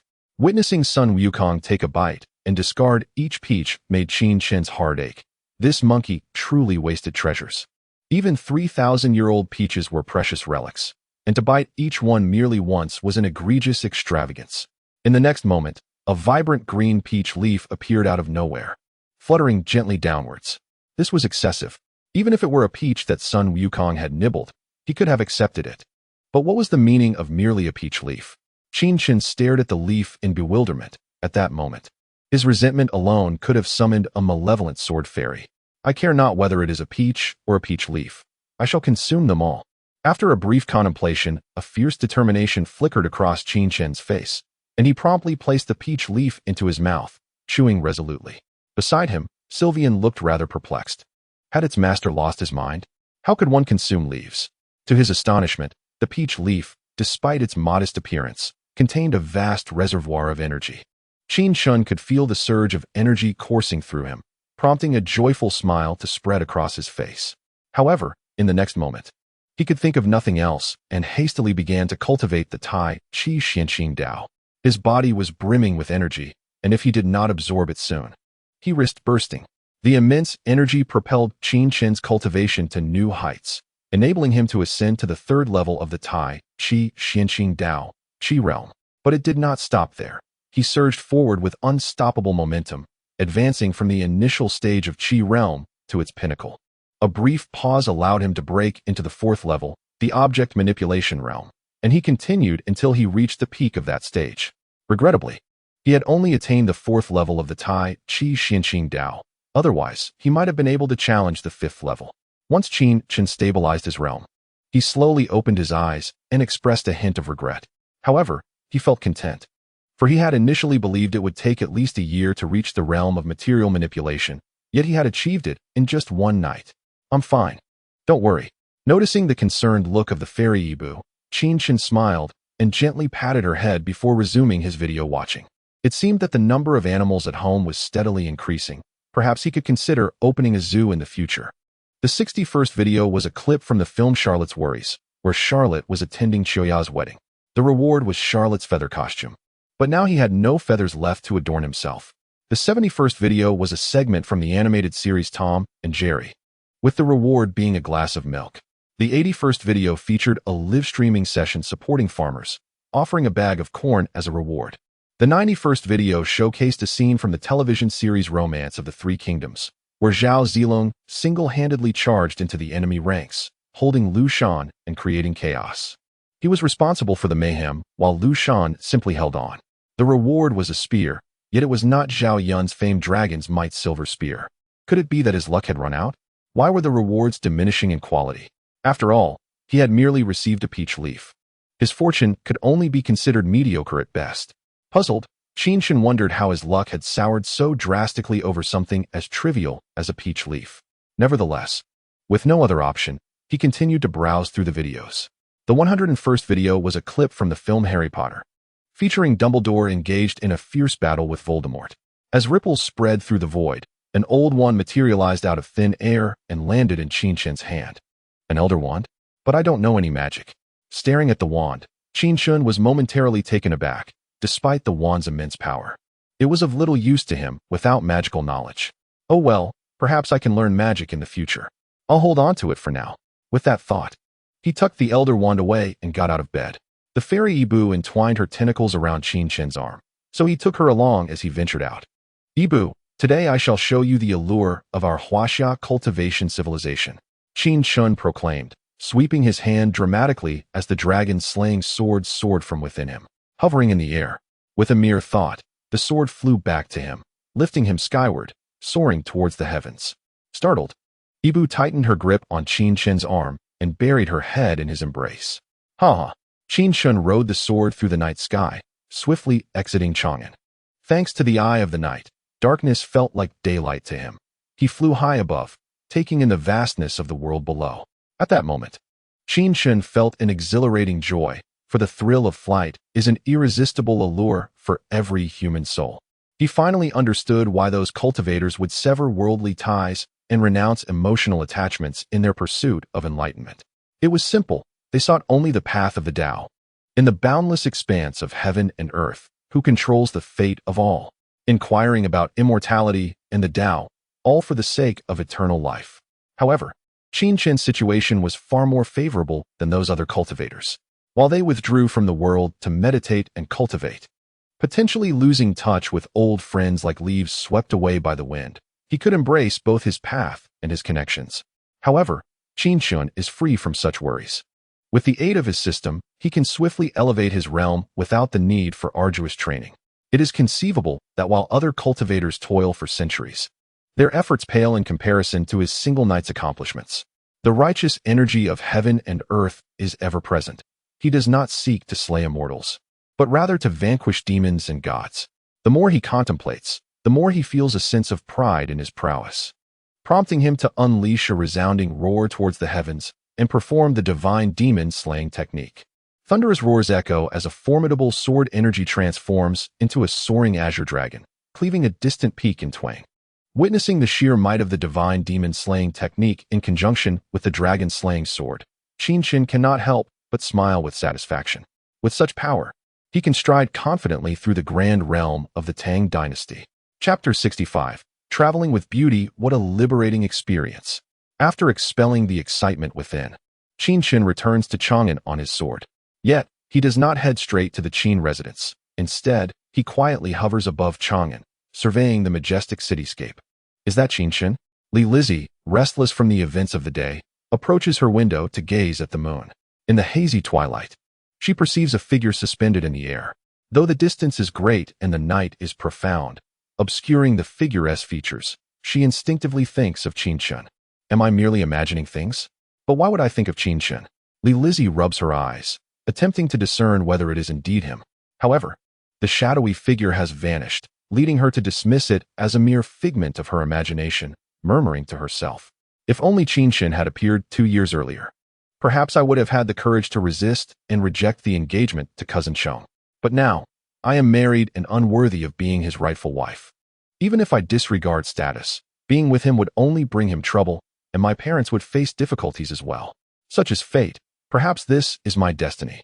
Gazing at the high-hanging moon, Li Lizzie is suddenly overcome with a sense of regret for not meeting him before her marriage. Yet, constrained by reality, she can only sigh, dispelling the ripples of emotion that arise within her. Is this acceptance of fate? How can one know if they do not strive against the heavens? Qin Chen. At that moment, a voice resonates, and Lizzie immediately recognizes it as Qin Chen's. Yet, she finds herself amused. The night is deep, and the Qin residence is far from the princess's palace. How could she possibly hear his voice? Surely, it must be a figment of her imagination. First, it was an illusion of sight, and now an auditory hallucination. Her emotions are clearly in turmoil. Are you calling me? Qin Chen, are you a celestial being? Qin Chen appears before Lizzie, soaring on his sword. She is left awestruck, momentarily speechless. Not exactly. I am merely a cultivator. A cultivator? A seeker of immortality? But you are no ordinary person. Had she not witnessed it with her own eyes, Lizzie would never have believed that someone could fly on a sword. Yet, here stands Qin Chen, floating before her, leaving no room for doubt. Observing the adorable expression on Lizzie's face, Qin Chen cannot help but smile slightly. Would you like to experience the sensation of flight? Is it truly possible? Upon hearing these words, Lizzie's eyes lit up, if given the chance. She naturally wished to experience the thrill of soaring through the heavens and diving into the earth. Of course, Qin Chen extended his hand toward Lizzie, who hesitated for a moment before placing her delicate hand in his. With a firm pull, Qin Chen drew her into his embrace, and the dragon-slaying sword shot into the sky, flying toward the horizon. The exhilaration of flight captured all of Lizzie's senses, causing her to forget both herself and the world around her, completely immersed in the evening breeze. Qin Chen, what is that? A celestial beast? When Lizzie regained her composure, she noticed the enchanting creature, Evie, perched on Qin Chen's shoulder, and she curiously inquired. Its name is Evie. It's not a celestial beast, but a Pokemon. Evie, say hello. Evie. Upon hearing Qin Chen's words, Evie gently responded, extending its paw to touch Lizzie's arm. It was astonishing to encounter such a beautifully intelligent creature. Pokemon truly lived up to their name. Lizzie lightly grasped Evie's paw, savoring its smooth and delicate texture. In that moment, she found the world exceptionally wondrous. Realizing the existence of such a magical being was truly eye-opening. Qin Chen chuckled at her reaction, but soon noticed that Lizzie's complexion had turned rather pale, prompting him to descend. Lizzie had inherited the frail constitution of her ancestor, Changsun Wugo, which rendered her health somewhat delicate. Flying on a sword was both exhilarating and taxing for her. Upon landing atop a mountain peak, Lizzie was puzzled. Why have we stopped flying? You should consider resting. Your face is nearing a shade of blue. Perhaps I was just overly excited. I'm perfectly fine. Qin Chen offered a gentle reminder, to which Lizzie touched her cheek and feigned nonchalance. You, like your mother, have a frail constitution. Do not overexert yourself. I have a frail constitution, but I have never had an episode. Not having experienced it does not imply immunity. As the saying goes, illness strikes like a mountain collapsing. Once your condition manifests, it could be quite serious. It's all right. I feel quite content to be alive. And death would not be so bad. Despite Qin Chen's grave tone, Lizzie remained unfazed. For her, life and death seemed to hold little significance. In the next moment, she clutched her forehead and exclaimed, Qin Chen, why did you hit me? At such a tender age, you already seem to have seen through the world. What is it? Are you trying to appear profound? Upon hearing Qin Chen's teasing, Lizzie fell silent. If given the choice, she too would desire a carefree and untroubled existence. How joyous such a life would be. Unfortunately, as the eldest princess, she was born with numerous responsibilities that she could not escape or evade. Why not divorce Changsun Chong? After all, you are not happy. Why force yourself? Very well, as long as you can persuade father, I shall part ways with cousin Chong. Upon hearing Qin Chen's words, Lizzie's face lit up with a smile as she replied lightly. You agree so readily. Could there be a trick? No, I simply know that father will not consent. You seem to believe that there is nothing impossible in this world. Do you think I could hold this dragon-slaying sword to your father's throat, and he would agree? Upon witnessing Lizzie's unwavering conviction, Qin Chen found himself intrigued. An idea sparked in his mind as the Zhanlong sword danced around him in a flurry. Do not act thus. If you truly hold affection for me, I could feign my death and live incognito by your side. Although Lizzie was uncertain of Qin Chen's prowess, questioning whether he could stand against an entire nation alone, she was reluctant to see him at odds with Li Shimin. In contrast, she preferred to simulate her demise, allowing her to remain discreetly by Qin Chen's side. But would you not then be unable to see your parents again, or even appear in public? If that were the case, it would be far worse than your current predicament. Qin Chen scoffed at her words, deeming the notion of her feigning death as the least favorable option. With his current strength, there was no need to subject Li Lizzie to such indignities, nor himself. This course of action would not only be irresponsible towards Li Lizzie, but would also highlight his own inadequacies. One must maintain a semblance of dignity. The royal family requires face, and the Changsun clan does too. I shall compel your father to issue a decree annulling your betrothal to Changsun Chong, and publicly articulate the perils of consanguineous marriages. Only then will I openly welcome you into the Qin household. Qin Chen resolved to barter sweet potatoes, and corn with Li Shimin in exchange for a decree of self-punishment, intending to resolve the matter with integrity. However, trading 3 high-yield crops for a princess seemed somewhat disproportionate. Did Li Shimin have any other eligible daughters? Qin Chen, please do not provoke my father. Fear not. I will ensure your father willingly pens the decree and even proposes your marriage to me. Observing Li Lizzie's expression of concern, Qin Chen offered her words of comfort. Throughout history, to persuade someone to undertake a task they are reluctant to do, one typically resorts to either coercion or enticement. For Li Lizzie's sake, Qin Chen opted for enticement rather than intimidation. As a visionary emperor, Li Shimin would undoubtedly find it hard to resist the allure of high-yield crops. Previously, Li Shimin had advised Qin Chen against dreaming foolishly, suggesting that he could not even hope for the blessings of a Huang and Ning. Yet, Qin Chen was determined to compel Li Shimin to slap his own face by proposing that he marry Li Lizzie. Really? This exclamation was not one of inquiry, but of delight, for Li Lizzie had already begun to believe. Had it been someone else, Li Lizzie would have found it hard to trust that they could persuade Li Shimin. However, since it was Qin Chen who spoke, she felt compelled to believe. There is no pretense. I trust you. It is merely that marrying me would not reflect well on you. If only my father would agree to my divorce from my cousin, then with your great abilities, you could visit my princess estate whenever you wished, and I could seek you under the pretext of visiting Gaoyang. Li Lizzie did not wish for Qin Chen to marry her, a woman who had divorced. It would tarnish his reputation. After all, she could never become Qin Chen's legitimate wife, so whether or not she entered the Qin household was of little consequence. Men should act, and women should refrain from interference. You are truly domineering. I shall not concern myself with you. Li Lizzie, in her attempt to consider Qin Chen's welfare, found herself rebuffed, and she could not help but roll her eyes at him. Enough. The night is growing late. Allow me to escort you home. Very well. Subsequently, the sword of dragon slaying soared through the sky, piercing the azure expanse before swiftly returning to Chang'an, landing gracefully in the princess's residence. I shall take my leave. Do rest early. With these words, Qin Chen, after bidding farewell to Li Lizzie, ascended upon his sword and departed. Having experienced the exhilarating flight upon his sword and on the brink of liberation, how could I possibly find solace in slumber? After Qin Chen's departure, Li Lizzie did not retreat to her bed to rest. Instead, she continued to stand by the window, gazing at the moon. Her heart now transformed from what it had been earlier. Sometimes, the twists of fate are indeed remarkable.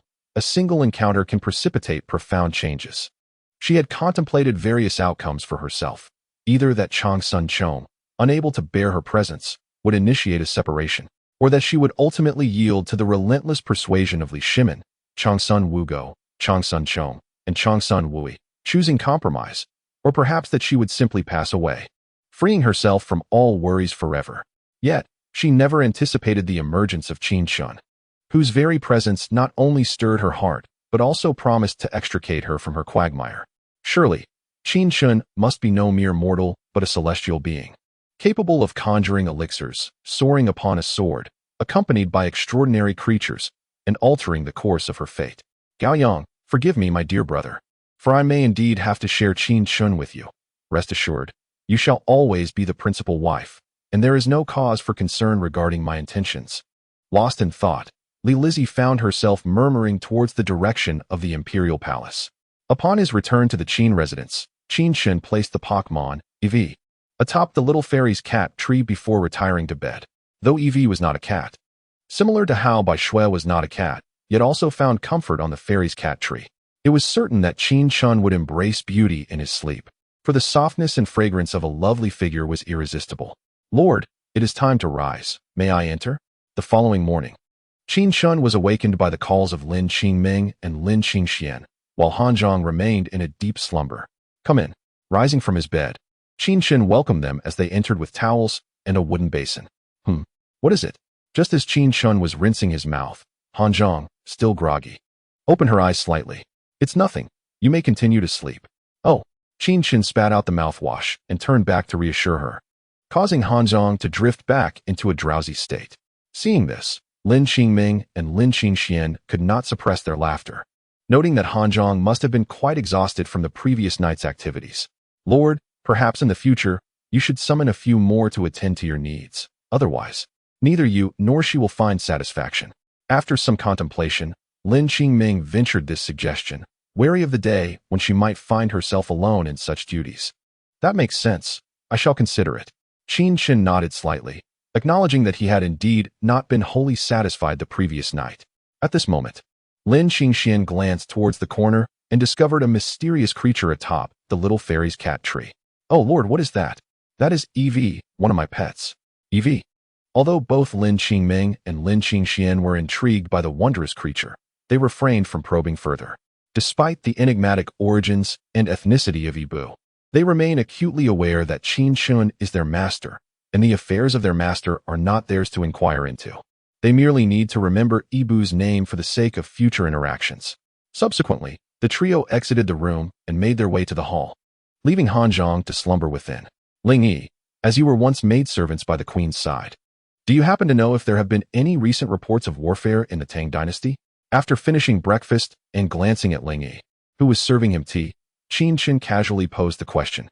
"I am unaware, my lord. Such matters are generally not disclosed by His Majesty to the Queen. Unless the situation is dire and His Majesty feels anxious, the Queen would not inquire of it herself." "My lord, I do know," Ling Yi interjected. "Last year, the Tuyuhan, having refused to pay tribute and dispatch troops to invade our borders, were repelled by the forces of the Tang. However, Tuyuhan escaped swiftly and far. Thus they did not suffer severe losses. In November last year, Tuyuhan once again harassed Liangzhou, incurring the wrath of His Majesty. Consequently, in December, His Majesty summoned the retired Right Chancellor Li Jing to lead an expedition, and currently, the Tang forces are engaged in a multi-pronged assault on Tuyuhan. It won't be long before we receive good news." While Ling Yi shook her head in ignorance, Jing Shu eagerly began to relay the information to Qin Chen. She held a keen interest in external conflicts, finding them thrilling and noble, and had thus sought out tidbits of news within the palace. "Tuyuhan, I recall some details." Qin Chen was taken aback by Jing Shu's seemingly gentle demeanor, which belied her fervor when discussing warfare. It appeared she possessed an innate martial spirit. Yet it was Jing Shu's reminder that brought to Qin Chen's mind the counter-offensive launched by the Tang against Tuyuhan in the 9th year of the Jingguan era. This battle had decisively disrupted Tuyuhan's strength. Although not completely vanquished, they were reduced to a state of mere survival. The major conflict was expected to reach its conclusion by late April or early May, with the majority of Tuyuhan's forces eradicated. By May of the following year, Tuyuhan would formally become a vassal state of the Tang. "Master, why are you inquiring about the war? Are you, perchance, contemplating a venture onto the battlefield? Your martial prowess is formidable. On the battlefield, you would undoubtedly excel, achieving great feats and perhaps even elevating your title from Ngua Ho to Champion Ho." Jing Shu, observing Qin Chen lost in thought, mistakenly assumed he was contemplating military action, and her excitement bubbled forth. "Jing Shu, cease your fanciful talk. Prior to the Tang, there were 4 champion house, aside from the third, Jia Fu, who transitioned from Champion Ho to Jiao Dong Ho. The others met unfortunate ends. The first Champion Ho, Hua Tsubing, was renowned but passed away young. His son, Hua Shan, inherited the title but fell gravely ill while accompanying Emperor Wu to Mount Tai, dying at merely a tender age. The last Champion Ho, Do Xian, like Hua Tsubing, had illustrious military achievements against the Xiongnu. Yet he was compelled to take his own life due to his arrogance and attempts on the emperor's life. Why would you wish for my lord to become a Champion Ho?" As soon as Jing Shu finished speaking, Hui Xian rebuked her. "The title of Champion Ho is not one to be taken lightly, akin to a curse." Hui Xian hoped Qin Chen would remain safe. My apologies, my lord. I was unaware." "Enough. Let not your minds wander in vain. I shall neither tread upon the battlefield nor encounter any misfortune." Upon hearing Jing Shu's apology, Qin Chen could not help but smile.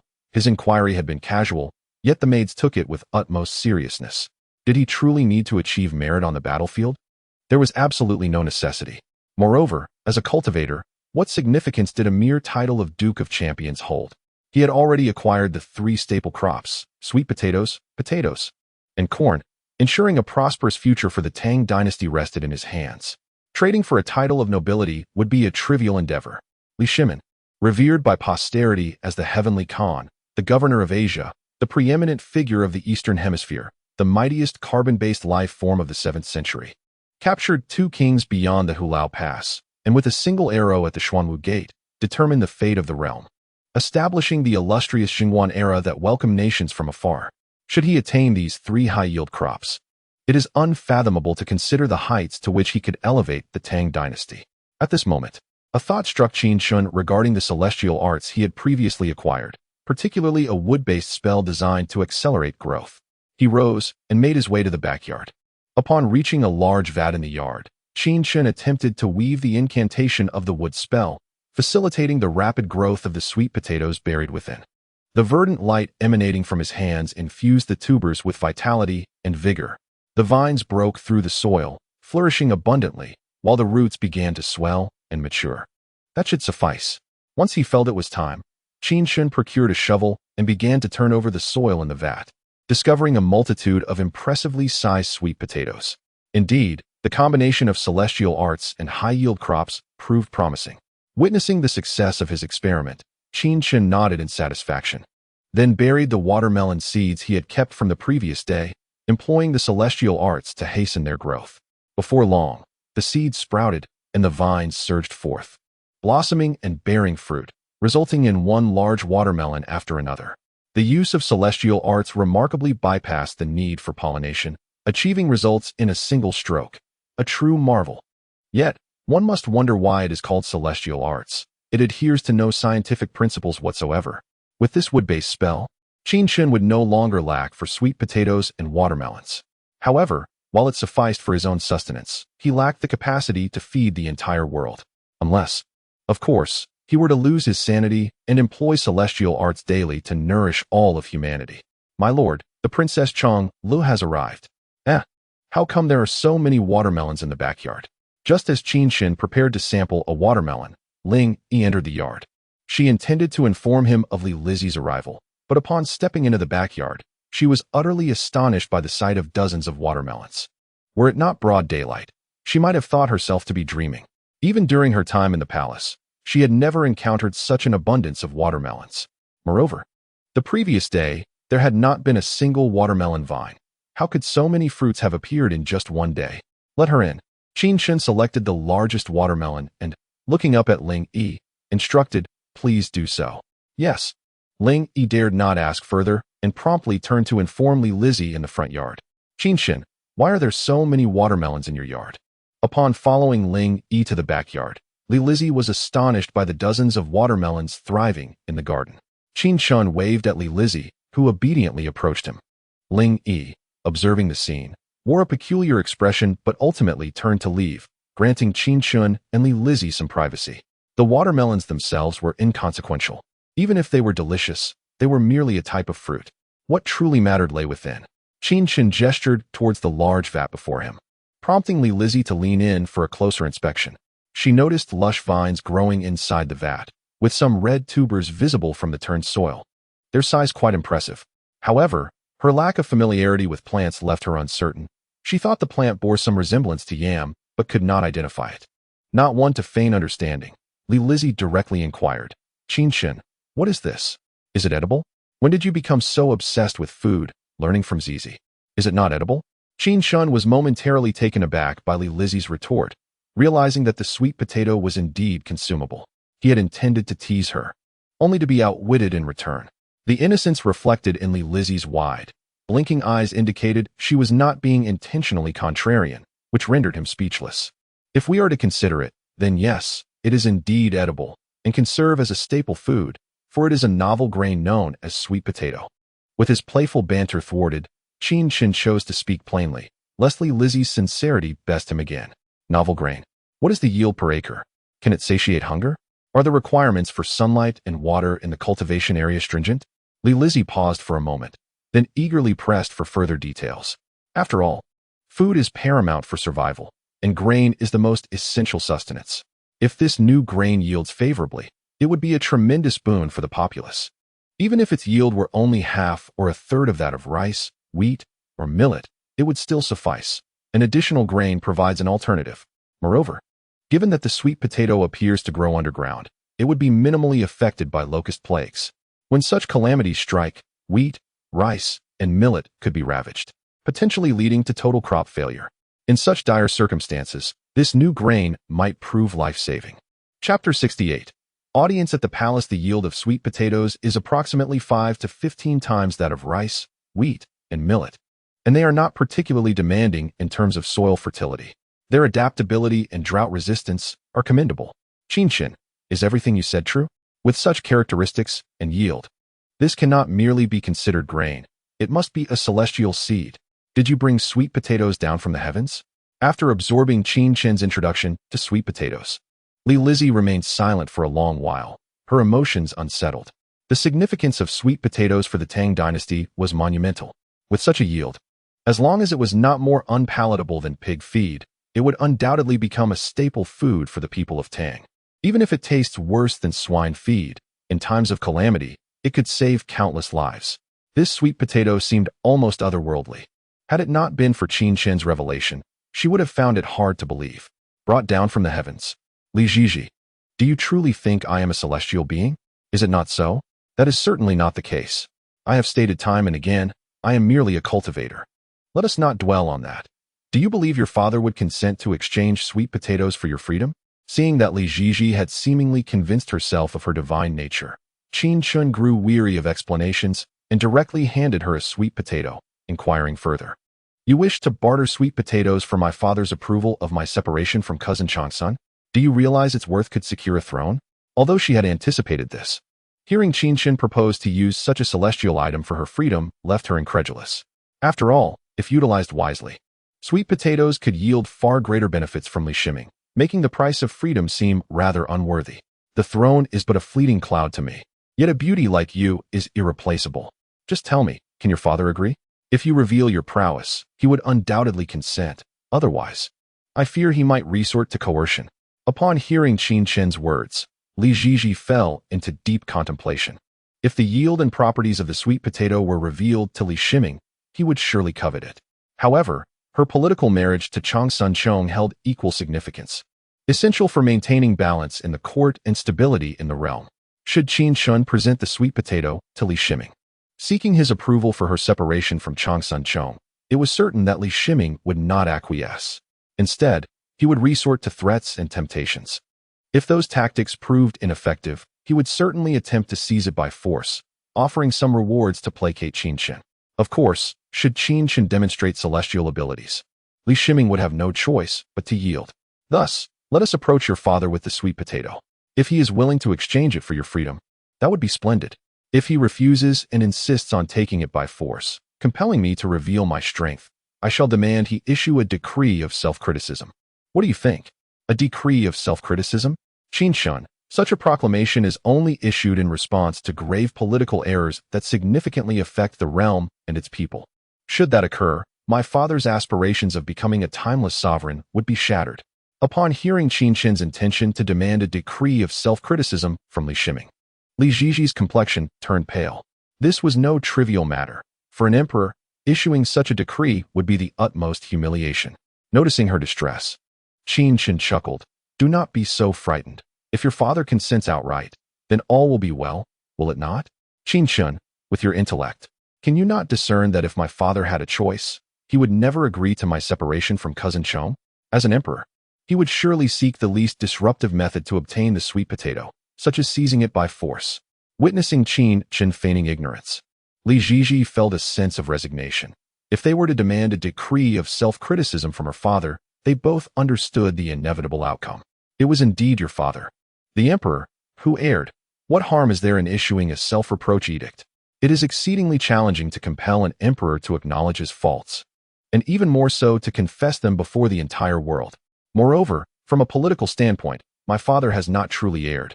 I am far better off than those princesses sent to foreign lands for marriage alliances. Li Lizzie gently shook her head, not harboring blame towards her father, but rather feeling that fate had played a cruel trick. Who could have foreseen the significant risks of such familial ties? Had she been informed of this matter sooner, her father would not have bestowed her in marriage to Changsun Chong. Very well, just wait. Qin Chen pondered for a moment, then turned back to his chamber, soon emerging with a wooden box in hand. Take the sweet potato, we shall now meet your father. Now, regarding the self-reproach edict, let that slide for your sake. If one bargaining chip is insufficient, then let us add another. After all, it must be given eventually. It matters not whether it is today or tomorrow. Consider it a benevolent deed for the people. What bargaining chip? Li Lizzie wished to inquire further, but Qin Chen swiftly grasped her hand and led her out of the courtyard. They arrived at the stables, where Qin Chen mounted a white horse and extended his hand to Li Lizzie. It would not reflect well if others were to see us. I shall ride alone. Li Lizzie hesitated momentarily, then shook her head and mounted a black horse instead. As the saying goes, one must not overstep the bounds of propriety. Even if Qin Chen could persuade Li Shimin to agree to her divorce from Changsun Chong, that would be a matter for another time.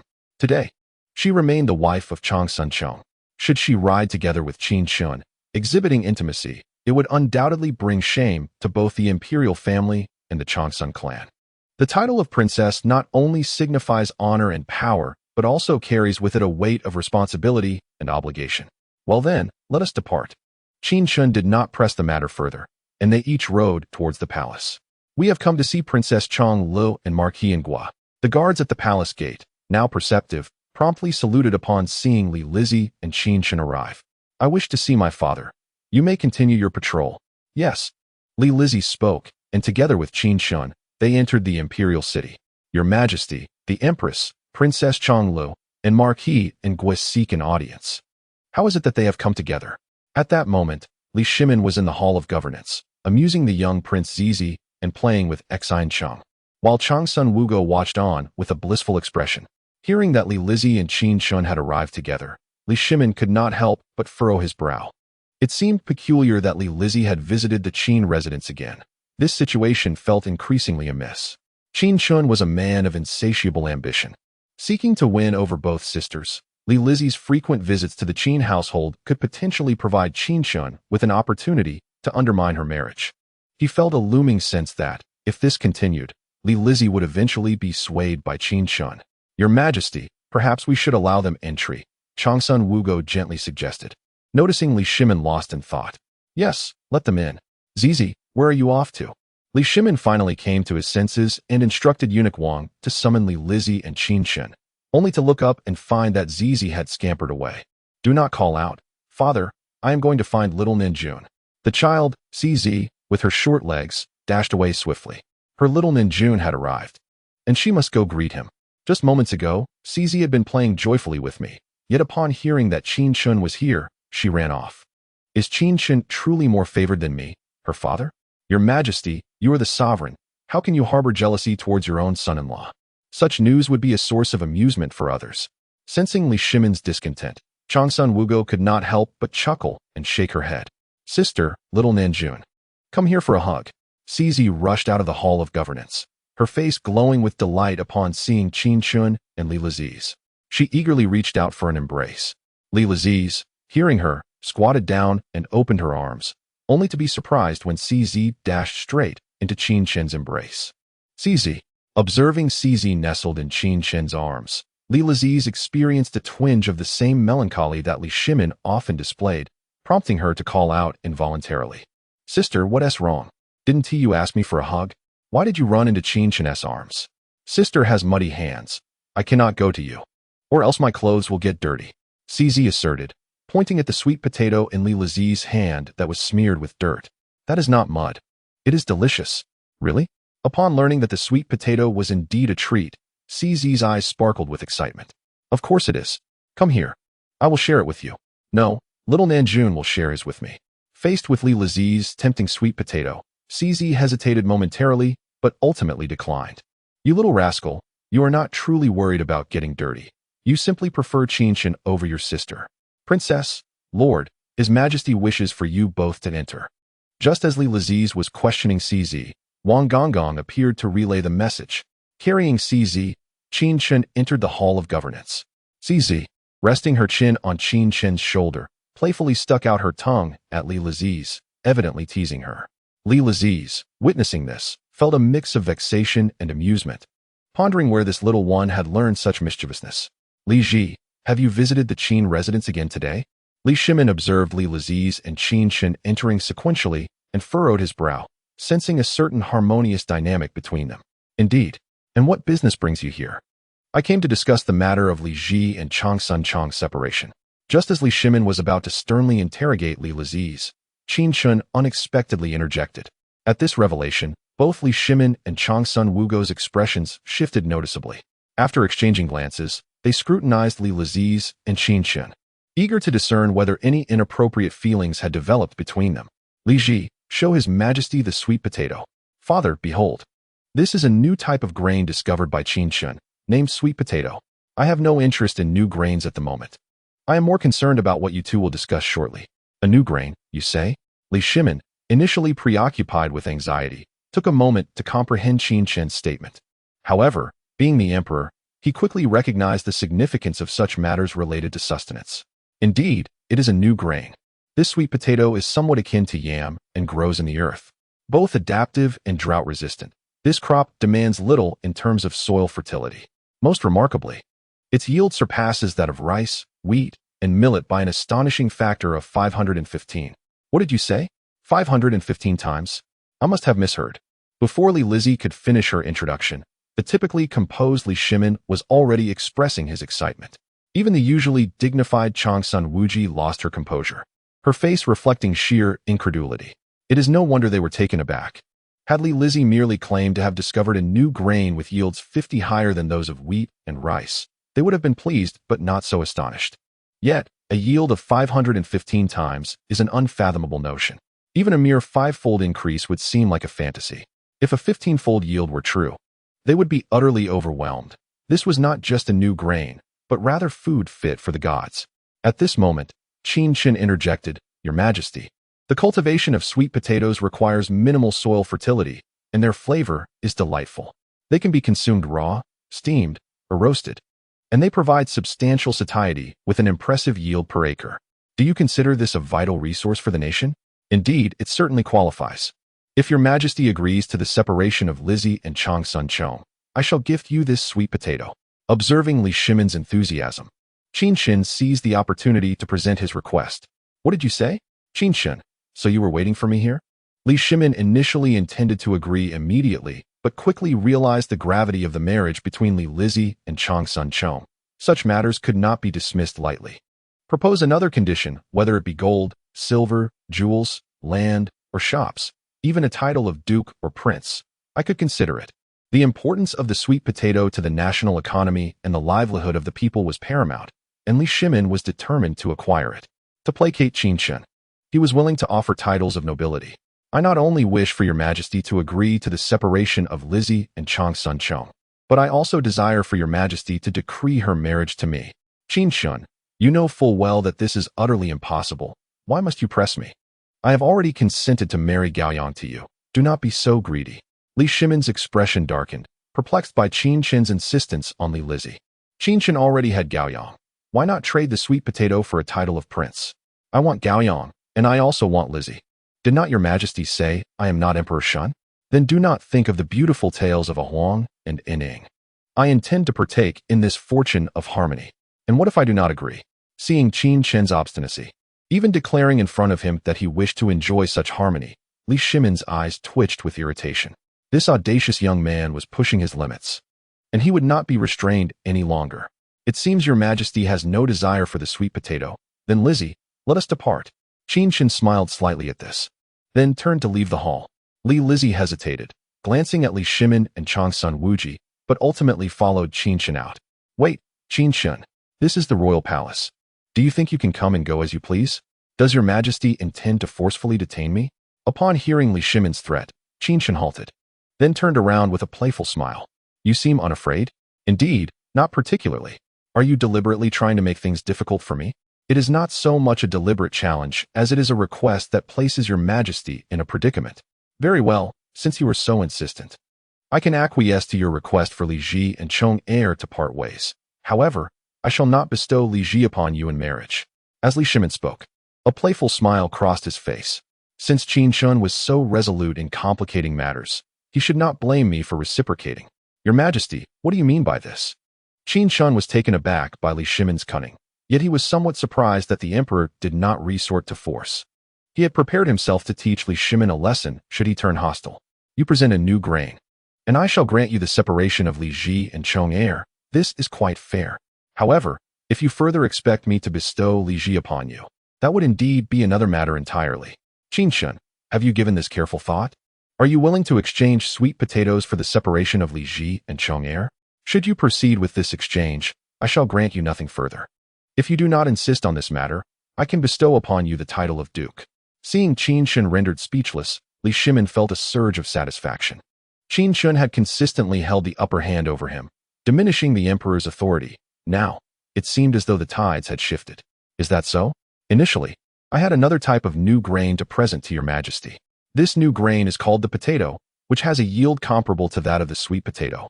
Yet it is easier to cultivate and more resilient, requiring less effort and care. While sweet potatoes may satisfy hunger, they are quickly digested, leading to a swift return of hunger. Consuming them excessively can also cause discomfort. They are best suited as a supplementary staple rather than a primary one.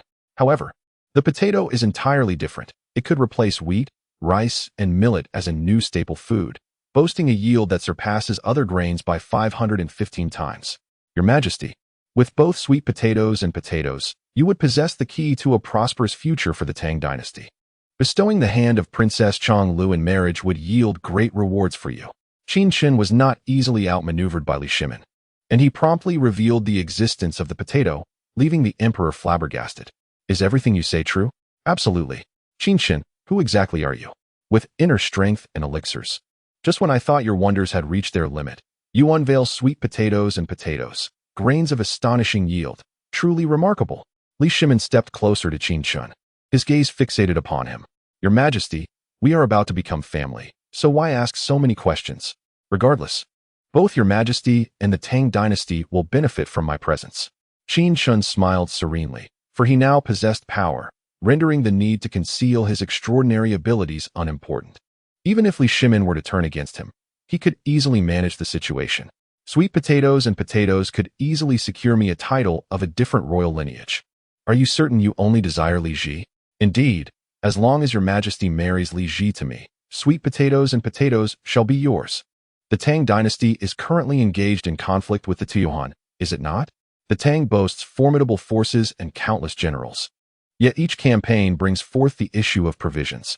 If your Majesty were to acquire sweet potatoes and promote them throughout the realm, provisions would cease to be a concern. Just imagine the potential expansion of the Tang territory. Qin Chen spoke as he opened the box he had brought, revealing a plump potato and a cob of corn. Why are there two types? Which one is the potato?" Li Shimin inquired. Peering into the box and noticing two unfamiliar items, his curiosity piqued. "This round one is called a potato, which, like sweet potatoes, grows in the ground and is hardly affected by locust plagues. As for this cob adorned with golden kernels, it is corn, which grows on stalks like sorghum, yielding 2 to 3 times the production of rice, wheat, and millet per acre. Not too much, just consider it a complimentary gift. You offer me new grains as a gift, and they yield 2 to 3 times the output of the primary grains of the Tang Dynasty? Qin Chen, please be reasonable," Li Shimin exclaimed, his eyes widening in astonishment at the remarkable claims made by Qin Chen. It was difficult for him to fathom where Qin Chen had acquired such high-yield crops. "Your Majesty, let us discuss the exchange." Qin Chen, weary of further pleasantries, had already displayed the sweet potatoes, and corn. If Li Shimin persisted in his obstinacy, Qin Chen would demonstrate the sharpness of his dragon-slaying sword. "Of course we shall exchange. Why would I refuse? Tomorrow, I shall issue an edict declaring the dangers of consanguinity, prohibiting the people of the Tang Dynasty from marrying close relatives, and arranging for Li Ji to separate from Chong'er. As for bestowing Li Ji upon you, we shall wait until the harvest of the new grains. We must be mindful of appearances. If I were to arrange for Li Ji to part from Chong'er and immediately marry you, the reputation of the Long Sun family would be tarnished. Such insincerity. I shall have Li Ji and Gao Yang wed to my household." Qin Chen shook his head. Waiting for the new grain harvest would take at least several months, which he could not afford. You. Very well, I shall heed your words. In 6 days, I will marry both Gaoyang and Li Ji to you. Upon seeing Qin Chen's resolute gaze, Li Shimin recognized that Qin Chen would not yield and reluctantly agreed. Originally, the notion of Li Ji and Chang Sun Chong parting ways and marrying 2 princesses to the same individual was unthinkable. However, there was no choice. Qin Chen's offerings were far too generous for Li Shimin to decline. Since that is settled, Your Majesty, please indulge in the flavors of these sweet potatoes, and corn. Qin Chen was pleasantly surprised by the smooth progression of events, preferring it this way to avoid any discord. Nonsense. This is divine grain, meant for seed. How can it be consumed? Li Shimin immediately grew anxious at the thought, realizing these were seeds and how could they be eaten? Your Majesty, this is merely a sample. I have entire sacks of each at home. Rest assured, you may eat without worry. Have you not noticed how the deer is drooling? I am not. The deer, who had been staring blankly at the sweet potato, quickly shook her head in denial, wiping the drool from the corner of her mouth. Qin Chen and Li Shimin had exchanged a plethora of words, much of which she could hardly comprehend. However, she understood that these sweet potatoes, and corn were grains not found in the Tang Dynasty. Naturally, she desired to taste them, though she was reluctant to admit her drooling, as it would be quite embarrassing. Very well, how shall we prepare this new grain? Should I summon the imperial chef for your guidance? Li Shimin cast a sidelong glance at the apprehensive Syste, a hint of amusement flickering across his features. However, he too was intrigued by the prospect of tasting this new grain. Thus he acquiesced with a feigned nonchalance. No need for such elaborate arrangements, Qin Chen stated, taking the sweet potato from Li Lizi's hands and handing it to Syste. He then performed a water manipulation spell, conjuring a stream of water from thin air to cleanse the sweet potato, and corn with utmost precision. Following this, he executed a fire manipulation spell and commenced the cooking process. All done. Who wishes to taste first? He inquired. Yet, an eerie silence enveloped the grand hall, as Li Shimin, Chang Sun Wugo, Li Lizi, and even Syste were rendered speechless by the spectacle of water and fire coalescing before them. Only the naive and innocent Qin Chen, cradled in Chang Sun Wugo's arms, was drawn to the enticing aroma of the sweet potato, eagerly reaching out with tiny hands to grasp it. Chapter 71. 3 New Grains. Observing this, Qin Chen gestured for Qin Chen to open her mouth, ready to feed her. She complied obediently. It was unclear from where Qin Chen procured a pair of chopsticks. He peeled the sweet potato and scraped some of the flesh, then brought the chopsticks to Qin Chen's lips. She bit down on the chopsticks and began to suckle as if drinking milk. Alas, little darling, you no longer wish to nestle. Syste, regaining her senses, noticed Qin Chen feeding Qin Chen and immediately pouted in protest. You even have to covet my sister's affection. Go ahead and take a bite, but be cautious of the heat. Qin Chen chuckled resignedly at her words, then offered the sweet potato to Syste, reminding her, be careful, it's hot. Ouch, it's scorching. Syste, completely disregarding Qin Chen's warning, took a large bite out of the sweet potato, only to recoil in surprise. Yet, even in her discomfort, she refused to spit it out. The sweet potato was simply too delectable, aromatic, tender, and sweet. Qin Chen, you have ultimately revealed your true capabilities. Hearing Syste's gasp, Li Lizi snapped back to reality, though she was perplexed as to why Qin Chen felt the need to showcase such prowess after already securing her father's promise. Both his previous feat of flying with a sword and his current control over water and fire were abilities reserved for celestial beings.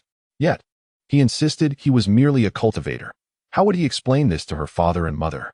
Li Shimin regarded Qin Chen with a mixture of astonishment and disbelief, for the spectacle of water and fire had surpassed his understanding. Qin Chen, are you truly human? Or are you some celestial being or demon? I am merely a living man standing here, Your Majesty. Can you not see?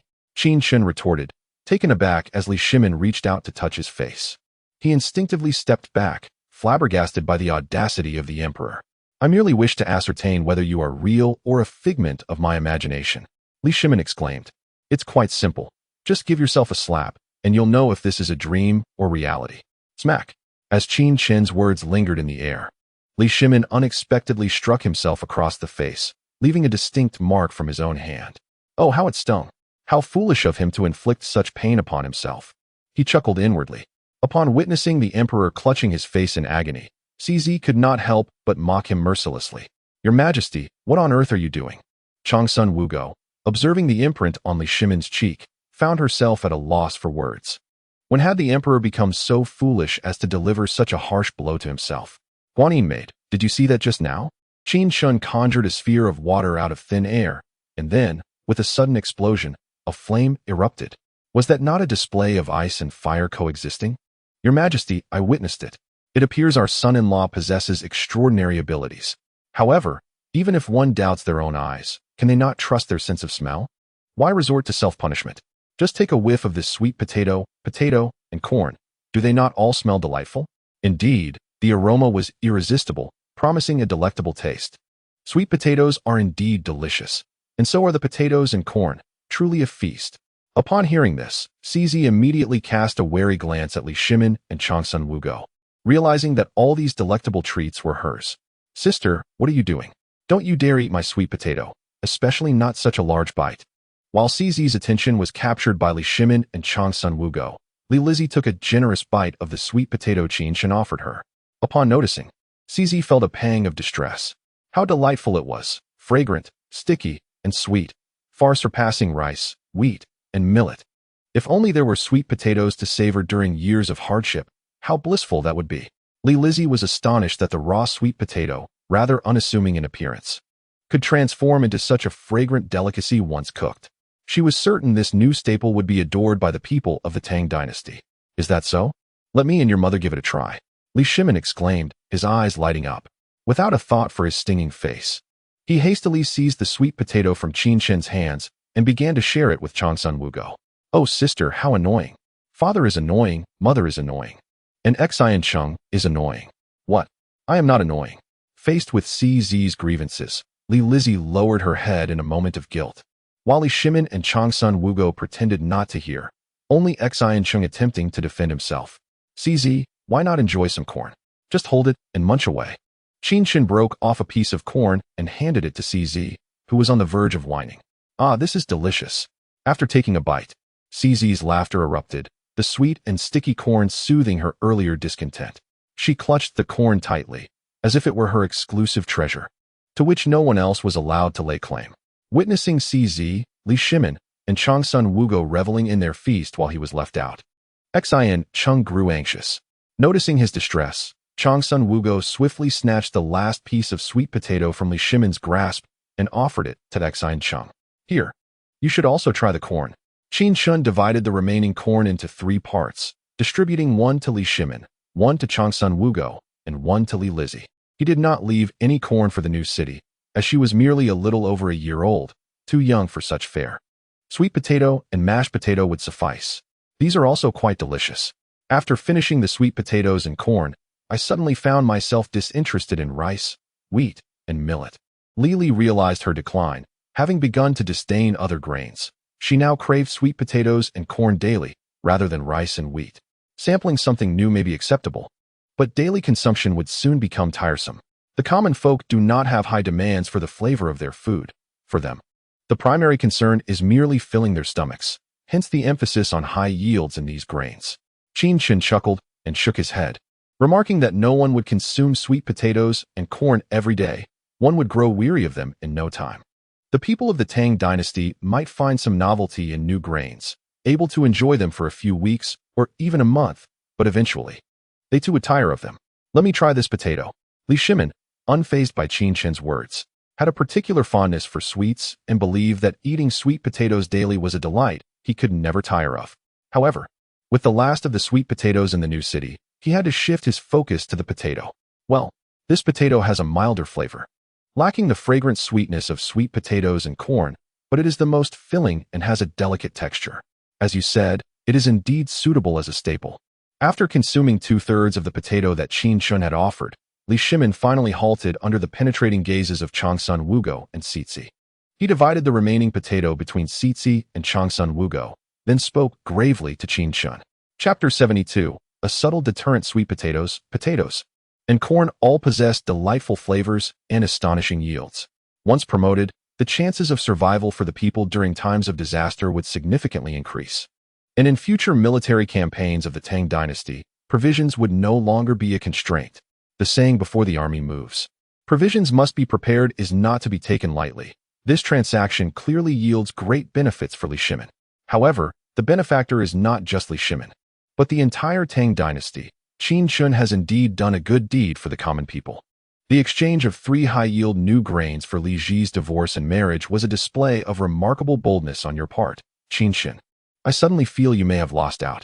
I do not feel at a loss. Li Ji is worth it. However, if your majesty truly feels indebted, then perhaps you might consider marrying me another suitable princess?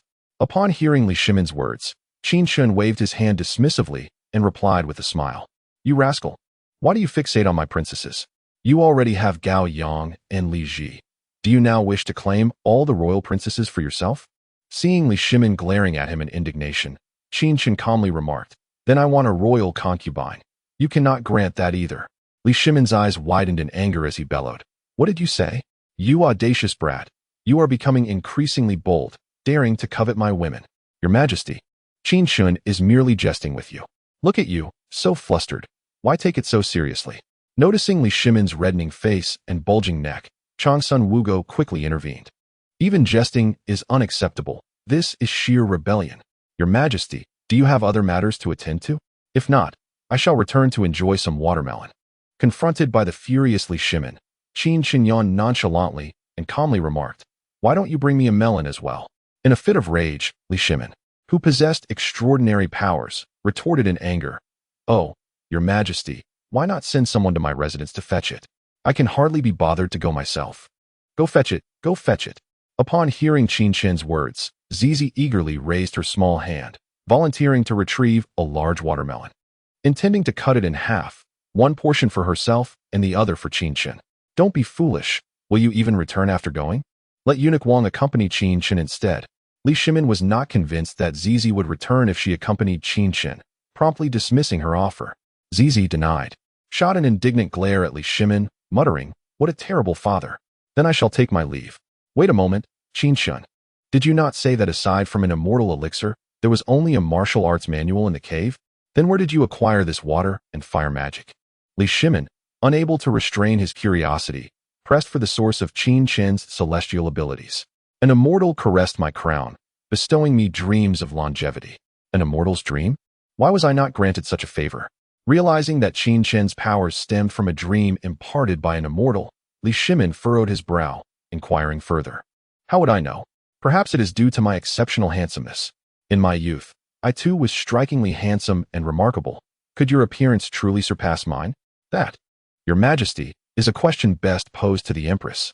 Your Majesty, as a neutral party, please provide an objective assessment of whose appearance is superior, mine or the Emperor's. Must you both compete over such trivial matters?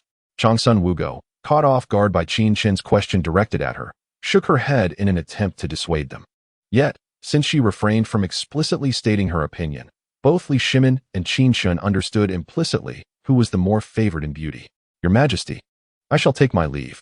Qin Chen grinned triumphantly at Li Shimin before turning to depart. I have one final inquiry. Please, Your Majesty, having attained such powers, do you not harbor any ambitions? Are you genuinely only interested in romantic affairs, dismissing power and status entirely? This was Li Shimin's last question, a matter of utmost concern for him. As an emperor, he naturally wished to avoid any uncontrollable elements. However, since such a factor had already manifested, he needed to ascertain whether it posed a threat to his sovereignty. Come forth. Qin Chen did not respond verbally, but summoned the dragon-slaying sword. The sword danced within the Hall of Governance, leaving a myriad of sword shadows, which transformed into dragon-shaped silhouettes swirling in the air. Merely casting a glance upward, Li Shimin felt an overwhelming chill, aware that his life and death rested in Qin Chen's hands. Yet, in the next moment, Qin Chen exited the Hall of Governance, and the dragon-slaying sword along with the dragon shadows vanished from sight. Li Shimin exhaled in relief, the tension in his heart dissipating. Clearly, Qin Chen was demonstrating through action that to take the life of an emperor like him required but a single thought. Nevertheless, even with such formidable power, Qin Chen still produced sweet potatoes, and corn to negotiate with him. This was a testament to Qin Chen's sincerity and an indicator that he harbored no ambitions whatsoever. Since Qin Chen poses no threat to the imperial authority, He is indeed a worthy son-in-law. Why not marry off my daughter? Let him choose whomever he desires. Father and mother, I shall take my leave now. Lizzie handed the child to Li Shimin, preparing to pursue Qin Chen. Lizzie, you two are not yet married. Do be mindful of your reputation and avoid overstepping boundaries. What are you saying, father? I am leaving. As Li Shimin cautioned Lizzie, she paused momentarily, and upon realizing his words, shot him an annoyed glance before hastily exiting the Hall of Governance. Woe is me. I want to marry little Nangjuan. Father, please let me be wed to him too. The child, witnessing Lizzie chasing after Qin Chen, immediately pouted and pleaded. You can barely walk. How can you even think of marriage? I can walk just fine, and I can run too. That is still not permissible. Qin Chen, why did you come to the palace without informing me? I have missed you dearly. Oh, sister, you are here too? When Lizzie caught up with Qin Chen, she found Gaoyang conversing with him and greeted her with a smile. I have just reached an agreement with your father. Tomorrow he shall issue a decree allowing your sister to divorce Chang Sun Chong, and subsequently, she will be wed to me. In 6 days, your sister will join you in marrying into the Qin household. What? Is that true? How did you manage to persuade my father? Did you threaten him with a knife? Furthermore, this is rather hasty, to have my sister marry you immediately after her divorce. Upon hearing that Lizzie would be marrying Qin Chen alongside her, Gaoyang was utterly astonished. While she did not mind sharing Qin Chen with Lizzie, she understood well how difficult it was to persuade Li Shimin. Convincing him to agree to Lizzie's divorce from Chang Sun Chong was already a monumental task, let alone arranging for her to marry Qin Chen immediately afterward. Was the Chang Sun family's dignity to be disregarded? This would be a blatant affront, humiliating their house. Not only would Chang Sun Chong be furious, but even Chang Sun Wuji would feel shame and dissatisfaction, leading to discord between the emperor and his subjects, which could spell trouble. Chapter 73. The Transformation of Lizzie. Moreover, a princess's wedding is no trivial matter. Preparing the dowry and ceremonial retinue requires considerable time. The reason she could wed Qin Chen in just 6 days is that her dowry and the princess's residence had long been prepared. This wedding was a gift from Li Shimin, and since Qin Chen's parents were no longer alive, many formalities could be overlooked. Apart from selecting an auspicious date, there was little else to arrange. Although Lizzie was remarrying, it would be rather rash to enter the Qin household without proper preparations. After much contemplation, Gaoyang could only surmise that Qin Chen had threatened Li Shimin to secure his agreement. How did you persuade your father? You can inquire at the Hall of Governance. As for why I wish for Lizzie to marry me alongside you, it is because I detest tedious formalities. It is far more efficient to settle the matter at once. Truly, he is a man worthy of my admiration, effortlessly handling even the emperor. And judging by my sister's demeanor, she must be in agreement with this arrangement. Indeed, you are quite remarkable. Without a word, Qin Chen effortlessly secured the favor of Li Shimin and Lizzie, all while maintaining an air of nonchalance. Gaoyang's admiration for him surged with every passing moment. In any case, simply await the day of the wedding in tranquility. Do not cause any disturbances in the interim. Do you understand? How could I dare, given your fierce demeanor? It seems that my sister and I are truly destined to marry you. Perhaps we shall achieve a legendary tale akin to that of a Huang and Ning. Lizzie suddenly interjected. Gaoyang, rest assured, you are Qin Chen's legitimate wife, and I shall not vie with you. Sister, we are good friends. Why speak of such things?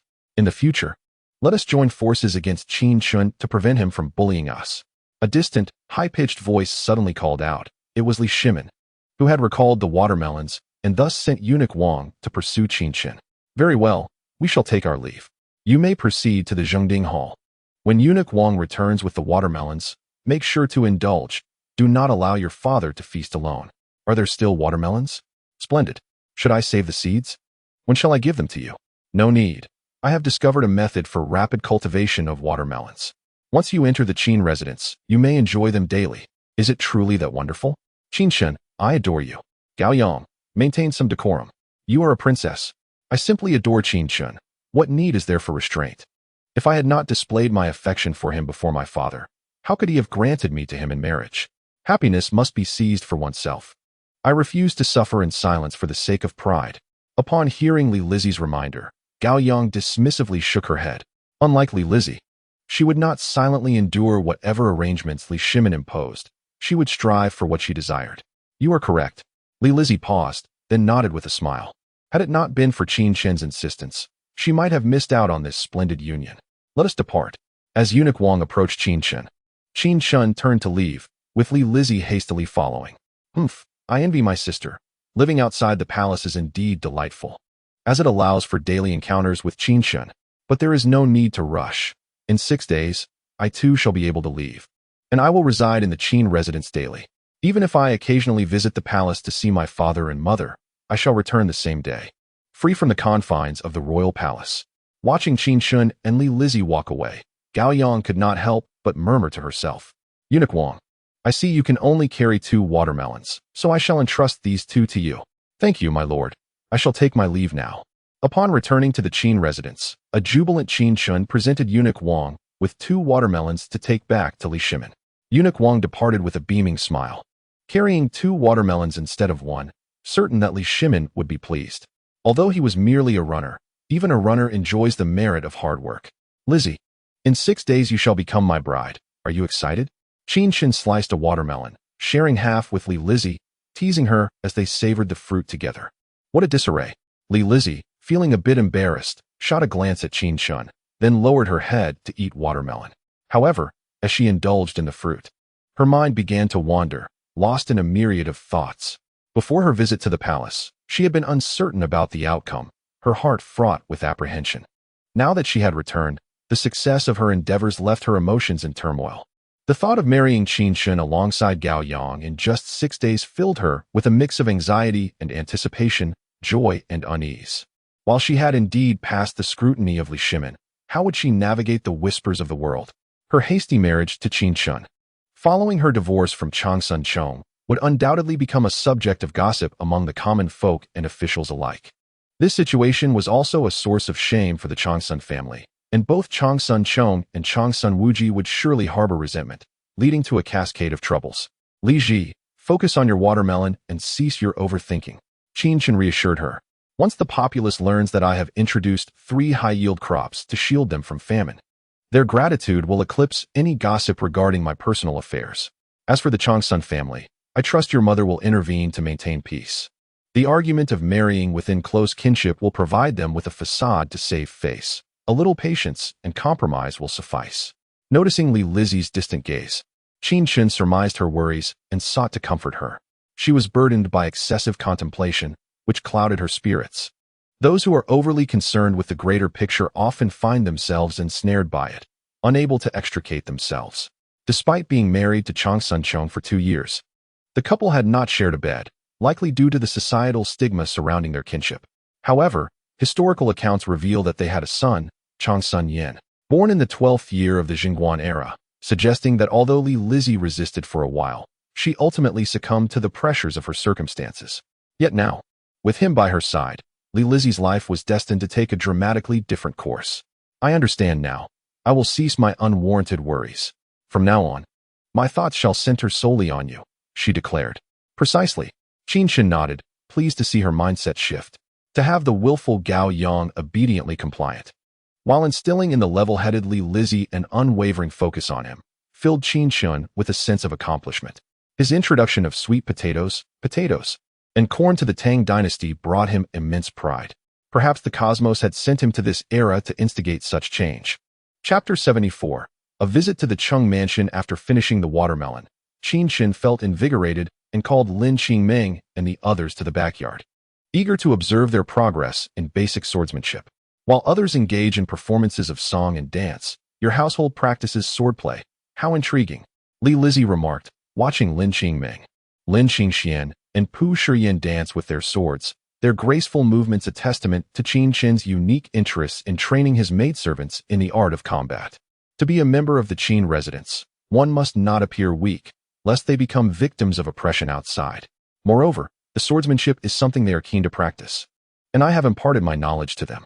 Fortunately, they possess some talent and have been diligent in their training, which has yielded satisfactory results. Is this merely satisfactory? I have dabbled in the 6 arts of a gentleman, yet I feel that I fall short compared to them. Despite being a woman, Li Lizzie excels in music, chess, calligraphy, and painting, and has also ventured into the 6 arts, believing that the 3 maidens have already honed their skills quite well. However, they are still far from mastery. Qingming, pay close attention. I shall demonstrate the Yishuahan sword technique for you. Qin Chen shook his head slightly, then leaped into the center of the courtyard, commencing his display of Yishuahan. Lin Qingming and the other maidens quickly stepped aside, their eyes fixed upon him, fearful of missing any detail. The sharp glint of the sword resembled rippling waves upon a lake. With each stroke, the waves surged, creating a dazzling spectacle that rendered directions indistinguishable. Despite Qin Chen deliberately slowing his movements for their clarity, they still found themselves momentarily bewildered. How much did you manage to see? After completing a set of sword techniques, Qin Chen sheathed his sword and approached the three maidens. Lord, you were too swift. I scarcely caught a glimpse. Indeed, Lord, your speed was astonishing. Nonsense. When have I ever been fast? I begin at 1 hour and only reach my peak after 2. Qin Chen's expression darkened upon hearing the maiden's remarks. Too fast. Preposterous. I meant to say that your swordsmanship is formidable, not that you were referring to that. I am well aware of your prowess. Feeling somewhat embarrassed, the three maidens lowered their heads. Were they speaking of swordsmanship? Was Qin Chen perhaps referencing spear techniques? Never mind. I shall write down the sword techniques for you to practice at your leisure. Thank you, Lord. We shall certainly practice diligently. Having begun his cultivation journey, Qin Chen had grown indifferent to martial arts, and thus did not mind teaching swordsmanship to the maidens.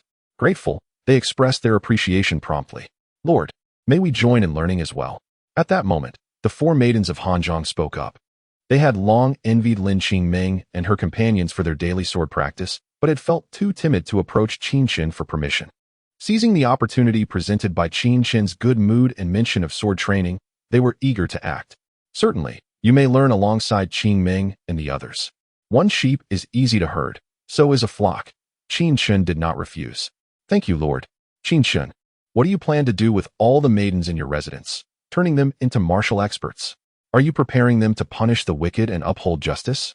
Li Lizzie had not anticipated that Qin Chen intended to teach martial arts to all 7 maidens in his household, just for the sake of physical fitness. Sword training enhances agility and coordination, improving endurance and strength. Who says women are only suited for domestic tasks? Then I too wish to learn. Very well. But you may begin your studies after entering the Qin residence. I am about to visit the Duke of Su's residence. The Duke of Su? Do you have business with him? A few days ago, Uncle Cheng and Aunt Shui were quite concerned about my marriage, although they were unable to successfully arrange a match. Their efforts were commendable, and I must pay them a visit to express my gratitude. Cheng Yaojin regards him as a nephew and has taken it upon himself to worry about his marital affairs, even gifting him 4 magnificent steeds.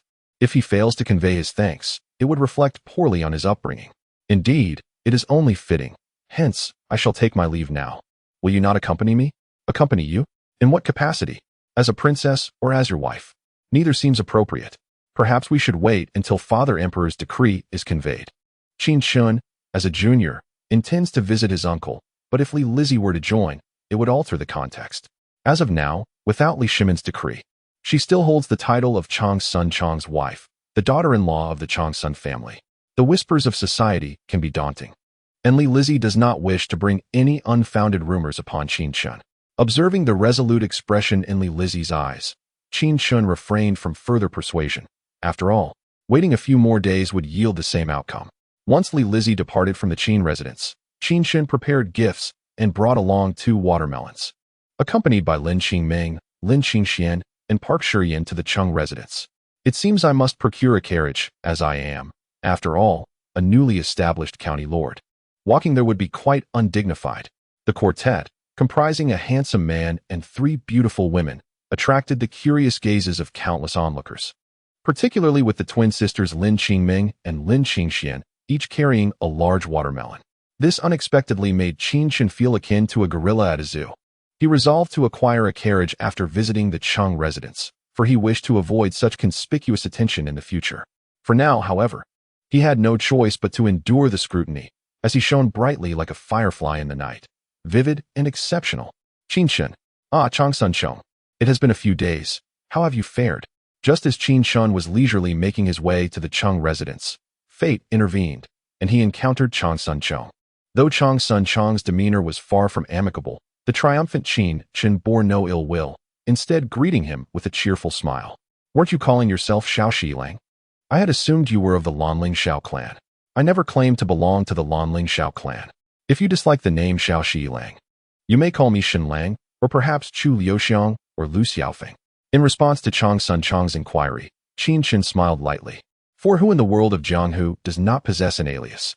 Is your own name so difficult to utter? You, a grown man, inquire about my name. Yet we are not well acquainted. To avoid any unwarranted advances, I had no choice but to adopt a pseudonym. You are well aware that I am Chang Sun Chong, the prince consort, married to Princess Changle. How could I possibly have such tendencies? You are clearly doing this on purpose. Prince consort? A title without substance? Moreover, by tomorrow, it will no longer apply. Upon hearing Chang Sun Chong's retort, Qin Chen scoffed derisively. Chang Sun Chong, still idling in the streets, likely had yet to receive any news. Once he learns that Li Shimin intends to have him divorce Li Lizzie and bestow her upon Qin Chen, he will come to understand the depths of despair. Chapter 75. The Chang Sun father and son enter the palace. What did you say? What exactly do you know? As Chang Sun Chong heard Qin Chen refer to him as a prince of mere title, his countenance shifted, and he hastily inquired further. The revelation struck a chord with Chang Sun Chong's innermost secrets, leaving him feeling quite embarrassed. He failed to grasp the significance of the latter part of the statement, which proclaimed that tomorrow would no longer be the same. What do I know? I am aware of the perils of consanguineous marriages. Are you aware? He retorted. If not, perhaps I could enlighten you. Should such unions occur, they are likely to produce offspring with deformities. Utter nonsense, complete drivel. Chang Sun Chong admonished tersely, his expression darkening as he turned to depart, unable to bear hearing another word.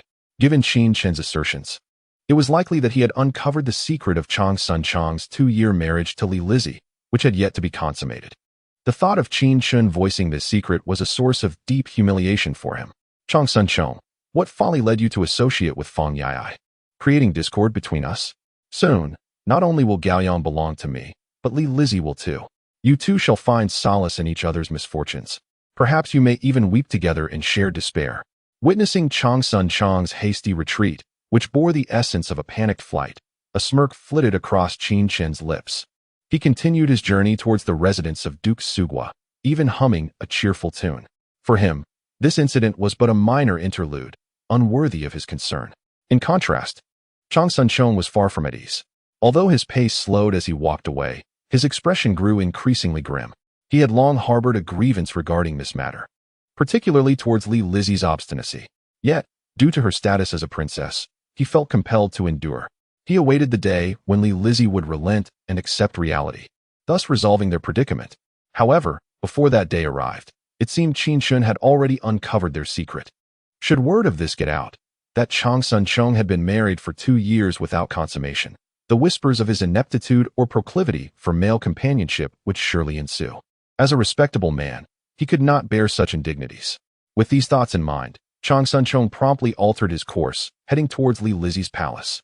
He intended to have a serious discussion with her, urging her to abandon her stubbornness for the good of all. Their union had been ordained by Li Shimin, leaving neither of them the liberty to contest it. Others might seek divorce, but they were not afforded that option. Zongjing Shaoqing, there you are. His Majesty summons you to the palace. As Chang Sun Chong navigated the tumult of his thoughts en route to the princess's abode, a contingent of Qian Wei found him and requested his presence before the emperor. The emperor seeks me? Might I inquire as to the reason? Uncertain. Though Duke Qi has already entered the palace, my father has also gone. This must be of great significance. Let us proceed to the palace at once. Upon learning that Chang Sun Wujin had also been summoned by Li Shimin, Chang Sun Chong furrowed his brow and followed the Qian Wei towards the imperial palace. At this moment, he was filled with confusion, unable to comprehend the reason behind Li Shimin's simultaneous summons for him and his father. Your Majesty, the Minister of Rights has arrived. Let him in. Minister of Rights, please proceed. Chang Sun Chong entered the Hall of Governance and found Li Shimin, Chang Sun Wuji, and Chang Sun Wugo seated at a table, sipping tea. Meanwhile, Princess Gaoyang was playing with Shixi and Xinqing nearby. Chonger has arrived. Come, sit down. Upon seeing Chang Sun Chong enter, Li Shimin immediately waved him over with an exceptionally warm demeanor, leaving Chang Sun Chong somewhat bewildered. Your Majesty, may I inquire why you have summoned us today? Although Chang Sun Chong lacked experience, Chang Sun Wuji was a cunning old fox. He could discern from Li Shimin's enthusiastic demeanor and Chang Sun Wugo's apologetic expression that something ominous was afoot. Although he was still unaware of the specifics, he understood that it certainly boded ill for both him and Chang Sun-cheong. What is your perspective on the matter concerning Lizzie and Chong-er? Li Shimin felt a twinge of embarrassment at the thought of what he was about to say. Despite his thick skin, he could only approach the subject indirectly for the moment. What perspective? Did your majesty not previously suggest waiting until Princess Changle had come to a decision? Upon hearing Li Shimin mention Li Lizzie, Chang Sun Wuji's heart sank. Yet he feigned ignorance in response. I believe this situation cannot persist. Lizzie and Chong-er have been married for 2 years without consummation. It would be scandalous if word got out. Li Shimin noticed that Chang Sun Wuji was deliberately playing dumb, but since Chang Sun Wuji chose not to engage, he had no choice but to press on. After all, he had promised Qin Chen that he would issue a decree tomorrow addressing the dangers of close kin marriage and would facilitate the divorce between Li Lizzie and Chang Sun-cheong, marrying Li Lizzie off to Qin Chen.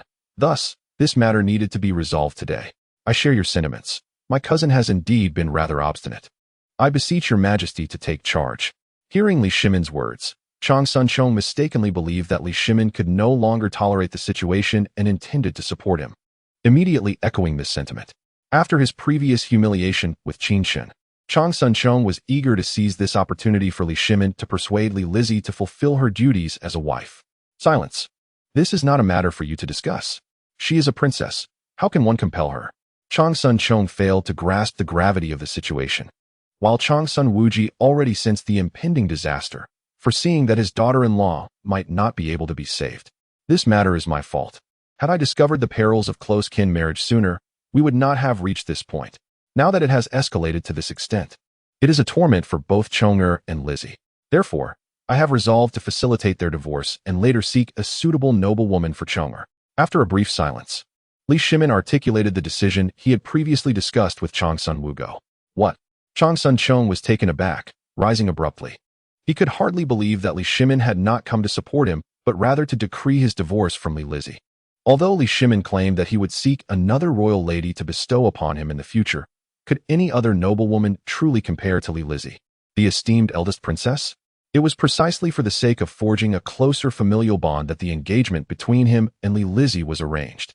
However, after 2 years of marriage, he had not even laid a hand upon her, while he had yet to touch her.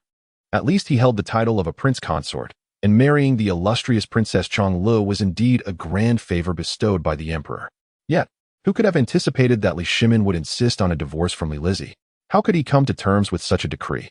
Chapter 76. Li Shimin's confession. Chong-er, sit down. One must not be disrespectful before his majesty. Chang Sun Wuji's expression was equally grim. His foreboding had proven accurate. Li Lizzie, his daughter-in-law, was truly beyond saving. Yet, despite his inner turmoil, the distinction between sovereign and subject remained, and the emperor's decisions were not for his subjects to question. Thus, he managed to suppress his emotions and sternly reprimanded Chang Sun-cheong. Father, sit down. Though Chang Sun-cheong was still somewhat discontented, the dark look in Chang Sun Wuji's eyes compelled him to obediently take a seat. I do not dare to question your majesty. Yet I wish to understand the reasoning behind such a sudden decision. Once Chang Sun-cheong settled down, Chang Sun Wuji respectfully inquired of Li Shimin. Even if Li Lizzie could not be preserved as a daughter-in-law, he sought to discern the underlying motives. It was irrelevant to him and Li Shimin, men of their stature, whether consanguineous marriages posed risks. Such unions merely carried a probability of producing offspring with deformities, not a certainty. As long as the outcome was not guaranteed, any malformed child could be discreetly dealt with, and they could continue until a healthy child was born. Previously, both he and Li Shimin held such views. Yet the delay of 2 years was due to Li Lizzie's dissent. Now, with Li Shimin's sudden insistence on a divorce between Chang Sun-cheong and Li Lizzie, it was evident that there must be other motivations at play. The dangers of consanguinity were merely a pretext. I understand now. It concerns Qin Chen, does it not? Did he not slander me before your majesty? Your majesty must not heed the words of a petty man. At that moment, Chang Sun-cheong recalled Qin Chen's earlier remarks, a spark of realization igniting within him, prompting him to rise once more. Qin Chen. Upon hearing this name, Chang Sun Wuji's eyes flickered with contemplation. He was aware that Qin Chen had cured Chang Sun Wugo's ailment, and thus had been elevated to the title of Marquis of Anghua and granted the hand of Princess Gaoyang. Yet, what connection could Qin Chen possibly have with Li Lizzie? Why would he seek to sever the bond between Li Lizzie and Chang Sun-cheong? Despite having had a minor conflict with Chang Sun Chong, it was Chang Sun Chong who had suffered. Moreover, Chang Sun Wugo had mentioned that she had reconciled the matter, putting an end to it. However, given Chang Sun Chong's resolute demeanor, it was clear that his suspicions were not unfounded. What hidden truth lay beneath? Today, Qin Chen entered the palace, accompanied by Li Lizzie and 3 varieties of new grains. Qin Chen offered these grains as tribute in exchange for the divorce, and sought to have Li Lizzie bestowed upon him, a request to which His Majesty had already acquiesced. At this moment, Chang Sun Wugo began to elucidate, for there were certain matters that Li Shimin found difficult to articulate. Thus, she took it upon herself. Indeed, it was he. Why? Uncle, I am your nephew.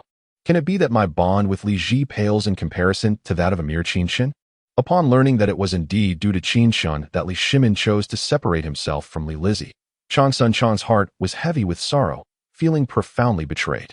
How could an unassuming commoner like Qin Chen possibly rival the relationship he shared with Li Shimin? After all, Li Shimin was his own uncle. Chang Sun Wugo was the empress, while Chang Sun Wuji was Li Shimin's right-hand man.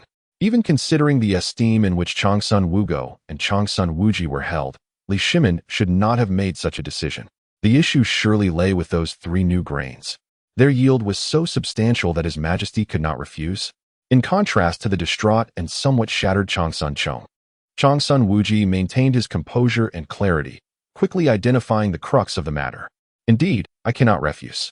As he felt Chang Sun Wuji's piercing gaze upon him, Li Shimin nodded earnestly. Not only could he not refuse, no emperor would be able to do so. Even Ing Zheng would undoubtedly arrive at the same conclusion. Chang Sun Wuji sighed and then inquired, do those 3 new grains promise a 30% increase over the existing grains of the Tang? No. 50%? Neither. It cannot be 100%, can it? To be frank, if that were the case, I would readily concede. Your Majesty's decision would then be quite justifiable. Upon mentioning 100%, Chang Sun Wuji could not help but chuckle ruefully, astonished by the staggering yield of the new grains presented by Qin Chen. If he were in Li Shimin's position, he too would not hesitate to acquiesce to Qin Chen's request. The 3 new grains consisted of sweet potatoes, and corn. Among them, corn had the lowest yield, approximately 2 to 3 times that of the Tang's current grains, while sweet potatoes and potatoes boasted yields 500 to 15 times greater. Brother-in-law, it is not that my stance is wavering. It is simply that Qin Chen has offered too much. Li Shimin felt a twinge of guilt upon witnessing the bittersweet smile on Chang Sun Wuji's face. Yet, the thought of those 3 high-yield grains solidified his resolve. As long as he could obtain sweet potatoes, and corn, he would not only annul Chang Sun Chong's marriage, but would also consider altering the matrimonial arrangements for Li Qingqian. The crown princess could likewise be bestowed upon Qin Chen. Even his own, his own matters would require careful consideration. How much? The minimum of 2 to 3 times? And 2 of them yield 500 times? Your Majesty, you cannot be deceived by Qin Chen, can you? Chang Sun Wuji was initially taken aback, but quickly shook his head in denial. Such high-yielding grains could not possibly exist in this world. These were not merely new grains. They were celestial grains, likely to exist solely in the heavens. Qin Chen would not stoop to deceive me in such a manner. Furthermore, both the Empress and I have tasted the sweet potatoes, and corn, and they were quite delightful. If these were to be promoted throughout the realm, surely no citizen would ever again suffer from starvation. Recalling the scene caused by Qin Chen's powerful declaration, Li Shimin resolutely shook his head. It was evident that Qin Chen was no ordinary man. He could easily compel compliance through force, rendering deception unnecessary. Thus, the 3 types of grain must indeed be authentic, likely brought down from the heavens when Qin Chen descended. Your Majesty, I wish to see those 3 new grains. Should their existence be confirmed, I hold no objections regarding the separation of Chong'er and Princess Chonglu. Oh, what are you saying? Long Sun Chong was momentarily taken aback by Long Sun Wuji's words. Unable to fathom that he had first been betrayed by his uncle and aunt, only to be backstabbed by his father. I am weary. Let this cursed world be destroyed. I anticipated you would make this request. Wang Gonggong, present the new grains for Duke Qi to examine. Upon hearing his name called by Li Shimin, Wang Gonggong, who had been in a meditative state, responded with confusion, Your Majesty, what new grains? Sweet potatoes, and corn. For heaven's sake, do not tell me you returned from the Qin residence with merely 2 watermelons. Did your Majesty not instruct this old servant to fetch watermelons? I brought you a large watermelon.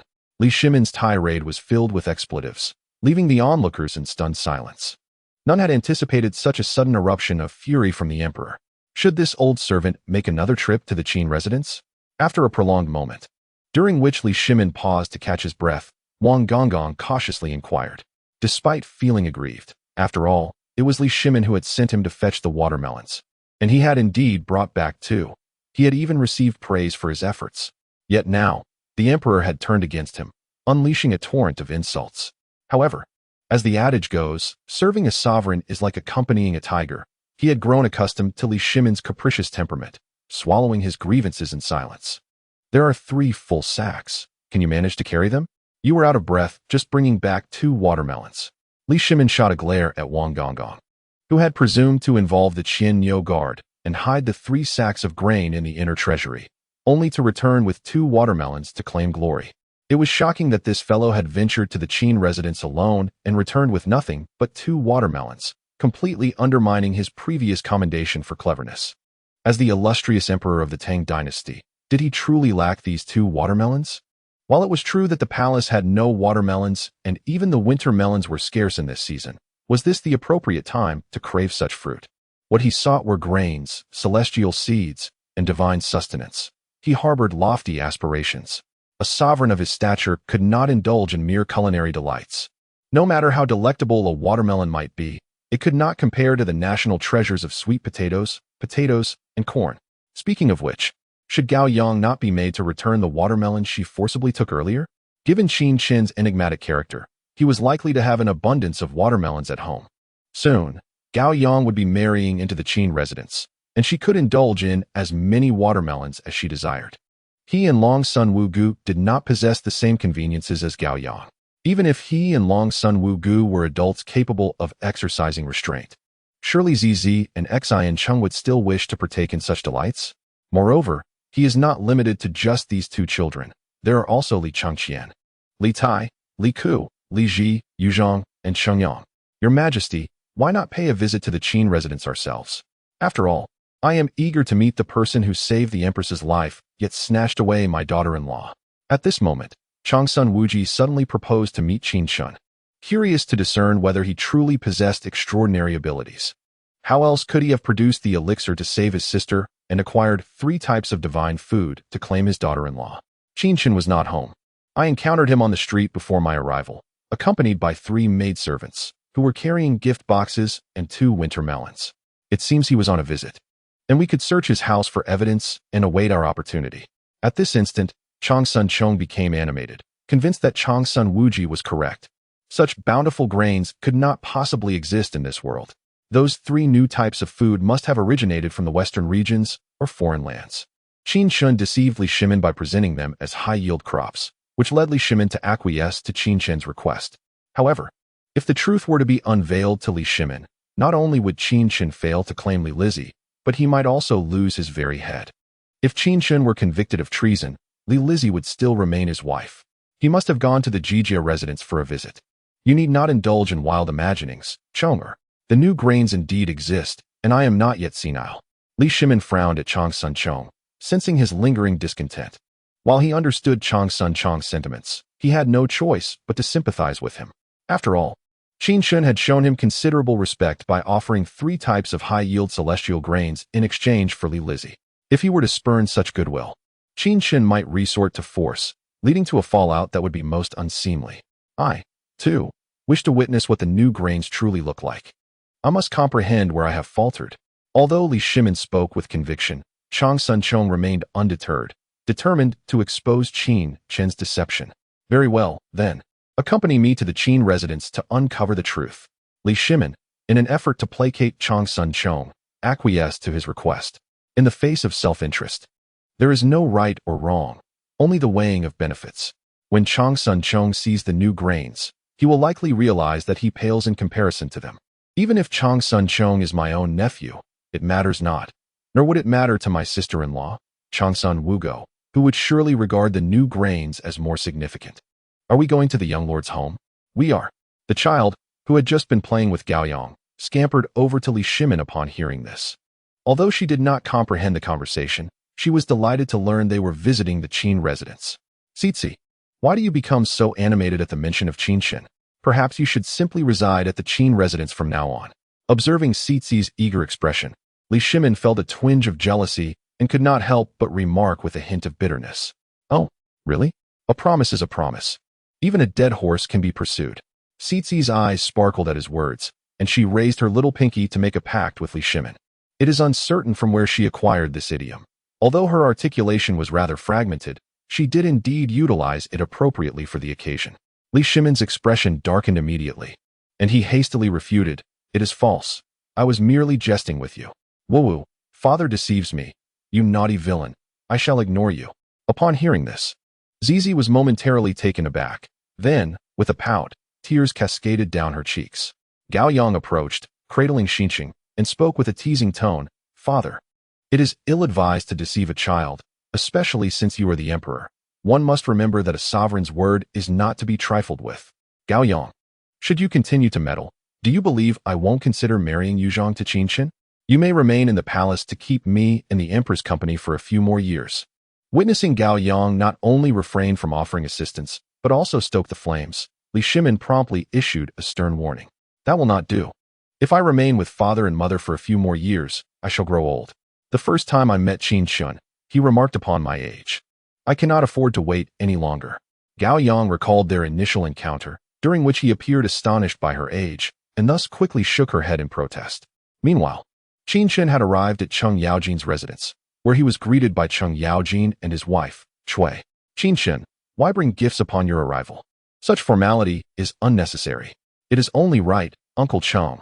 I previously mentioned that the watermelon was underripe, did I not? This time, I specifically selected 2 ripe ones for you and Aunt Cui to savor.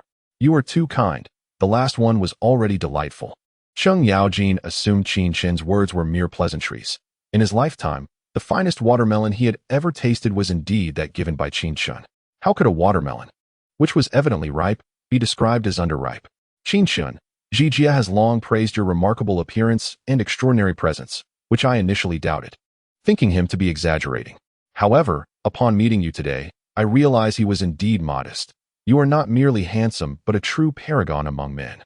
It is indeed a pity that a woman from the Cui family could not be bestowed upon you."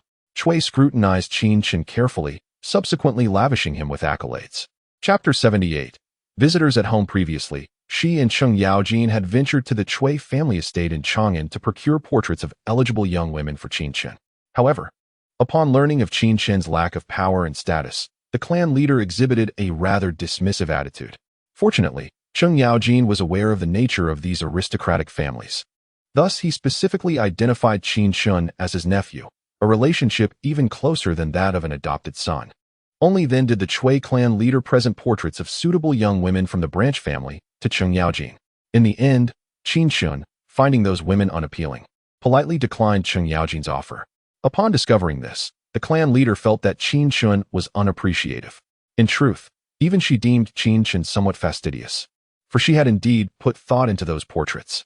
Each young woman's lineage and appearance were commendable, more than suitable for Qin Chen. However, as he found them lacking, she had no recourse but to continue her search. Little did she know that before she could prepare a second set of portraits, Qin Chen was conferred the title of Earl of Anghua for curing Changsun Wugo and was granted marriage to Princess Gao Yang. Consequently, she no longer needed to concern herself with Qin Chen's marital affairs. Yet this development only piqued her curiosity further. If her previous attentiveness to Qin Chen was solely out of respect for Cheng Yaojin, upon learning that Qin Chen had been granted a noble title and wed to a princess, her curiosity to meet this nephew intensified. Upon their first encounter today, she was utterly captivated. With Qin Chen's remarkable appearance and demeanor, any eligible maiden from the clan would surely vie for his affections. The Cui family of Qinghe, belonging to the esteemed 5 surnames and 7 prestigious families, boasts of vast influence across the realm, as long as the husband possesses commendable qualities. The women of the Cui family are indifferent to his social status or power. Although Qin Chen lacks authority and influence, they would undoubtedly support him wholeheartedly in his ascent. However, now that Qin Chen is to marry Princess Gao Yang, the Cui women could not accept a secondary role, thus severing any potential ties between him and the eligible maidens of the clan. Unbeknownst to her, Qin Chen is the only immortal in the Tang Dynasty. Not only would Chui women not consider being his concubine, but even serving as maidservants would likely be beneath him. Noticing the admiration in the eyes of the Chui family, Qin Chen could not help but indulge in a bit of self-deprecation. "Aunt, you flatter me. My appearance is rather ordinary." What a modest claim. Then it must be that Uncle Cheng is quite unappealing. Cheng Yaojin, nearly choking on his words, retorted, "While I may not be exceptionally handsome, I would not categorize myself as repugnant. If you deem yourself presentable, then surely you must acknowledge that Qin Chen surpasses you. That is undeniable. My age has dulled my luster compared to the youthful vigor of Qin Chen. Time is indeed a relentless adversary." Hearing the penetrating question from the Chui family, Cheng Yaojin could only shake his head in resignation. He was hardly in the same league as Qin Chen when it came to physical allure. "Well, the hour grows late. I shall take my leave and not impose further." "Leaving so soon? Surely you must stay for a meal." "I cannot. There are matters awaiting me at home. I shall visit another day to savor Uncle Cheng's cuisine." "Very well. Do come often." "Certainly." Observing Qin Chen's insistence on departing, Cheng Yaojin refrained from further persuasion, recognizing that if Qin Chen had pressing matters, it would be best not to hinder him. In truth, Qin Chen had no pressing affairs. He merely wished to return home and relax. Despite the warm hospitality from both Cheng Yaojin and the Chui family, he found solace in the comforts of his own abode. After bidding farewell to Cheng Yaojin and the Chui family, Qin Chen, accompanied by Lin Qingming and the other two women, ventured to the West Market to procure a carriage, his most significant task of the day, as Park Shiyan was skilled in handling the carriage. Qin Chen settled into the compartment with Lin Qingming and Lin Qingxian. He reclined on Lin Qingming's lap, relishing Lin Qingshuan's massage, the sensation lulling him into a state of blissful drowsiness. "My lord, we have visitors at home. It appears to be the royal carriage." Just as Qin Chen was on the brink of slumber, Park Shiyan returned to Qin Manor, where several luxurious carriages and a contingent of well-equipped Qianyo guards awaited at the entrance. Park Shiyan quickly whispered a warning to Qin Chen in the carriage. Qin Chen, filled with bewilderment, responded with a murmur before alighting from the carriage and approaching the entrance of the Qin residence. "Oh my lord, you have returned. I was on pins and needles waiting for you." At that moment, Eunuch Wang, stationed at the gate, rushed forward with an expression of palpable anxiety upon seeing Qin Chen. "What troubles you, Eunuch Wang? Are 2 watermelons insufficient? Have you summoned so many Qianyo guards to cart away all the watermelons from my estate?" "My lord, please refrain from mentioning watermelons. His Majesty actually sent me to fetch new grain, but I returned with only 2 watermelons and nearly incurred His Majesty's wrath." The mention of watermelons brought a bitter smile to Eunuch Wang's face, as he lamented the misfortune they had brought upon him. He had hoped to be commended by Li Shimin upon returning to the palace, burdened with the hefty fruits, only to be met with reprimands that left him utterly disoriented. What had he done to deserve such treatment? Oh, so it was new grain that was required? Why was this not communicated sooner? No one informed me. As Qin Chen innocently questioned him, Eunuch Wang felt tears welling up. He swore to the heavens that Li Shimin had indeed instructed him to collect watermelons. But who would have guessed the true intention was to procure new grain, with neither Li Shimin clarifying nor Qin Chen offering a reminder. Eunuch Wang had toiled under the weight of 2 large watermelons for nothing. "Very well, it was my oversight. By the way, whose carriages are those at my gate? Surely, His Majesty and the Empress have not arrived?" "Not just them. The Duke of Qi and the Minister of Rites have also come, along with Princess Gaoyang, Princess Qingyang, Princess Yuzhong, Princess Jinyang, Princess Xinqing, and even Princess Changle has been summoned. Moreover, the Minister of Rites was injured by your pet and is still unconscious. What is the meaning of this? Have they gathered to throw a party in my residence?" Qin Chen, upon hearing Eunuch Wang's words, frowned and strode into the Qin estate. Upon entering the courtyard, he discovered a throng of people gathered outside his room, none other than Li Shimin and his entourage. Yet, they dared not approach. Even the unconscious Chang Sun Chong lying on the ground remained untouched. This was due to the vigilant gaze of the sprite, Ibu, who was clearly responsible for Chang Sun Chong's current state. Ibu.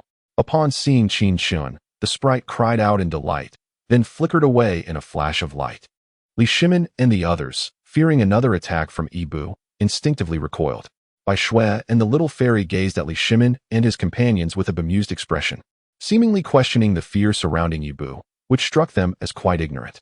Although Li Lizzie had encountered the sprite before, and Ibu recognized her, She was quite displeased with Chang Sun Chang's audacity to invade Qin Chen's quarters, thus choosing to blend into the crowd to witness the unfolding drama. After a while, when Li Shimin and his companions realized they had not been attacked by Yibu, yet the sprite was nowhere to be seen, they exchanged puzzled glances. "Little Nguanjuan, is that you?" At that moment, Chang Sun Wugo's pet, a rare creature, turned its head and, spotting Qin Chen's return, chirped sweetly at him. Li Shimin, upon hearing this, turned around and, upon discovering Qin Chen, inquired curiously, "Qin Chen, what extraordinary beast have you raised? It appears to wield remarkable power." "It is called the fairy Ev, my beloved pet, known for its gentle disposition. It seems that your presence startled it, prompting its aggressive behavior. Your Majesty, it appears rather inappropriate for you to intrude upon my quarters in my absence." Qin Chen cast a displeased glare at Li Shimin, finding this old man lacking in decorum, daring to invade his personal space. "It serves him right to be frightened by the fairy Ev. Nonsense. We merely came to retrieve the new provisions. In your absence, we waited in the backyard for your return." However, Chao, being rather impatient, grew weary of waiting and suspected that the new supplies were in your room, hence his attempt to enter. Moreover, Chao is still lying on the ground. Upon hearing Qin Chen's mockery, Li Shimin hurriedly offered an explanation. Only after he had finished did he remember that Chang Sun Chong was still on the ground, prompting him to turn around swiftly. Fortunately, Chang Sun Wuji had not forgotten about his son and had already helped Chang Sun Chong to his feet. "Qin Chen, this matter is indeed Chao's fault, and I apologize on his behalf. However, considering he is currently unconscious, I am concerned for his well-being. Is there any significant injury?" Chang Sun Wugu regarded Qin Chen with an apologetic glance before gently inquiring. Regarding the incident involving Li Lizzie, both she and Li Shimin felt a sense of indebtedness towards Chang Sun Chong.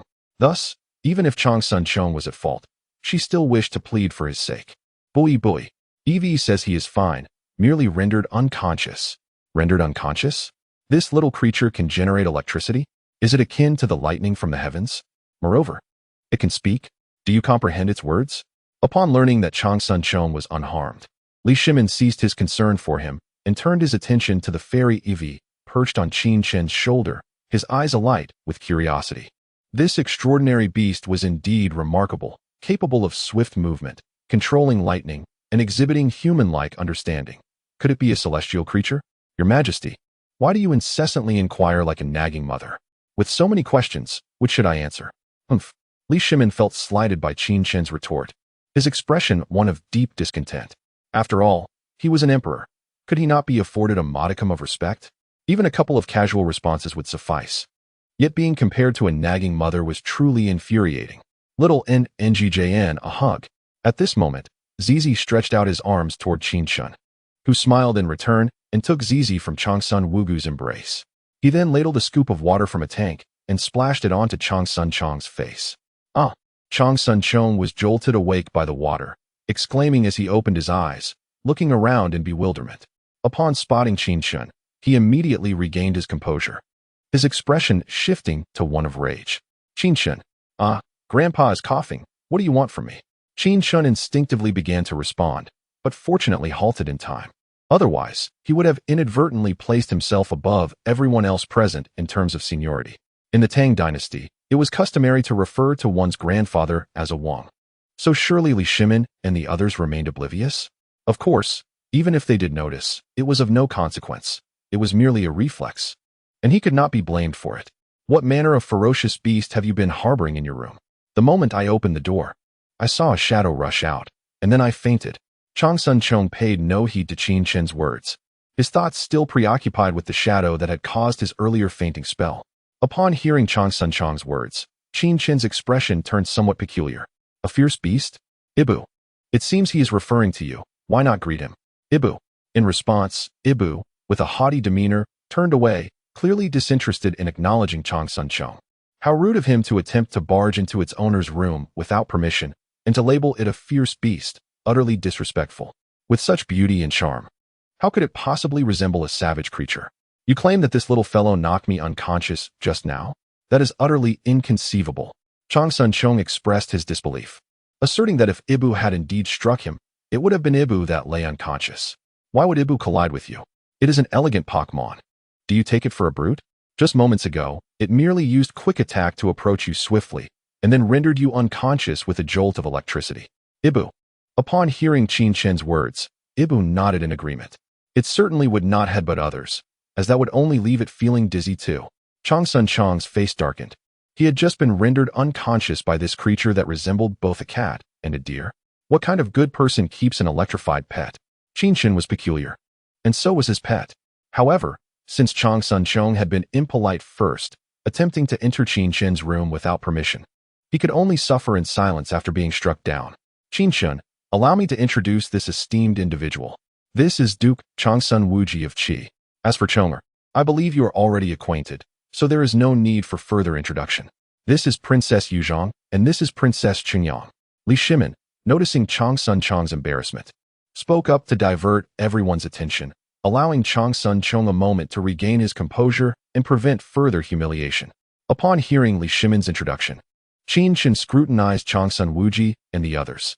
Changsun Wuji, a middle-aged scholar of around 40, exuded an aura of literary sophistication, appearing quite presentable, not at all resembling the cunning and devious figures that Qin Chen had associated with. Princess Yuzhong, a young lady of around 14 or 15, though her mother's identity remained unknown, possessed a striking beauty that suggested her mother must have been equally stunning. Princess Qingyang, a charming little girl of about 4 or 5, stood beside Changsun Wuji, looking exquisitely adorable. At that moment, she clung to Changsun Wuji's leg, stealing glances at herself. So it turns out he is the Duke of Qi. I wonder if there are pressing matters that brought him here today? Qin Chen smiled at the two princesses, then turned his gaze toward Changsun Wuji. I heard that the Marquis of Anghua presented 3 new crops to His Majesty: sweet potatoes, and corn, all of which have remarkable yields. I specifically accompanied His Majesty to broaden my horizons. Additionally, since the Marquis rescued the Empress, I ought to pay my respects in gratitude. From Changsun Wuji's words, Qin Chen deduced that Li Shimin had likely informed both Changsun Wuji and Changsun Chang of the events. Thus, the hatred and humiliation reflected in Changsun Chang's gaze. Yet, Changsun Wuji maintained an unruffled demeanor, proving himself to be quite the astute and composed individual, his emotions carefully concealed. However, since Changsun Wuji possessed such remarkable restraint, Qin Chen decided to confront him directly. Is there truly a need to wait until today to express gratitude for the visit? The Duke of Qi must be exceptionally busy. Upon the utterance of those words, Changsun Wuji's expression subtly shifted, followed by a profound gaze directed at Qin Chen. Chapter 80. The large jar contains sweet potatoes. This matter indeed lies within my fault, and I extend my apologies to the Marquis of Anghua here. However, let us turn our attention to the new grains.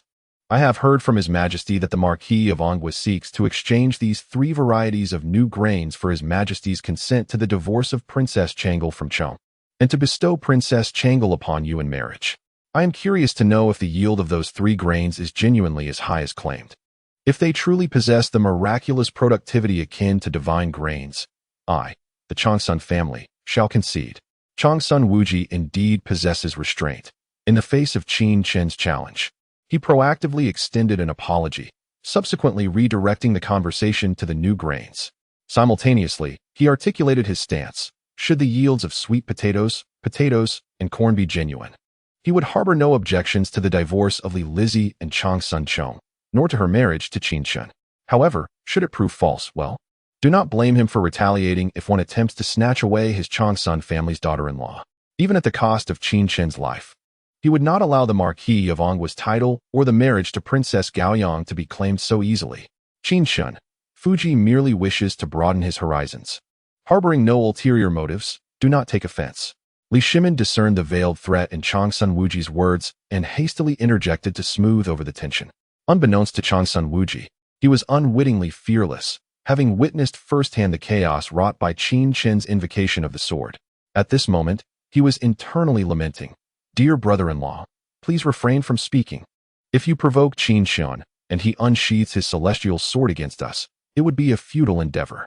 Although I claim to be the true dragon of the heavens, I cannot withstand the weight of that sword's shadow.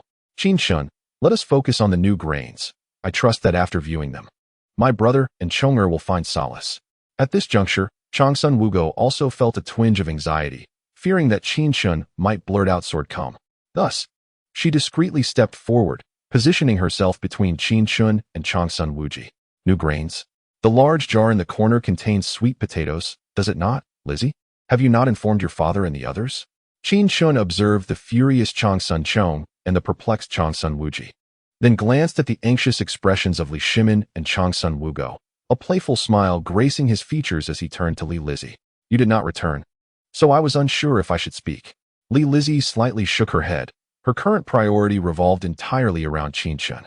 Thus, even though she was aware that Li Shimin and the others came to see the new grains and that sweet potatoes resided within the large jar, she refrained from revealing a single word. Should Qin Chen wish to speak, he would naturally do so upon his return. If he chose not to, her utterance would only impede his affairs. Lizzie, you! Li Shimin exclaimed in disbelief as he gazed at Li Lizzie. They had been at the Qin residence for at least half an hour, yet Li Lizzie had not divulged the existence of sweet potatoes in the jar. Was this little cotton-padded jacket not insulated? Following the fall of Gao Yang and the others, Li Lizzie had thoroughly aligned herself with Qin Chen's side. This daughter. You may raise her, but she remains silent as a grave. The sweet potatoes in the large jar were cultivated by me from a single sweet potato, once matured. I brought one to the palace. The remaining ones are all inside. You may extract the sweet potatoes and roughly estimate their yield per acre. Qin Chen chuckled and then led Li Shimin to the large vat, indicating that he could begin excavating the sweet potatoes. You want me to dig? Li Shimin was momentarily taken aback. Qin Chen had actually asked him to scoop mud from the vat. Indeed. Let me take a turn. I am curious to see how much a single sweet potato can yield. Changsun Wuji eagerly volunteered, wishing to ascertain whether the sweet potato production was indeed as abundant as Qin Chen had claimed. Qin Chen said nothing, stepping aside to allow Changsun Wuji to commence his demonstration. Changsun Wuji immediately began to dig into the soil with his bare hands, and Changsun Chong hurried over to assist. Yu Zhang and Gao Yang also gathered around. Gao Yang, naturally, believed in Qin Chen, but she had never seen what a sweet potato looked like. She had only learned from Syste that sweet potatoes were fragrant, sweet, and incredibly delicious. However, Syste was a foodie, so her words could only be trusted halfway. It was rare to hear her speak ill of any food. Is this a sweet potato? It's so large. When Changsun Wuji unearthed the first sweet potato from the earth, he was astounded, for this single sweet potato weighed nearly half a pound. Moreover, from the pit he had dug, it was evident that the sweet potatoes were clustered together, growing in dense bunches. How remarkable! Changsun Chong was equally astonished, yet he remained skeptical. Employing a fervent digging technique to further excavate the soil, he sought to prove that the sweet potatoes visible on the surface were all there were, and nothing lay beneath. However, to his dismay, the more he dug, the more sweet potatoes appeared, their quantity astonishing.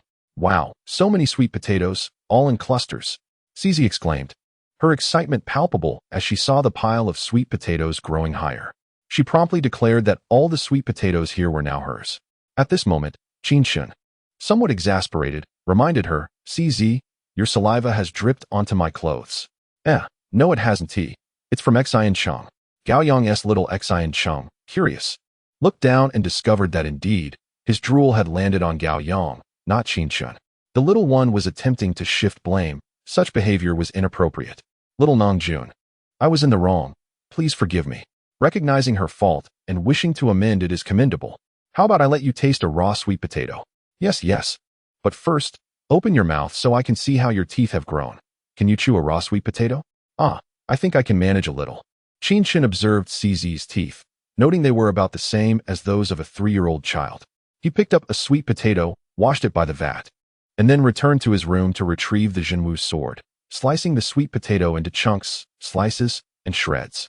The chunked pieces were given to Li Lizzie, Gao Yang, and Yu Zhang, while the sliced ones were for Cheng Yang. Syste could only have the shredded ones, as she was still too young to consume anything too hard or too much raw sweet potato. Just a taste would suffice. Crisp and sweet, though lacking the soft, tender texture Syste had described, the flavor was delightful, reminiscent of a pear. Is this truly a staple food? Why do I feel like it's a fruit? Gao Yang remarked, chewing on the sweet potato with palpable enthusiasm. Pear. Qin Chen pondered for a moment before recalling that in ancient times, apples were not referred to as apples, but as nai. However, these fruits were smaller in size, had larger seeds, and lacked sweetness. Over time, with the continuous improvement of apple varieties, their size increased and their flavor enhanced. When ripe, they attracted numerous birds that perched upon the branches, pecking at the flesh of the fruit. Thus, during the flourishing Tang Dynasty, apples were poetically termed Qin by the cultured people of that era. Furthermore, due to the Tang envoy's extensive study of Tang culture, technology, and advanced agricultural techniques, Qin was introduced to the land of the rising sun. Even in modern society, the Japanese, who enjoy a comfortable life, still refer to apples as Qin. Chapter 81. The reappearance of celestial arts. The raw sweet potato, surprisingly crisp and sweet, was indeed a rare treasure. Li Shimin and Chang Sun Wugo, exhibiting self-reliance, washed a sweet potato and tasted it. Although the flavors of raw and cooked sweet potatoes are distinctly different, they both found it enjoyable. It is noteworthy that the three staple grains of the Tang, wheat, rice, and millet, must be cooked to be edible, while the ability to consume sweet potatoes raw is a significant advantage. Moreover, given the high yield per acre and their growth underground, sweet potatoes are far less affected by droughts and locust plagues compared to other grains. Even without potatoes and corn, the value of a single sweet potato is immeasurable, sufficient to exchange for a princess. Long Sun Wui, possessing the same insights as Li Shimin and Chang Sun Wugo, came to a realization as he and Chang Sun Chong finished digging up the large vat and beheld the scattered sweet potatoes. He fell silent, for he understood that his daughter-in-law, Li Lizzie, was indeed beyond saving. The marriage of Princess Chong Lu was a significant favor, while the decree of divorce was a profound irony. Moreover, Li Shimin intended to marry Li Lizzie to Qin Chen immediately, leaving no time for emotional reprieve, which would only suggest that Li Lizzie and Qin Chen had been together all along. Notably, Li Lizzie's demeanor toward Qin Chen indicated her willingness, marking a total defeat for Chang Sun Chong. Lord of Qi, how incredible is the yield of sweet potatoes. Chang Sun Wui mused. It is astonishing. I was indeed ignorant, unaware that such high-yielding crops existed. Though I find it hard to believe, the evidence is irrefutable, and I must accept it. The Chang Sun family yields. Let His Majesty decide the matter concerning Princess Chonglu. Chong-er and I have no objections. At that moment, Qin Chen interjected, interrupting Chang Sun Wui's contemplations. Chang Sun Wui nodded in acceptance of the existence of high-yield crops, as well as the impending divorce of Li Lizzie from Chang Sun Chong and her forthcoming marriage to Qin Chen. I refuse to accept this. Why should I yield? You claim that the sweet potatoes in this vat originated from a single tuber, and I am to believe you? I suspect they were cultivated from 20 or 30 tubers, or perhaps all these sweet potatoes were buried by you. Without witnessing their growth firsthand, I cannot acquiesce. Chang Sun Wui recognized that the situation was beyond salvage. Whether he agreed or not held no significance. Thus he chose to accept it with equanimity. However, Chang Sun Chong could not bear the thought of his beloved wife being taken from him, especially since it was Qin Chen who had taken advantage of the situation. He immediately began to make unreasonable demands. You bury the soil, and I will plant again. This time I shall sow potatoes, so you can witness their growth. What do you think? Unless you allow me to move the large vat once they are properly planted, who knows what mischief you might concoct over the months. Long Sun Chong had expected Qin Chen to be furious, yet was taken aback when Qin Chen agreed to his unreasonable antics. However, in order to protect his beloved, he promptly escalated his demands even further. Is it really necessary to go through all this trouble? I could plant them immediately. You dare boast so boldly, thinking you can plant them at once. Very well, I am eager to see just how quickly that truly is. Upon hearing Qin Chen's nonchalant words, Long Sun Chong was seething with anger and immediately began to laboriously bury the soil. He was curious to see how Qin Chen would manage to plant potatoes so swiftly. Could it be that these potatoes were some divine sustenance, capable of yielding immediate results upon being sown? At that moment, Qin Chen handed the child to Li Lizzie and then returned to his room, emerging with 3 large burlap sacks in one hand. These sacks, of course, contained sweet potatoes, and corn. Witnessing Qin Chen effortlessly carrying 3 hefty sacks, Long Sun Wuji could not help but furrow his brow. He had not anticipated Qin Chen to possess such innate strength. Having just unearthed a substantial quantity of sweet potatoes, he was acutely aware of their weight. Even if the potatoes and corn were light as a feather, 1 sack of sweet potatoes was not something an ordinary person could lift with a single hand. At the very least, if Long Sun Chong were to try lifting it with one hand, he would certainly struggle. Even with both hands it would be a challenge. When Qin Chen opened the sack, revealing the potatoes and corn inside, Long Sun Wuji realized that these 2 sacks were equally not lightweight. Thus, It became evident that although Qin Chen appeared delicate and frail, resembling a scholar with no strength to spare, in reality, his physical prowess was quite formidable. When had such an individual emerged in the world, and why had he not heard any rumors about him previously? Lord of Qi, here are the potatoes and corn, Qin Chen said, casting a glance at Long Sun Wuji and then smilingly introducing the crops. How had the Marquis of Ongwa procured these 3 high-yield grains? Had he perhaps obtained them alongside the elixir of immortality? Long Sun Wuji found himself utterly perplexed. These new grains could not simply have fallen from the sky. It was one thing for Qin Chen to fortuitously discover one type, but how could he have unearthed 3 distinct varieties? Was it that heaven favored Qin Chen alone? Did it not allow others to thrive? Qin Chen, I have filled the soil back in. Please demonstrate how to plant the potatoes. Long Sun Chen, laboring to fill the earth, was panting and drenched in sweat, yet he paid no heed to his exhaustion and turned to urge Qin Chen. Very well, observe closely. Here is a potato. Qin Chen smiled slightly, took a potato from the sack, sliced it into several pieces, and buried them in the soil of the large vat. Then, employing a wood-based incantation, he let forth a shimmering green light that gradually descended into the vat.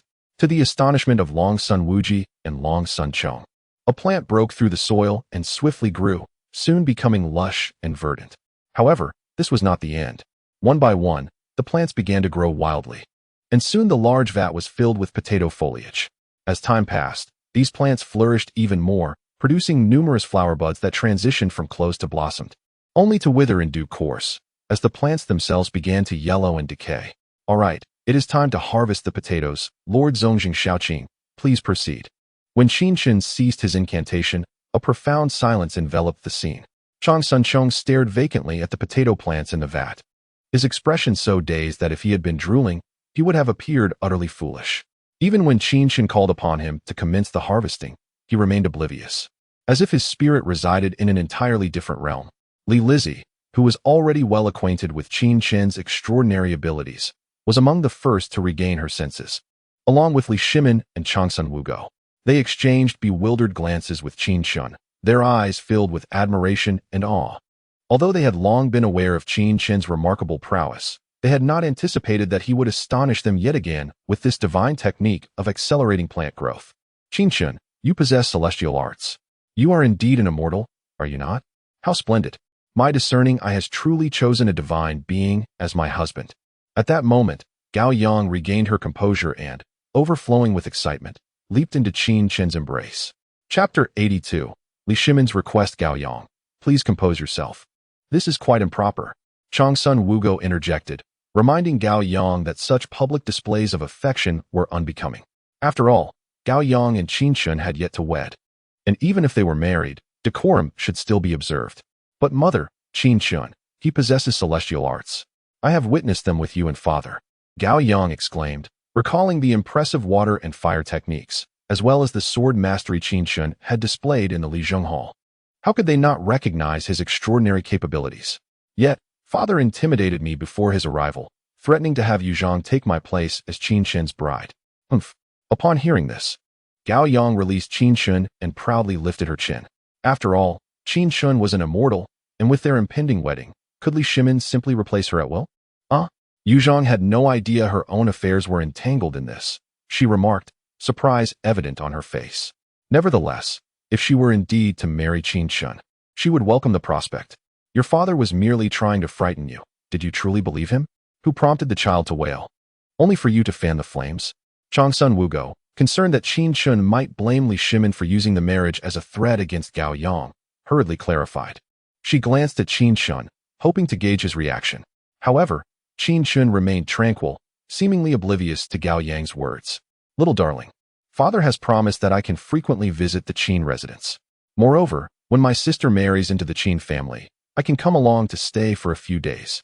Upon overhearing the conversation between Changsun Wugo and Gao Yang, Zizi recalled the promise Li Shimin had made to pacify her and immediately shared her excitement with Qin Chen. Is that so? How wonderful. Qin Chen responded with a smile upon seeing Zizi's beaming face. If the little one wishes to come, she is more than welcome. After all, the Qin family is more than capable of accommodating her. Lord Qi, Zongjing Shaoqing, do you not wish to see the yield of the potatoes? At that moment, Qin Chen noticed that Chang Sun Wuji and his son Chang Sun Chong had regained consciousness and exchanged a glance. With a smile, he inquired, "Why not take a look?" Provoked by Qin Chen's words, Chang Sun Chong gritted his teeth and resumed digging. The repetitive toil of digging and refilling had left him drenched in sweat and aching all over. Now, not only was he soaked, but his pale blue garments were also stained beyond recognition. Even his face and head were smeared with dirt and dust, rendering him quite disheveled. As the nephew of the empress and the son of a duke, Chang Sun Chong had never endured such hardship, weariness, or humiliation. However, Qin Chen felt no pity for him. After all, today's predicament was entirely of Chang Sun Chong's making, not a result of Qin Chen's coercion. Were it not for the matter concerning Li Lizzie, Chang Sun Chong's audacity in attempting to enter his room alone would have warranted a lesson. Although protected by Ibu and knocked unconscious before he could enter, the very thought of it was inexcusable. "Chonger, cease your digging. No, I must extract every last potato from this jar." In the face of Chang Sun Wuji's pleas, Chang Sun Chong remained undeterred, stubbornly continuing his excavation. "Qin Chen, it would be wise to show some restraint. After all, you have the upper hand in this matter. Given the circumstances surrounding Lizzie, why must you stoop to his level?" Upon witnessing Chang Sun Chong's disheveled state, Li Shimin felt a twinge of sympathy and began to counsel Qin Chen. "Your Majesty, that argument lacks merit. I did not compel him to dig. He persists out of his own stubbornness.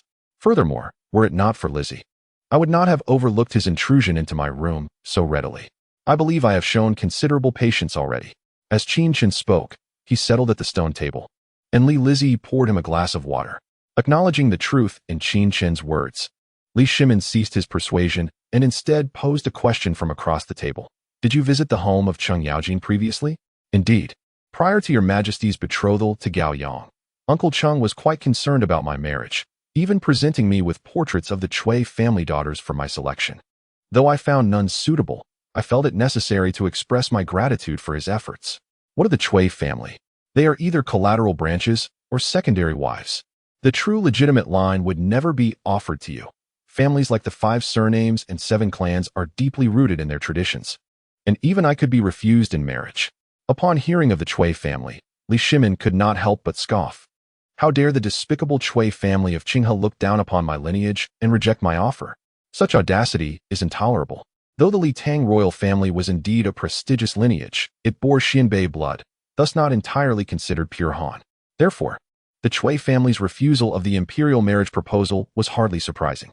Qin Chen found no astonishment in this. Powerful families often sought to maintain their status and traditions by marrying within established noble families, disregarding newly ascendant nobility with foreign blood. "Nonsense. My ancestor is Li Heir. How can that not be considered pure Han? And might I inquire if Li Heir is aware of this matter?" Qin Chen found himself at a loss for words. In an effort to elevate the Li surname to the pinnacle of all surnames, Li Shimin had audaciously declared Laozi as their ancestor. Such a brazen maneuver. When Qin Chen retorted, he noticed a shadow darken Li Shimin's countenance. Although it was common knowledge that he had forcibly claimed Laozi as his forebear, must one be so blunt as to expose the pretense? This left him feeling quite humiliated. After a moment's contemplation, Li Shimin suddenly donned a conciliatory smile and made a request of Qin Chen. "Ah, Qin Chen, since we are soon to be akin to family, might you convey a message to Laozi? Just tell him that I, Li Shimin, have acknowledged him as the ancestral figure of our Li clan and kindly ask for his consent." At that moment, Qin Chen was taken aback to witness such sycophantic demeanor on the face of the great Khan. Yet, the absurdity of Li Shimin's request was not lost on him. It was no wonder he sought to ingratiate himself. How am I to convey such a message? Should I deliver it in a dream? Or perhaps venture to the celestial Doshui palace in the 33 heavens to speak with him directly? Qin Chen chuckled at the ridiculousness of Li Shimin's appeal, pondering how he could possibly approach the supreme Laozi for intercession when he had no such connections. "You seem to hold me in high regard. Do you truly believe I can converse with the supreme Laozi? I am but a mere mortal, not a deity, certainly unable to assist you with this matter." Qin Chen was left astounded. Li Shimin must have overestimated his capabilities. Were he endowed with such powers and connections, he would have seized the opportunity to bring the 7 fairies down to the mortal realm while the Monkey King restrained them. "You claim to be immortal? Perhaps you should ask others if they believe you. Or better yet, just inquire with Zizi. Little Nangjuan, it is unwise to deceive. One must not engage in falsehoods." Zizi shook her head earnestly. In her heart, Qin Chen was her divine little Nongjuan. However, even a deity must uphold the truth. Her mother had taught her that honesty is essential. Thus, even in the realm of the divine, one must remain truthful. Very well, even if I were a deity, I alone represent the divine in the vast Tang Empire. There are no other immortals. Whom shall I seek for assistance? Observing the skeptical gazes of those present, who seemed to say, "You are the immortal, cease your pretense," Qin Chen decided to lay bare the truth. Chapter 83. Have you ever encountered a true immortal? Only you. An immortal in the Tang Empire? This is preposterous. Was not your celestial prowess bestowed upon you in a dream by an immortal? Li Shimin immediately countered. If Qin Chen were the sole immortal in the Tang Empire, how had he acquired such esoteric knowledge of cultivation? My point is that the Tang Empire belongs to mortals while the immortals reside in the celestial realm. These are two entirely distinct spheres. The mortal realm is governed by earthly matters, while the celestial realm oversees the heavens, remaining unperturbed by one another. In the Tang Empire, indeed, in the mortal realm, immortals do not exist. To avoid revealing the absence of immortals in this world, Qin Chen refrained from disclosing this truth. Otherwise, he would have to explain the origins of his own celestial abilities. Upon hearing Qin Chen's words, Li Shimin and the others nodded in understanding. This made sense. No wonder legends of immortals abounded in the mortal realm, yet they had never encountered one. It was apparent that immortals did not interfere with mortal affairs. Then you could send a message to Laozi on my behalf. After all, you are not merely immortal.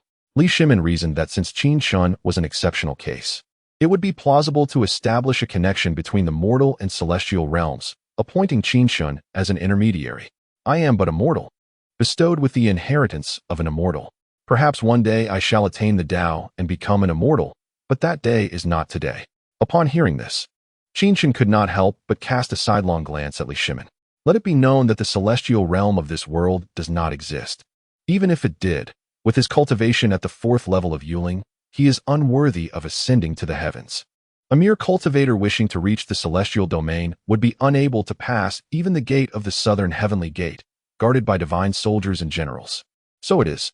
Learning that Qin Chen could not venture to the immortal realm, Li Shimin felt a mix of disappointment and relief. Disappointed that Qin Chen would be unable to intercede on his behalf with Laozi, yet relieved that if Qin Chen could traverse the celestial realm at will, he might vanish from the Tang Dynasty the following day. It must be noted that Qin Chen's presence in the Tang Dynasty was immensely beneficial. Without him, how would the Tang have acquired such divine crops as sweet potatoes, and corn? Having a cultivator as a son-in-law would surely bring favorable fortune in the future. If Qin Chen were to ascend directly to the immortal realm and never return, would that not be a disaster? Qin Chen, is it not said that immortals possess a tranquil heart and desire little? If you seek to become an immortal, why are you so fixated on matters of love? Just as Li Shimin was lost in thought, Changsun Wuji abruptly posed a question. How could a dignified cultivator, destined to become an immortal ancestor, seek to claim his daughter-in-law? Where might one seek justice for such an affront?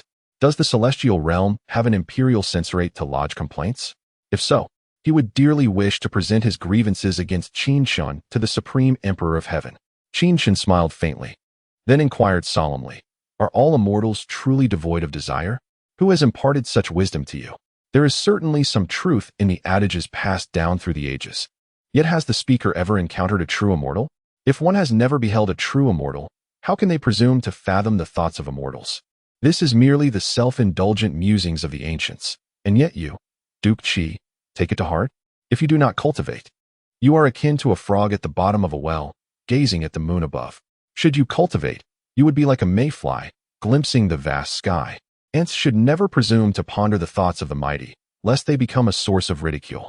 Qin Chen's words rendered Changsun Wuji speechless. Indeed, he had never encountered an immortal, so how could he dare to assert the nature of their character?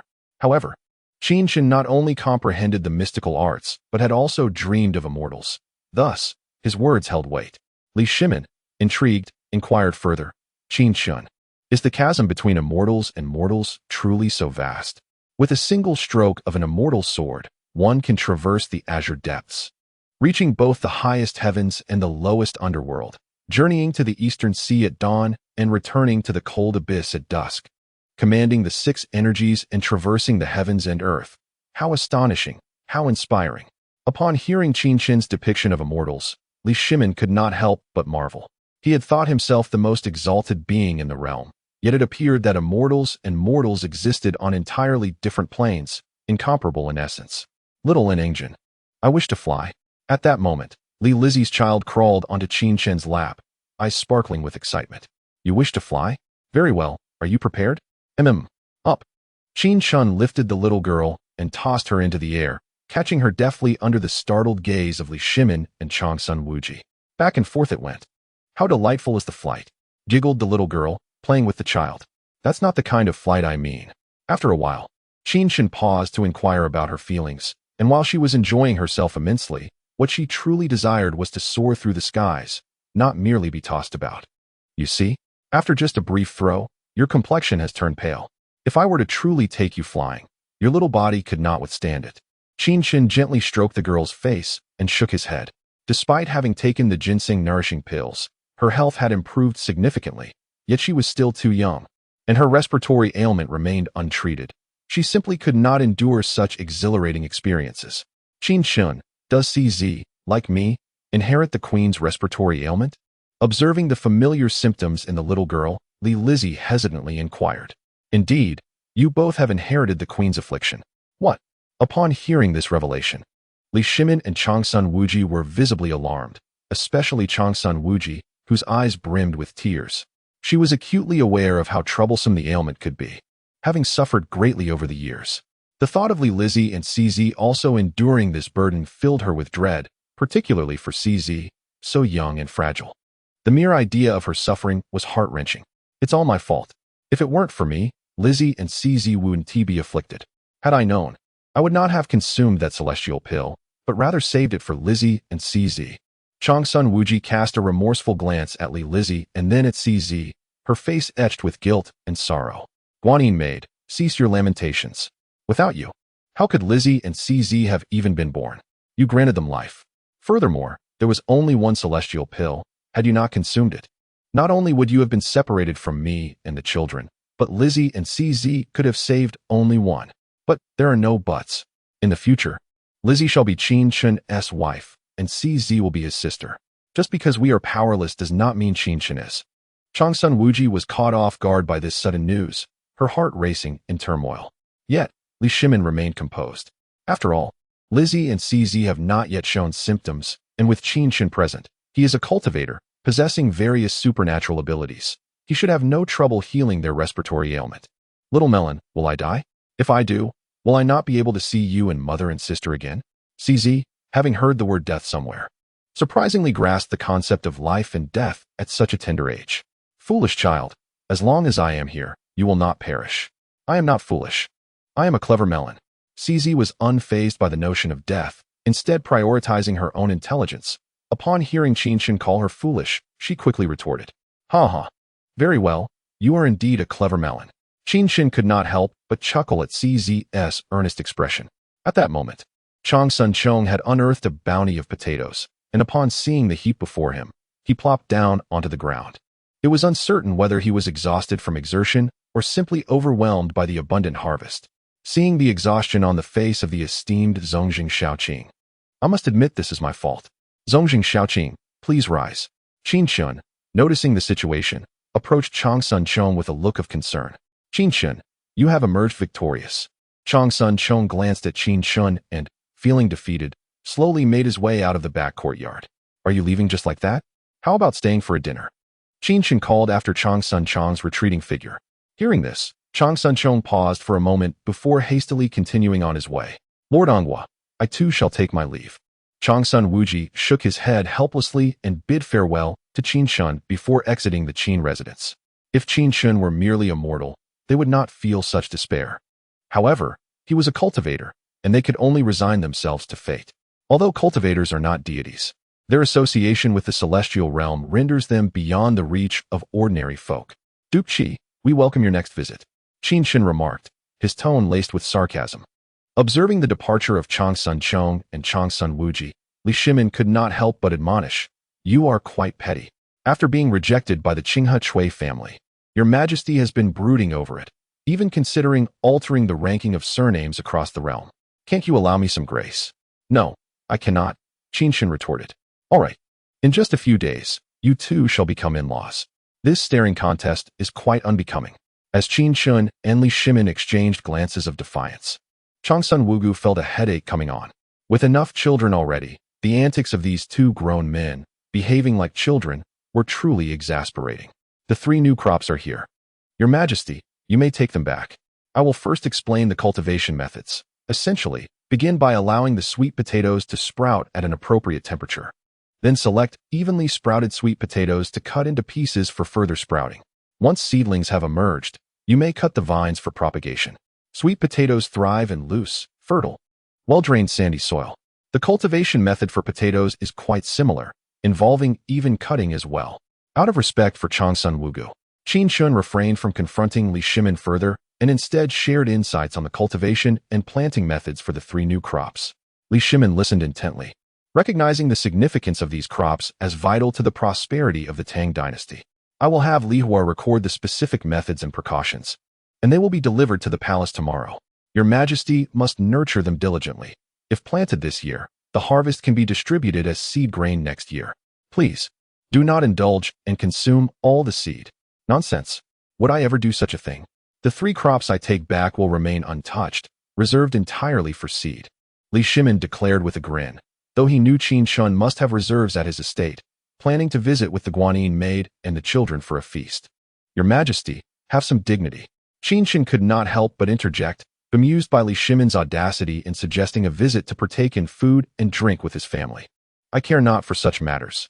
You are to marry 2 of my daughters, so what is wrong with visiting your estate for a meal?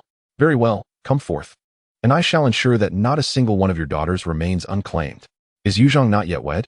Perhaps she could join me in matrimony as well? This matter requires the judgment of Father Emperor. Yuzhong, caught off guard by the attention she received, while merely observing, shyly lowered her gaze. Qin Chen, possessing both remarkable looks and an impressive aura as a formidable cultivator, would undoubtedly be inclined to accept such a proposal. However, as a princess, her marriage was not solely her decision. Whether she could wed Qin Chen ultimately rested upon the will of Li Shimin. The audacity of that rascal is truly laughable. Li Shimin glanced at Yuzhong, noticing her bashful demeanor, and could not help but curse under his breath. After all, Yuzhong's expression clearly indicated her interest, which was indeed a predicament. Qin Chen was certainly fixated on his daughter, and it was a mistake to have brought Yuzhong along today. Encountering Yuzhong and Chengyang while leaving the palace, he had intended to provide the 2 children with a change of scenery and cultivate their father-daughter bond. However, it appeared that rather than strengthening their familial relationship, he was inadvertently fostering the romantic connection between Yuzhong and Qin Chen. Seeing Li Shimin's agitation, Qin Chen could not suppress a smile. Look at you, so impatient. He relished the sight of Li Shimin in such a flustered state, finding a certain delight in the successful mischief. One must recognize that he was toying with the mighty Emperor Li Shimin. Should future generations learn of this, they would surely envy him. Moreover, Li Shimin's thick skin was undeniable. Should Qin Chen show him too much favor, Li Shimin would undoubtedly seize the opportunity to push further. We shall take our leave. Li Shimin huffed coldly at the remark, rising to depart, fearing that if he lingered, Yuzhong might be taken away. In truth, he had been considering betrothing Yuzhong to Changsun Chong. Should Qin Chen genuinely take a liking to Yuzhong, it would complicate matters. Due to the risks associated with close kin marriages, the daughter of Changsun Wugo could no longer be promised to Changsun Chong, necessitating a search among other eligible princesses. Yuzhong's mother had perished during childbirth and was raised by Changsun Wugo. Although they were not biologically related, their bond was akin to that of a mother and daughter. There were other suitable candidates, including Princess Xiangqing, Princess Renan, Princess Namping, and Princess Suan. However, Princess Xiangqing and Princess Suan were already married, while Princess Renan had suffered from poor health since childhood and remained in the inner palace for treatment. Li Shimin wished to wed Princess Namping to Wang Gui's youngest son, Wang Jingji. Thus, only Princess Yuzhong and Princess Bailing remained as suitable matches for Changsun Chong. Although he had yet to make a definitive decision regarding whom to choose, he could not allow Yuzhong to be taken away by Qin Chen. Upon hearing Li Shimin's intention to leave, Grand Eunuch Wang hastily summoned the Qian guards to carry 3 sacks of grain. If they returned empty-handed once more, he feared for his own safety. Wu, I do not wish to leave. Upon hearing Li Shimin's announcement of departure, Zizi's expression immediately shifted, and she clung tightly to Qin Chen's neck. Let Zizi stay. I shall assist her in treating her ailment. Very well, I appreciate your efforts. Changsun Wugo had intended to take Zizi in her arms and comfort her. But upon hearing Qin Chen's offer to treat Zizi's condition, she readily agreed. Chapter 85. The rehabilitation of the lovely CZ Li Shimin expressed no objections. Nothing was more paramount than CZ's health. Since Qin Chen intended to treat CZ's ailment, it was perfectly acceptable for her to remain. Let us take our leave. Qin Chen, I entrust CZ to your care. Qin Langjun, farewell. Little Langjun, goodbye. As Li Shimin turned to depart, Changsun Wugu offered a word of advice, while Gao Yang, Yu Zhang, and Sheng Yang bid farewell to Qin Chen before turning away. Yay, I'm staying behind. Once Li Shimin and the others had left, CZ joyfully began to dance with glee. At that moment, she appeared far removed from her earlier sorrow. It seemed her earlier display had merely been a performance, truly a little actress. Look at how happy you are. Do you really like Qin Chen this much? Seeing CZ's exuberance, Li Lizzie couldn't help but chuckle, realizing that this little one's heart was indeed quite wild, finding joy without even returning to the palace. Yes, I really like little Langjun. Sister, when I grow up, can I marry little Langjun? Let us talk about it when you grow up. Perhaps by then, you'll fancy someone else. I want tea. I'm serious. CZ declared earnestly, raising her tiny hand to affirm her unwavering stance. All right, as long as you maintain that sentiment when you grow up, sister will agree. Thank you, sister. Upon hearing Li Lizzie's agreement, CZ's face lit up with joy. Yet, both Qin Chen and Li Lizzie paid little heed to this matter. Who would take a child as proclamation seriously? Qin Chen then turned to Park Shiyin and said, Shiyin, please fetch some hot water. Li Ji and CZ will need to bathe soon. Certainly. Qin Chen, are you going to give CZ and me some elixirs? Haven't we run out? Li Lizzie, astute as ever, quickly deduced that Qin Chen was preparing to use the Huanglong Dan for her and CZ. Are you not familiar with your father? If he learns that I possess spare elixirs, do you think he wouldn't ask for some? However, these are the last two remaining, and they are just sufficient to treat your ailment. Without needing to elaborate further, Li Lizzie understood Li Shimin's character. Were he to discover that Qin Chen had elixirs, he would surely find a way to acquire them, thus rendering Qin Chen's intentions justifiable. CZ, this is our little secret. You must not tell your father and mother. If they inquire how I treated your illness, what will you say? I don't know. And if they ask whether it was the elixirs that healed you? I don't know. What if they question whether it was through magical arts? I don't know. Such clever evasion was well executed. Qin Chen shook his head in bemusement at CZ's mysterious responses. Nonetheless, this was a satisfactory answer. He could hardly teach CZ to lie outright. A little misdirection would suffice. When Park Shiyin returned to announce that the hot water was ready, Qin Chen led Li Lizzie and CZ to the room and handed Li Lizzie the last two Huanglong Dan. For Qin Chen, the Huanglong Dan had lost its efficacy. What he truly desired was the cultivation method. The spiritual energy within Qin Chen has become sufficiently abundant. However, due to the lack of subsequent techniques, he finds himself unable to advance further. Unlike others who may cultivate for countless years to refine their qi or establish their foundation, he seeks to elevate his realm whenever possible. You too should first remove your garments and soak in the tub before consuming the elixir. Otherwise, after the muscle and marrow cleansing, your clothes will be soiled, and I have no spare attire. Understood. I shall take my leave now.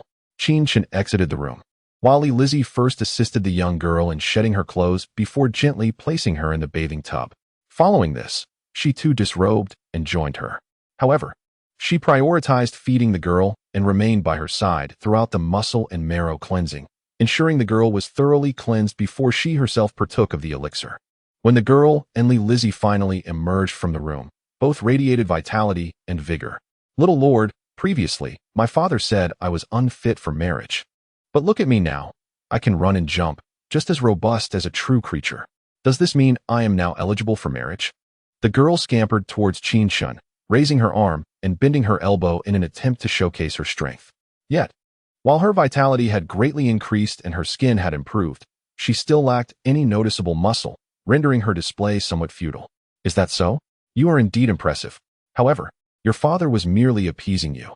To marry, you must at least be as mature as your elder sister. You must wait until you have grown up before you can consider marriage. But how long must I wait to grow up? I can hardly contain my eagerness. Upon hearing Qin Chen's explanation, the girl pouted, feeling deceived by her father and resolved to tug at his beard upon her return. My dear, you do not comprehend. Adulthood brings with it numerous burdens, unlike the carefree days of childhood. Is that so? What troubles could little Lord possibly have? I shall assist you. I possess ample strength. The girl said earnestly, gazing at Qin Chen as if genuinely prepared to alleviate his woes. Qin Chen and Li Lizzie exchanged glances and burst into laughter. Indeed, the innocence of youth is truly delightful, becoming ever more charming with care. For now, I have no troubles, but should any arise in the future, I shall certainly seek your assistance. Very well, then remember to inform me. Despite Qin Chen's light-hearted dismissal, the girl nodded solemnly. All right, come and enjoy some grapes. Qin Chen smiled as he presented a plate of freshly washed grapes to the girl. He had already confirmed that these were the grapes favored by the old matriarch, not those that had transformed her. The green grapes possessed a pleasant taste, imbued with a trace of spiritual energy, which offered some benefits to mortals, though they held little value for him. Thank you, little lord. You and elder sister should also partake. The girl cheerfully plucked 2 grapes, feeding one to Qin Chen and one to Li Lizzie, before happily indulging in the fruit herself. Li Lizzie, how do you feel now? My body feels invigorated, and my spirit is high. It is splendid. That is wonderful. You have used the last 2 elixirs on both me and the girl. I am at a loss as to how to express my gratitude. Li Lizzie was genuinely touched by Qin Chen's willingness to use the final 2 elixirs for their benefit. However, Qin Chen was remarkably powerful, leaving her at a loss for how to express her gratitude. You are on the verge of marrying into the Qin family. Why do you still stand on ceremony? If you truly wish to thank me, then bear me a child as adorable as Syste. How shameless. Upon hearing Qin Chen's playful banter, Li Lizzie's face flushed crimson. It was utterly embarrassing. Syste is the cutest. Syste, who was munching on grapes, promptly lifted her head to emphasize this point to Qin Chen. Chapter 86. The flying gourd, you little rascal, while savoring grapes, you are still alert to your surroundings? Qin Chen remarked. My ears are quite perceptive. Syste beamed, proudly patting her ears. She had been eavesdropping on their conversation all along, despite her grape indulgence. Qin Chen cast a teasing glance at Li Lizzie and quipped, Is that so? Did Syste catch what I was discussing with your elder sister? Of course. Little Nong Jun told elder sister, Stop. I forbid you to inquire further. And I also forbid you to answer. Both of you should quiet down. Syste attempted to repeat what Li Lizzie had said, only to be silenced by Li Lizzie's hand. The duo, one large and one small, played off each other, and Li Lizzie felt as if she might find a hole to hide in if they continued. Oh dear, I won't speak, but you can't silence me completely. I still want to eat grapes. Syste protested. I'll plant these grape seeds now, lest I find myself without grapes to eat later. Qin Chen picked up the grape seeds Syste had discarded and buried them by the flower trellis at the edge of the courtyard. Utilizing wood elemental magic, he encouraged their growth, and soon a vine broke through the soil, climbing up the trellis to form a flourishing grapevine. Wow, little Nong Jun is so amazing. Syste clapped her hands in excitement, marveling at her remarkable companion. She would no longer have to worry about where her next grapes would come from. This grape is delicious.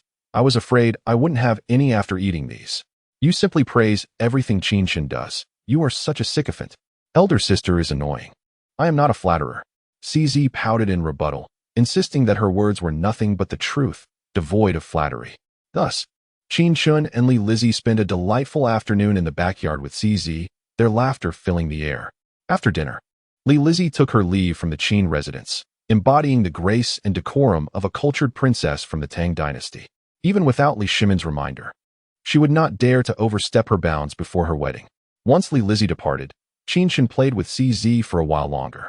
Although night had fallen, perhaps due to the effects of the rejuvenating exercises, Syste was brimming with energy, showing no signs of fatigue.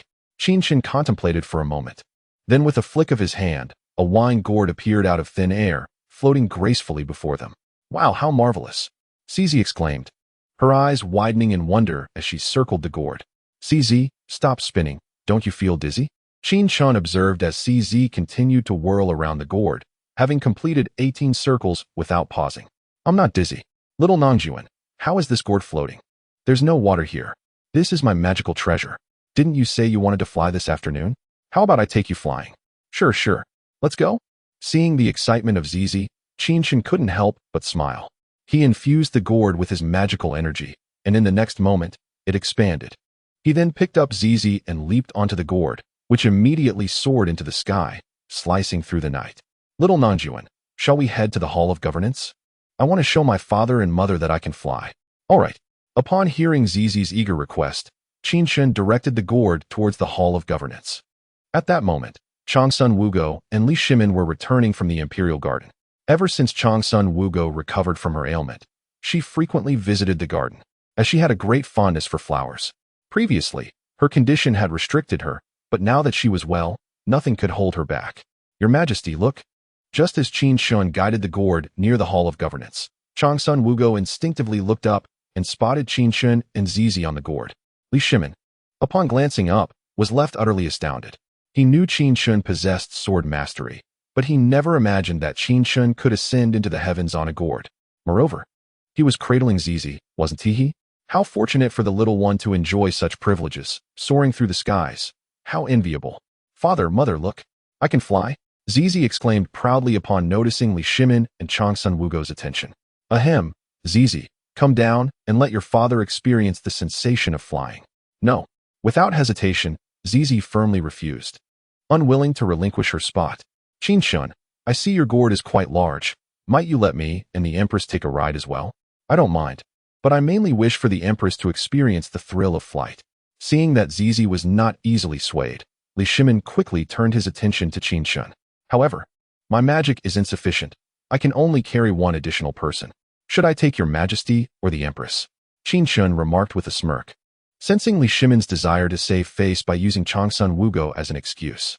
He was curious to see if Li Shimin would expose his true intentions when faced with the limitation of only carrying one person. Of course, it should be the Empress.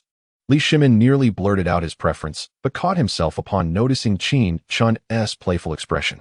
One must maintain their dignity. He could not allow himself to lose face in front of Qin Chen. Earlier, he had stated that he was indifferent, primarily wishing for Changsun Wugo to experience the flight. If he were to ascend himself, it would be quite the embarrassment. Your Majesty, perhaps you should go instead. I am a bit afraid of heights. Changsun Wugo, understanding Li Shimin all too well, recognized that he was suffering from the desire to maintain his pride, all the while secretly wishing for Qin Chen to take him along. Yet, she could only provide him an opportunity to save face. There is no need for further discussion. Once I have made my decision, it is final. In the future, should the opportunity arise, I shall reconsider.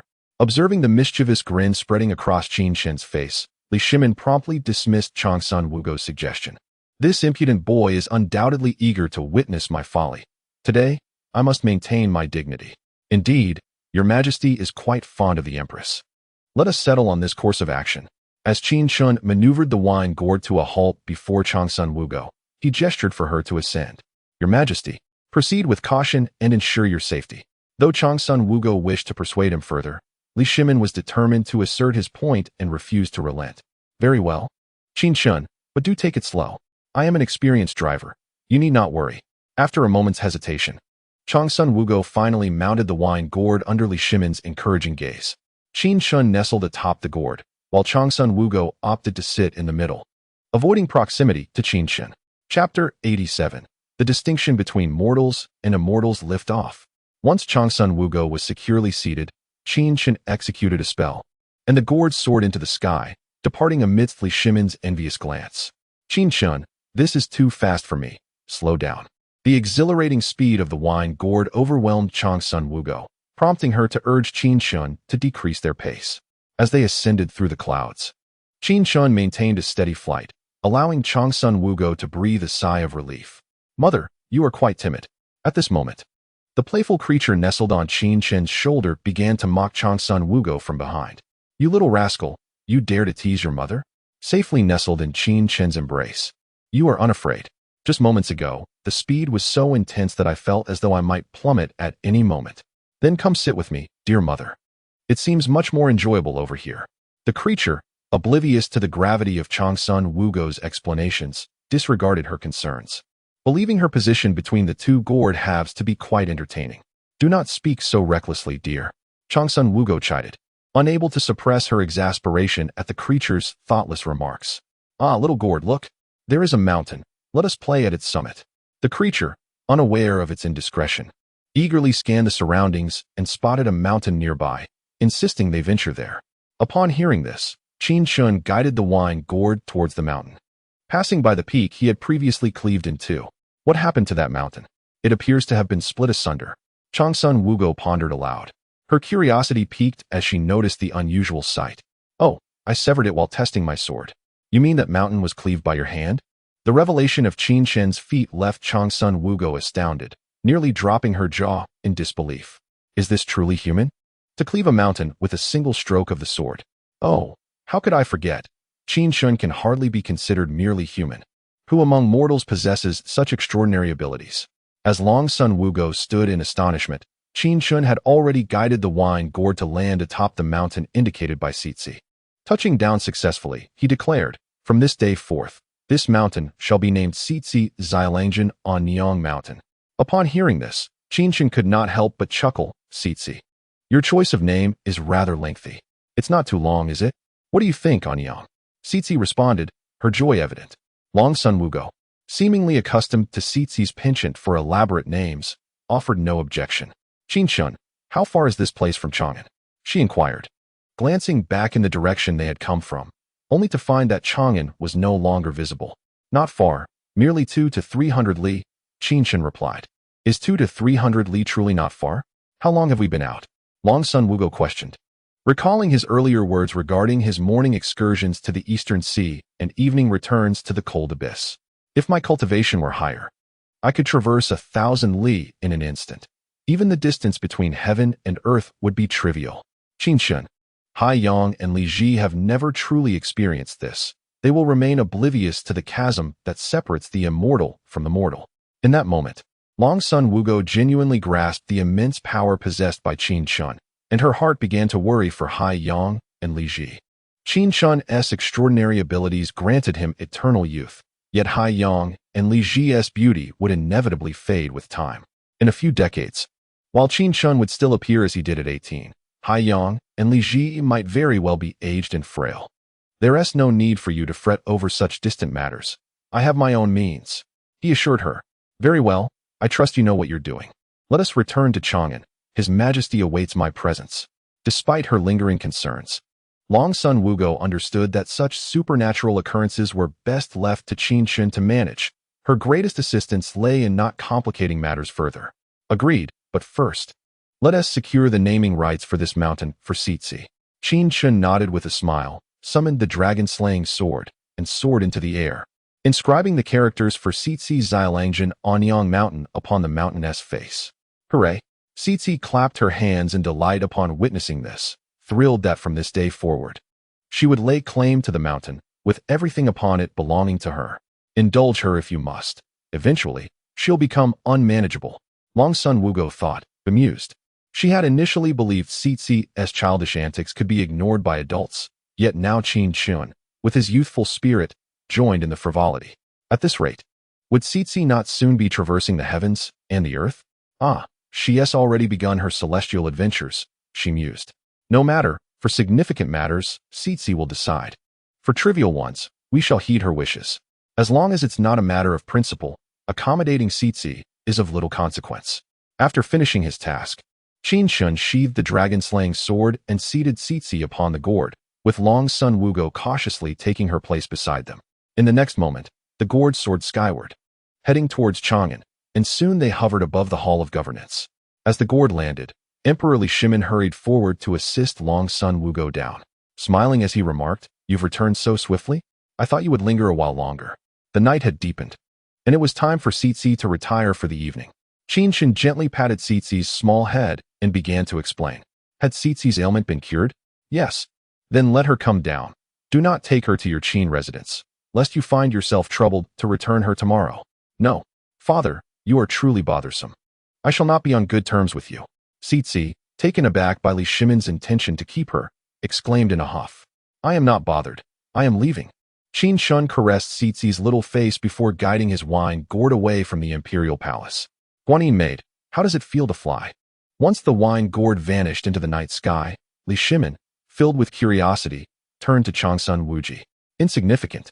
What? The vastness of heaven and earth renders humanity insignificant. Akin to mayflies, only cultivators like Qin Chen can traverse the cosmos. Indeed, Who can dispute that? I wonder if I can cultivate. Your Majesty, if you have such aspirations. It is essential to discuss this thoroughly with Qin Chen. His agreement is paramount. Should he decline, one must not persist. Previously, we traversed 200 or 300 miles in a short span and even witnessed a peak split in two by Qin Chen. Your Majesty, Qin Chen's prowess transcends human capability. We cannot afford to provoke him, lest the Tang Dynasty be endangered. Noting Li Shimin's desire to cultivate, Changsun Wuji gently advised him. This matter necessitates careful negotiation with Qin Chen. If he consents, it shall be a joyous occasion for all, but if he declines, Li Shimin must relinquish the notion. It is impossible to force the issue. Should Qin Chen be angered, the palace itself might be torn asunder. Chapter 88. Syste falls asleep instantly. Young lord, I am so happy today. Upon returning to the Qin residence, as Qin Chen tucked Syste into bed and coaxed her to sleep, she wore an expression of pure joy. As long as you are happy, sleep early. Otherwise, you might wake up with dark circles under your eyes. I do not want dark circles. I shall sleep now. Upon hearing Qin Chen's words, Syste promptly shut her eyes in fright. It must be said, children do fall asleep swiftly. Moments ago, Syste was brimming with excitement. Yet within a short time, she had drifted off, even emitting soft snoring sounds. Observing this, Qin Chen smiled, tucked her in more snugly, and then returned to his own chamber. The night had deepened, and feeling disinclined to sleep, he chose instead to meditate and cultivate. After circulating his energy through several cycles, the clock struck midnight. Let the rewards of today come forth. Let us see what treasures await. Qin Chen opened a certain app and began to browse videos, eagerly anticipating his rewards for the day.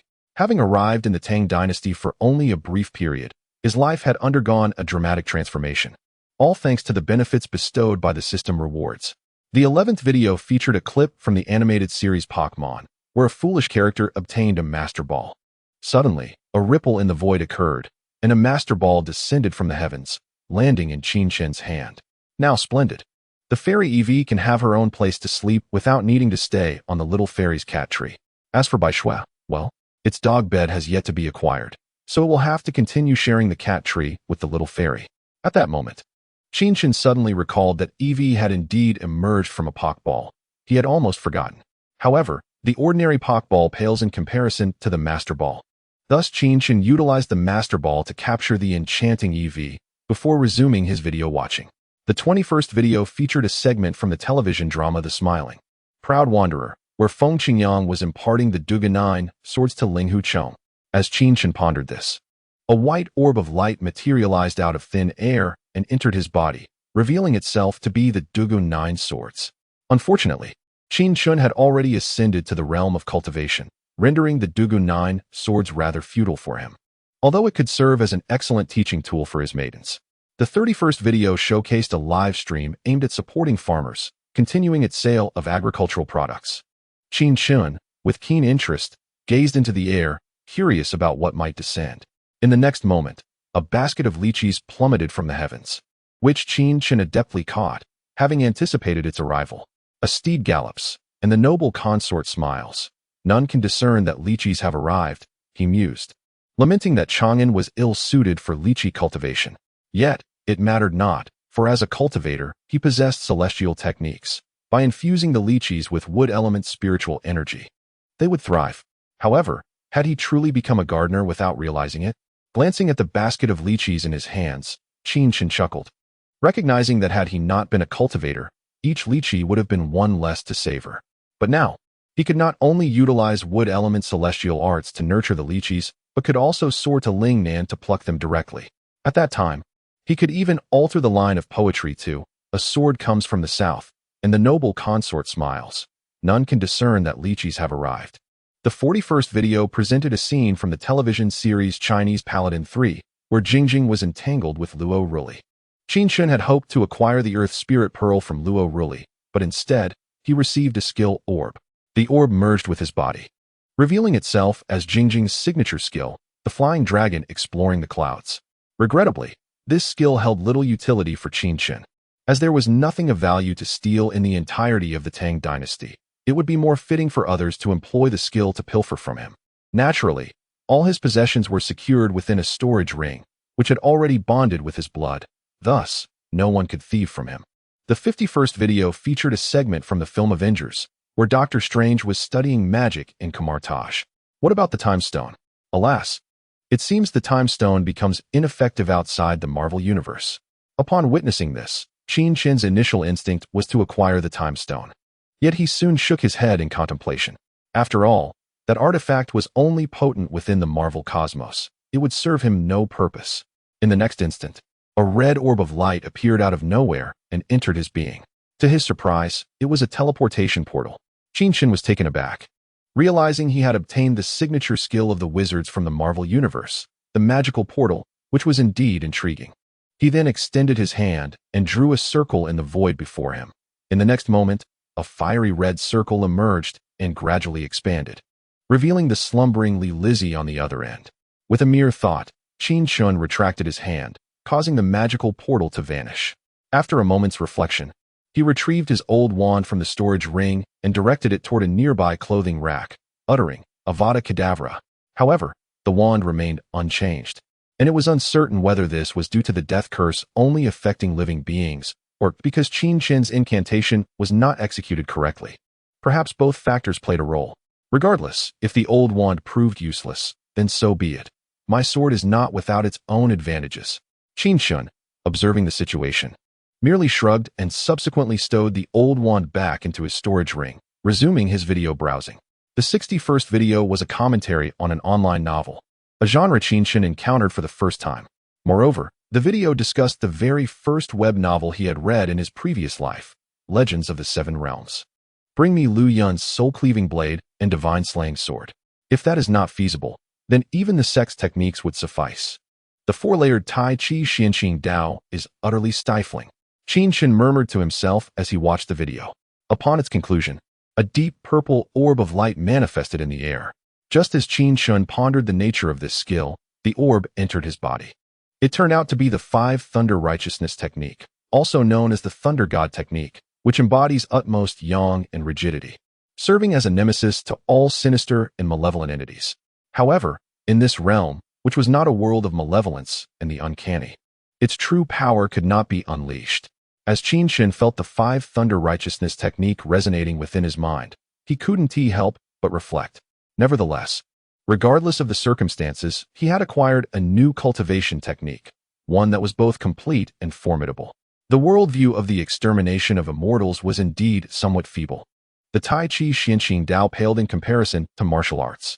Yet, when juxtaposed with the Five Thunder Righteousness technique, it fell woefully short, lacking any basis for comparison. With the acquisition of this technique, Qin Chen could cultivate with peace of mind, free from the anxiety of stagnating in his realm. The 71st video featured a scene from a mythological drama, where Ying Zheng was being fed an elixir of immortality by Gao Yao, only to be playfully tricked. Seeing this, Qin Chen felt little hope. This world seemed devoid of anything beneficial for him. The elixir of immortality must be paired with a fallen star to be effective, otherwise, relying solely on the pill would not grant eternal life, which would have otherwise piqued his interest. In the next moment, a seal descended from the heavens, landing in Qin Chen's palm, inscribed with 8 seal characters. Although Qin Chen could not decipher the seal script, he recognized that the 8 characters read as mandated by heaven. May longevity and prosperity endure. System, what is the meaning of presenting me with a jade seal of the nation? I have no desire to be an emperor. Is this not a royal robe being draped upon me? This is sheer nonsense. I have no time to indulge in your games. Qin Chen examined the he sure by for a moment and then sighed resignedly. Why am I referring to myself as I in such a manner? Have I truly lost my mind? Upon realizing that even his self-reference had altered, Qin Chen chuckled softly and subsequently stored the jade seal of the nation in his storage ring. He had heard tales of Empress Dowager Xiao presenting the jade seal to Li Shimin, though its veracity remained uncertain. Regardless of its authenticity, the seal he possessed was flawless, while the other bore a chipped corner. Thus, his was the male counterpart, while Li Shimin's was the female. Should the male encounter the female, it would not be auspicious. Continuing his video exploration, the 81st video was a segment from the film Tang Bohu Point's Autumn Fragrance, showcasing Tang Bohu painting for Zhu Zhishan to settle a gambling debt. Upon reaching this point, Qin Chen felt a wave of disappointment. In the next moment, a radiant orb of white light materialized out of thin air and enveloped his being. It was then that Qin Chen realized this was the artistic skill of Tang Bohu, a rather commendable ability with its own merits. The 91st video showcased a scene from the film Xianjian, where the wine sword immortal was instructing Li Xiaoyao in the art of swordsmanship. Qin Chen lifted his gaze to the void, eager to discern the rewards the system would bestow upon him. Instantly, another burst of white light appeared, merging into his body, revealing the sword mastery of Mount Shu. The 101st video featured a clip from the animated series Doraemon, depicting Doraemon and Nobita flying towards the back mountain. Suddenly, a delicately crafted bamboo dragonfly appeared, landing in Qin Chen's hand. This object was indeed intriguing, yet ultimately of little use to him. He decided to bestow it upon Zizi. Qin Chen experimented with the bamboo dragonfly's telekinetic flight control, finding the experience quite amusing. However, given his ability to wield both the sword and the wine gourd, the bamboo dragonfly held negligible value, prompting him to forego keeping it. Having exhausted the day's rewards, Qin Chen stored his phone and the bamboo dragonfly in his storage ring, then commenced his practice of the 5 thunder rectification technique. With the complete cultivation method in hand, the vast spiritual energy within him finally found its purpose, propelling his ascension. According to the realm classifications in the Zhuxian world, Qin Chen had likely reached the 8th level of Yuqing post-transformation. Although this was not exceedingly high, it was quite formidable within the Tang world. Particularly, his command over the 5 thunders endowed him with formidable destructive power, allowing him to contend even with masters of the Shangqing realm. However, as the sole immortal of the Tang Dynasty, finding a worthy adversary was an impossibility, yet displaying his divine prowess before others still held promise. When the time came for him to summon thunder and rain, the populace of Tang would undoubtedly kneel in reverence to the immortal. Subsequently, having completed his transformation and indulged in delightful fantasies, Qin Chen succumbed to a deep slumber. Little Nongjuan, rise and shine. The sun is warming your backside. The following morning, Qin Chen, in the midst of a blissful dream, was roused by a youthful voice outside his door. He opened his eyes, chuckling with resignation before dressing and opening the door. As soon as the door swung open, Zizi dashed in, clinging to Qin Chen's leg, and began to voice her grievances. Little Nongjuan is so lazy. The audacity of the little one to critique him prompted Qin Chen to scoop her up and tickle her, eliciting a cascade of giggles. Engrossed in playful antics with Zizi, Qin Chen was oblivious to the tumult brewing in the Taiji Hall regarding his affairs. When Emperor Li Shimin issued a decree highlighting the perils of consanguineous marriages and strictly forbidding their recurrence, the ministers were left in a state of bewilderment. After all, Li Lizhi and Zhang Sunchong were a product of such a union. With the emperor proclaiming a law against consanguinity, it seemed he was complicating matters for himself. Yet, in the next breath, Li Shimin announced the dissolution of Li Lizhi's marriage to Zhang Sunchong and arranged for her to wed Qin Chen alongside Gaoyang. This bold move stirred a veritable hornet's nest, igniting a fervent uproar among the officials within the Taiji Hall. Li Lizhi's separation from Zhang Sunchong poses no issue. Since Emperor Li Shimin has issued a decree prohibiting marriages between close relatives, it is only fitting that the royal family lead by example. However, what right do they have to betroth Li Lizhi to Qin Chen? Qin Chen, having gained the title of County Marquis through the presentation of an elixir, and secured the hand of Princess Gaoyang, has already drawn envy and resentment. Now, Emperor Li Shimin wishes to marry Li Lizhi, the esteemed first princess of the Tang Dynasty, to Qin Chen, further amplifying the latter's favor with the emperor. This proposal is met with vehement opposition, as many begin to recommend their own sons and nephews, hoping to convince Emperor Li Shimin to wed Li Lizhi into their families. Originally, Li Lizhi was the daughter-in-law of the Changsun family, and no one dared to covet her due to their influential status. However, with the Changsun family now excluded from Li Lizhi due to familial ties, others feel compelled to compete. Upon hearing the officials' disapproval of Li Lizhi's marriage to Qin Chen, they eagerly promote their own kin. Cheng Yaojin and Qin Shubao, having returned to court in good health, are incensed. How dare anyone compete for Li Lizhi if Emperor Li Shimin intends for her to be wed to their esteemed nephew? They would not hesitate to eliminate anyone who dared to claim her. Thus, Cheng Yaojin and Qin Shubao joined the fray, vehemently denouncing the other officials, asserting that their relatives were utterly worthless, hardly comparable to even the smallest aspect of Qin Chen. Their words were laced with derision, declaring that those who dared covet the first princess of the Tang Dynasty were utterly foolish. Qin Yaojin's fierce rhetoric drew considerable ire, escalating the verbal altercation into a physical confrontation within the Taiji Hall. Qin Yaojin, undeterred, along with Qin Chen, achieved a remarkable victory, leaving many officials in tears. Lamenting their plight, Changsun Wuji observed the spectacle with a detached amusement, reveling in the chaos. These fools squabbling over a woman. Who could possibly rival Qin Chen? As the commotion escalated in the Taiji Hall, he warned them to be cautious, lest Qin Chen visit their residences and exact retribution. Cease this brawling in the Taiji Hall. It is utterly disgraceful. As the skirmish reached its peak and the officials had vented their frustrations, Emperor Li Shimin intervened, putting an end to the senseless turmoil. With a mere glance, he commanded the officials to return to their places, many of whom appeared disheveled and bruised, clearly having suffered during the altercation. Li Shimin signaled to eunuch Wang, who resumed reading the imperial edict. Upon learning that Qin Chen had not only been betrothed to Princess Changle, but also elevated from Marquis of Anghua to the esteemed title of Prince of Xiaoyao. With a fief of 5,000 households, the court erupted once more in astonishment. The title of County Marquis is a third-class nobility, above which lie the County Duke and the Duke of the State, and only after the Duke comes the Prince. The rapid elevation of Qin Chen's status raised eyebrows. What merits could he possibly possess to warrant such a swift ascension? Could it be that he is the Emperor's own son? Yet, if he were indeed a son of the Emperor, it would not be appropriate to betroth him to both Princess Changle and Princess Gaoyang. Chapter 90. Within the Hall of Taiji, Your Majesty, this is utterly unacceptable. What virtue or capability does Qin Chen possess to warrant such an elevation? I implore you to rescind your decree. Otherwise, I shall take my own life against the golden pillar of the Hall of Taiji. The resolute Wang Weijing boldly admonished Emperor Li Shimin, amidst the expectant gazes of the court officials. This was sheer madness. Even the founding heroes, such as Qin Yaojin and Changsun Wuji, held merely the title of duke. To think that Qin Chen, having healed Changsun Wugo, was to be promoted to a prince was simply insane. It was uncertain whether it was he who had lost his senses or Li Shimin, but regardless, he could not allow such an event to transpire. The matter of bestowing marriage to two princesses paled in comparison to the title of prince. Silence. Speak only after the imperial edict has been read. In the past, whenever faced with Wang Weijing's fervent admonitions, Li Shimin had felt a twinge of guilt. He knew that it was only when he had genuinely overstepped that Weijing would voice his dissent, and thus, he felt a sense of unease.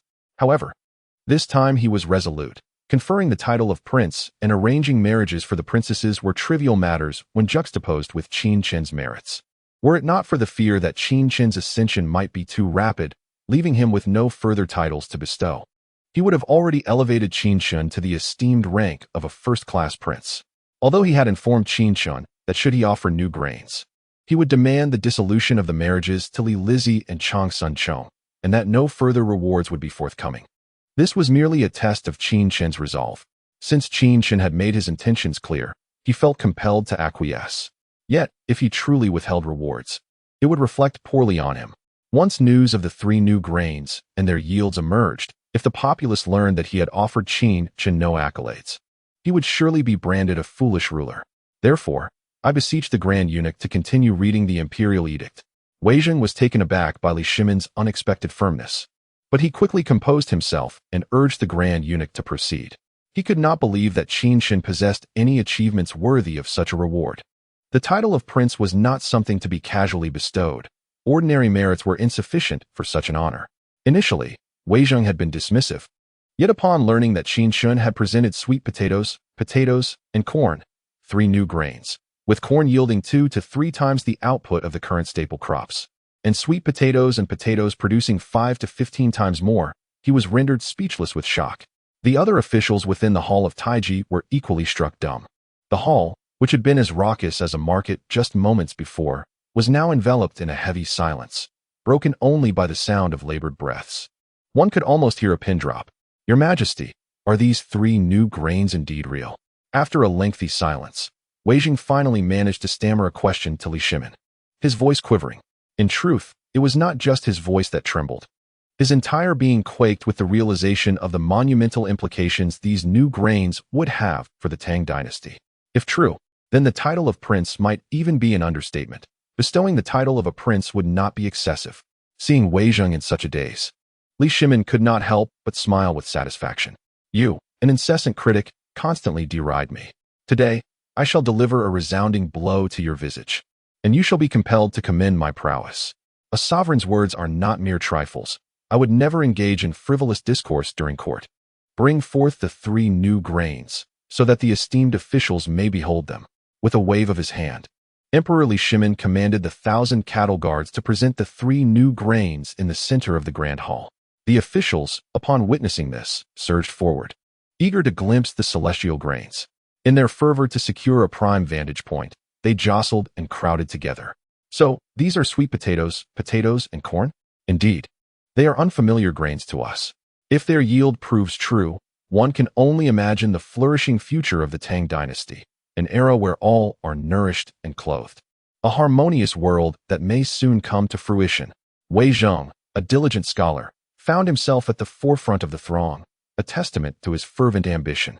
However, in this moment, his official cap was trampled, and his robes were torn, yet he paid no mind, gazing with tearful admiration at the 3 sacks of new grains. He yearned to touch them, but feared damaging the precious harvest, so he cautiously reached out, careful not to disturb the bounty. I have verified the yield of sweet potatoes, and corn. It is indeed substantial. Furthermore, I have sampled these new grains, and their flavor surpasses that of rice, wheat, and millet, providing a greater sense of satiety. Sweet potatoes can even be consumed raw, their taste delightfully sweet. Additionally, as sweet potatoes and potatoes grow underground, they are less susceptible to drought and locust plagues. Thus, beyond their remarkable yield, these grains possess numerous advantages. Esteemed ministers, Qin Chen has presented us with these heavenly grains, establishing a solid foundation for the everlasting prosperity of our Tang Dynasty and ensuring a future of abundance for our people. Is there any fault in my bestowal of rewards? Li Shimin descended from his dragon throne, solemnly questioning the officials. There is a fault, one minister boldly asserted. In my view, Qin Chen ought to be conferred the title of prince, to honor his merit. The assembly fell silent, perhaps overwhelmed by the astonishing new grains or rendered speechless. Only Wei Zheng, the steadfast critic, dared to voice his dissent. Qin Chen is too young. To prevent a dearth of titles in the future, being a duke is sufficient. Moreover, I shall bestow upon him both Li Ji and Gao Yang as brides, a testament to imperial grace. Li Shimin waved his hand dismissively, having deliberated the rewards with Changsun Wuji for an entire night, deeming it unnecessary to alter his decision. Then, Your Majesty, please issue a self-reproach edict. Wei Zheng, what do you mean? Where have I erred, that you demand I issue a self-reproach edict? Upon hearing Wei Zheng's insistence, Li Shimin's anger surged, veins bulging on his forehead, wishing to reprimand the obstinate minister on the spot. Such divine seeds are treasures of the nation. Your Majesty has stated you have already tasted the sweet potatoes, and corn. This is an egregious offense that warrants a self-reproach edict. I, as the sovereign, act in the interest of the people, personally testing the new grains. What crime is there in this? This matter requires no further discussion. Dismiss the court. Wei Zheng's perspective on issues was so peculiar that Emperor Li Shimin nearly lost his composure. Fortunately, he was not one to be easily outdone, swiftly concocting an excuse before storming off in a fit of anger.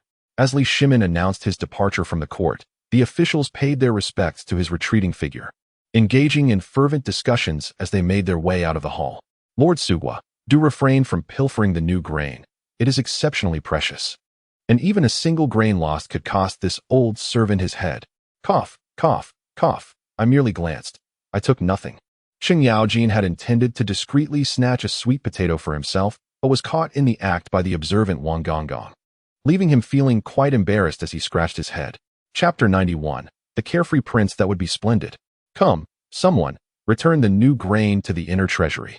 Wang Gonggong, aware of Cheng Yaojin's character, refrained from further comment, simply instructing the Qian Yue to transport the new grain back to the treasury.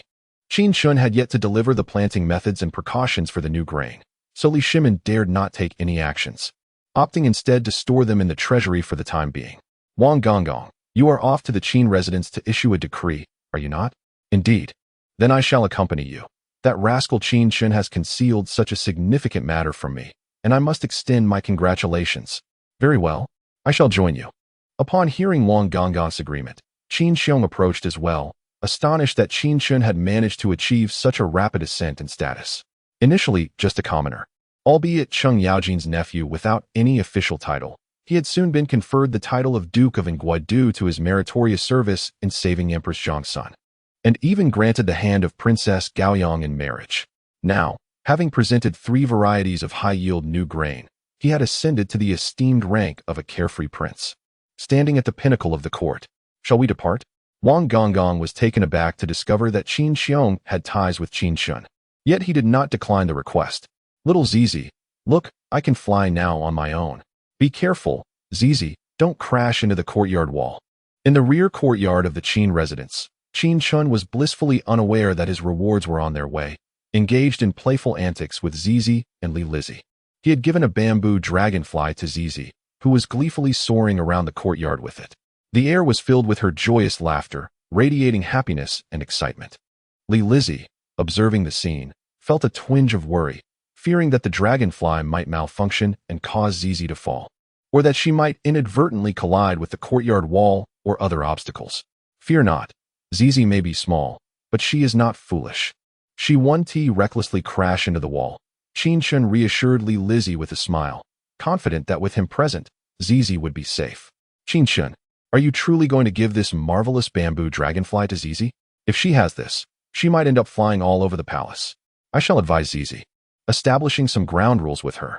With that, Qin Chen turned and entered the room, retrieving the box of lychees he had acquired the previous night. "Here, taste this." "Lychees? Where did these come from in Chang'an? Did you pick them from Lingnan?"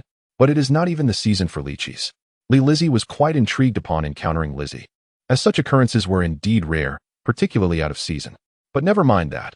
I am a cultivator, and in my realm, the most improbable events frequently transpire." Qin Chen offered no explanation, merely conjuring a casual excuse to deflect the conversation. Indeed, miracles tend to unfold right before one's eyes. "Zizi, come down and eat some lychees." At this remark, Li Lizzie nodded thoughtfully and then called out to the fluttering Zizi, "Can my sister also eat, Lizzie?" "But I don't want to eat my sister." Zizi alighted in Qin Chen's embrace, gazing at Li Lizzie in confusion, unable to comprehend why she was being invited to consume her sister. "It's this lychee. You silly little thing. It is a type of fruit, not me. I am a clever melon, as little Nong Jun has said." Upon hearing Li Lizzie call her foolish, Zizi immediately placed her hands on her hips, earnestly insisting on her cleverness. "All right, let us eat lychees, clever melon." Li Lizzie chuckled helplessly and then peeled a lychee, offering it to Zizi. It's sweet and tangy, delicious." Initially frowning, Zizi's face lit up with joy upon tasting the lychee, revealing her inner foodie. "You can't eat too many lychees, or you might get a heat rash. Hence, you may only have 5. "Huh, just 5? That's too few. I want to eat more, please, I beg you." Hearing that such delightful lychees were limited to just 5, Zizi's little face fell, and she grasped Qin Chen's hand, shaking it while playfully begging. "All right, a maximum of 10, no further negotiations." Zizi's adorable antics proved effective, prompting Qin Chen to reluctantly double the quantity. "Thank you, little Nong Jun moi." Zizi, who had just pecked Qin Chen on the cheek, left Li Lizzie momentarily dumbfounded. This little one, who typically wouldn't even kiss her sister, had unexpectedly shown such affection towards Qin Chen. "I can kiss him. Little Nong Jun belongs to me." Zizi stuck out her tongue at Li Lizzie and then nestled in Qin Chen's arms, selecting her lychees with care. With only 10 lychees to indulge in, and having already consumed 1, she had 9 left, necessitating a thoughtful selection and savoring. Feeding Lizzie lychees seems rather entertaining. "Come on, Lizzie, open up. I can do it myself." You leave me no choice." Although feeling quite bashful, Li Lizzie eventually opened her mouth to allow Qin Chen to feed her a lychee. "Little Nong Jun, you feed me too." Upon seeing this, Zizi was instantly filled with jealousy and promptly presented a large lychee she had just chosen to Qin Chen, wanting him to peel it for her as well. "You little rascal, are you even jealous of your sister?" "Little Nong Jun, what does it mean to be jealous? Jealousy is sour, and I don't want that." In the Tang Dynasty, the concept of jealousy had yet to take root, and Zizi mistakenly thought Qin Chen intended to feed her vinegar, shaking her head vigorously. As an experienced little foodie, she had already secretly sampled sugar, salt, and vinegar, among other seasonings. The discovery revealed that, apart from the delectable sweetness of sugar, other condiments were rather unpalatable. "My lord, You must hurry to the front courtyard. Master Wang and Duke Su have arrived, bearing a decree for you. You are now the Prince of Leisure. At that moment, Lin Qingming stumbled into the rear courtyard, nearly losing her shoes in her haste. It was no surprise that she was flustered.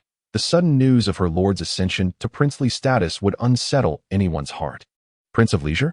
Li Ji, it appears your father possesses a discerning eye. He has indeed recognized my merits with this title. Enough of your jesting. Your contributions are too significant to overlook. The title of prince is somewhat modest.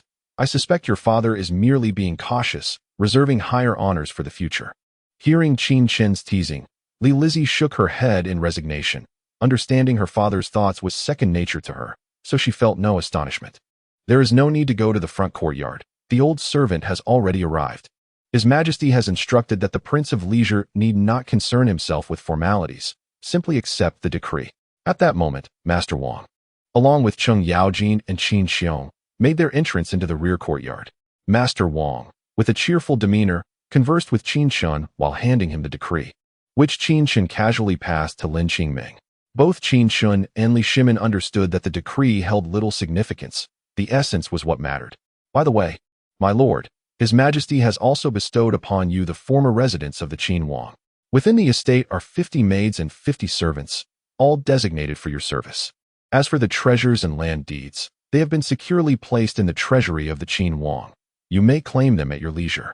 Observing Qin Chen's nonchalance towards the decree, Master Wang expressed no discontent, instead reminding him with a smile. Oh, please convey my gratitude to His Majesty. The household is growing increasingly populous. I fear my residence may prove inadequate. Qin Chen was taken aback. He had not anticipated such generosity from Li Shimin, who had even gifted him the former Qin Wang residence. Nonetheless, he was open to all offerings, ready to accept whatever was bestowed upon him.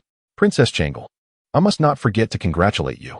In today's court assembly, His Majesty formally announced your divorce from the Minister of Ceremonies, arranging your marriage to the Prince of Leisure.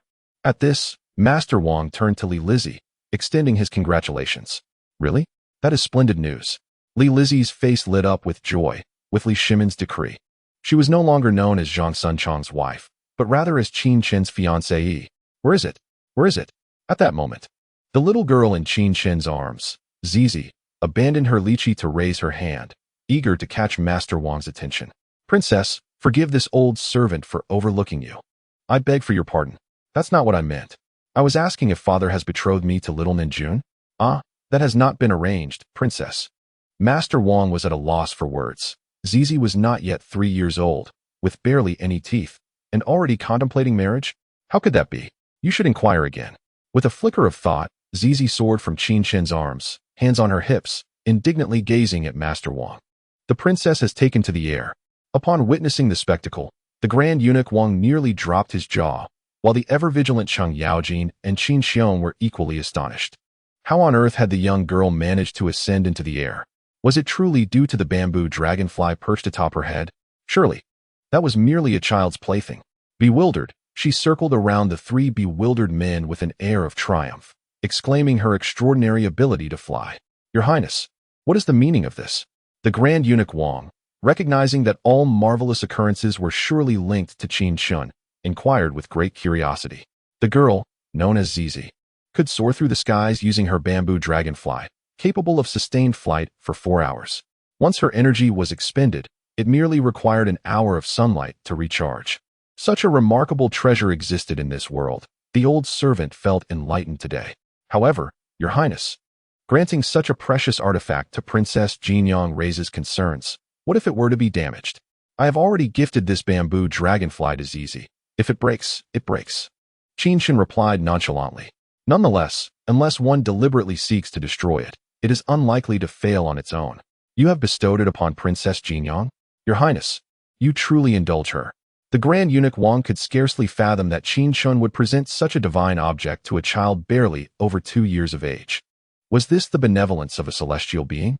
Indeed, it was an existence beyond the comprehension of mere mortals. How could one not dote upon such a delightful and charming child like Zizi? Just in time for your arrival, let Zizi please hand him the items. Yes. At Qin Chen's command, Li Lizzie procured a stack of papers from her sleeve and presented them to the Grand Eunuch Wang. Your Highness, what is this? Methods and precautions for cultivating new grains. Take it back to His Majesty. Understood. By the way, Your Highness, His Majesty instructed me to bring Princess Jingyang back. But I do not wish to return just yet. I have yet to finish my lychees. Upon hearing that she would be taken back, Zizi promptly flew into Qin Chen's embrace, adamant that she would not leave. The Grand Eunuch Wang's face displayed a hint of distress. If he failed to execute Emperor Li Shimon's orders, he would surely face dire consequences. Very well, if Zizi wishes to stay, let her remain. Inform His Majesty that I wish for her to remain a few more days. Yes, then I shall take my leave. Upon hearing Qin Chen's words, the Grand Eunuch Wang departed with a sense of relief, knowing that with Qin Chen as his excuse, Emperor Li Shimon would not punish him. Why have Uncle Cheng and Uncle Qin remained silent? After the Grand Eunuch Wang exited, Qin Chen turned to the silent Cheng Yaojin and Qin Shubao. Isn't it common knowledge that the Emperor's decree reigns supreme? We must await the Grand Eunuch's proclamation before we can speak. Indeed. But why does Uncle Cheng's official robe appear somewhat tattered? Have you been in a scuffle? Noticing the frayed edges of Cheng Yaojin's attire, Qin Chen could not suppress his curiosity. The Emperor intends to have Princess Changle and Chang's son Cheng divorced and married to you. The ministers, both civil and military, expressed discontent, each vainly attempting to promote their own kin. Naturally, your Uncle Qin and I would not permit such nonsense, which led to a confrontation. Though our garments may be torn, many of our adversaries left with bruised faces and dazed heads. Without delving into other matters, let us speak of Wei Qi Laohe, who, emboldened by his past heroism during the Xuanwu Gate incident, carries an air of arrogance, looking down upon everyone around him. Today, seizing the opportunity while Uncle Qin had him restrained, I delivered 3 resounding kicks to his rear. Cheng Yaojin glanced at his tattered official robe, then shrugged off the incident with nonchalance. Although somewhat disheveled, he felt no loss. Rather, he relished the moment. Wei Qigong stood as his equal, if not slightly superior, in strength. Furthermore, due to his prior act of saving Li Shimon's life and slaying Li Yuanji during the Xuanwu Gate upheaval, he had grown overly proud, perpetually flaunting his status before Cheng. Cheng had long harbored resentment towards Wei Qigong, and amidst the chaos of the court assembly today, he felt a sense of sweet revenge. Despite Wei Qigong's prowess, he was no match for Cheng Yaojin alone. However, Qin Xiong was an unparalleled force, cutting down foes and seizing flags with unmatched ferocity. He had even captured Wei Qigong alive on the banks of Miaoyang River. Thus, when Cheng and Qin joined forces against a dozen civil and military officials, it was akin to a father effortlessly besting his son, an endeavor devoid of stress. Are they truly clashing? How exhilarating! Had I known, I would have rushed to Taiji Palace to unleash the slash of the ghostly deities. Young master, was that mountain split in 2 last night by your hand with the slash of the ghostly deities? Oh, how did you guess, Zizi? You are remarkably clever. Zizi's innocent inquiry surprised Qin Chen. He had not anticipated her astuteness in deducing that he had cleaved the mountain. Slash of the ghostly deities? Perhaps we should refrain. Neither your Uncle Qin nor I desire an untimely demise. Cheng Yaojin, though not well acquainted with Qin Chen's capabilities, was certain that should Qin Chen choose to act against him, the outcome would be fatal. He and Qin Xiong were adequate on their own, rendering Qin Chen's involvement unnecessary. Why employ a sledgehammer to crack a nut? Now, the notion of Qin Chen wielding the sword that had split the mountain against Taiji Palace seemed absurd. With such a strike, would anyone else remain unscathed apart from Qin Chen himself? Chapter 93. Preparations for relocation. By the way, Qin Chen, do you still possess the 3 varieties of new grain you presented? I intended to procure some, but was thwarted by Grand Eunuch Wang's keen eye, and thus could not succeed. Indeed, I have some. But why do you seek it, Uncle Cheng? To eat. His Majesty spoke so highly of sweet potatoes, and corn. I naturally wish to sample them as well. What do you think of beef stew with potatoes? That would result in dire consequences. His Majesty has strictly forbidden the slaughter of work oxen, and the new grains are of utmost importance to the common folk. To even contemplate beef stew with potatoes is perilous. Should His Majesty learn of your thoughts, he might very well lose his composure.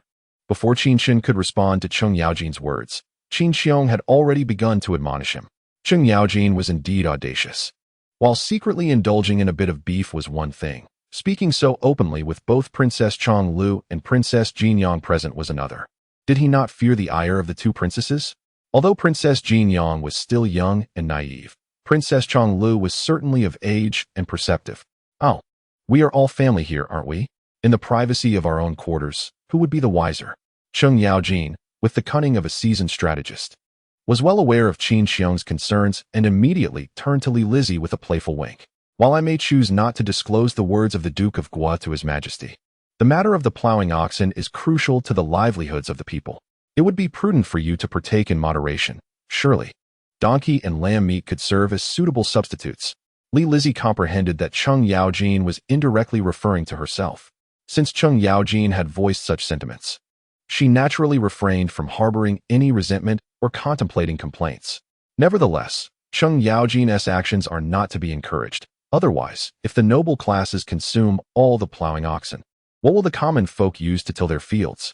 The princess's admonition is indeed warranted. How about this? I shall procure some new grains to cultivate. After all, I have observed that the seeds in His Majesty's possession are scant. If I manage to plant an additional batch, might it not yield a greater harvest in due time? I too yearn to contribute to the welfare of the common people. Cheng Yaojin nodded vigorously, yet he remained resolute in his desire to bring back some new grains. Let us not complicate matters. Since my two esteemed uncles have graced us with their presence today, let us indulge in the flavors of these new grains at midday. Qin Chen is well aware of Cheng Yaojin's character. His grandiose declarations of righteousness are merely a fade for his gluttony.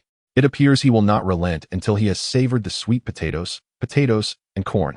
Thus, I shall allow him this indulgence, for they are not particularly rare delicacies. Is that appropriate? We have merely come to congratulate you on your elevation to the title of Duke. How delightful! Then we shall not impose. Qin Xiong hesitated to refuse, but Cheng Yaojin was unhesitant in his acceptance. What, pray tell, was his purpose for visiting today, if not to sample the new grains? With Qin Chen's invitation extended, how could he possibly decline?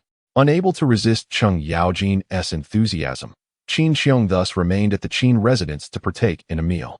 Qin Chen presented 3 varieties of new grains, and with the skilled hands of Park Shiyan, dishes such as spicy sour shredded potatoes, roasted sweet potatoes, boiled corn, and mashed potatoes were prepared.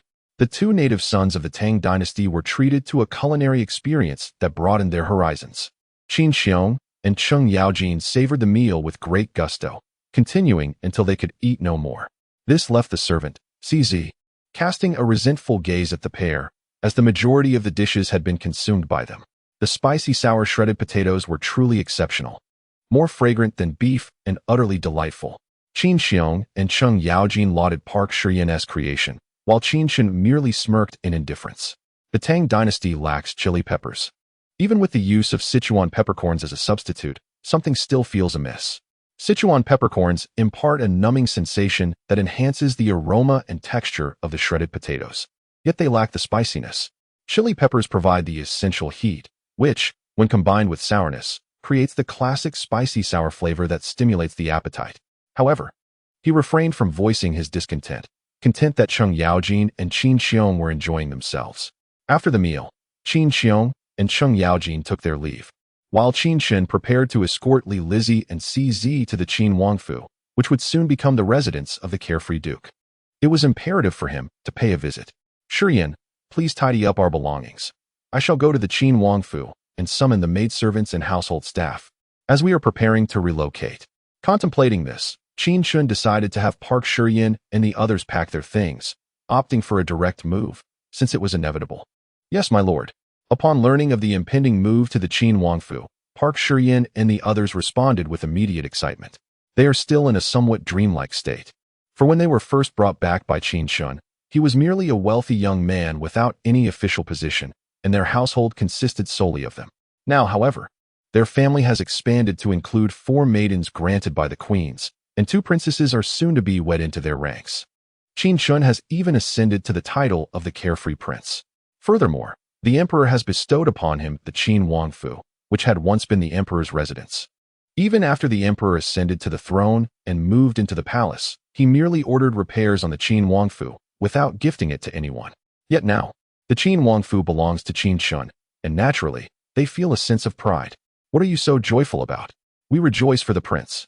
We almost feel compelled to rush to Zhuke Street and shout out loud, so that the people of Chang'an may know of the prince's achievements and join us in congratulating him.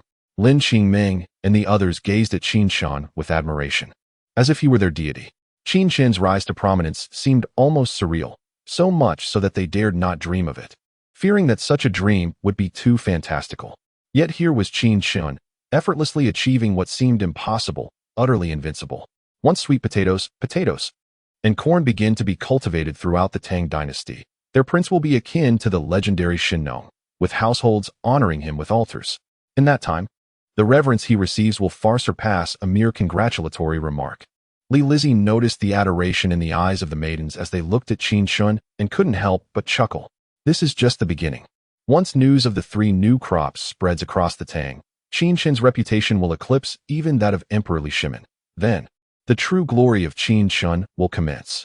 All right, let us maintain a low profile. You all tidy up. Qin Chen smiled and shook his head. He had not given much thought to fame. It held little significance for him, but the sense of participating in history was indeed intriguing. With that, Qin Chen, accompanied by Li Lizzie and Syste, boarded a carriage heading towards the Qin Wangfu. As Pu Shiyin and the others remained at the Qin residence, Qin Chen had to drive the carriage himself. Unfamiliar with the route, Li Lizzie sat on either side of him, guiding him, and the two of them chatted and laughed as they made their way to the Qin Wangfu. Look, what is that? A child. How could a child be flying in the sky? Is it because of the bamboo propeller on her head? That cannot be. Just after the carriage had traversed 2 streets, Qin Chen and Li Lizzie suddenly heard the murmurs of the townsfolk along the roadside. They quickly turned around, only to find that Syste was no longer in the carriage. Syste. Li Lizzie swiftly looked up into the sky and gasped, realizing that Syste had ascended quite high and was still climbing, her face paling in shock. It turned out that while Li Lizzie and Qin Chen were engrossed in their conversation, Syste had found the journey tedious and had flown out of the carriage window, unwittingly soaring to a considerable height. This little girl is indeed audacious. She must be at least 10 meters high now. Qin Chen found the situation both amusing and exasperating. Qin Chen, you must bring Syste down. This is far too dangerous. Li Lizzie never anticipated that Qin Chen would still be in the mood to calculate just how high the little creature could fly at this moment. Calling the little one down was of utmost importance. Rizi, come down quickly. Do not make your sister worry. No way. You all ignore me. So I will ignore you too. Previously, when Li Lizzie and Qin Chen conversed without her, Rizi felt jealous, and even though Qin Chen called her name, she refused to descend. If you don't come down soon, I might just have to spank you. Hee hee, come catch me if you can. I'm off. Hearing Qin Chen's threat, Rizi not only felt no fear but also stuck her tongue out at him, soaring higher into the sky. She truly flew away. You mustn't provoke her. This young man truly should have been more accommodating to the child. How could he threaten her at such a time? Indeed, flying so high is perilous. What if she falls? As Qin Chen's negotiation with Rizi failed, not only did she refuse to come down, but she also ascended even higher, causing the onlookers to murmur in concern. Suddenly, Qin Chen uttered a sharp command, and the dragon-slaying sword appeared as if conjured from thin air, propelling him skyward like an arrow released from a bowstring. Look, he's flying away. Mother, come see the immortal. I told you not to overexert yourself at night. My wife refused to listen, and now look, people are hallucinating. Just moments ago, they witnessed a child flying away, and now they saw a young man soaring into the sky. What next? Would the cattle from Uncle Lu's house ascend as well? Wow. As Rizi flew into the clouds attempting to grasp them, Qin Chen suddenly appeared before her on his sword, startling her. Little sir. Rizi hurriedly forced a smile, presenting an adorable demeanor. This little rascal truly is disobedient. Qin Chen shot her a glance. Just moments ago, she had been defiant, and now she sought to curry favor? Too late. He then removed the bamboo dragonfly from Rizi's head and flew her back to the carriage. By this time, a throng of curious townsfolk had gathered around the carriage, and upon seeing Qin Chen return with Rizi on his sword, they all knelt in reverence, exclaiming that an immortal had descended. Qin Chen said nothing to the crowd. Seizing the opportunity while they bowed, he hastily drove the carriage away from this scene of chaos. Rizi, you nearly frightened me to death. Li Lizzie sighed in relief upon Rizi's safe return, gently pinching her cheek as a form of admonishment. Wah, my sister ignores me. And so does the young sir. I'm so bored. Sister, please plead with him to return my bamboo dragonfly. Rizi, bereft of her toy, displayed a pitiful expression, beseeching Li Lizzie. Absolutely not. I should never have agreed to let Qin Chen give it to you. I never expected you would be so bold as to fly so high. If I returned it, next time you might fly out of Chang'an. Fly out of Chang'an? Rizi. No wild thoughts. Seeing Rizi's contemplative expression, Lizzie felt exasperated. She merely intended to teach Rizi a lesson, yet it seemed she had inadvertently sparked an idea in her. I won't dare. I want my bamboo dragonfly. The little girl swiftly resumed her pitiful pleas, convinced that the proposal to escape Chang'an was splendid and worth a try, provided she could retrieve her bamboo dragonfly first. However, it was impossible if she soared into the sky with the bamboo dragonfly in front of everyone. Causing Qin Chen to pursue her with his sword, the news would undoubtedly spread throughout Chang'an within no time, leading to relentless troubles. She could forget about getting her bamboo dragonfly back then. Lizzie, observing the girl's woeful expression, felt a pang of sympathy. Yet the commotion caused by the girl earlier hardened her resolve to refuse. Little Nangjuan can sever mountains with a single sword. What trouble is there to fear? Upon hearing this, the girl pouted, thinking that her little Nangjuan was so formidable. What was the fuss about causing a stir? Nonetheless, the answer remained a firm no. You are wicked. Elder sister, I shall confide in little Nangjuan. Seeing that there was no persuading Lizzie, the girl turned her attention to Qin Chen. Lizzie, upon hearing this, said nothing further. Since Qin Chen had confiscated the girl's bamboo dragonfly, it seemed unlikely he would return it. Little Nangjuan, I truly adore you. Enough of this charade. Were you not quite arrogant just moments ago? You could spank me instead, but please do not take away my bamboo dragonfly. The girl clung to Qin Chen's arm, pleading in a childish voice. She had been so caught up in her own pride that she had forgotten that Qin Chen could also fly. Otherwise, she would never have dared to provoke him. Behave, and I shall consider whether to return the bamboo dragonfly to you. All right, you must be weary from driving.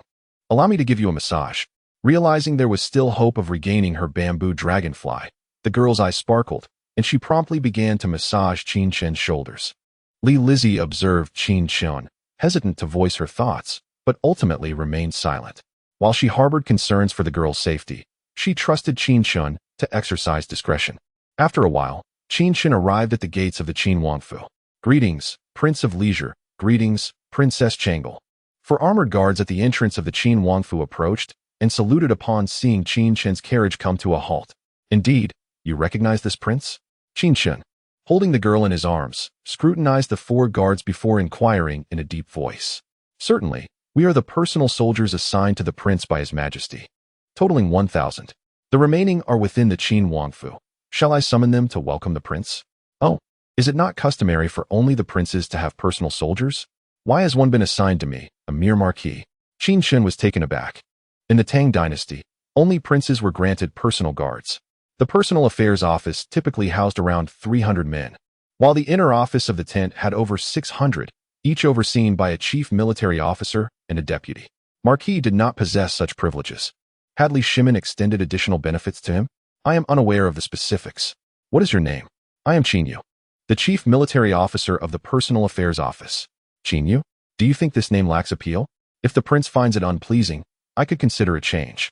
That will not be necessary. Qin Yu shall suffice. Qin Chen shook his head in exasperation. A chief military officer of the 5th rank had a name more reminiscent of a protagonist than he, a time traveler, truly perplexing. Yet, he was not one to begrudge others their names. It was merely a name, after all, and there was no need to alter it unnecessarily. Chapter 95, Li Shimin's test flight. What about you?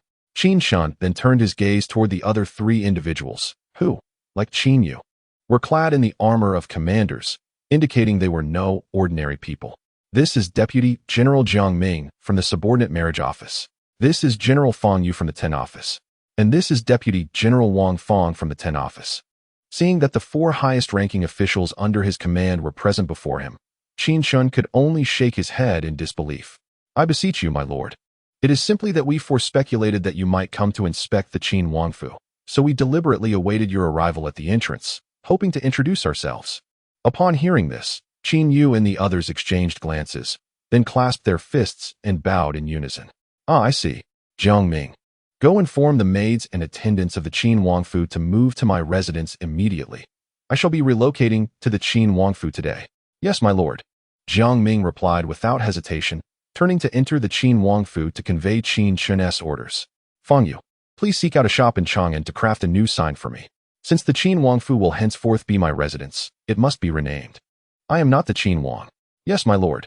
May I inquire if it shall be renamed the Prince of Leisure Manor? Just prepare the sign. I shall personally inscribe the name. Understood. Although curious about why Qin Chen wished to inscribe the name himself, Fang Yu dared not inquire further and turned to find someone to create the sign. Let us go, Li Ji, and take a look at my residence. With matters settled, Qin Chen was eager to explore his new abode. Li Ji smiled and nodded in agreement. She had visited the Qin Wangfu numerous times before, so there was little that was new to see. Nevertheless, as Qin Chen wished to explore, she would not dampen his spirits, as long as he was pleased. That was sufficient. Allow us to guide you, my lord, and introduce the estate to you. Indeed, Qin Yu and Wang Fang quickly took the lead, both to facilitate Qin Chen's understanding of the Qin Wangfu's layout and to prevent any accidental collisions with the inhabitants of the estate. Having only recently joined Qin Chen's ranks, they were unsure of his temperament and were concerned that even a minor misstep might provoke his ire. Greetings, my lord. These are all the maids and attendants of the estate. Not long after Qin Chen entered the Qin Wangfu, Jiang Ming led a group of servants and attendants to pay their respects. You will soon move to my residence and follow the arrangements of my maids, understood? Yes, my lord. Now go. With 2 residences now at his disposal and an additional 100 servants, Qin Chen's closest confidants remained Lin Qingming, Lin Qingxian, Park Shiyan, and the 7 maidens Han Zhang, Ling Yijingshu, and Hui Xin. Notably, Lin Qingming, Lin Qingxian, and Park Shiyan were personally chosen by Qin Chen. Familiarity and distance matter. The servants of the Qin Wangfu could not compare to those who had accompanied him from the beginning. Once the maids and attendants departed, Qin Chen continued to explore the Qin Wangfu under the guidance of Qin Yu and Wang Fang. It must be said, the Qin Wangfu was indeed vast. Several hundred times larger than the Qin residence, an astonishing spectacle. Indeed, a more spacious abode is preferable, lest our home become cramped with too many inhabitants in the future. Qin Chen, you and CZ have accomplished a significant feat today, and now all of Chang'an is abuzz with discussions about your exploits. However, the Qin Wangfu is so vast that Qin Chen has yet to fully explore it before Li Shimin and Changsun Wuji arrive together. Li Shimin gazes at Qin Chen with a hint of exasperation. In broad daylight, Qin Chen has audaciously showcased his celestial prowess. The populace of Chang'an is now engrossed in tales of divine beings descending to earth. How shall he quell such fervent public sentiment? My apologies, it is entirely my fault. Had I not been disobedient and soared to the skies, little Nong Jun would not have pursued me on his sword. Dear father and mother, please do not blame little Nong Jun. Observing Li Shimin seemingly admonishing Qin Chen, CZ hastily admits her misstep, taking the blame upon herself. Had she not been so playful and headstrong, this commotion in Chang'an would not have ensued. I have not yet rebuked you. How could you fly so high? Do you not realize the peril involved? Your mother was horrified when she learned you were frolicking among the clouds. Li Shimin exclaimed, casting a stern glance at CZ, whose audacity was astonishing, daring to fly to such heights. Though the steward had previously mentioned the bamboo dragonfly upon returning to the palace, they had dismissed it as mere child's play, unaware that Qin Chen had secretly employed celestial magic to entertain CZ. Who could have imagined that the bamboo dragonfly could truly lift a person skyward, with CZ soaring to the very heights of the clouds? How fantastical, yet how frightening. It is indeed my fault. CZ obediently lowered her head to accept the reprimand. She had not contemplated the consequences, but a mistake is a mistake, and she, little CZ, takes responsibility. The bamboo dragonfly? I shall keep it safe for you, to prevent you from taking such risks again. Father, how could you wish to seize my bamboo dragonfly? Although CZ was young, she was not naive. She accepted her punishment, but recognized Li Shimin's ulterior motives regarding her bamboo dragonfly. The bamboo dragonfly is with me. Qin Chen discerned Li Shimin's intentions and smirked slightly, then waved the bamboo dragonfly in his hand. Ahem, Qin Chen, you previously allowed the Empress and CZ to experience the thrill of flight. Yet I have yet to partake in such an adventure myself. Might I borrow your bamboo dragonfly? Seeing Qin Chen's playful smile directed at him, Li Shimin felt a twinge of embarrassment, but cautiously posed his query. Certainly. Do not be stingy. I simply wish to experience the sensation of flying. Wait, what did you just say? I said yes. Take it. You, young man, are surprisingly generous. Surely you do not expect me to grant you a princess in return for a single flight? Today, Yuzhong did not accompany me. Qin Chen extended the bamboo dragonfly toward Li Shimin, who hesitated to accept it. He feared there might be a trickery involved. Should Qin Chen use this as an excuse to demand Yuzhong? What would he do then? If I lend the bamboo dragonfly to His Majesty for a flight, let it serve as my gratitude for the gift of the Qin Wangfu. If your Majesty declines, then so be it. Decline? How could I refuse? Upon hearing Qin Chen's words, Li Shimin swiftly snatched the bamboo dragonfly from him. How does one utilize this device? Simply wear it upon the head, and then one can soar as desired. Ah, dear father, you are quite foolish, a little simpleton indeed. Upon observing Li Shimin's fervent examination of the bamboo dragonfly, Zizi promptly mocked him. Li Shimin, his face flushed with embarrassment, hastily donned the bamboo dragonfly and, with a thought, began to ascend gently into the air. Your Majesty, do exercise caution. Long Sun Wugo expressed her concern, for if it were Qin Chen flying, it would be one matter. But now, Li Shimin himself was airborne. Should he falter, the consequences could be dire. Fear not, for if even Zizi can manage it, am I to be outdone by a child scarcely 3 years of age? Li Shimin, suppressing his inner excitement, attempted to feign nonchalance. Soon, he reached an altitude of over 30 meters, gliding gracefully above the Qin Wangfu. At that moment, he truly experienced the joy of flight, an intoxicating sensation from which one could hardly detach. Qin Yu and Wang Fong stood in awe, utterly bewildered by the celestial prince they had followed. To think that such a simple trinket could elevate His Majesty to the skies was nothing short of miraculous. It was no wonder Qin Chen, not of noble lineage nor a descendant of a distinguished hero, could ascend to the rank of a first-class prince and command a retinue reserved for royal kin. Truly, he was an immortal among mortals. How could His Majesty not strive to befriend such a remarkable being? At that moment, Zizi noticed Li Shimin was making the same mistake as she had, ascending higher into the heavens. She quickly alerted, Little lord, father has flown away. You must ride your sword and spank him. Upon hearing Zizi's warning, Long Sun Wugo was startled and looked up, only to discover that Li Shimin, who had been circling above the Qin Wangfu, was indeed soaring higher. Your Majesty is no longer a child. How can he be so immature like Zizi? Qin Chen, what shall we do? The greatest aspiration of humanity is to possess wings, to soar freely through the vast expanse of the sky like birds. When one truly acquires such ability, the desire to roam the boundless heavens becomes uncontrollable. This is the reason I have refrained from punishing Zizi, for it is inherent to human nature. Zizi is not alone in this, nor is His Majesty. Qin Chen merely smiled, displaying no sign of anxiety, for such behavior is entirely natural. Li Shimin, on one hand, wished to explore the skies, while on the other, he likely yearned to see if he could directly ascend to the celestial realm. Alas, this world lacks such a divine domain, and even if it existed, it would not be reachable by a bamboo dragonfly. Once Li Shimin realizes that the bamboo dragonfly cannot transport him to the heavenly realm, he would surely return on his own. As long as the bamboo dragonfly remains intact, there is no danger for Li Shimin. Typically, the bamboo dragonfly is not prone to malfunction unless it runs out of power. However, given the bright daylight and abundant sunshine, there is no need to concern oneself with power levels. Thus, let Li Shimin indulge in his escapade, should any unforeseen circumstances arise. His prowess would easily suffice to ensure his safety. Little lord, if father flies so high, will he encounter immortals? And when will he come down? The celestial beings remain unseen. Once you have played enough, my dear father will descend on his own. Qin Chen remarked as he gently pinched the little face of the child. The human body has its limits. Even Li Shimin could not withstand the thin air at such altitudes. As anticipated, it wasn't long before Li Shimin returned to the Qin Wangfu. He had soared to great heights, where even Chang'an appeared minuscule, yet soon he felt breathless and had to descend. Qin Chen, why can I not breathe after flying so high? Li Shimin queried, removing the bamboo dragonfly, his expression one of confusion. The air is thin at high altitudes. When you ascend further, even into outer space, the absence of oxygen would lead to suffocation.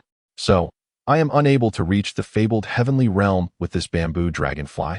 Though lacking an understanding of oxygen, the thought of suffocating caused Li Shimin to sigh heavily. Celestial and mortal realms are distinct. Your Majesty should not dwell on such aspirations. Even if your body could endure, the bamboo dragonfly cannot ascend that high. Qin Chen calmly advised as he took the bamboo dragonfly from Li Shimin's hand. Nevertheless, today I have experienced the sensation of soaring to the heavens and delving into the earth. It is truly a marvelous feeling. The concept of immortals is utterly enchanting. I wonder if I might ever have the honor of cultivating immortality. Alas, one cannot cultivate without possessing a celestial root. Without it, you cannot embark on the path of immortality. Qin Chen was taken aback by Li Shimon's sudden interest in cultivation, though it was hardly surprising given the myriad of miraculous feats he had witnessed. It would indeed be peculiar if Li Shimon did not wish to pursue immortality. However, he had no desire to teach Li Shimon the ways of cultivation, thus using the absence of a celestial root as an excuse to dismiss him. Li Shimon furrowed his brow upon hearing this and pressed further. Is that so? How does one acquire a celestial root? A celestial root is akin to a talent. One is born with it or not. There is no way to attain it later in life. Very well, even if I lack a celestial root. What of the Empress and Li Ji? Celestial roots are exceedingly rare. It is not uncommon to find none even among thousands. Such scarcity? No wonder the immortals imparted their teachings to you in dreams. It appears not due to your beauty, but rather because you possess a celestial root.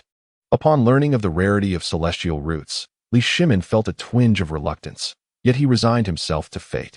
Of course, there was also the possibility that Qin Chen was deceiving him, suggesting that cultivation did not truly require such a root. Regardless of the truth in Qin Chen's words, it signified his own unattainable aspirations for immortality. At that moment, the child curiously inquired, "Father, is the bamboo dragonfly fun to play with?" "Indeed, it is enjoyable, but far too perilous for you. It is unsuitable." Li Shimon nodded in agreement, then immediately shook his head. He was acutely aware of the heights he had reached. Should the bamboo dragonfly malfunction, the fall would result in far more than mere bruises. The child was still too young and immature. Such a toy posed a significant danger for her. Would the Empress care to try? Rather not. I have a fear of heights, and as Empress, my every action must adhere to propriety. It is not fitting for me to engage in such reckless displays. At this moment, Qin Chen raised the bamboo dragonfly and inquired of Changsun Wugo, only to be met with her refusal. Perhaps in the stillness of the night, when solitude enveloped the surroundings, she might have been tempted to indulge in such whimsy. However, under the bright noon sun, the notion of the reigning empress soaring through the skies, should it be discovered, would undoubtedly stir an uproar of monumental proportions. While Li Shimon could act capriciously, she must exercise caution and remain mindful of the repercussions. Qin Chen, are you content with this Prince of Qin's residence? Indeed, but it has now transformed into the residence of the carefree Duke, and I have already commissioned a plaque. You rascal, how swiftly you adapt. Would you like me to inscribe a title for you? There's no need for that. I shall write it myself. Oh, do you possess a talent for calligraphy? Might I be granted the pleasure of your artistry? Once the plaque is replaced, your majesty shall behold it. Qin Chen was no master of calligraphy. Rather, he excelled in painting, renowned for his artistic prowess akin to that of the illustrious Tang Bohu. Nevertheless, he did not intend to employ exquisite calligraphy, but rather planned to etch characters onto the plaque using the dragon-slaying sword, leaving an impression of swordsmanship. Thus, when others visited his carefree duke's residence, they would be awed by the sword's essence embedded within the plaque, fostering a spirit of humility within them. In Chapter 97, titled Seeking Chili, the conversation took a mysterious turn. Are you perhaps hoping for Li Hua to assist you with the inscription? That is indeed a possibility. Li Hua is your wife, and she is adept in both painting and calligraphy, making her a fitting choice. Noticing Qin Chen's continued evasiveness, Li Shimon began to entertain bold speculations. Qin Chen merely smiled in response, for the aesthetics of the characters were secondary. The primary concern was to instill a sense of reverence in others. Now, with the sensational tales of immortals circulating throughout the Tang, what is your stance? Do you wish to maintain an air of mystery and suppress public discourse? Or do you intend to seize the opportunity to showcase your status as an immortal to the populace of Chang'an? Seeing that Qin Chen remained silent, Li Shimon ceased his inquiries and shifted to matters of greater significance. The discourse surrounding immortals could wield both substantial influence and triviality, now resting upon Qin Chen's specific sentiments. Let us adopt a measured response, neither stifling public opinion nor broadcasting our stance. Let the citizens of Chang'an discuss as they wish, for it bears no real consequence. After a period of contemplation, Qin Chen deemed it unnecessary to suppress public sentiment. Eventually, as his abilities became apparent, the truth of his identity as an immortal could not remain concealed. His current strength far surpassed mortal limitations, alleviating any fears that his status might invite peril. Yet, there was no need to ostentatiously declare his identity as an immortal, as such an act would only reveal vanity. it was best to let events unfold naturally. Very well. We shall proceed as you suggest. Upon hearing Qin Chen's words, Li Shimin felt that such a passive approach was somewhat lacking but could only acquiesce. The emergence of an immortal in the Tang Dynasty would undoubtedly benefit its populace, as evidenced by the introduction of 3 new grains. However, for him, as emperor, the implications were mixed. While he could reap unimaginable benefits from Qin Chen, his own lofty status was rendered vulnerable. In the absence of Qin Chen's immortal presence, he, as the emperor of Tang, was akin to the heavens themselves, commanding absolute obedience from all. However, with the emergence of Qin Chen, an element of instability has been introduced to the Tang Dynasty. Should Qin Chen choose to disregard his authority and oppose him, there would be little recourse available. The sole piece of good news is that his 2 daughters are poised to marry Qin Chen, and their relationship remains relatively amicable. As long as Qin Chen harbors no ambitions and does not act foolishly, they may coexist peacefully. Thus, Qin Chen would only bring benefits to the Tang Dynasty. Rest assured, Your Majesty, the populace is quite forgetful and will likely overlook this matter in a matter of days. Let us hope so. Upon receiving the news of a celestial being descending, I immediately thought of you, hastening to the Qin residence with Guanin's maid. Had I not encountered individuals from the Wang family along the way, I would have remained unaware of your arrival at the Wang estate. Since you have chosen to handle this matter with discretion, so be it. There is a mountain of memorials awaiting my review in the imperial study, and I must return to my duties. Very well, Your Majesty. Zizi, your mother has been quite worried. You should accompany her back to the palace. With business concluded and the experience of flight enjoyed, Li Shimin prepared to return to the palace when Changsun Wugo extended her arms towards Zizi. The little one, having dared not contradict her, and obediently allowed Changsun Wugo to embrace her. Yet, she still held on to thoughts of the bamboo dragonfly. Little Nongjuan. Can I still have the bamboo dragonfly? Yes, but not at this moment. Behave for a few days, and if you exhibit good conduct, I shall consider returning the bamboo dragonfly to you. I understand. I shall certainly be obedient. Zizi nodded earnestly, determined to comply for the sake of her bamboo dragonfly. Once Li Shimin departed with Changsun Wugo and Zizi, Qin Chen turned to Qin Yu and Wang Fong, instructing, what transpired today must not be disclosed. Yes, my lord. Both responded promptly, understanding the gravity of the situation.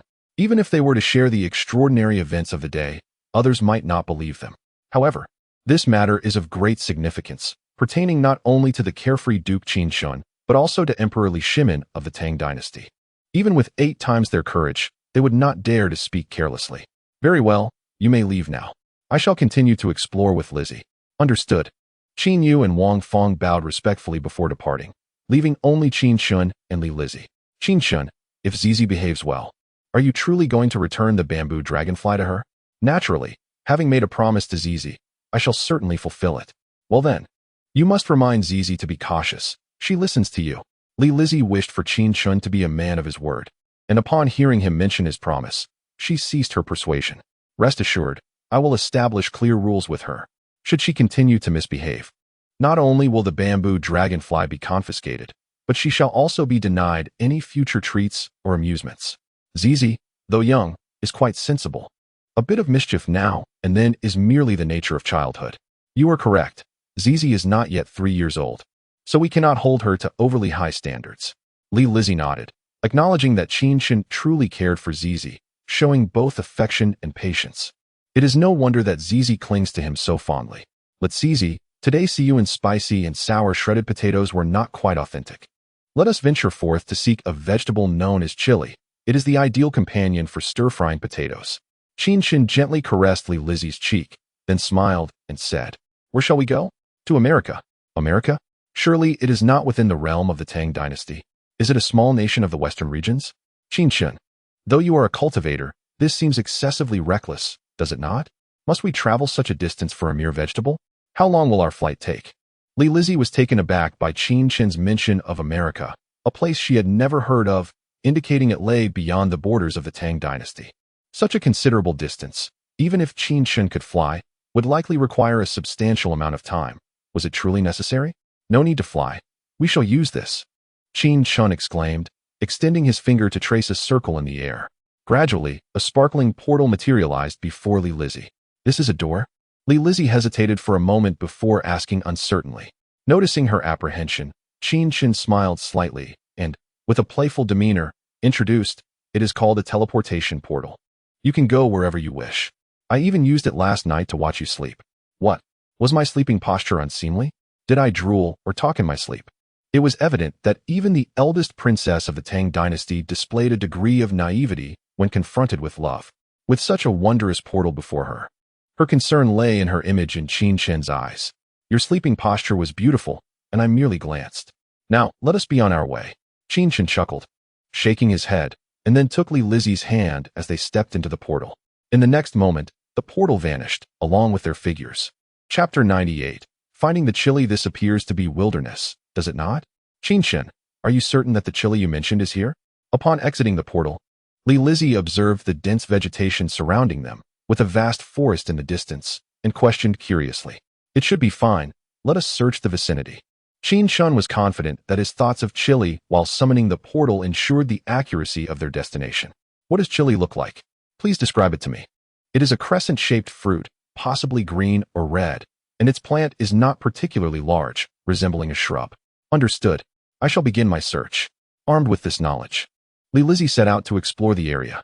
However, due to the overwhelming number of wild grasses and bushes, their efforts yielded little success. Li Lizzie was startled by some venomous insects and snakes, prompting Qin Chen to unleash his magical prowess, obliterating the nearby creatures. "What a fool I am. I am a cultivator and can utilize my divine sense." At this moment, Qin Chen suddenly remembered his divine sense and hastily extended it to search. Soon, he detected a small patch of chili plants approximately 100 meters to the right front. Thus, he drew the dragon-slaying sword and slashed toward the right front, clearing the underbrush and weeds to create a narrow path. "I found it. Follow me." Subsequently, Qin Chen took Li Lizzie's hand and ventured into the pepper field, discovering a variety reminiscent of small chili peppers. "So, this is chili pepper? Is it very spicy? May I have a taste?" Li Lizzie inquired curiously, crouching down to examine the vibrant red small chili peppers. "Li Ji, have you been possessed by a mischievous spirit? Why would you want to taste chili peppers?" Qin Chen replied with a hint of teasing. "I've never tried it before. Is it really that spicy?" "This is called small chili pepper. It has a milder heat, a relatively gentle flavor, yet a robust aroma. If you wish to try it, go ahead." As he spoke, Qin Chen plucked a small chili, using his water-based celestial technique to rinse it clean before presenting it to Li Lizzie. With a moment of hesitation, Li Lizzie bit into the small chili. "Is this chili supposed to be mild?" she exclaimed, her eyes watering from the unexpected heat as she gasped for breath. "Is it really that spicy?" Qin Chen, puzzled by her reaction, took a bite himself and frowned. Indeed, this small chili was somewhat spicy, distinct from the flavors in later times. Could it be that these wild small chilies differ from the cultivated varieties of the future? Perhaps we should eat a lychee instead. Qin Chen then peeled a lychee and held it to Li Lizzie's lips. She eagerly devoured it. The sweet and tangy flavor of the lychee soon overwhelmed the spiciness lingering in her mouth. Thankfully, she had only taken a small bite.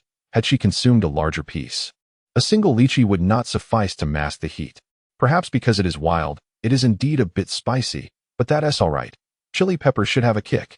Noticing the slightly reproachful look in Li Lizzie's eyes, Qin Chen chuckled and continued to harvest the entire patch of peppers.